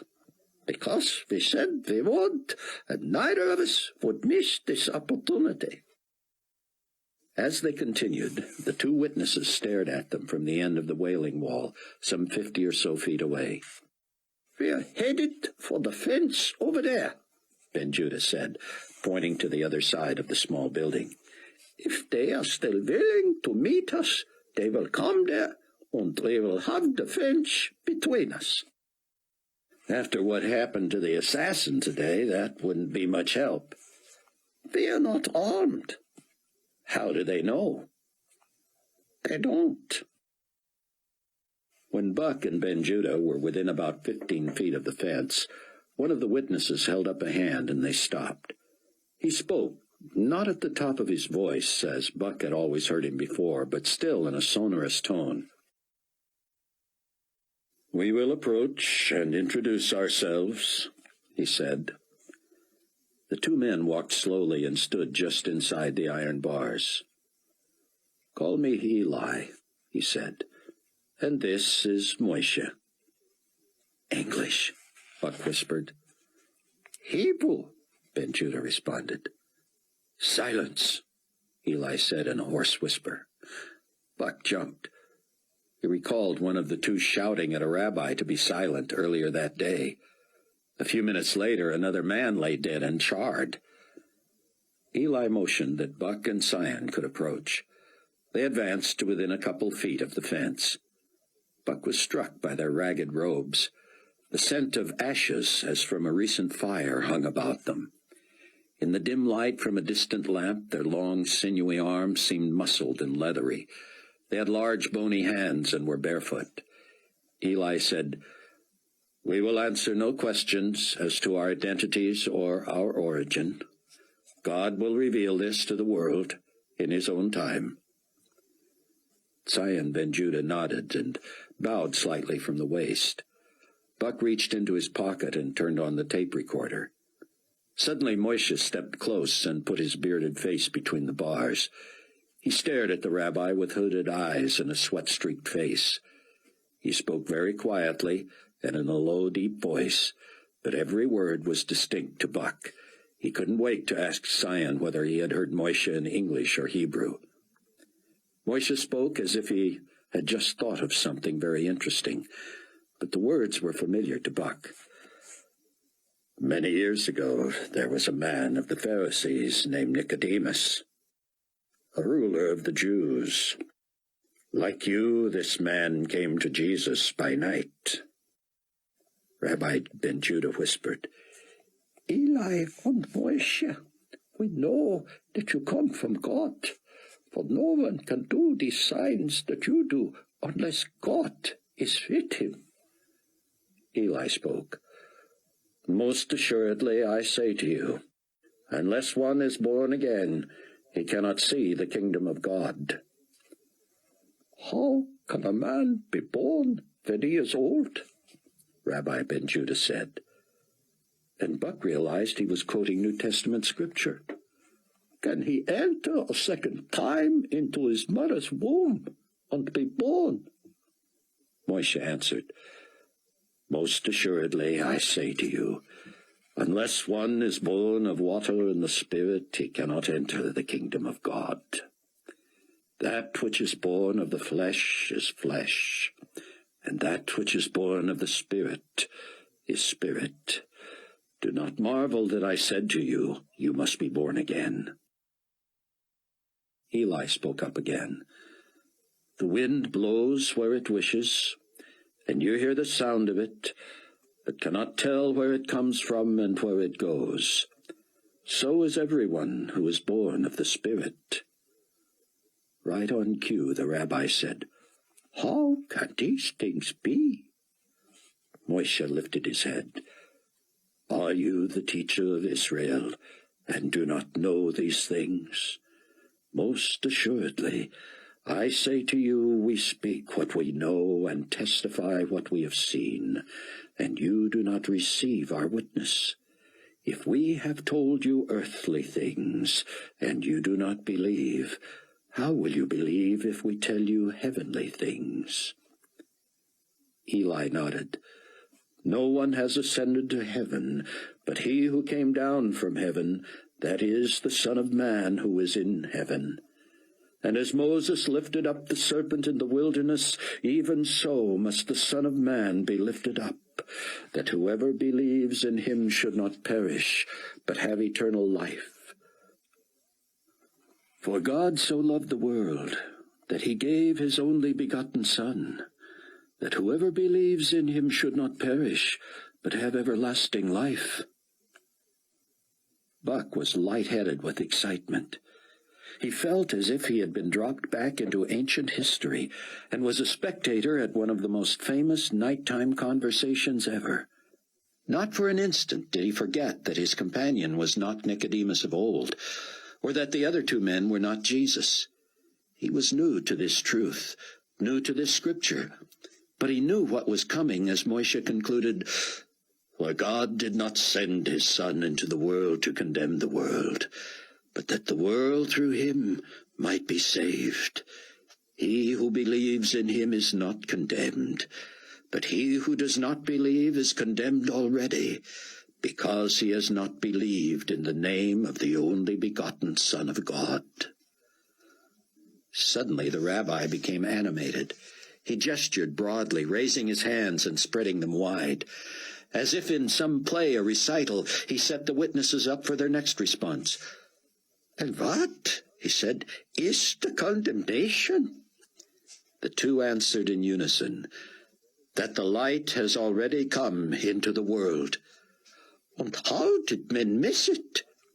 Men love darkness rather than light. Why? Because their deeds were evil. God forgive us, the rabbi said. And the two witnesses said, God forgive you. Thus ends our message. Will you speak with us no more? Ben Judah asked. No more, Eli said. But Buck did not see his mouth move. He thought he had been mistaken, that perhaps Moshe had said it, but Eli continued, speaking clearly but not aloud. Moshe and I will not speak again until dawn, when we will continue to testify to the coming of the Lord. "But I have so many questions," Buck said. "No more," they said in unison, neither opening his mouth. "We wish you God's blessing, the peace of Jesus Christ, and the presence of the Holy Spirit. Amen." Buck's knees went weak as the men backed away. As he and the rabbi stared, Eli and Moishe merely moved against the building and sat, leaning back against the wall. "Goodbye, and thank you," Buck said, feeling foolish. Rabbi Ben Judah sang a beautiful chant, a blessing of some sort that Buck did not understand. Eli and Moishe appeared to be praying, and then it seemed they slept where they sat. Buck was speechless. He followed as Ben Judah turned and walked toward a low chain fence. He stepped over it and moved away from the Temple Mount and across the road to a small grove of trees. Buck wondered if perhaps the rabbi wished to be alone, but his body language indicated he wanted Buck to stay with him. When they reached the edge of the trees, the rabbi simply stood gazing into the sky. He covered his face with his hands and wept, his crying becoming great sobs. Buck, too, was overcome, and could not stop the tears. They had been on holy ground, he knew. What he did not know was how the rabbi interpreted all this. Could he have missed the message of the conversation between Nicodemus and Jesus when he had read it from the Scriptures, and again now when he had been part of its recreation? Buck certainly hadn't missed it. The Tribulation Force would not be able to believe his privilege. He would not hoard it, would not be jealous of it. In fact, he wished they could have all been there with him. As if sensing that Buck wanted to talk, Ben Judah precluded him. "We must not debase the experience by reducing it to words," he said. "Until tomorrow, my friend." The rabbi turned, and there at the roadside was his car and driver. He moved to the front passenger door and opened it for Buck. Buck slid in and whispered his thanks. The rabbi went around the front of the car and whispered to the driver, who pulled away, leaving Ben Judah at the side of the road. "What's up?" Buck said, craning to watch the black suit fade into the night.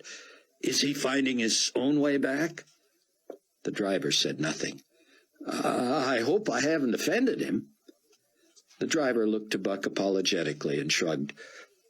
"No English," he said, and drove Buck back to the King David Hotel. The man at the counter handed Buck a message from Rayford, but since it was not marked urgent, he decided not to call him until morning. If he didn't reach Rayford, he would look for him at the signing of the covenant.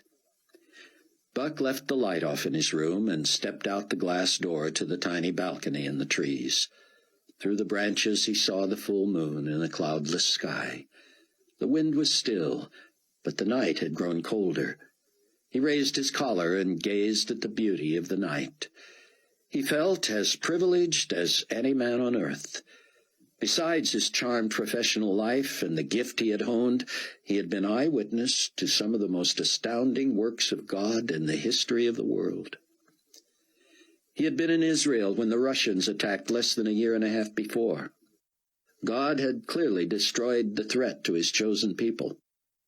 Buck had been in the air when the rapture had occurred, in a plane flown by a man he had never met, served by a senior flight attendant whose future now seemed his responsibility. And the daughter of that pilot, he believed he was in love with her, if he knew what love was. Buck hunched his shoulders and let his sleeves cover his hands, then folded his arms. He had been spared a car bombing in London, had received Christ on the cusp of the end of the world, and had been supernaturally protected while witnessing 2 murders by the Antichrist himself. This very day he had seen Scripture fulfilled, when a would-be killer was thwarted by fire from the throat of one of the 2 witnesses. And then, to have heard these 2 recite Jesus' words to Nicodemus. Buck wanted to humble himself, to communicate to his Creator and his Savior how unworthy he felt, how grateful he was. "All I can do," he whispered huskily into the night air, "is to give you all of me for as long as I have left. I will do what you want. Go where you send me. Obey you regardless. He pulled from his pocket the tape recorder and rewound it. When he played the conversation he had witnessed that evening, he was stunned to hear no English. It shouldn't have been a surprise, he realized. It had been typical of the day. But he heard at least 3 languages. He recognized Hebrew, though he didn't understand it. He recognized Greek, but didn't understand that either. The other language, which he was sure he had never heard before, was used when the witnesses had directly quoted Jesus. That had to be Aramaic. At the end of the tape, Buck heard Dr. Ben-Judah ask something in Hebrew, which he remembered having heard in English as, "Will you speak with us no more?" But he heard no response. Then he heard himself say, "But I have so many questions." And then after a pause, "Goodbye and thank you." What the men had spoken to his heart had not been recorded. Buck took a pen and punched out the tabs, making it impossible to record over his priceless cassette. The only thing that could make this even more perfect would to be able to share it with Chloe. He looked at his watch. It was just after midnight in Israel, making it around 6 in Chicago. But when Buck reached Chloe, he could barely speak. He managed to work out the story of the evening between his tears, and Chloe wept with him. "Buck," she concluded at last, "we wasted so many years without Christ. I'll pray for the rabbi." A few minutes later, Rayford was awakened by his phone. He was certain it would be Buck and hoped he had not heard the news of Carpathia's media plans from someone else. "Daddy, it's Chloe," she said. "I just talked to Buck, but I didn't have the heart to tell him about the media stuff. Have you heard?" Rayford told her he had and asked if she was sure Buck didn't know. She related everything Buck had told her about his evening. "I'll try to reach him in the morning," Rayford said. "He's sure to hear it from someone else if I don't get to him first." "He was so overcome, Dad. It wasn't the time to give him that news. I didn't know how he'd react. What do you think will happen to him?" "Buck will survive. He'll have to swallow a lot of pride having to work for Carpathia wherever he goes, but he'll be all right. Knowing him, he'll find a way to get the truth to the masses, either by camouflaging it in Carpathia's own publications or by operating some sort of bootleg production that is sold under the counter." "It sounds like Carpathia is going to control everything." "It sure does." Rayford tried calling Buck at 6:30 the next morning, but he had already left the hotel. It had been ages since Buck had seen Steve Plank so harried. "This job was fun and interesting until today," Steve said as the entourage at his hotel began assembling for the short trip to the old city. "Carpathia's got a burr in his saddle. I'm the one who takes the heat." "What's up?" "Oh, nothing special. We just have to have everything perfect, that's all." "And you're trying to talk me into working for him." "I don't think so." "Well, that'll be a moot question in a couple of weeks anyway, won't it?"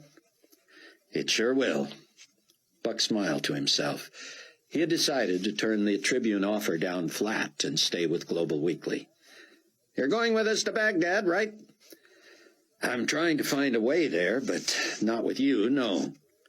"Buck, there aren't going to be too many ways to get there. We've got the room. For all practical purposes, you work for Carpathia anyway. Just come along. You'll love what he has in mind for New Babylon. And if the reports can be believed, it's coming along nicely." "I work for Carpathia? I thought we were pretty clear on that." "Just a matter of time, my boy." "Dream on," Buck said, but wondered about Plank's puzzled look. Buck found Jim Borland organizing his notes. "Hey, Jim," he said. Borland hardly looked up. "Interview Carpathia yet?" "Yep," Borland said. "No big deal. Right now, all he's concerned about is moving the signing." "Moving it?" "He's afraid of those weirdos at the Wailing Wall. The soldiers can keep the place clear of tourists, but the guys at the wall will have an audience of the Covenant signing crowd." "Pretty big crowd," Buck said. No kidding. I don't know why they just don't keep those two homeless guys away. You don't? What, Buck? You think those old coots are going to breathe their fire on the army? Get serious. You believe that fire story? I saw the guy, Jimmy. He was toast. 1,000,000 to 1 he set himself on fire. This was no immolation, Jim. He hit the ground, and one of those two incinerated him. With fire from his mouth. That's what I saw. It's a good thing you're off the cover story, Buck. You're losing it. So, did you also get an exclusive interview with them? Not entirely exclusive, and not exactly an interview. In other words, no. You struck out, right? No. I was with them late last night. I did not get into a give and take, that's all I'll say. I'd say, if you're going to write fiction, you ought to get a novel deal and go for it. You'd still wind up publishing with Carpathia, but you might have a little more latitude. I wouldn't work for Carpathia, Buck said.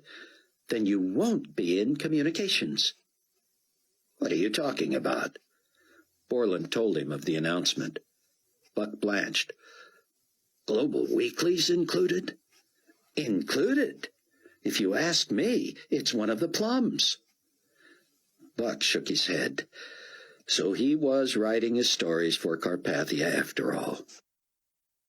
No wonder everybody looks shell-shocked. So, if the signing isn't near the wall, where will it be? The Knesset. Inside? Don't think so. Is the outside conducive? Don't think so. Listen, Jimmy, are you going to watch Rabbi Ben Judah this afternoon? If they show it on the plane to Baghdad. You got a flight? I'm going on Global Community 1. You've sold out. You can't sell out to your boss, Buck. He's not your boss yet. It's only a matter of time, pal. Chaim Rosenzweig came scurrying by and slid to a stop. "Cameron," he said, "come, come." Buck followed the stooped old man to a corner. "Stay with me, please. Nikolai is not happy this morning. We're moving to the Knesset. Everything is in an uproar. He wants everybody to go to Babylon, and some are resisting. To tell you the truth, I think he would kill those two at the Wailing Wall himself if he had the opportunity. All morning they have been howling about the injustice of the signing, about how the covenant signals an unholy alliance between a people who missed their Messiah the first time and a leader who denies the existence of God. But Cameron, Nikolai is not an atheist, an agnostic at best, but so am I." "You're not an agnostic since the Russian invasion." "Well, maybe not. But those are strong words against Nikolai." "I thought no one was allowed into the area in front of the wall this morning. Who are they saying this to?"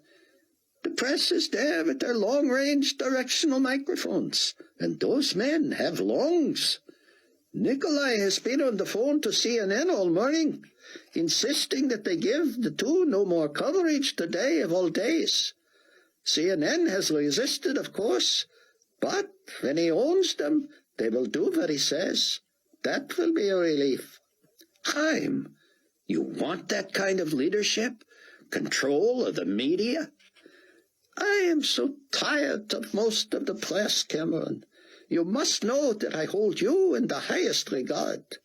You are one of the few I trust. The rest are so biased, so critical, so negative. They must pull the world together once and for all, and a credible state-run news organization will finally get it right." "That's scary," Buck said, and quietly grieved for his old friend who had seen so much and was now willing to surrender so much to a man he should not trust. Chapter 16.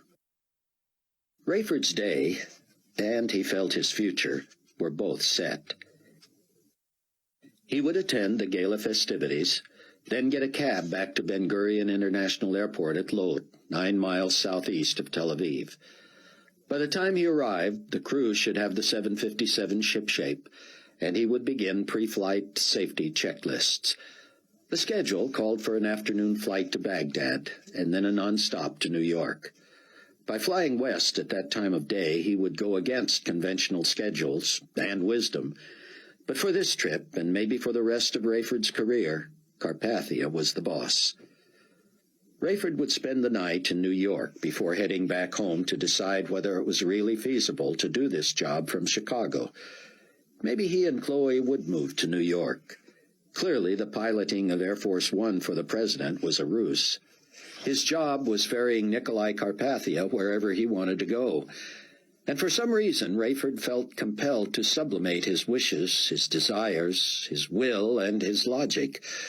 God had laid this in his lap for some reason, and as long as he didn't have to live a lie, at least for now, he would do it. What he had been learning from Bruce and his own study of prophecy indicated that the day would come when the Antichrist would no longer be a deceiver. He would show his colors and rule the world with an iron fist. He would smash his enemies and kill anyone disloyal to his regime. That would put every follower of Christ at risk of martyrdom. Rayford foresaw the day when he would have to leave Carpathia's employ and become a fugitive, merely to survive and help other believers do the same. Buck saw an American Secret Service agent making a beeline toward him. "Cameron Williams?" "Who's asking?" "Secret Service, and you know it. Can I see some ID, please?" "I've been cleared 100 times over." Buck reached for his credentials. "I know that." The agent peered at Buck's identification. "Fitz wants to see you, and I've got to be sure I bring him the right guy." "The president wants to see me?" The agent snapped Buck's wallet shut and handed it back, nodding. "Follow me."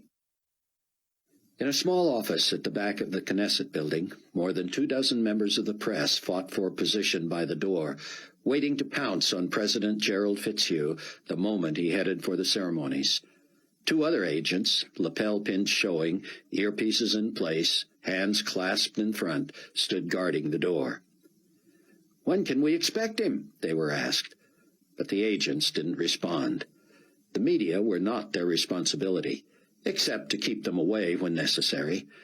The agents knew better than the press secretary when the president would move from one location to another, but that was certainly nobody else's business. Buck looked forward to seeing the president again. It had been a few years since he had done the Newsmaker of the Year story on Fitzhugh, the year Fitz had been reelected, and also the second time the man had won Global Weekly's honor. Buck seemed to have hit it off with the president, who was a younger version of Lyndon Johnson. Fitzhugh had been just 52 when elected the first time, and was now pushing 59. He was robust and youthful, an exuberant, earthy man. He used profanity liberally, and though Buck had never been in his presence when Fitz was angry, his outbursts were legendary among staffers.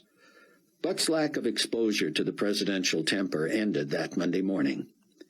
As Buck's escort maneuvered him through the throng before the door, the agents recognized their colleague and stepped aside so Buck could enter. American members of the press corps expressed their displeasure with Buck's easy access.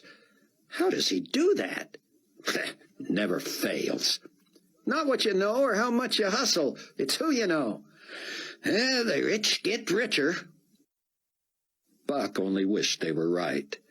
He wished he had somehow talked his way into a scoop, an exclusive with the president. But he was as much in the dark as they were about what he was doing there.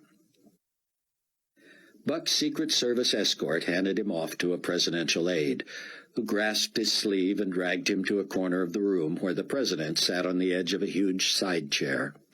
His suit jacket was open, his tie loose, and he was whispering with a couple of advisers. "Mr. President, Cameron Williams of Global Weekly," the aide announced. "Give me a minute," Fitzhugh said, and the aide and the 2 advisers began to move away. The president grabbed one of the advisers. "Not you, Rob. How long do you have to work for me before you catch on? I need you here. When I say to give me a minute, I don't mean you." "Sorry, sir." "And quit apologizing." "Sorry." As soon as he had said that, Rob realized he shouldn't have apologized for apologizing. Sorry. Well, sorry. No, okay. Fitzhugh rolled his eyes. Somebody get Williams a chair, will you? For crying out loud, let's get with it here. We've only got a few minutes. 11, Rob said apologetically. Fine, 11 it is. Buck stuck out his hand.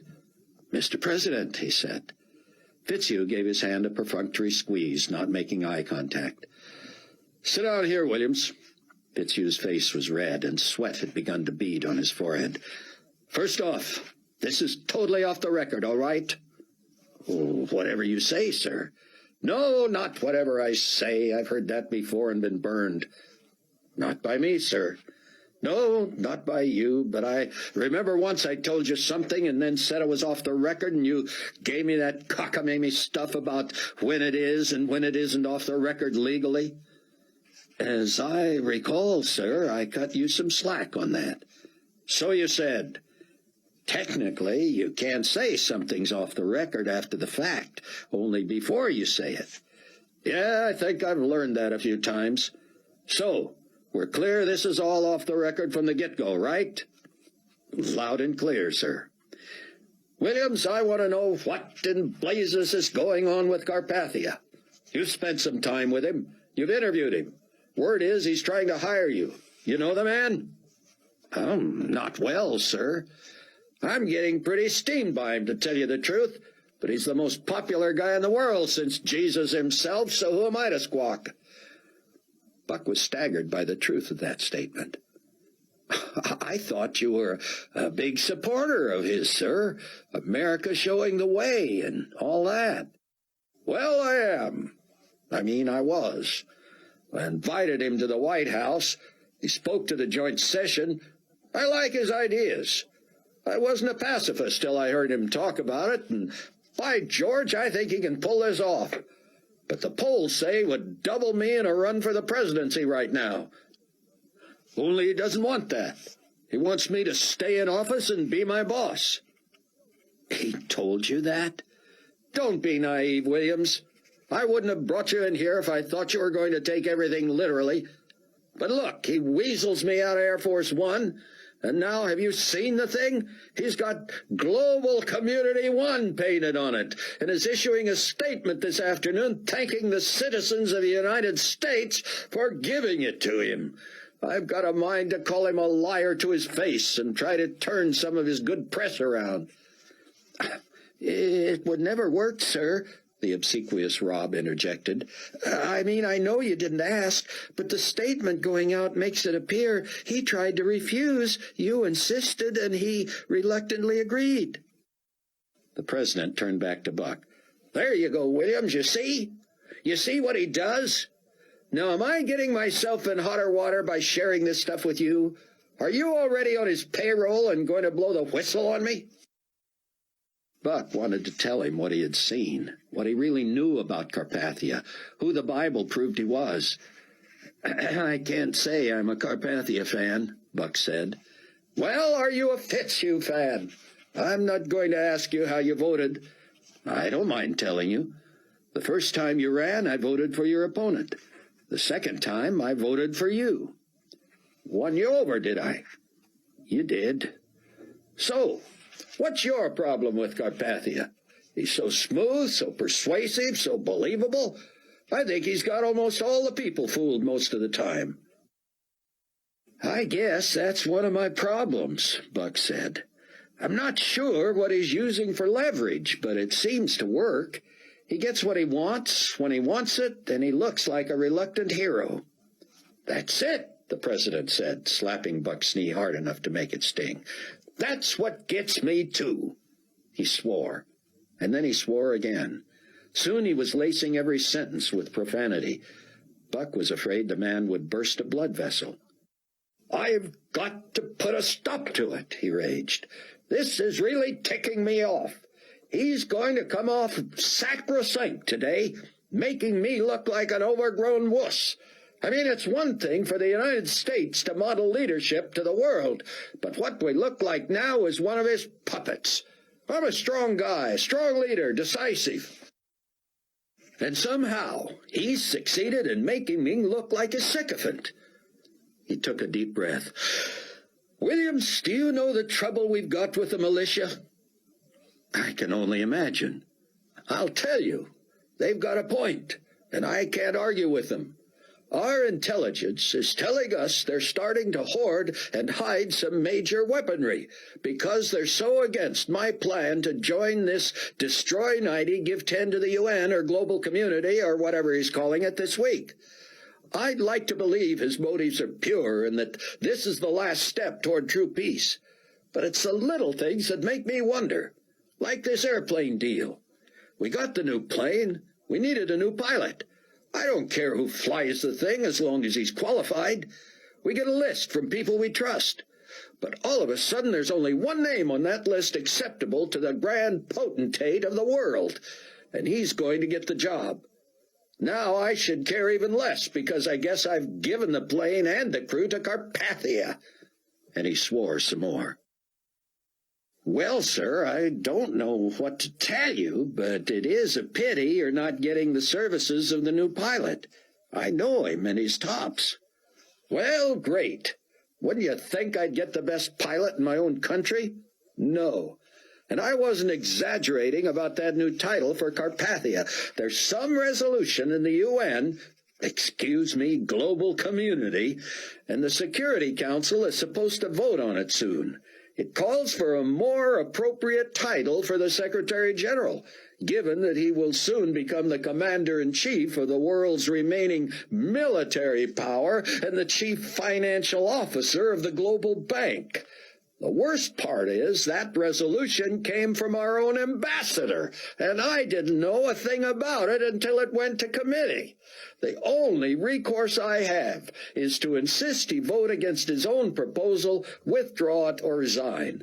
How would that make me look, firing a guy because he wants to give the head of the global community, whom the whole world loves, a better title? The president wasn't giving Buck an opportunity to respond, which was all right with him, because he had no idea what to say. Fitzhugh leaned forward and whispered, "And this media thing, we agreed with him that our conflict of interest laws were a little restrictive, along with those of most of the rest of the world. We didn't want to keep the UN or whatever from having the right to publish more widely when they were so close to world peace. So we make a little loophole for him, and now look what we've got. He'll have bought up all the newspapers and magazines and radio and TV networks before we can change our minds." Where is he getting the money, Williams? Can you tell me that? Cameron had a crisis of conscience. He had implied to Carpathia that he would not tell about the inheritance from Stonago, and yet were promises made to devils required to be kept? Wouldn't that be on the same order as lying to an intruder when he asks where your loved ones are? I couldn't tell you, Buck said. He felt no loyalty to Carpathia, but he couldn't afford having it get back to Carpathia that he had broken a confidence as significant as this. He had to hold on to his own ability to function for as long as he could. You know what our intelligence people are telling us? Fitzhugh continued, that the eventual plan is for the head of countries represented by the 10 members of the Security Council to actually report as subordinates to their ambassadors. That would make those 10 ambassadors kings of the world under Carpathia's rule. Buck scowled. In other words, you and the Mexican president and the Canadian prime minister would report to the UN ambassador of North America? That's it, Williams. But you've got to forget the United Nations. It's a global community now. My mistake. Well, it's a mistake, all right, but it's not yours. Sir, is there something I can do to help? President Fitzhugh looked to the ceiling and wiped his sweaty face with his hand. I don't know. I just wanted to unload, I guess, and I thought maybe you had some insight. Anything we can get on this guy to slow him down a little. There's got to be a chink in his armor somewhere. "I wish I could be of more help," Buck said, suddenly realizing what an understatement that was. What he wouldn't give to expose Nikolai Carpathia as a lying murderer, the hypnotic Antichrist. And though Buck would oppose him, anyone without Christ would never understand or agree.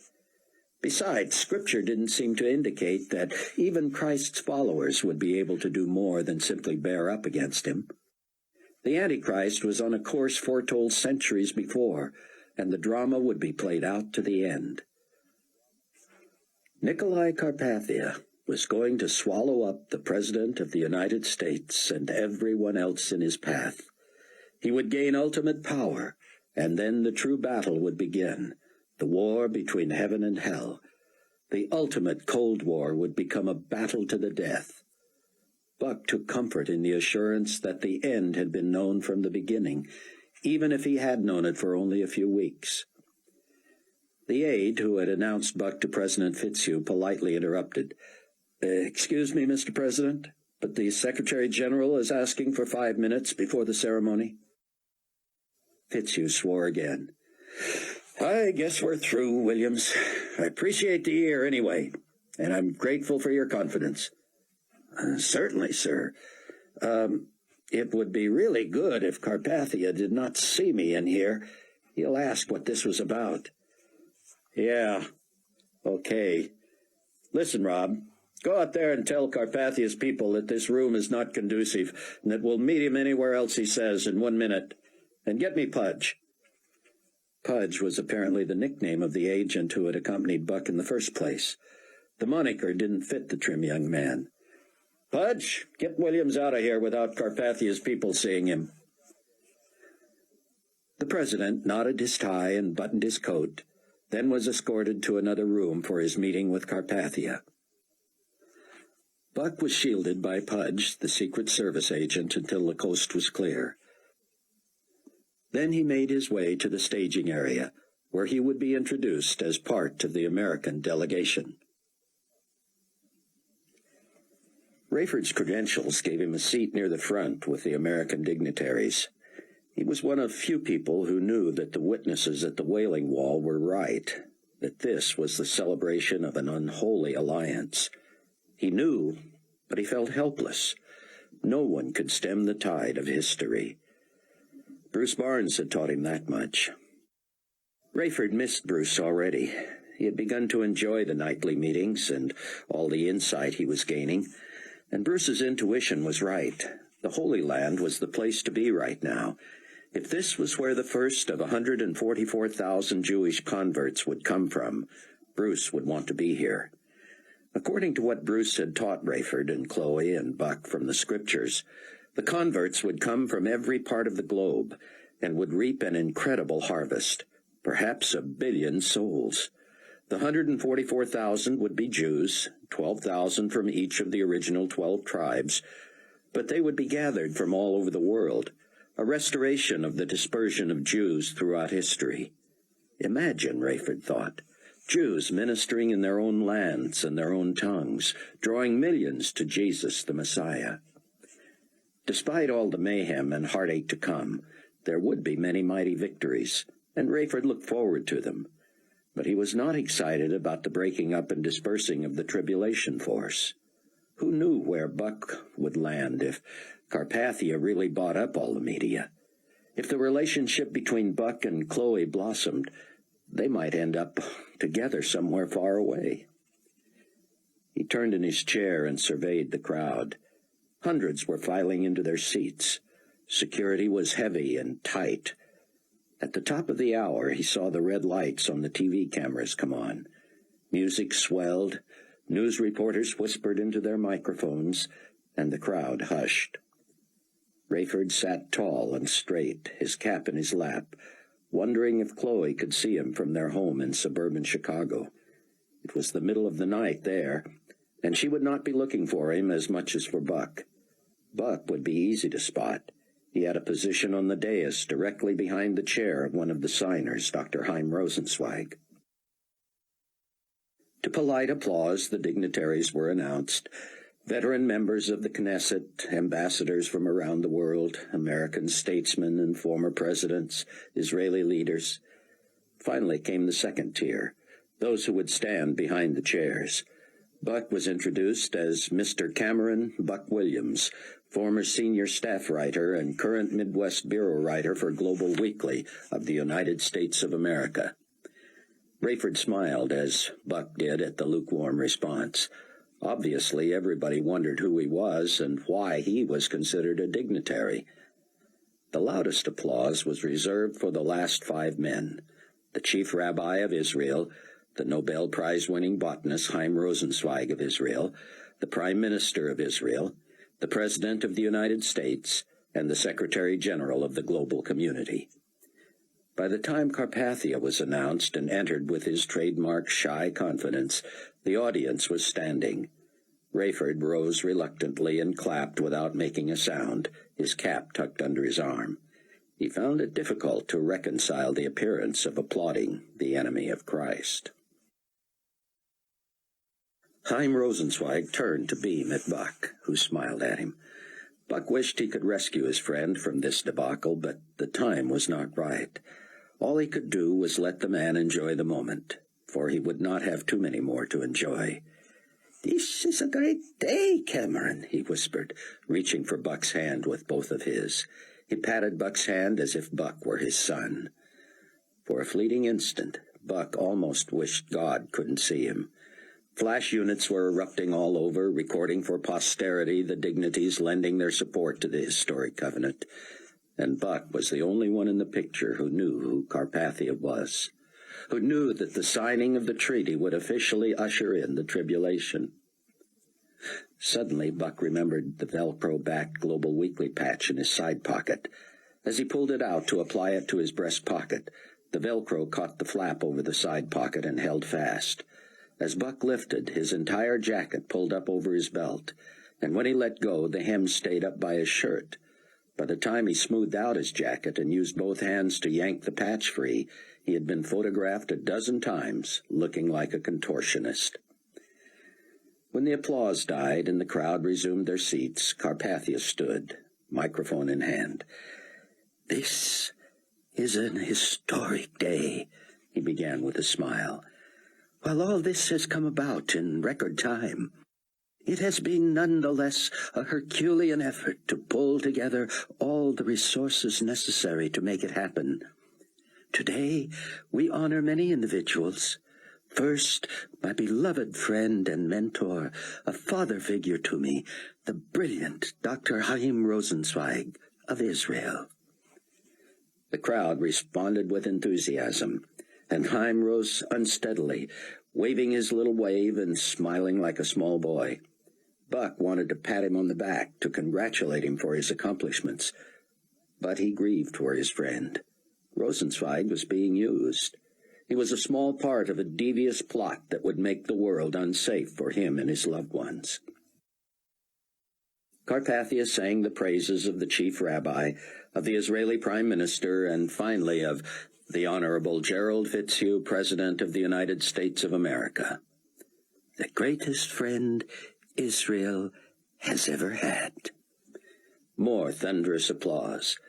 Fitzhugh rose a few inches from his chair to acknowledge the response, and just when it was about to die down, Carpathia himself kept it going, tucking the microphone under his arm and stepping back to applaud loudly himself. Fitzhugh appeared embarrassed, almost flustered, and looked at Carpathia as if wondering what to do.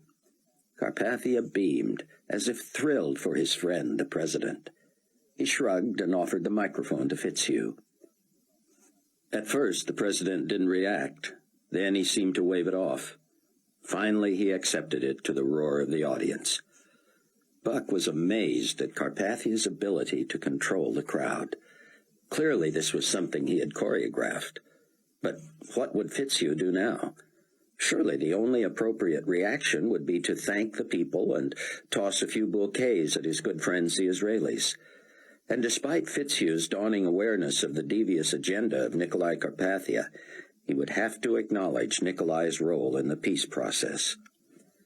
Fitzhugh's chair scraped noisily as he stood, pushing back awkwardly against his own Secretary of State. He had to wait for the crowd to quiet, and the process seemed to take forever. Carpathia rushed to Fitzhugh and thrust his hand aloft, the way a referee does with the winning boxer, and the Israeli crowd cheered all the more. Finally, Carpathia stepped into the background, and President Fitzhugh stood in the center of the dais, obligated to say a few words. As soon as Fitzhugh began to speak, Buck knew Carpathia was at work, and while he didn't expect to witness a murder as he had in New York, Buck became immediately convinced that Carpathia had somehow caused something every bit as sinister. For the Gerald Fitzhugh speaking to the enthusiastic throng was anything but the frustrated president Buck had met with just minutes before. Buck felt his neck grow warm and his knees weaken as Fitzhugh spoke. He leaned forward and gripped the back of Rosenzweig's chair, trying in vain to keep from trembling. Buck felt the clear presence of evil, and nausea nearly overtook him. "The last thing I want to do at a moment like this," President Fitzhugh said, "is to detract in any way from the occasion at hand. However, with your kind indulgence and that of our great leader of the aptly renamed global community, I would like to make a couple of brief points. First, it has been a privilege to see what Nikolai Carpathia has done in just a few short weeks. I am certain we all agree that the world is a more loving, peaceful place because of him." Carpathia made an effort to take back the microphone, but President Fitzhugh resisted.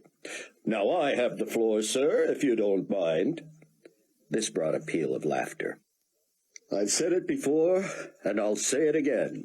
The Secretary-General's idea for global disarmament is a stroke of genius. I support it without reservation and am proud to lead the way to the rapid destruction of 90% of our weapons and the donation of the other 10% to global community under Mr. Carpathia's direction." Buck's head swam, and he fought to keep his equilibrium. "As a tangible expression of my personal support and that of our nation as a whole, we have also gifted global community with the brand new Air Force One. We have financed its repainting and titling, and it can be viewed at Ben Gurion International. Now, I surrender the microphone to the man of destiny, the leader whose current title does not do justice to the extent of his influence, to my personal friend and compatriot, Nikolai Carpathia." Nikolai appeared to accept the microphone reluctantly, and seemed embarrassed by all the attention. He looked bemused, as if helpless to know what to do with such a recalcitrant U.S. president who didn't know when enough was enough. When the applause finally died down, Carpathia affected his humblest tone and said, "I apologize for my over-exuberant friend, who has been too kind and too generous, and to whom the global community owes a tremendous debt." Rayford kept a close eye on Buck. The man did not look well. Buck had seemed to nearly topple, and Rayford wondered if it was the heat or merely the nauseating Mutual Admiration Society speeches that were turning Buck green around the gills. The Israeli dignitaries, except Rosenzweig, of course, looked vaguely uncomfortable with all the talk of destroying weapons and disarming. A strong military had been their best defense for decades, and without the covenant with global community, they would have been loath to agree to Carpathia's disarmament plan. The rest of the ceremony was anticlimactic to the rousing and, in Rayford's mind, disturbing speech of the president. Fitzhugh seemed more enamored of Carpathia every time they were together, but his view only mirrored that of most of the populace of the world. Unless one was a student of Bible prophecy and read between the lines, one would easily believe that Nikolai Carpathia was a gift from God at the most crucial moment in world history. Buck recovered control as other leaders made innocuous speeches and rattled on about the importance and historicity of the document they were about to sign. Several decorative pens were produced as television, film, video, and still cameras zeroed in on the signers. The pens were passed back and forth, the poses struck, and the signatures applied. With handshakes, embraces, and kisses on both cheeks all around, the treaty was inaugurated. And the signers of this treaty, all except one, were ignorant of its consequences, unaware they had been party to an unholy alliance. A covenant had been struck. God's chosen people, who planned to rebuild the temple and reinstitute the system of sacrifices until the coming of their Messiah, had signed a deal with the devil. Only 2 men on the dais knew this pact signaled the beginning of the end of time. One was maniacally hopeful. The other trembled at what was to come. At the famed wall, the 2 witnesses wailed the truth. At the tops of their voices, the sound carrying to the far reaches of the Temple Mount and beyond, they called out the news, "Thus begins the last terrible week of the Lord." The 7-year week had begun. The Tribulation. Chapter 17. Rayford Steele sat in a phone booth at Ben Gurion Airport. He was early, preceding the Carpathia delegation by more than an hour. His crew was busy on Global Community 1, and he had time to wait for an international operator to try to get through to Chloe. "I saw you, Dad," she laughed. "They tried to flash names with each shot. They had yours almost right. It said you were Raymond Steele, no E on the end, and that you were the pilot of Air Force One." Rayford smiled, warmed by the sound of his daughter's voice. "Close. And the press wonders why no one trusts them." "They didn't know what to do with Buck," Chloe said. "The first few times they panned to him, they didn't put anything on the screen. Then somebody must have heard the announcement when he was introduced, and they came up with Duke Wilson, former writer, Newsweek." "Perfect," Rayford said. "Buck's all excited about this rabbi who's going to be on international CNN in a couple of hours. You going to get a chance to watch?" "We'll have it on the plane." "You can get it that far away and that far up?" "You should see the technology, Chloe. The reception will be better than we get on cable at home. At least as good, anyway." Buck felt an overwhelming sadness. Chaim Rosenzweig had embraced him at least 3 times after the ceremony, exulting that this was one of the happiest days of his life. He pleaded with Buck to come along on the flight to Baghdad. "You will be working for Nikolai in a month, regardless," Chaim said. "No one will see this as conflict of interest." "I will, especially in a month when he owns whatever rag I work for." "Don't be negative today of all days," Chaim said. "Come along, marvel, enjoy. I've seen the plans. New Babylon will be magnificent." Buck wanted to weep for his friend. When would it all come crashing down on Chaim? Might he die before he realized he'd been duped and used? Maybe that would be best. But Buck also feared for Chaim's soul. "Will you watch Dr. Ben Judah on live television today?" "Of course, wouldn't miss it. He has been my friend since university days. I understand they will have it on the plane to Baghdad. Another reason for you to come along." Buck shook his head. "I'll be watching from here. But once your friend outlines his findings, you and I should talk about the ramifications." "Oh, I'm not a religious man, Cameron. You know this. I likely should not be surprised with what Sion comes up with today. He is an able scholar and careful researcher, brilliant really, an engaging speaker. He reminds me somewhat of Nikolai." Please, Buck thought, anything but that. What do you think he'll say?" "Like most Orthodox Jews, he will come to the conclusion that Messiah is yet to come. There are a few fringe groups, as you know, who believe Messiah already came. But these so-called Messiahs are no longer in Israel. Some are dead. Some have moved to other countries. None brought the justice and peace the Torah predicts. So like all of us, Zion will outline the prophecies and encourage us to keep waiting and watching. It will be uplifting and inspirational, which I believe was the point of the research project in the beginning. He may talk about hastening the coming of Messiah. Some groups moved into ancient Jewish dwellings, believing they had a sacred right to do so, and that this would help fulfill some prophecies, clearing the way for the coming of Messiah. Others are so upset at the Muslim desecration of the Temple Mount that they have reopened synagogues in the same vicinity, as close as they can to the original site of the temple. You know there are Gentiles who also believe Messiah has already come, Buck said carefully. Chaim was looking over Buck's shoulder, making sure he was not left behind when the entourage moved toward transportation back to the hotels, and eventually to Ben Gurion for the flight to Baghdad. Yes, I know, Cameron.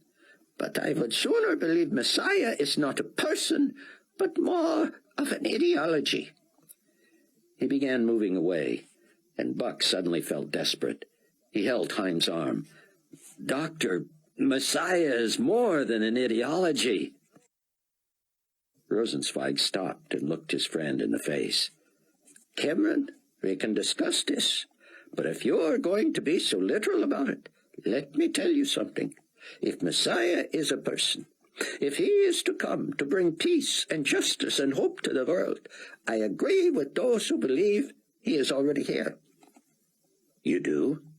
"Yes, don't you?" "You believe in Messiah?" "I said if, Cameron. That is a big if." "If Messiah is real and is to come, what?" Buck pleaded as his friend pulled away. "Don't you see, Cameron?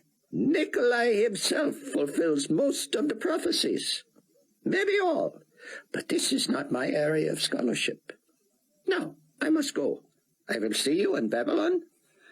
"No, I told you—" Rosenzweig stopped and returned.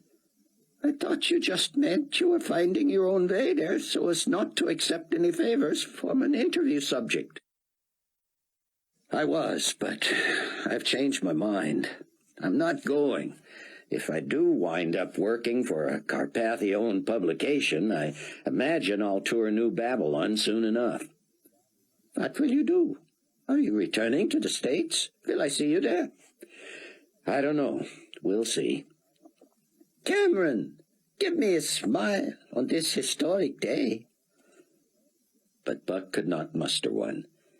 He walked all the way back to the King David Hotel, where the clerk asked if he still wanted information on commercial flights to Baghdad. "No, thanks," he said. "Very good, sir. Message for you." The envelope bore the return address of Dr. Tzion Ben Judah. Buck trotted up to his room before tearing it open. It read, "Sorry to abandon you last night. Would not have been able to converse. Would you do me the honor of joining me for lunch and accompanying me to the ICNN studio? I will await your call." Buck looked at his watch. Surely it was too late. He placed the call only to get a housekeeper who said that the rabbi had left 20 minutes before. Buck slammed his hand on the dresser. What a privilege he would miss, just because he had walked back to the hotel instead of taking a cab. Perhaps he would take a cab to the TV studio and meet Zion there after lunch. But did the rabbi want to talk before going on the air? Was that it? Buck lifted the receiver and the front desk answered. "Can you get me a cab, please?" "Certainly, sir, but a call has just come in for you. Would you like to take it now?" "Yes, and hold on that cab until I get back to you." "Yes, sir. Hang up, please. I'll ring your call through." It was Zion. Dr. Ben Judah, I'm so glad you called. I just got back." "I was at the signing, Buck," Zion said in his thick Hebrew accent. "but I did not make myself visible or available." "Is your lunch invitation still open?" "It is." "When shall I meet you, and where?" "How about now, out in front?" "I'm there." Thank you, Lord, Buck breathed as he ran down the stairs. Give me the opportunity to tell this man that you are the Messiah. At the car, the rabbi shook Buck's hand with both of his and pulled him close. Buck, we have shared an incredible experience. I feel a bond, but now I am nervous about informing the world of my findings, and I need to talk over lunch. Maybe. The rabbi directed his driver to a small cafe in a busy section of Jerusalem. Zion, a huge black 3-ring binder under his arm, spoke quietly to the waiter in Hebrew, and they were directed to a window table surrounded by plants. When menus were brought, Ben Judah looked at his watch, waved off the menus, and spoke again in his native tongue. Buck assumed he was ordering for both of them. Do you still need your patch, identifying yourself as a reporter from the magazine? Buck quickly yanked the patch off his pocket. It came off much easier than it went on, did it not? Buck laughed. As Zion joined in the laughter, the waiter brought an unsliced loaf of warm bread, butter, a wheel of cheese, a mayonnaise-like sauce, a bowl of green apples, and fresh cucumbers. If you will allow me, Ben Judah pointed to the plate. Please. The rabbi sliced the warm bread in huge sections, slathered them with butter and the sauce, applied slices of the cucumber and cheese, then put apple slices on the side and slid a plate in front of Buck. Buck waited as the rabbi prepared his own plate. Please do not wait for me. Eat while the bread is warm. Buck bowed his head briefly, praying again for Zion Ben Judah's soul. He raised his eyes and lifted the delicacy. You are a man of prayer, Zion observed as he continued to prepare his meal. I am. Buck continued to pray silently, wondering if now was the time to jump in with a timely word. Could this man be influenced within an hour of revealing his scholarly research to the world? Buck felt foolish. The rabbi was smiling. What is it, Zion? I was just recalling the last American with whom I shared a meal here. He was on a junket sightseeing, and I was asked to entertain him. He was some sort of a religious leader, and we all take turns here, you know, making the tourists feel welcome. Buck nodded. I made the mistake of asking if he wanted to try one of my favorites, a vegetable on cheese sandwich. Either my accent was too difficult for him, or he understood me and the offering did not appeal. He politely declined and ordered something more familiar, something with pita bread and shrimp, as I recall. But I asked the waiter in my own language to bring extra of what I was having, due to what I call the jealousy factor. It was not long before the man had pushed his plate aside and was sampling what I had ordered. Buck laughed. And now you simply order for your guests. Exactly. And before the rabbi ate, he prayed silently too. I skipped breakfast, Buck said, lifting the bread in salute. Zion Ben Judah beamed with delight. Perfect, he said. An international adage says that hunger is the best seasoning. Buck found it true. He had to slow down to keep from overeating, which had rarely been a problem for him. Zion, he began finally, did you just want company before going on the air, or was there something specific you wanted to talk about? Something specific, the rabbi said, looking at his watch. How does my hair look, by the way? Fine. They'll probably comb out that hat line there in makeup. Makeup? I had forgotten that part. No wonder they woke me so early. Ben Judah checked his watch, then pushed the plates aside and hefted the notebook onto the table. It contained a 4-inch stack of manuscript pages. I have several more of these in my office, he said. But this is the essence, the conclusion, the result of my 3 years of exhaustive and exhausting work with a team of young students who were of incalculable help to me. You're not dreaming of reading that aloud in an hour, are you? No, no, Ben Judah said, laughing. This is what you would call my security blanket. If I draw a blank, I pick up the blanket. No matter where I turn, there is something I should say. You might be interested to know that I have memorized what I will say on television. An hour's worth? That might have seemed daunting to me too 3 years ago. Now I know I could go on for many more hours without notes, but I must stick to my plan to redeem the time. If I get off on tangents, I will never finish. And yet you'll take your notes with you. I am confident, Buck, but I am no fool. Much of my life has consisted of speaking publicly, but about half the time that has been in Hebrew. Naturally, with their worldwide audience, CNN prefers English. That makes it more difficult for me, and I don't want to compound that by losing my way. I'm sure you'll do fine. You have just satisfied the requirements of your end of the conversation, the rabbi said, grinning. Treating you to lunch is already a profitable proposition.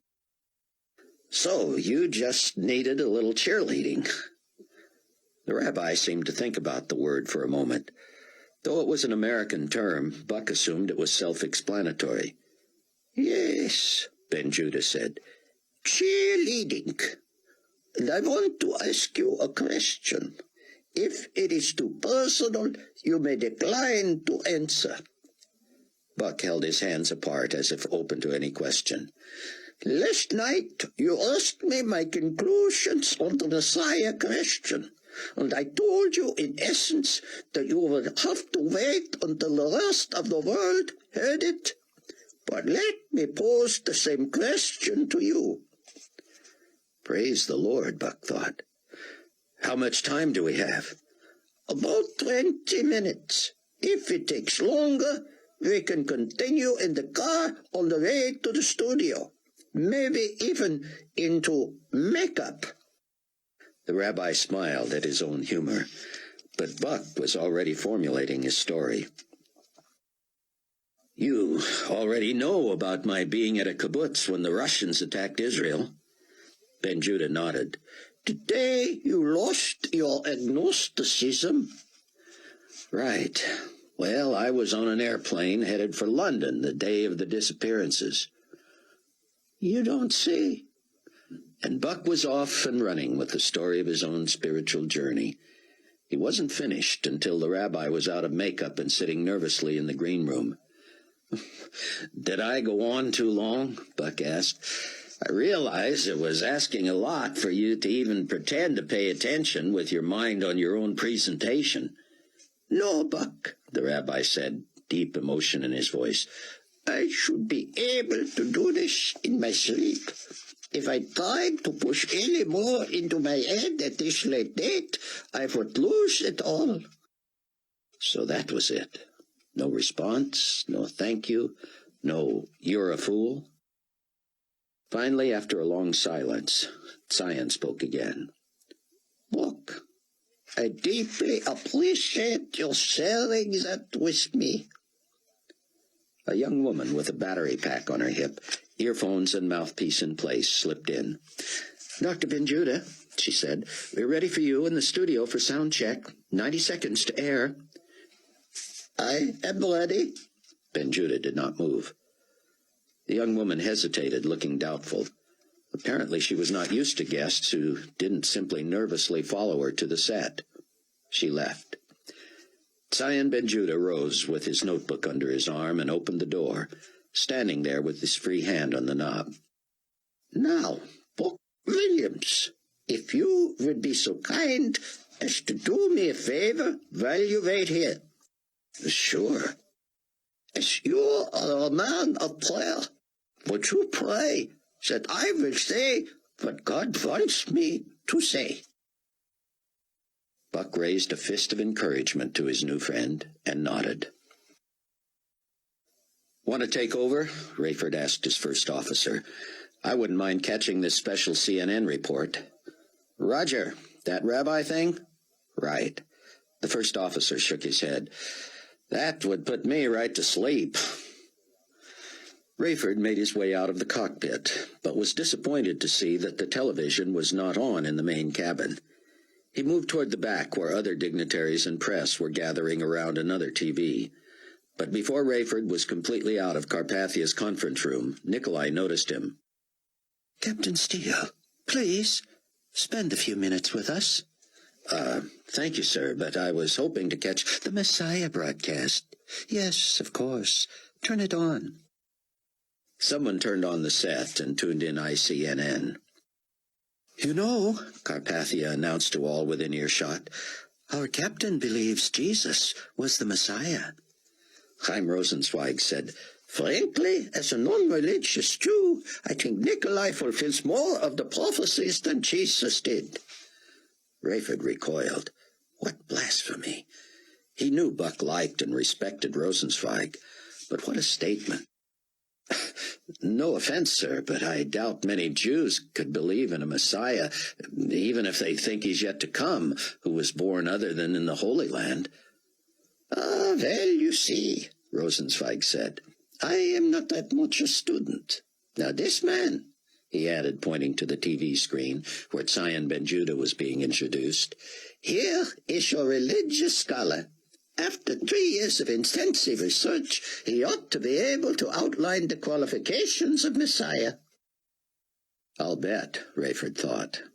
He stood in a corner and leaned against the wall to keep out of the way.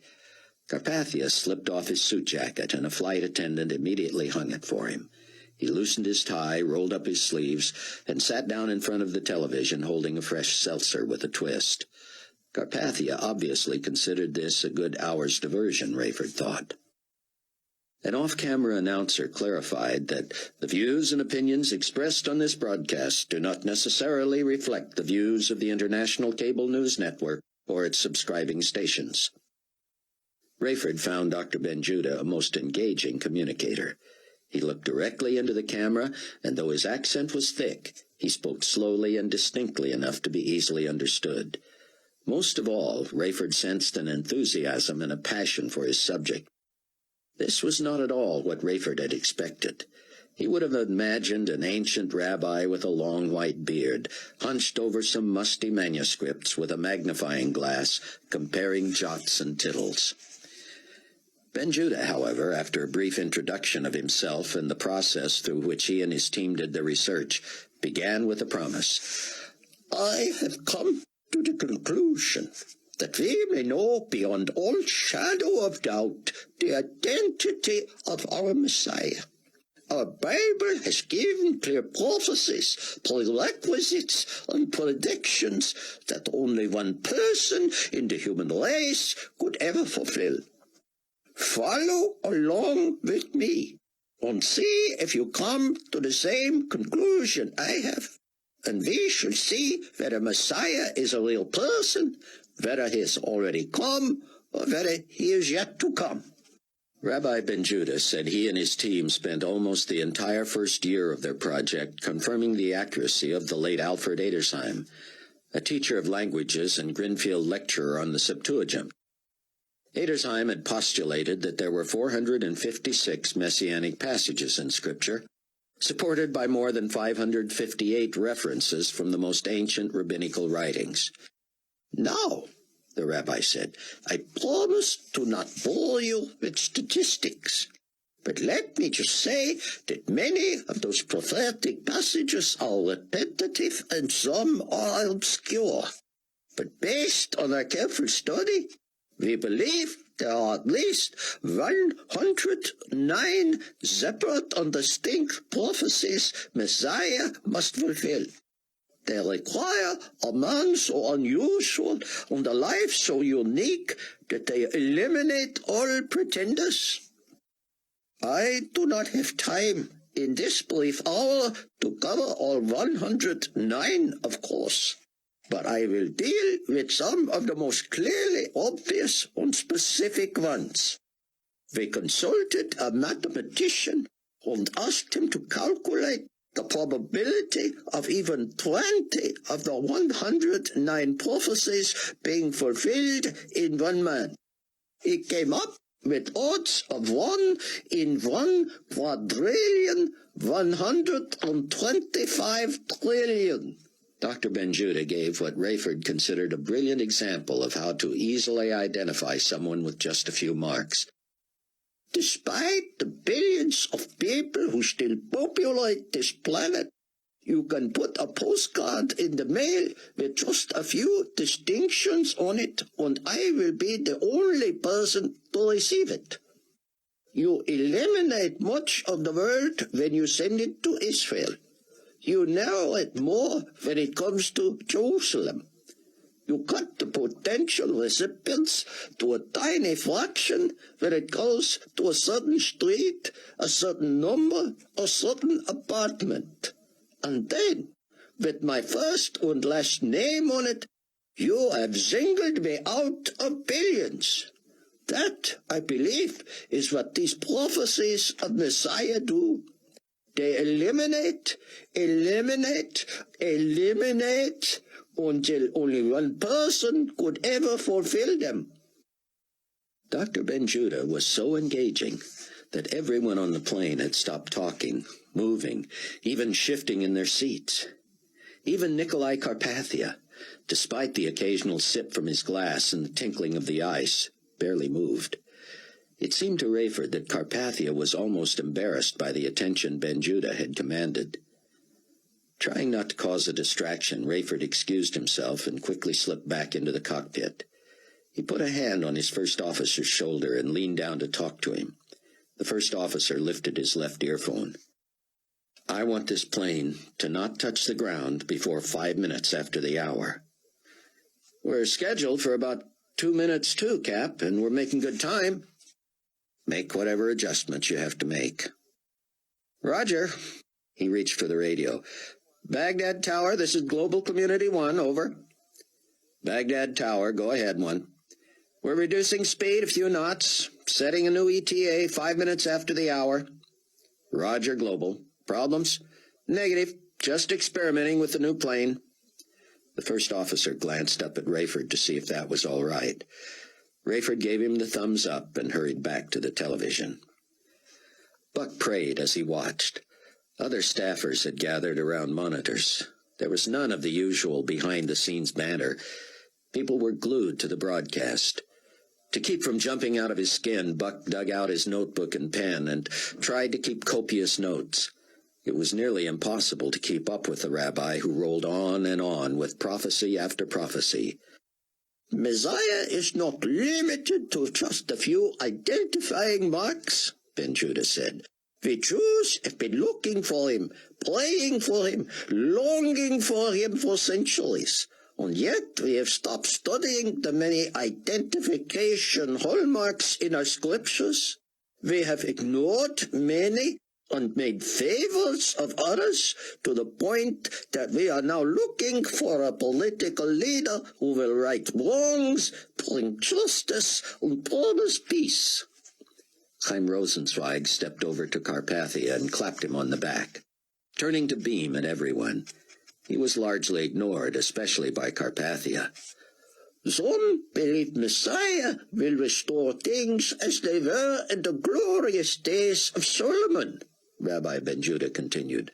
"Others believe Messiah will make all things new, ushering in a kingdom unlike anything we have ever seen. And yet the prophecies themselves tell us what Messiah will do. Let us examine just a few of them in the remaining time." Buck was getting a glimpse of what was to come. Jesus was either the Messiah, the chosen one, the fulfillment of God's word, or he could not stand up to the scrutiny of the record. If only one man could possibly fulfill the prophecies, it had to be Jesus. It didn't appear the rabbi was going to use the New Testament to try to convince his first and primary audience, the Jews. So the prophecies from hundreds of years before the birth of Christ would have to be clear enough to make the point, if indeed that was where Zion was going. Dr. Ben-Judah was sitting on the edge of the table where he had displayed the several hundred-page conclusion to his research study. The camera zoomed in on his expressive features. The very first qualification of Messiah, accepted by our scholars from the beginning, is that he should be born the seed of a woman, not the seed of a man, like all other human beings. We know now that women do not possess seed. The man provides the seed for the woman's egg. And so, this must be a supernatural birth as foretold in Isaiah 7:14. Therefore, the Lord himself will give you a sign. Behold, the virgin shall conceive and bear a son, and shall call his name Emmanuel. Our Messiah must be born of a woman, and not of a man, because he must be righteous. All other humans are born of the seed of the Father, and thus the sinful seed of Adam has been passed on to them. Not so with the Messiah, born of a virgin.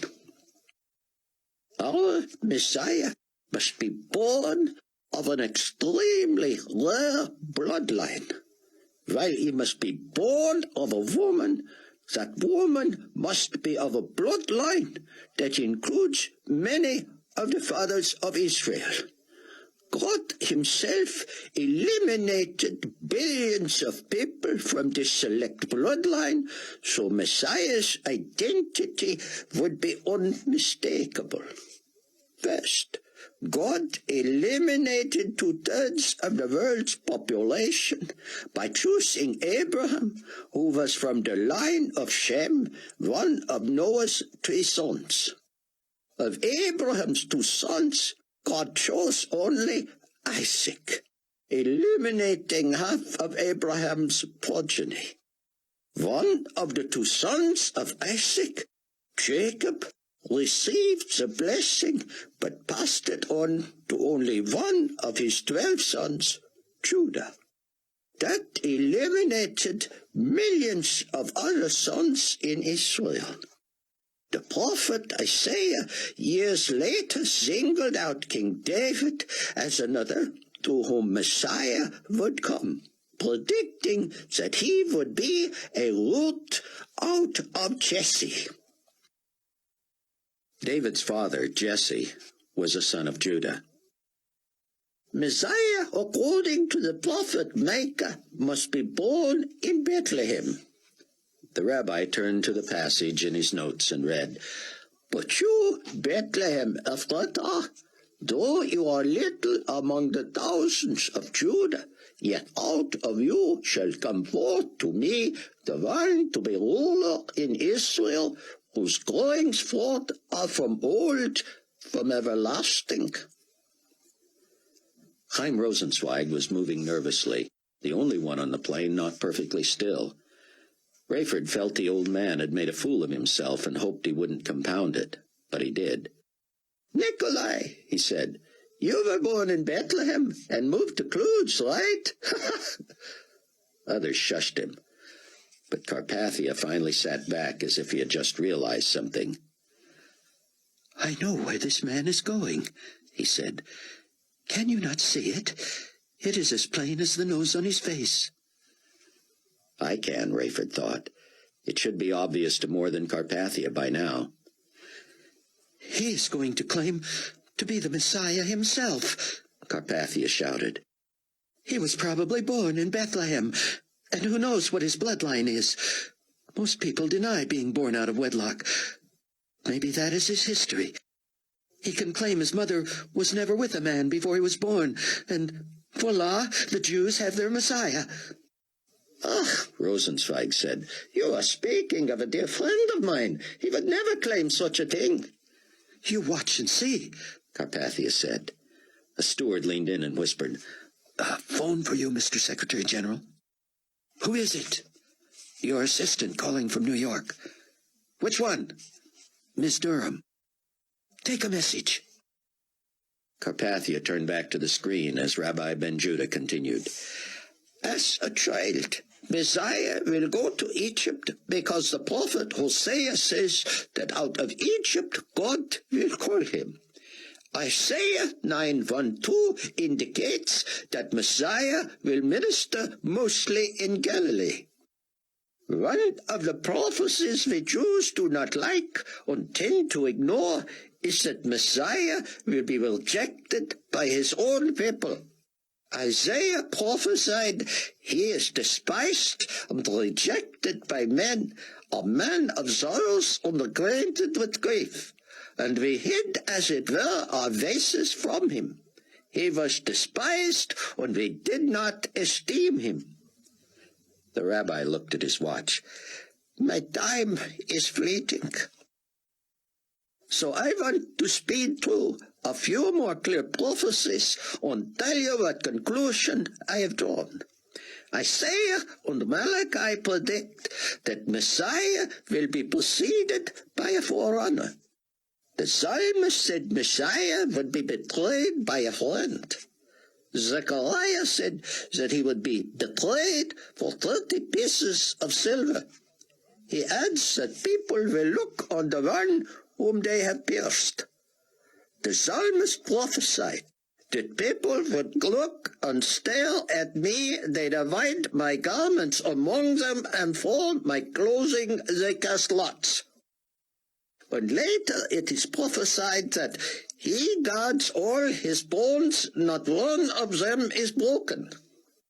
Isaiah says they made his grave with the wicked, but with the rich at his death, because he had done no violence, nor was any deceit in his mouth. The Psalms say he was to be resurrected. If I had more time, I could share with you dozens more prophecies from the Hebrew scriptures that point to the qualifications of the Messiah. I will broadcast a full number at the end of this broadcast, so you can order all the printed material from our study. The study will convince you that we can be absolutely sure only one person could ever be qualified to be the special anointed one of Jehovah. Let me close by saying that the 3 years I have invested in searching the sacred writings of Moses and the prophets have been the most rewarding of my life. I expanded my study to books of history and other sacred writings, including the New Testament of the Gentiles, combing every record I could find to see if anyone has ever lived up to the messianic qualifications. Was there born one in Bethlehem of a virgin, a descendant of King David, traced back to our father Abraham, who was taken to Egypt, called back to minister in Galilee, preceded by a forerunner, rejected by God's own people, betrayed for 30 pieces of silver, pierced without breaking a bone, buried with the rich, and resurrected. According to one of the greatest of all Hebrew prophets, Daniel, there would be exactly 483 years between the decree to rebuild the wall and the city of Jerusalem in troublesome times before the Messiah would be cut off for the sins of the people. Ben-Judah looked directly into the camera. Exactly 483 years after the rebuilding of Jerusalem and its walls, Jesus Christ of Nazareth offered himself to the nation of Israel. He rode into the city on a donkey to the rejoicing of the people, just as the prophet Zechariah had predicted. Rejoice greatly, O daughter of Zion. Shout, O daughter of Jerusalem. Behold, your king is coming to you. He is just and having salvation, lowly and riding on a donkey, a colt, the foal of a donkey. Buck leaped from the couch in the green room, standing now watching the monitor.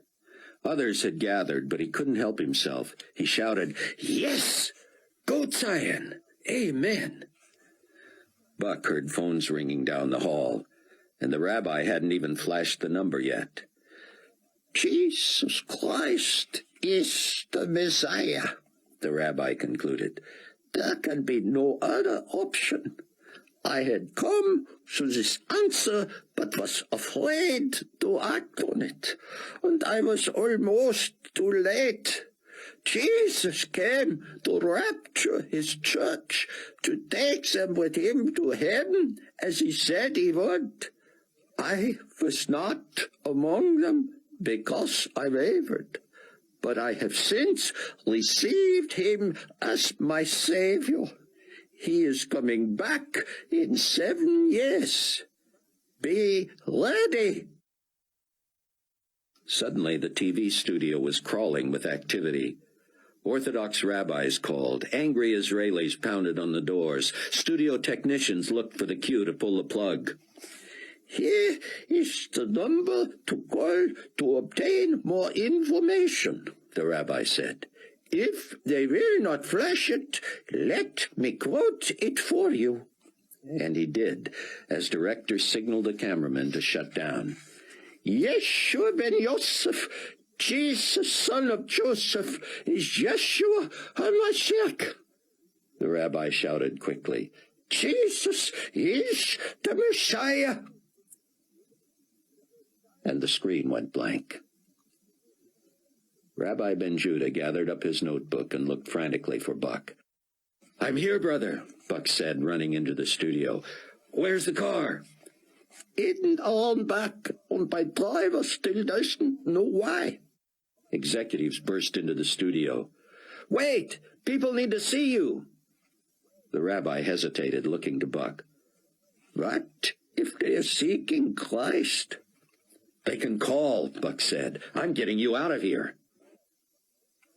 They ran through the back door and skipped into the employee parking lot. No sign of the Mercedes. Suddenly, from across the road, the driver jumped from the car, waving and shouting. Buck and Sion sprinted toward him. Now that was anticlimactic, Nikolai Carpathia concluded. I would have liked him saying he was the Messiah better. This is old news. Lots of people believe this myth. So they have a primo Hebrew rabbi convert. Big deal. It sure is, Rayford thought, moving back to the cockpit for the landing.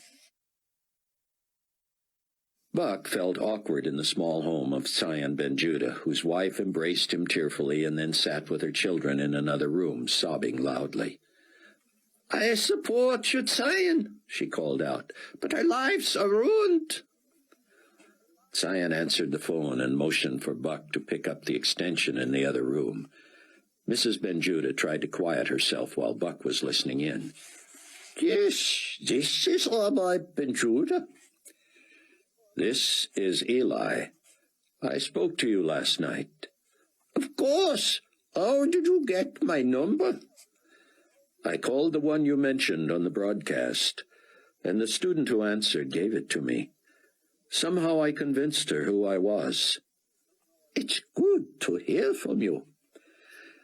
"I rejoice with you, Sion, my brother, in the fellowship of Jesus Christ. Many have received him under our preaching here in Jerusalem. We have arranged for a meeting of new believers in Teddy Kollek Stadium. Would you come and address us?" "Frankly, Brother Eli, I fear for the safety of my family and myself." Have no fear. Moishe and I will make clear that anyone who threatens harm to you will answer to us, and I think our record is plain on that account. Chapter 18. 18 months later. It was frigid in Chicago. Rayford Steele pulled his heavy parka out of the closet. He hated lugging it through the airport, but he needed it just to get from the house to the car and from the car to the terminal. For months it had been all he could do to look at himself in the mirror while dressing for work. Often he packed his Global Community One captain's uniform with its gaudy gold braids and buttons on a background of navy. In truth, it would have been a snappy-looking and only slightly formal and pompous uniform had it not been such a stark reminder that he was working for the devil. The strain of living in Chicago while flying out of New York showed on Rayford's face. "I'm worried about you, Dad," Chloe had said more than once. She had even offered to move with him to New York, especially after Buck had relocated there a few months before. Rayford knew Chloe and Buck missed each other terribly, but he had his own reasons for wanting to stay in Chicago for as long as possible, not the least of which was Amanda White. "I'll be married before you will if Buck doesn't get on the ball. Has he even held your hand yet?" Chloe blushed. "Wouldn't you like to know? This is just all new to him, Dad. He's never been in love before." "And you have?" "I thought I had been until Buck. We've talked about the future and everything. He just hasn't popped the question." Rayford put on his cap and stood before the mirror, parka slung over his shoulder. He made a face, sighed, and shook his head. "We close on this house 2 weeks from tomorrow," he said, "and then you either come with me to New Babylon or you're on your own. Buck could sure make life easier for all of us by being a little decisive." "I'm not going to push him, Dad. Being apart has been a good test, and I hate the idea of leaving Bruce alone at New Hope." "Bruce is hardly alone. The church is bigger than it's ever been, and the underground shelter won't be much of a secret for long. It must be bigger than the sanctuary." Bruce Barnes had done his share of traveling, too. He had instituted a program of house churches, small groups that met all over the suburbs and throughout the state in anticipation of the day when the assembling of the saints would be outlawed. It wouldn't be long. Bruce had gone all over the world, multiplying the small group ministry, starting in Israel and seeing the ministry of the two witnesses and Rabbi Tzion ben Judah swell to fill the largest stadiums on the globe. The 144,000 Jewish evangelists were represented in every country, often infiltrating colleges and universities. Millions and millions had become believers, but as faith had grown, crime and mayhem had increased as well. Already there was pressure from the Global Community North American Government Outpost in Washington, D.C., to convert all churches into official branches of what was now called Enigma Babylon One World Faith. The One World religion was headed by the new Pope Peter, formerly Peter Matthews of the United States. He had ushered in what he called a new era of tolerance and unity among the major religions. The biggest enemy of Enigma Babylon, which had taken over the Vatican as its headquarters, were the millions of people who believed that Jesus was the only way to God. To say arbitrarily, Pontifex Maximus Peter wrote in an official Enigma Babylon declaration, that the Jewish and Protestant Bible, containing only the Old and New Testaments, is the final authority for faith and practice, represents the height of intolerance and disunity. It flies in the face of all we have accomplished, and adherents to that false doctrine are hereby considered heretics. Pontifex Maximus Peter had lumped the Orthodox Jews and the new Christian believers together. He had as much problem with the newly rebuilt temple and its return to the system of sacrifices as he did with the millions and millions of converts to Christ. And ironically, the Supreme Pontiff had strange bedfellows in opposing the new temple. Eli and Moishe, the now world-famous witnesses whom no one dared oppose, often spoke out against the temple, but their logic was an anathema to Enigma Babylon. Israel has rebuilt the temple to hasten the return of their Messiah, Eli and Moishe had said, not realizing that she built it apart from the true Messiah, who was already come. Israel has constructed a temple of rejection. Do not wonder why so few of the 144,000 Jewish evangelists are from Israel. Israel remains largely unbelieving and will soon suffer for it. The witnesses had been ablaze with anger the day the temple was dedicated and presented to the world. Hundreds of thousands began streaming to Jerusalem to see it, nearly as many as had begun pilgrimages to New Babylon to see the magnificent new global community headquarters Nikolai Carpathia had designed. Eli and Moishe had angered everyone, including the visiting Carpathia, the day of the celebration of the reopening of the temple. For the first time they had preached other than at the Wailing Wall or at a huge stadium. That day they waited until the temple was full, and thousands more filled the Temple Mount shoulder to shoulder. Moishe and Eli made their way to the temple side of the Golden Gate, much to the consternation of the crowd. They were jeered and hissed and booed, but no one dared approach, let alone try to harm them. Nikolai Carpathia had been among the cadre of dignitaries that day. He railed against the interlopers, but Eli and Moishe silenced even him. Without the aid of microphones, the two witnesses spoke loudly enough for all to hear, crying out in the courtyard, Nikolai, you yourself will one day defile and desecrate this temple. Nonsense, Carpathia had responded. Is there not a military leader in Israel with the fortitude to silence these two? The Israeli Prime Minister, who now reported to the Global Community Ambassador of the United States of Asia, was caught on microphone and news tape. Sir, we have become a weaponless society, thanks to you. These two are weaponless as well, Carpathia had thundered. Subdue them! But Eli and Moishe continued to shout, God does not dwell in temples made with hands. The body of believers is the temple of the Holy Spirit. Carpathia, who had been merely trying to support his friends in Israel by honoring them for their new temple, asked the crowd, Do you wish to listen to me or to them? The crowd had shouted, You potentate, you! There is no potentate but God himself, Eli responded, and Moishe added, Your blood sacrifices shall turn to water, and your water drawing to blood. Buck had been there that day as the new publisher of the renamed Global Community Weekly. He resisted Carpathia's urging him to editorialize about what Nikolai called the intrusion of the two witnesses, and he persuaded the Global Community potentate that the coverage could not ignore the facts. The blood let from a sacrificed heifer had indeed turned to water, and the water drawn in another ceremony turned to blood in the pail. The Israelis blamed the two witnesses for debasing their celebration.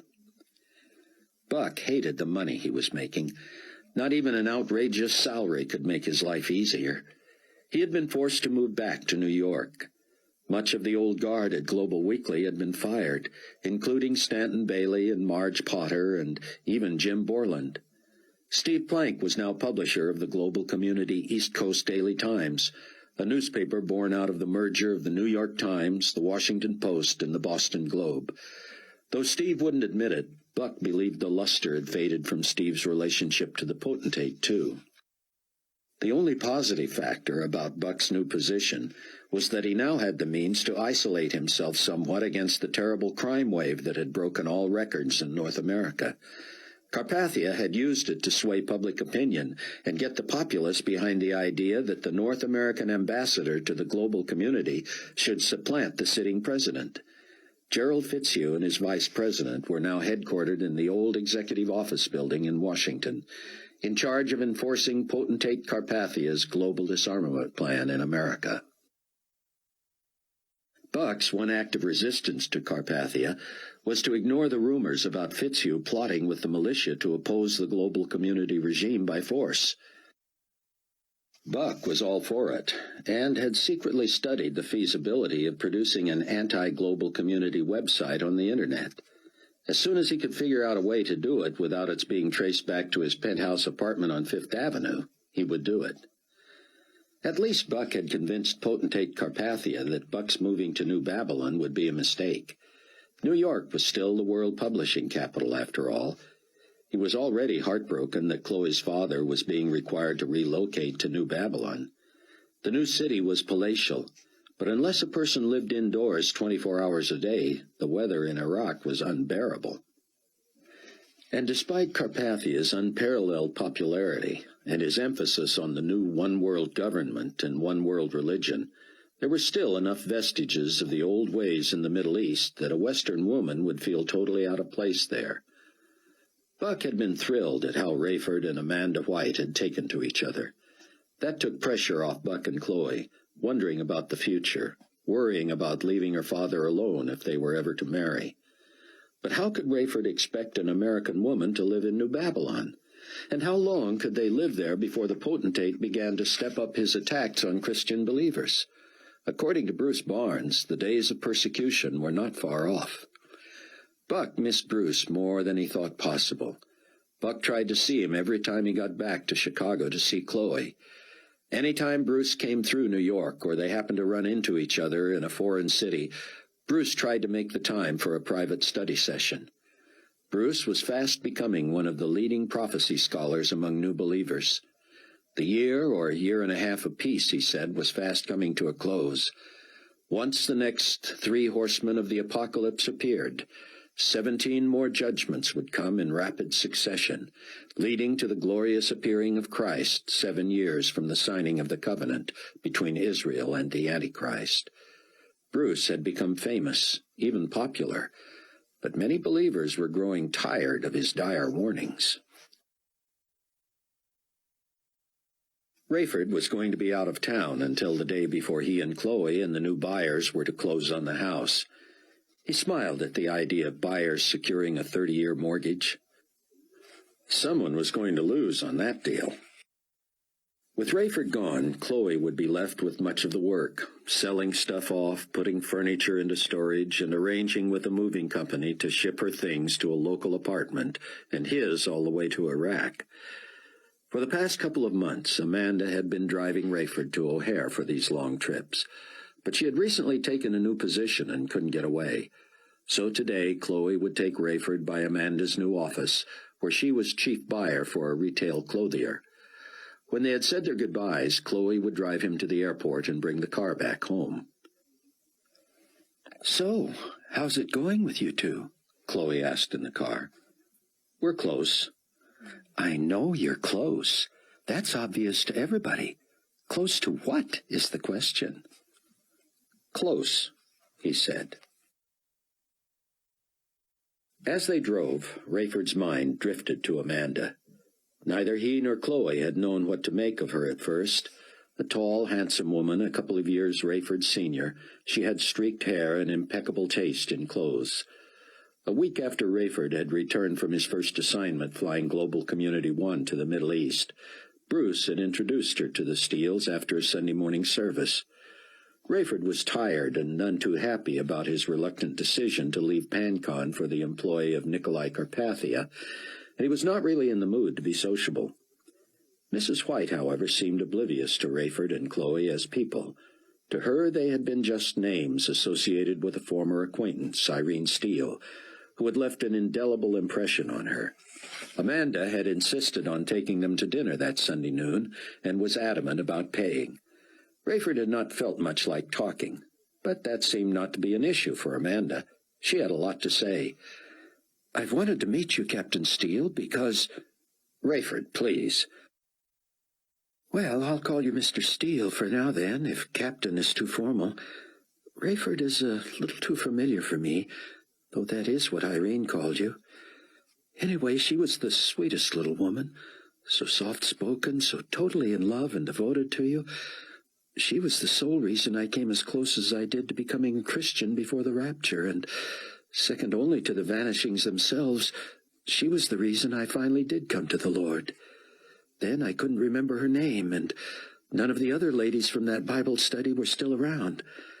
That made me feel lonely, as you can imagine. And I lost my family, too. I'm sure Bruce told you.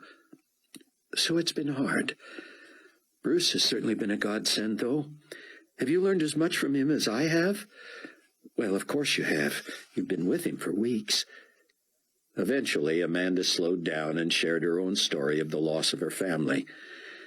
We'd been in a dead church all our lives. Then my husband got invited to some outing at a friend's church. Came home and insisted that we at least check out the Sunday services there. I don't mind telling you, I was not comfortable. They made a big deal all the time about being saved. Well, before I could get my little mind around the idea, I was the only one in my family who wasn't saved. To tell you the truth, the whole thing sounded a little white trashy to me. I didn't know I had a lot of pride. Lost people never do that, do they? Well, I pretended I was right there with my family, but they knew. They kept encouraging me to go to this woman's Bible study. So finally I went. I was just sure it was going to be more of the same. Frumpy, middle-aged women talking about being sinners saved by grace. Somehow Amanda White managed to finish her meal while talking. But when she got to this part of her story, she clouded up and had to excuse herself for a few minutes. Chloe rolled her eyes. "Dad," she said, "what planet would you guess she's from?" Rayford had chuckled. "I do want to hear her impressions of your mother," he said. "And she certainly sounds saved now, doesn't she?" "Yeah, but she's a long way from frumpy white trash." When Amanda returned, she apologized and said she was determined to get this said. Rayford smiled encouragingly at her while Chloe made faces at him behind her back, trying to get him to laugh. "I'm not going to bother you anymore," she said. "I'm an executive and not the type to insert myself into people's lives. I just wanted to get together with you one time to tell you what your wife and your mother meant in my life. You know, I had only one brief conversation with her. It came after that one meeting, and I was glad I got the chance to tell her how she had impressed me. If you're interested, I'll tell you about it. But if I've already rattled on too long, tell me that too, and I'll let you go with just the knowledge that Mrs. Steele was a wonderful lady." Rayford actually considered saying that they had had a tiring week and needed to get home, but he would never be that rude. Even Chloe would likely chastise him for a move like that, so he said, "Oh, by all means, we'd love to hear it. The truth is," he added, "I love to talk about Irene." "Well, I don't know why I forgot her name for so long, because I was so struck by it at first. Besides sounding a little like iron and steel, I remember thinking that Irene sounded more like a name of someone many years older than your wife. She was about 40, right?" Rayford nodded. "Anyway, I took the morning off, and I arrived at this home where the ladies were meeting that week. They all looked so normal and were wonderful to me. I noticed your wife right off. She was just radiant, friendly and smiling and talking with everyone. She welcomed me and asked about me. And then during the Bible study, prayer, and discussion, I was just impressed by her. What more can I say?" A lot, Rayford hoped, but he didn't want to interview the woman. What had so impressed her? He was glad when Chloe jumped in. "I'm glad to hear that, Mrs. White, because I was never more impressed with my mother than after I'd left home. I'd always thought her a little too religious, too strict, too rigid.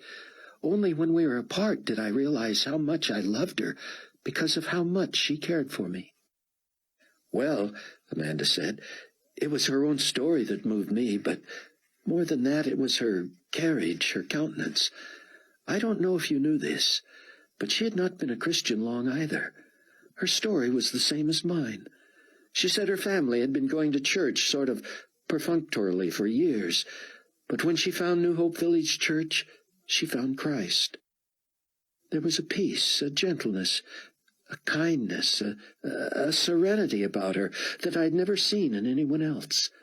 She had confidence, but she was humble. She was outgoing, yet not pushy or self-promoting. I loved her immediately. She grew emotional when she talked about her family, and she said that her husband and her daughter were at the top of her prayer list. She loved you both so deeply. She said her greatest fear was that she would reach you too late and that you would not go to heaven with her and her son. I don't remember his name. Rayford Jr., Chloe said. She would have called him Ramey. After the meeting, I sought her out and told her that my family was the opposite. They were all worried that they would go to heaven without me. She told me how to receive Christ. I told her I wasn't ready, and she warned me not to put it off and said she would pray for me. That night, my family disappeared from their beds. Almost everyone was gone from our new church, including all the Bible study ladies. Eventually, I tracked down Bruce and asked if he knew Irene Steele. Rayford and Chloe had returned home chagrined and a little ashamed of themselves. "That was nice," Rayford said. "I'm glad we took the time for that." I just wish I hadn't been such a creep, Chloe said. For hardly having known her, that woman had a lot of insight into Mom. For nearly a year after that, Rayford saw Amanda White only on Sundays and at an occasional midweek meeting of the larger core study group. She was always cordial and friendly, but what impressed him most was her servant's attitude. She continually prayed for people, and she was busy in the church all the time. She studied, she grew, she learned, she talked to people about their standing with God. As Rayford watched her from afar, she became more and more attractive to him. One Sunday he told Chloe, "You know, we never reciprocated on Amanda White's dinner invitation." You want to have her over? Chloe asked. "I want to ask her out." Pardon me? You heard me. Dad, you mean like on a date? A double date with you and Buck. Chloe had laughed and apologized. It's not funny. I'm just surprised. "Don't make a big deal of it," he said. "I just might ask her." Don't you make a big deal of it, Chloe said. Buck was not surprised when Chloe told him her dad wanted them to double date with Amanda White. "I wondered when he'd get around to it." To dating? To dating Amanda White. You noticed something there? You never said anything. I didn't want to risk your mentioning it and planting an idea in his head that wasn't his own. That rarely happens. Anyway, I think they'll be good for each other, Buck said. He needs companionship his own age, and if something comes of it, so much the better. Why? Because he's not going to want to be alone if we decide to get more serious. Seems to me we've already decided. Chloe slipped her hand into Buck's. I just don't know what to do about timing and geography with everything breaking the way it has. Buck was hoping for some hint from Chloe that she would be willing to follow him anywhere, that she was either ready for marriage or that she needed more time. Time was getting away from them, but still Buck hesitated. I'm ready when he is, Chloe told Rayford, but I'm not going to say a word. Why not? Rayford said. Men need a few signals. He's getting all the signals he needs. So, you've held his hand by now. Dad? Bet you've even kissed him. No comment. That's a yes if I ever heard one. Like I said, he's getting all the signals he needs. In fact, Buck would never forget the first time he had kissed Chloe. It had been the night he left for New York by car, about a year before. Carpathia had bought up the weekly as well as any of the competition worth working for, and Buck seemed to have less choice than ever over his own career. He could try bootlegging copy over the internet, but he still needed to make a living. And Bruce, who was at the church less and less all the time due to his ministry all over the world, had encouraged him to stay with Global Weekly, even after the name was changed to Global Community Weekly. I wish we could change the last word one more time, Buck said, to Weakly. Buck had resigned himself to doing the best he could for the kingdom of God, just as Chloe's father had done. But he still hid his identity as a believer. Whatever freedom and perceived objectivity he had would soon be gone if that truth was known to Carpathia. That last night in Chicago, he and Chloe were in his apartment packing the last of his personal things. His plan was to leave by 9 o'clock that night and drive all the way to New York City in one marathon stretch. As they worked, they talked about how much they would hate being apart, how much they would miss each other, how often they would phone and email each other. "I wish you would come with me," Buck said at one point. "Yeah, that would be appropriate," she said. "Someday," he said. "Someday what?" But he would not bite. He carried a box to the car and came back in, passing her as she taped another. Tears ran down her face. "What's this?" he said, stopping to wipe her face with his fingers. "Don't get me started now." "You'll never miss me as much as I'll miss you," she said, trying to continue to work with him hovering, a hand on her face. "Stop it," he whispered. "Come here." She set down the tape and stood to face him. He embraced her and pulled her close. Her hands were at her sides, and her cheek was on his chest. They had held each other before, and they had walked hand in hand, sometimes arm in arm. They had expressed their deep feelings for each other without mentioning love. And they had agreed not to cry and not to say anything rash in the moment of parting. "We'll see each other often," he said. "You'll rendezvous with your dad when he comes through New York, and I'll have reasons to come here." "What reason? The Chicago office is closing." "This reason," he said, holding her tighter, and she began to sob. "I'm sorry," she said. "This is going to be so hard." "I know." "No, you don't. Buck, you can't say you care for me as much as I care for you." Buck had already planned his first kiss. He had hoped to find a reason to simply brush her lips with his at the end of an evening, say good night, and slip away. He didn't want to have to deal with her reaction or deal with kissing her again just then.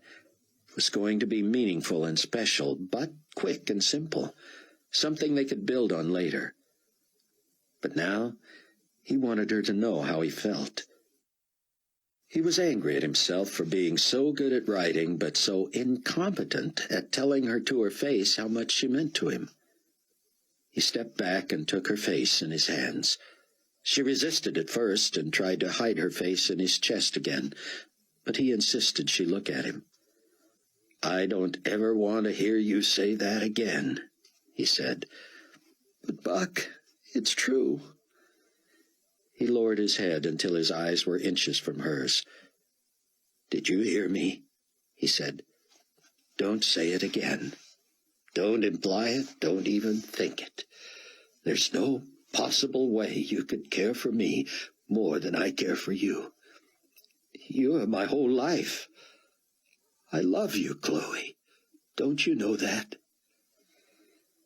He felt her nearly recoil at that first declaration of his love. Her tears rolled over his hands, and she began to say, "How would I—" But he lowered his mouth to hers, cutting off her words. And it was no quick touch of the lips. She raised her hands between his arms, wrapped them around his neck, and held him tight as they kissed. She pulled away briefly and whispered, "Did you only say that because you're leaving and—" But he covered her mouth again with his. A moment later he touched her nose with the tip of his own and said, "Don't doubt my love for you ever again. Promise?" "But, Buck—" "Promise?" "I promise. And I love you too, Buck." Rayford was not sure just when his respect and admiration for Amanda White had developed into love. He had grown fond of her, liked her, loved being with her. They had become comfortable enough with each other to touch each other when they spoke, to hold hands, to embrace. But when he found himself missing her after only a day away and needing to call her when he was gone more than a few days, He knew something was developing. She actually started kissing Rayford before he kissed her.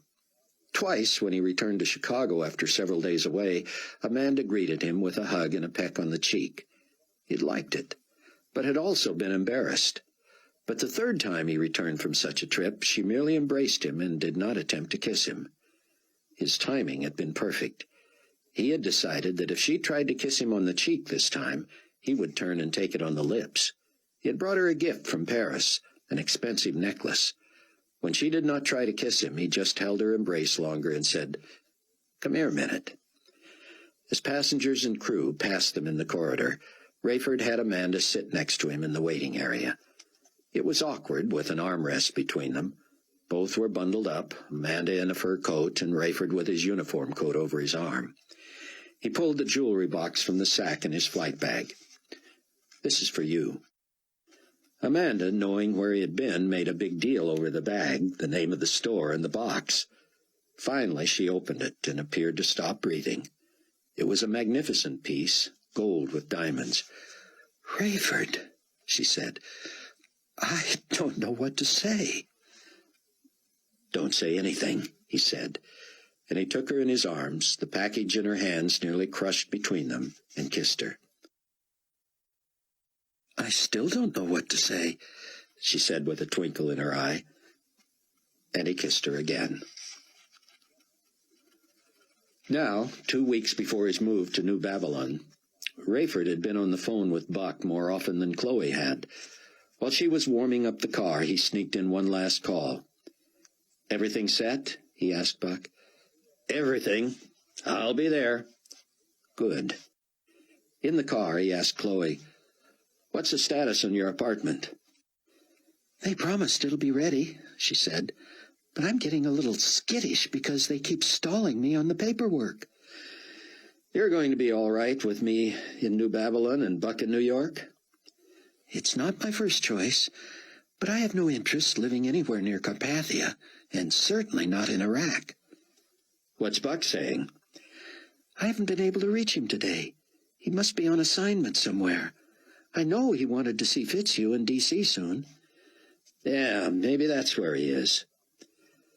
Chloe stopped at Amanda's clothing store in Des Plaines and waited in the car as Rayford hurried in to say goodbye.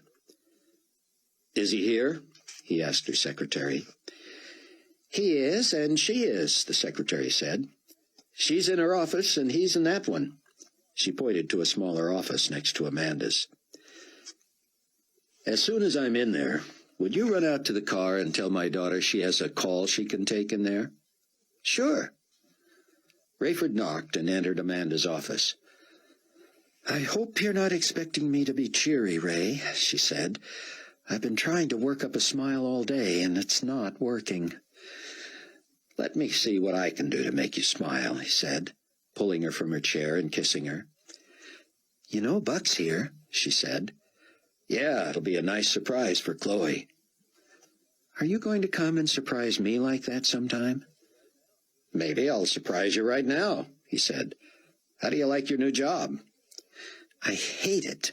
I'd leave in a New York minute if the right guy came along."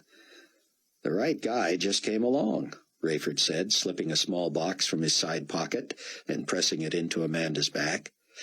She pulled away. "What is that?" "What? This? I don't know. Why don't you tell me?" Buck had heard Rayford outside the door and knew Chloe wouldn't be far behind. He turned the light off and felt his way back to the chair behind the desk. In a few minutes he heard Chloe. "In here?" she said. "Yes, ma'am," the secretary said. "Line 1. The door opened slowly, and Chloe turned on the light. She jumped when she saw Buck behind the desk, then squealed and ran to him. As soon as he stood, she leaped into his arms, and he held her, twirling her around. "Shh," he said. "This is a business." "Did Daddy know about this?" "Of course he did. He had to." "He knew," Buck said. "Surprised?" "Of course. What are you doing in town? How long can you stay? What are we doing?" "I'm in town only to see you. I leave on a red-eye tonight for Washington. And we're going to dinner after we drop your dad off at the airport." Yeah, you came only to see me. I told you a long time ago to never doubt my love for you. I know. He turned and lowered her into the chair he'd been sitting in, then knelt before her and pulled a ring box from his pocket. Oh, Ray, Amanda said, gazing at the ring on her finger. I love you. And for the few years we have left, I will love being yours. There's one more thing, he said. What? Buck and I have been talking. He's proposing in the next room right now. And we were wondering if you two might be open to a double ceremony with Bruce officiating. Rayford wondered how she would react. She and Chloe were friends, but not close. That would be wonderful. But Chloe might not go for it.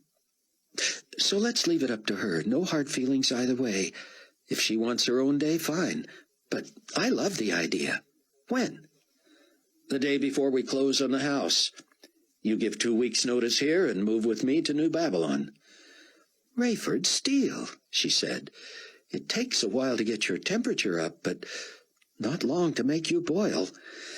I'll write my resignation before your plane leaves the ground. Have you wondered why you never got the paperwork on the apartment? Buck asked. Chloe nodded. Because that deal's not going to happen. If you'll have me, I want you to move in with me in New York. Rayford, Amanda said, I didn't think I would ever be truly happy again. But I am. A double ceremony? Chloe swiped at her tears. I'd love it. But do you think Amanda would stand for it? Chapter 19. Something big was brewing. In a clandestine meeting, Buck went to see American President Gerald Fitzhugh. The president had become a tragic figure, reduced to a mere token. After serving his country for most of 2 terms in office, he now was relegated to a suite in the executive office building and had lost most of the trappings from his previous role. Now his Secret Service protection consisted of 3 men rotating every 24 hours, and they were financed by the global community.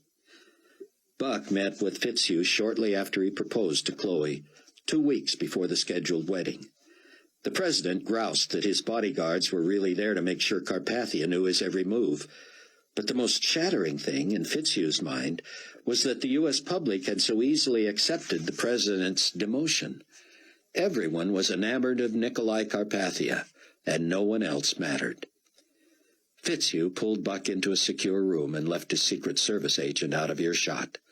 The worm was about to turn, Fitzhugh told Buck.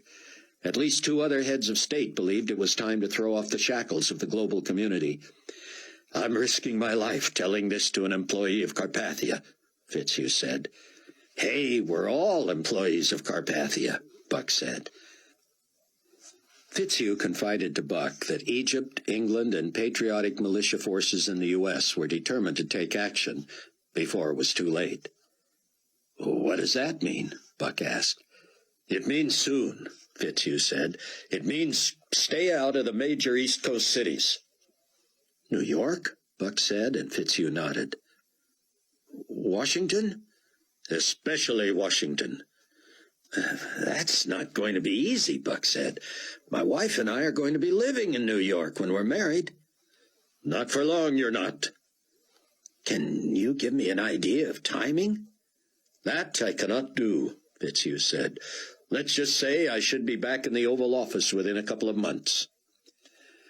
Buck desperately wanted to tell Fitzhugh that he was merely playing into Carpathia's hands. This was all part of the foretold future. The uprising against Antichrist would be crushed and would initiate World War III, from which would come worldwide famine, plagues, and the death of 1/4 of the Earth's population. The double ceremony in Bruce's office 2 weeks later was the most private wedding anyone could imagine. Only the 5 of them were in the room. Bruce Barnes concluded by thanking God for all the smiles, the embraces, the kisses, and the prayer. Buck asked if he could see the underground shelter Bruce had constructed. "It was barely underway when I moved to New York," he said. "It's the best-kept secret in the church," Bruce said as they made their way down past the furnace room and through a secret doorway. "You don't want church members to use it?" Buck asked. "You'll see how small it is," Bruce said. "I'm encouraging families to build their own. It would be chaos if the church body showed up here in a time of danger." Buck was astounded at how small the shelter was, but it seemed to have everything they would need to survive for a few weeks. The Tribulation Force was not made up of people who would hide out for long. The five huddled to compare schedules and discuss when they might see each other again. Carpathia had devised a minute-by-minute schedule for the next 6 weeks that would have Rayford flying him all over the world, finally to Washington. Then Rayford would have a few days off before flying back to New Babylon. "Amanda and I could get here from Washington during that break," he said. Buck said he and Chloe would come to Chicago then, too. Bruce would be back from a swing through Australia and Indonesia. They set the date, 4 p.m, 6 weeks later. They would have a 2-hour intensive Bible study in Bruce's office and then enjoy a nice dinner somewhere. Before they parted, they held hands in a circle and prayed yet again. "Father," Bruce whispered, "for this brief flash of joy in a world on the brink of disaster, we thank you and pray your blessing and protection on us all until we meet back here again. Bind our hearts as brothers and sisters in Christ while we are apart." Nikolai Carpathia seemed thrilled about Rayford's marriage and insisted upon meeting his new wife. He took both her hands in greeting and welcomed her and Rayford to his opulent offices, which covered the entire top floor of the global community headquarters in New Babylon. The suite also included conference rooms, private living quarters, and an elevator to the helipad. From there, one of Rayford's crew could ferry the potentate to the new airstrip. Rayford could tell that Amanda's heart was in her throat. Her speech was constricted and her smile pasted on.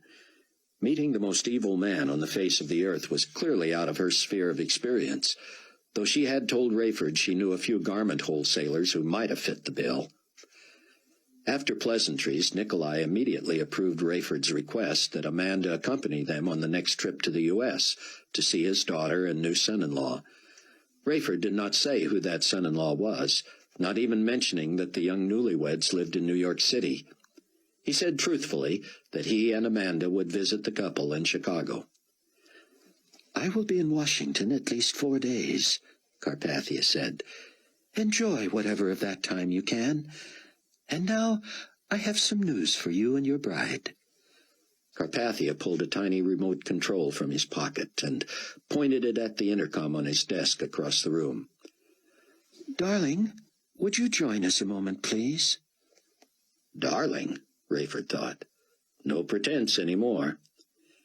Hattie Durham knocked and entered. "Yes, sweetie?"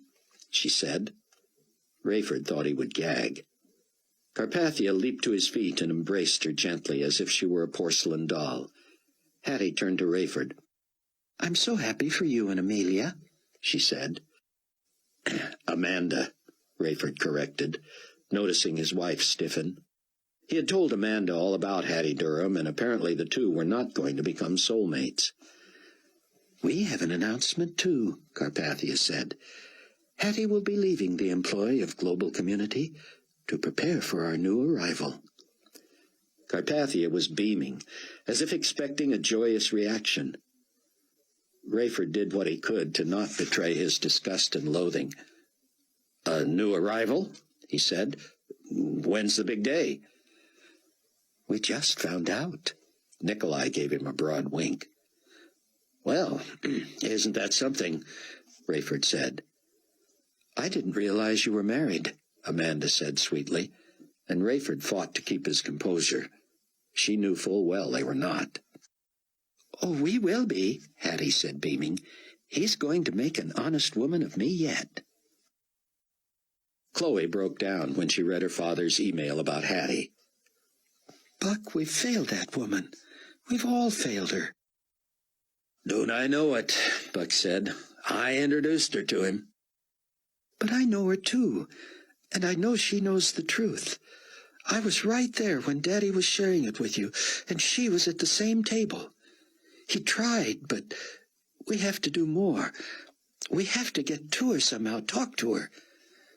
And have her know that I'm a believer just like your dad is? Doesn't seem to matter that Nikolai's pilot is a Christian, but can you imagine how long I would last as his magazine publisher if he knew I was? One of these days we have to get to Hattie, even if it means going to New Babylon. What are we going to do, Chloe? Tell her she's carrying the Antichrist child and that she ought to leave him? It may come to that. Buck stood over Chloe's shoulder as she tapped out an email message back to Rayford and Amanda. Both couples had taken to writing obscurely, not using names. Any chance, Chloe wrote, that she will come with him on the next trip to the capital? It was 7 hours later, New Babylon time, when the message was sent, and the next day they received a reply. None. Someday, somehow, Chloe told Buck. And before that baby is born. Rayford found it difficult to take in the incredible change in New Babylon since the first time he had visited following the treaty signing in Israel. He had to hand it to Carpathia and his sea of money. A lavish world capital had sprung up out of the ruins, and now it teemed with commerce, industry, and transportation. The center of global activity was moving east, and Rayford's homeland seemed headed for obsolescence. The week before his and Amanda's flight to Washington with Nikolai and his entourage, Rayford emailed Bruce at New Hope, welcoming him back from his trip and asking some questions. A few things still puzzle me about the future. A lot, actually. Could you explain for us the 5th and 7th? He didn't write seals, not wanting to tip off any interloper. Bruce would know what he meant. I mean, the 2nd, 3rd, and 4th, and 6th are self-explanatory, but I'm still in the dark about 5 and 7. We can't wait to see you. A sends her love. Buck and Chloe had settled in Buck's beautiful Fifth Avenue penthouse, but any joy normal newlyweds might have received from a place like that was lost on them. Chloe kept up her research and study on the Internet, and she and Buck kept in touch with Bruce daily via email. Bruce was lonely and missed his family more than ever, he wrote, but he was thrilled that his 4 friends had found love and companionship. They all expressed great anticipation of the pleasure they would enjoy in each other's company at their upcoming reunion. Buck had been praying about whether to tell Chloe of President Fitzhugh's warning about New York City and Washington. Fitzhugh was well connected and undoubtedly accurate, but Buck couldn't spend his life running from danger. Life was perilous these days, and war and destruction could break out anywhere. His job had taken him to the hottest hazard spots in the world. He didn't want to be reckless or foolishly put his wife in harm's way, but every member of the Tribulation Force knew the risks. Rayford was grateful that Chloe had begun getting to know Amanda better by email. When Rayford and Amanda were dating, he had monopolized most of Amanda's time, and while the women seemed to like each other, they had not bonded other than as believers.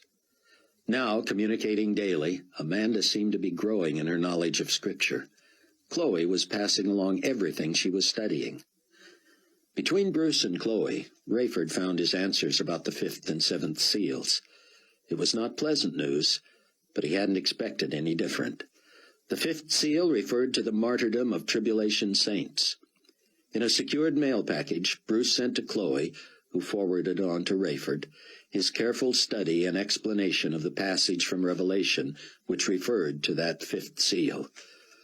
John sees under the altar the souls of those who had been slain for the word of God and for the testimony which they held. They ask God how long it will be until he avenges their deaths. He gives them white robes and tells them that first some of their fellow servants and their brethren will also be martyred. So the 5th seal judgment costs people their lives who have become believers since the rapture. That could include anyone or all of us. I say before God that I would count it a privilege to give my life for my Savior and my God. Bruce's explanation of the seventh seal made it clear that it was still a mystery, even to him. The seventh seal is so awesome that when it is revealed in heaven there is silence for half an hour. It seems to progress from the sixth seal, the greatest earthquake in history, and serves to initiate the 7 trumpet judgments, which of course are progressively worse than the seal judgments. Amanda tried to summarize for Rayford. We're looking at a world war, famine, plagues, death, the martyrdom of the saints, an earthquake, and then silence in heaven as the world is readied for the next 7 judgments. Rayford shook his head, then cast his eyes down. Bruce has been warning us of this all along. There are times I think I'm ready for whatever comes, and other times when I wish the end would simply come quickly. This is the price we pay, she said, for ignoring the warnings when we had the chance. And you and I were warned by the same woman. Rayford nodded. Look here, Amanda said. Bruce's last line says, check your email Monday at midnight. Lest you find this all as depressing as I have, I am uploading a favorite verse to comfort your hearts. Bruce had sent it so it would be available to both couples just before they left for their trips to Chicago to meet up with him. It read simply, "He who dwells in the secret place of the Most High shall abide under the shadow of the Almighty." Rayford shifted in the pilot's seat, eager to talk to Amanda and find out how she was faring on the grueling nonstop flight from New Babylon to Dulles International. She was spending as much of the time as she could in Rayford's private quarters behind the cockpit, but she had to be sociable enough with the rest of the contingent so as not to appear rude. That, Rayford knew, meant hours of small talk. She had already been asked about the new import-export business she was starting, but then the mood in Global Community 1 seemed to shift. During one of the few breaks Rayford shared alone with her, she said, Something's up. Someone keeps bringing Carpathia printouts. He studies them and scowls and has private heated meetings. Rayford said. Could be something. Could be anything. Could be nothing. Amanda smirked. Don't doubt my intuition. I've learned that, he said. Buck and Chloe arrived in Chicago the night before the scheduled rendezvous with the Tribulation Force. They checked into the Drake Hotel and called New Hope to leave a message for Bruce, telling him they had arrived and that they would see him the following afternoon at 4. They knew from his emails that he was back in the States from his Australia-Indonesia trip, but they had heard nothing from him since.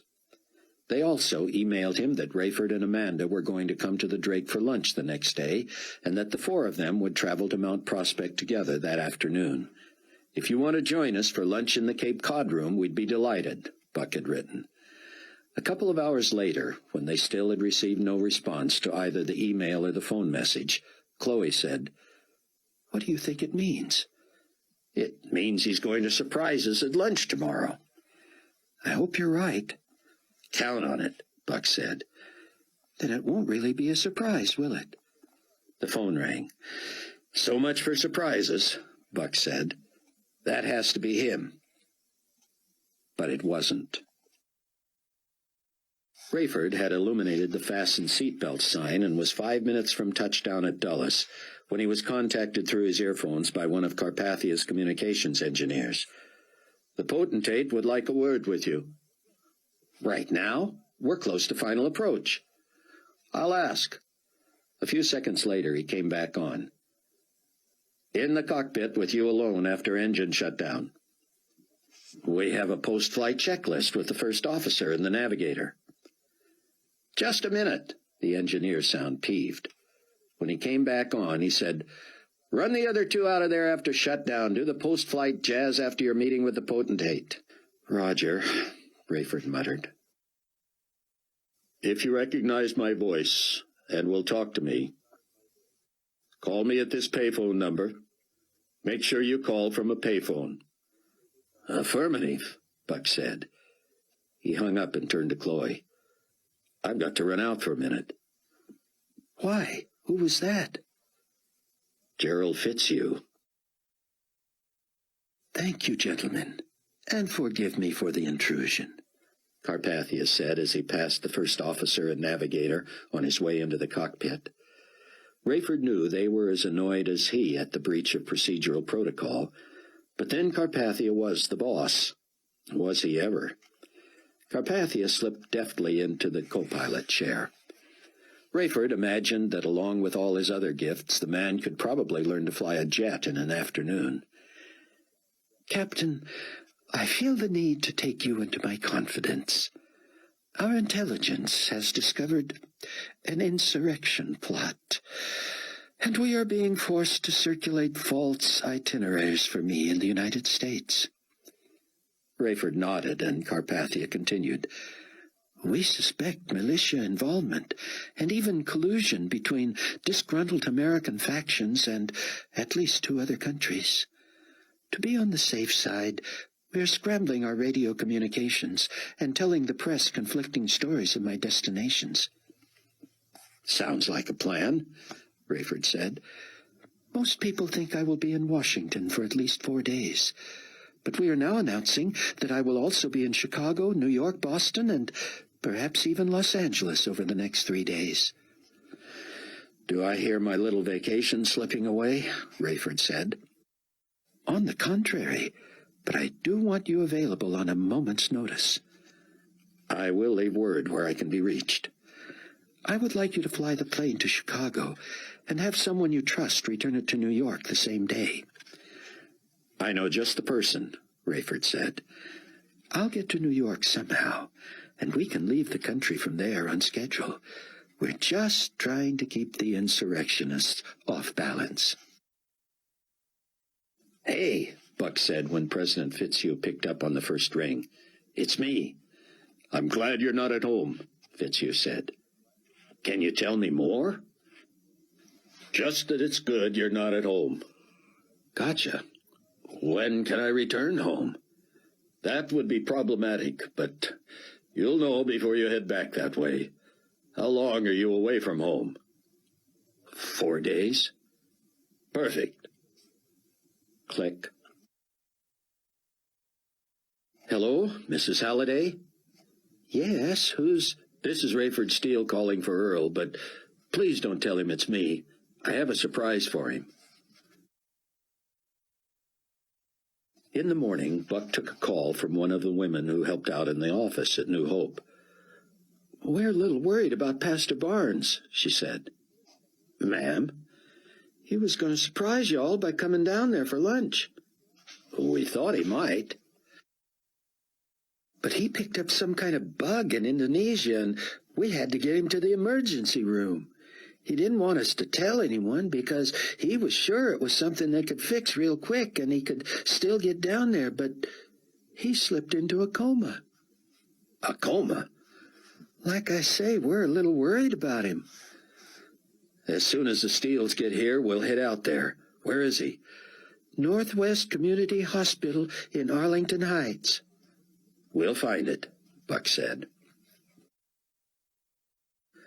Rayford and Amanda met Earl Halliday at O'Hare at 10 that morning. "I'll never forget this, Ray," Earl said. "I mean, it's not like carting around the potentate himself or even the president, but I can pretend." "They're expecting you at Kennedy," Rayford said. "I'll give you a call later to see how you like flying her." Rayford rented a car, and Amanda answered a page from Chloe. "We have to pick them up and go straight to Arlington Heights." "Why? What's up?" Buck and Chloe were waiting at the curb in front of the Drake when Rayford and Amanda pulled up. After quick embraces all around, they piled into the car. "Northwest Community is on Central, right, Chloe?" Rayford said. "Right. Let's hurry." Despite their concern for Bruce, Rayford felt a little more whole. He had a 4-person family again, albeit a new wife and a new son. They discussed Bruce's situation and brought each other up to date, and though they were all aware that they were living in a time of great danger, for the moment they simply enjoyed being together again. Buck sat in the back seat with Chloe, listening. How refreshing to be with people who were related and yet loved each other, cared about each other, respected one another. He didn't even want to think about the small-minded family he had come from. Somehow, someday, he would convince them they were not the Christians they thought they were. Had they been, they would not have been left behind as he was. Chloe leaned against Buck and slipped her hand into his. He was grateful she was so casual, so matter-of-fact about her devotion to him. She was the greatest gift God could have granted him since his salvation. "What's this?" he heard Rayford say. "And we've been making such good time." Rayford was trying to exit onto Arlington Heights Road off the Northwest Tollway. Chloe had told him that would put them close to Northwest Community Hospital. But now local and state police and global community peacekeepers were directing a snarl of traffic past the exits. Everything came to a standstill. After a few minutes, they were able to creep forward a little. Rayford rolled down his window and asked a cop what was happening. "Where you been, pal? Keep it moving." What does he mean? Amanda reached for the radio. What are the news stations on, Chloe? Chloe moved away from Buck and leaned forward. Hit AM, then try 1, 2, and 3, she said. One of those should be WGN or MAQ. They stopped again, this time with a global community peacekeeper right next to Buck's window. Buck lowered it and flashed his Global Community Weekly press pass. "What's the trouble down there?" "Militia had taken over an old Nike base to store contraband weapons. After the attack on Washington, our boys wiped them out." "The attack on Washington," Rayford said, craning his neck to talk to the officer. "Washington, D.C.? "Keep moving," the officer said. "If you need to get back this way, you can get off at Route 53. Try the side streets. But don't expect to get near that old Nike base."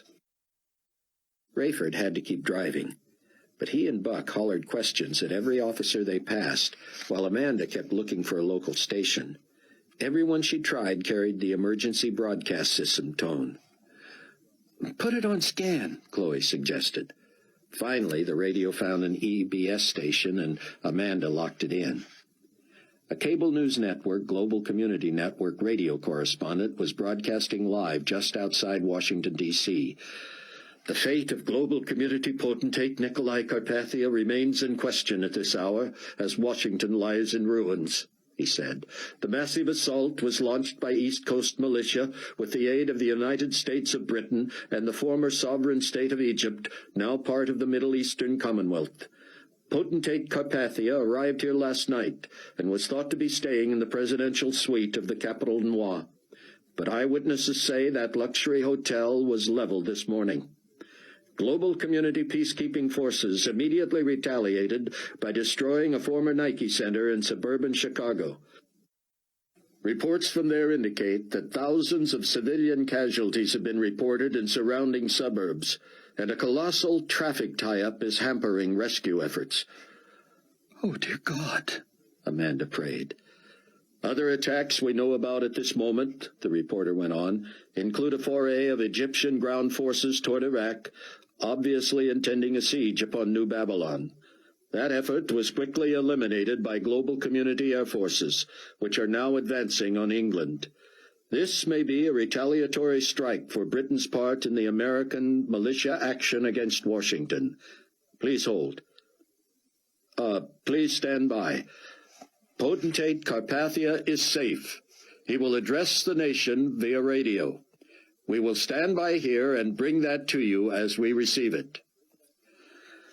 "We've got to get to Bruce," Chloe said as Rayford inched along. "Everybody's going to be taking 53 North, Dad. Let's go south and double back." "It'll be another few moments before Potentate Carpathia comes on," the reporter said. "Apparently, the GCN is ensuring that his transmission cannot be traced. Meanwhile, this news out of Chicago regarding the strike against the former Nike base. It appears to have been preemptive as well as retaliatory. Global Community Intelligence today uncovered a plot to destroy Potentate Carpathia's plane, which may or may not have contained Carpathia when it was flown to O'Hare International this morning. That plane is now airborne, destination unknown, though global community forces are marshalling in New York City." Amanda grabbed Rayford's arm. "We could have been killed." When Rayford spoke, Buck thought he might break down. "Let's just hope I didn't fulfill Earl's dream by getting him killed," he said. "You want me to drive, Rayford?" Buck asked. "No, I'll be all right." The radio announcer continued. "We're on standby for a live feed from Global Community Potentate Nikolai Carpathia." He had that right the first time, Chloe said. Meanwhile, this word from Chicago. GC Peacekeeping Forces spokesmen say the destruction of the old Nike base was effected without the use of nuclear weapons. And though they regret heavy civilian casualties in nearby suburbs, they have issued the following statement. Casualties should be laid at the feet of the militia underground. Unauthorized military forces are illegal to start with, but the folly of mustering arms in a civilian area has literally blown up in their faces.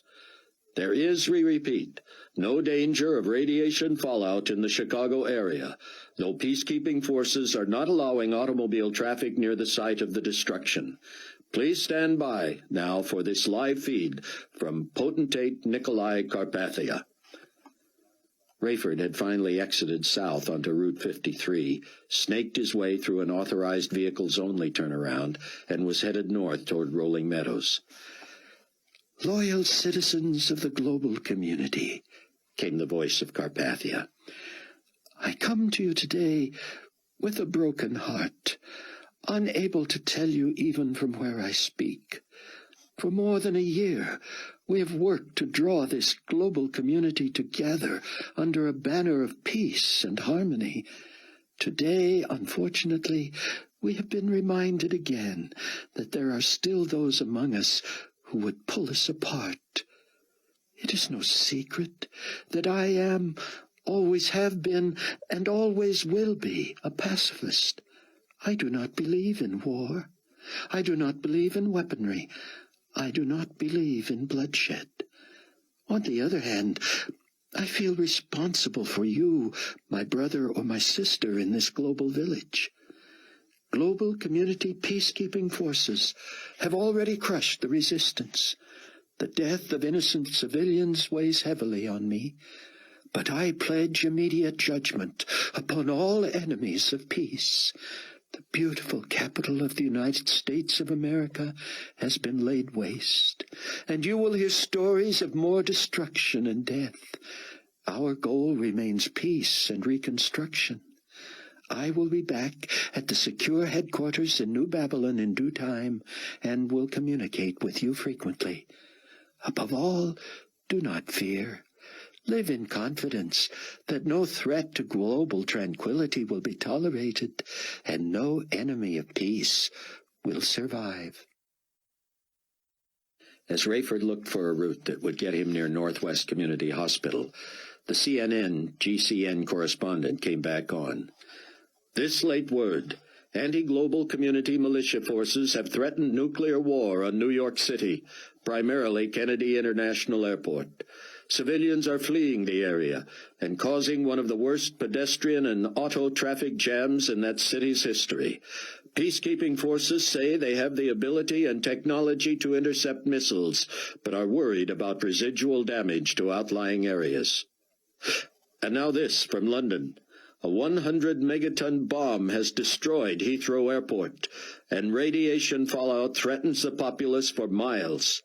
The bomb was apparently dropped by peacekeeping forces after contraband Egyptian and British fighter bombers were discovered rallying from a closed military airstrip near Heathrow.